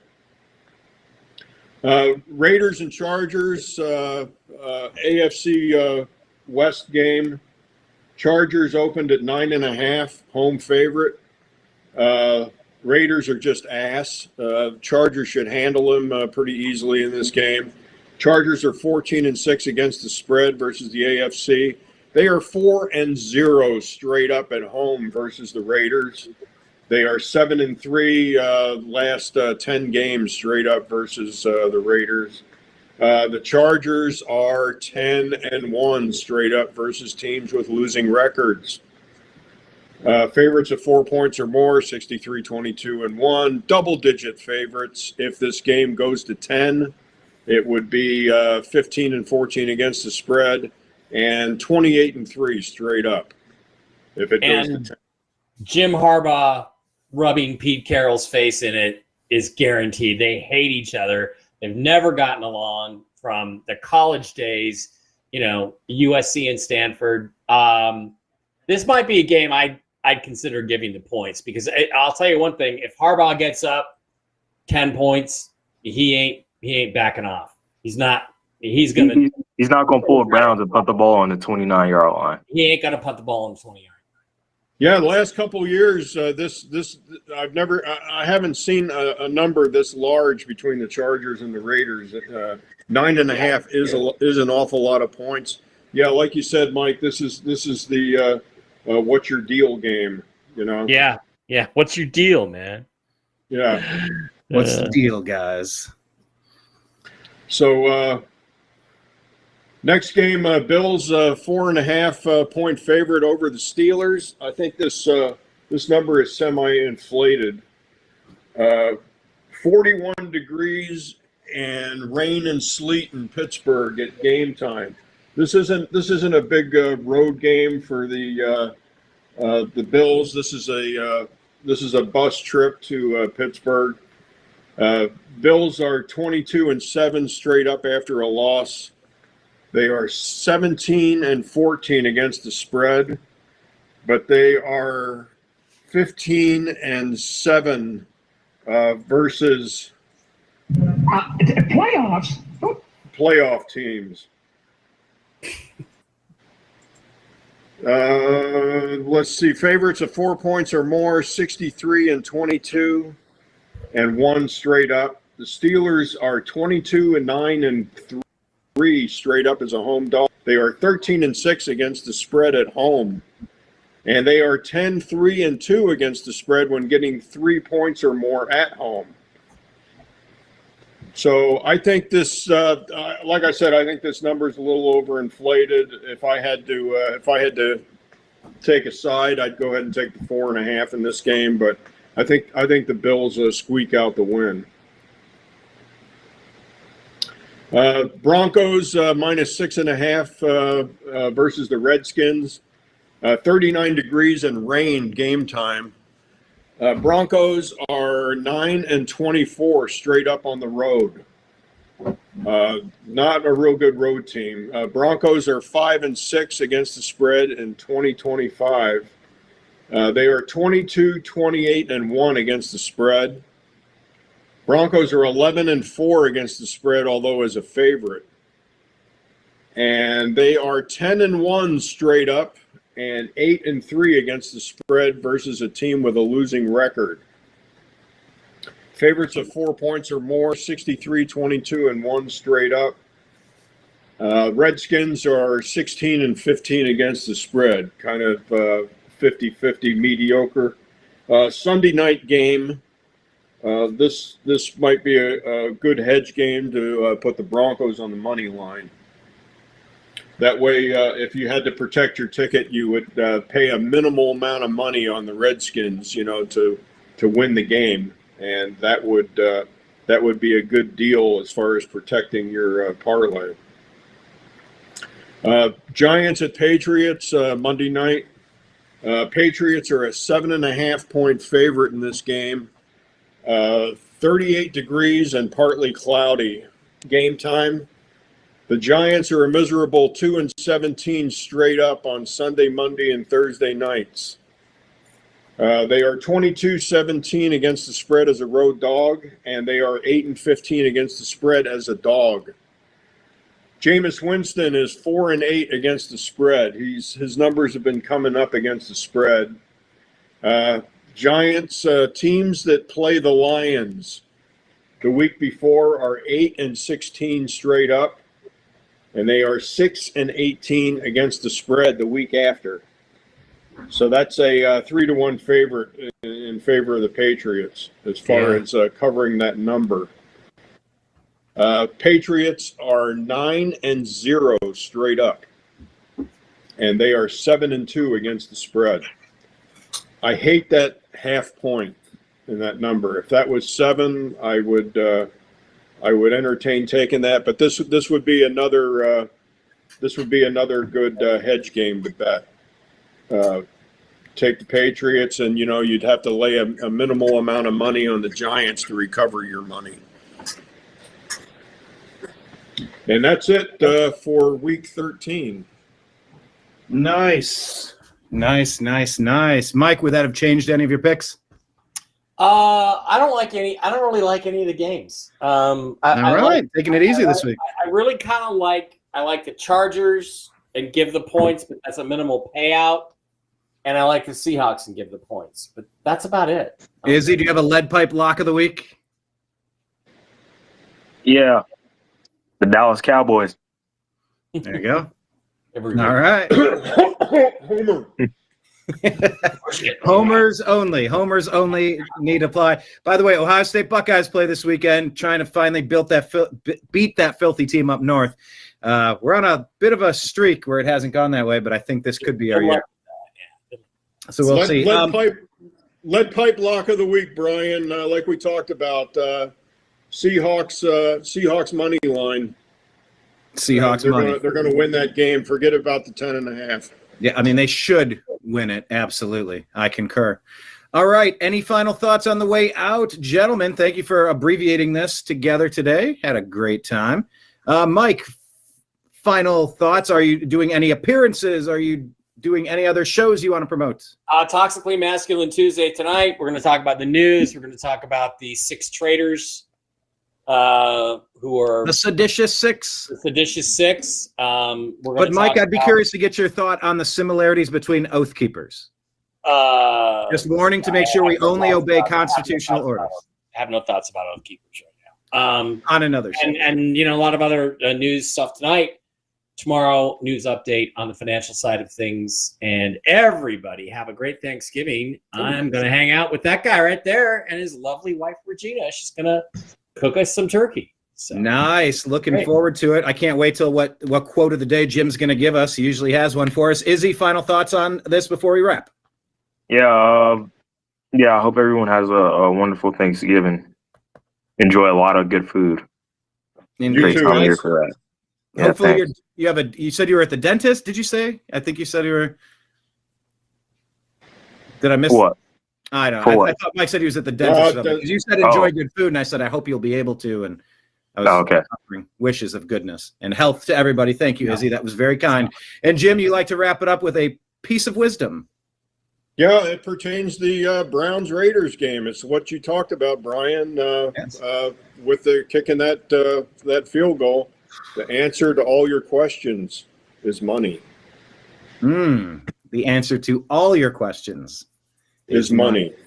Everything comes down to one of two things, Jim. Money or aliens. Money or aliens. Ooh. Everything. Money or aliens. Money, aliens, or chicks. Babes. Space babes are into money. And yeah, Mike and Dave will be coming over. We'll be watching some 85-inch football all day. Yeah. Nice. Well, have a blast. Feel free to tweet at the group and everything. Send some stuff out. We'll reshare. Make sure you're following all of us here on Strictly Football. We appreciate you being here. Happy Turkey Week. Thank you, everybody. We'll be back next week. Until then, I appreciate you. I love you. And we'll talk to you again soon. Take care, everybody. Peace. Peace. Peace. I'm Eric Metcalf, and you're watching Unhappy Hour.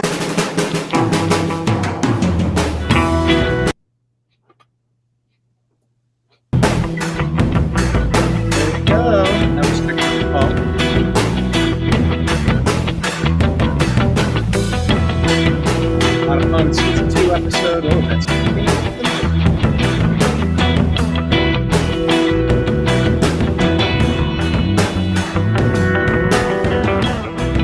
The New American Media is proud to present a division of the Unhappy Hour sports show, Strictly Football.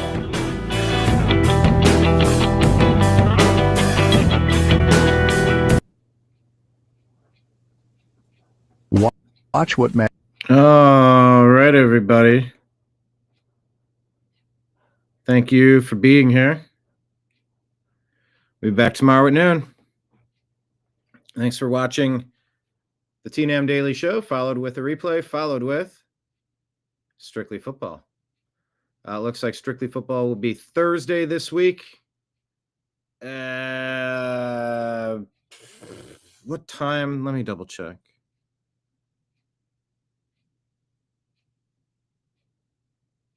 Let's say 3 o'clock Eastern on Thursday. 3 o'clock Eastern on Thursday. We'll keep you posted. Until then, I appreciate you. I love you. We'll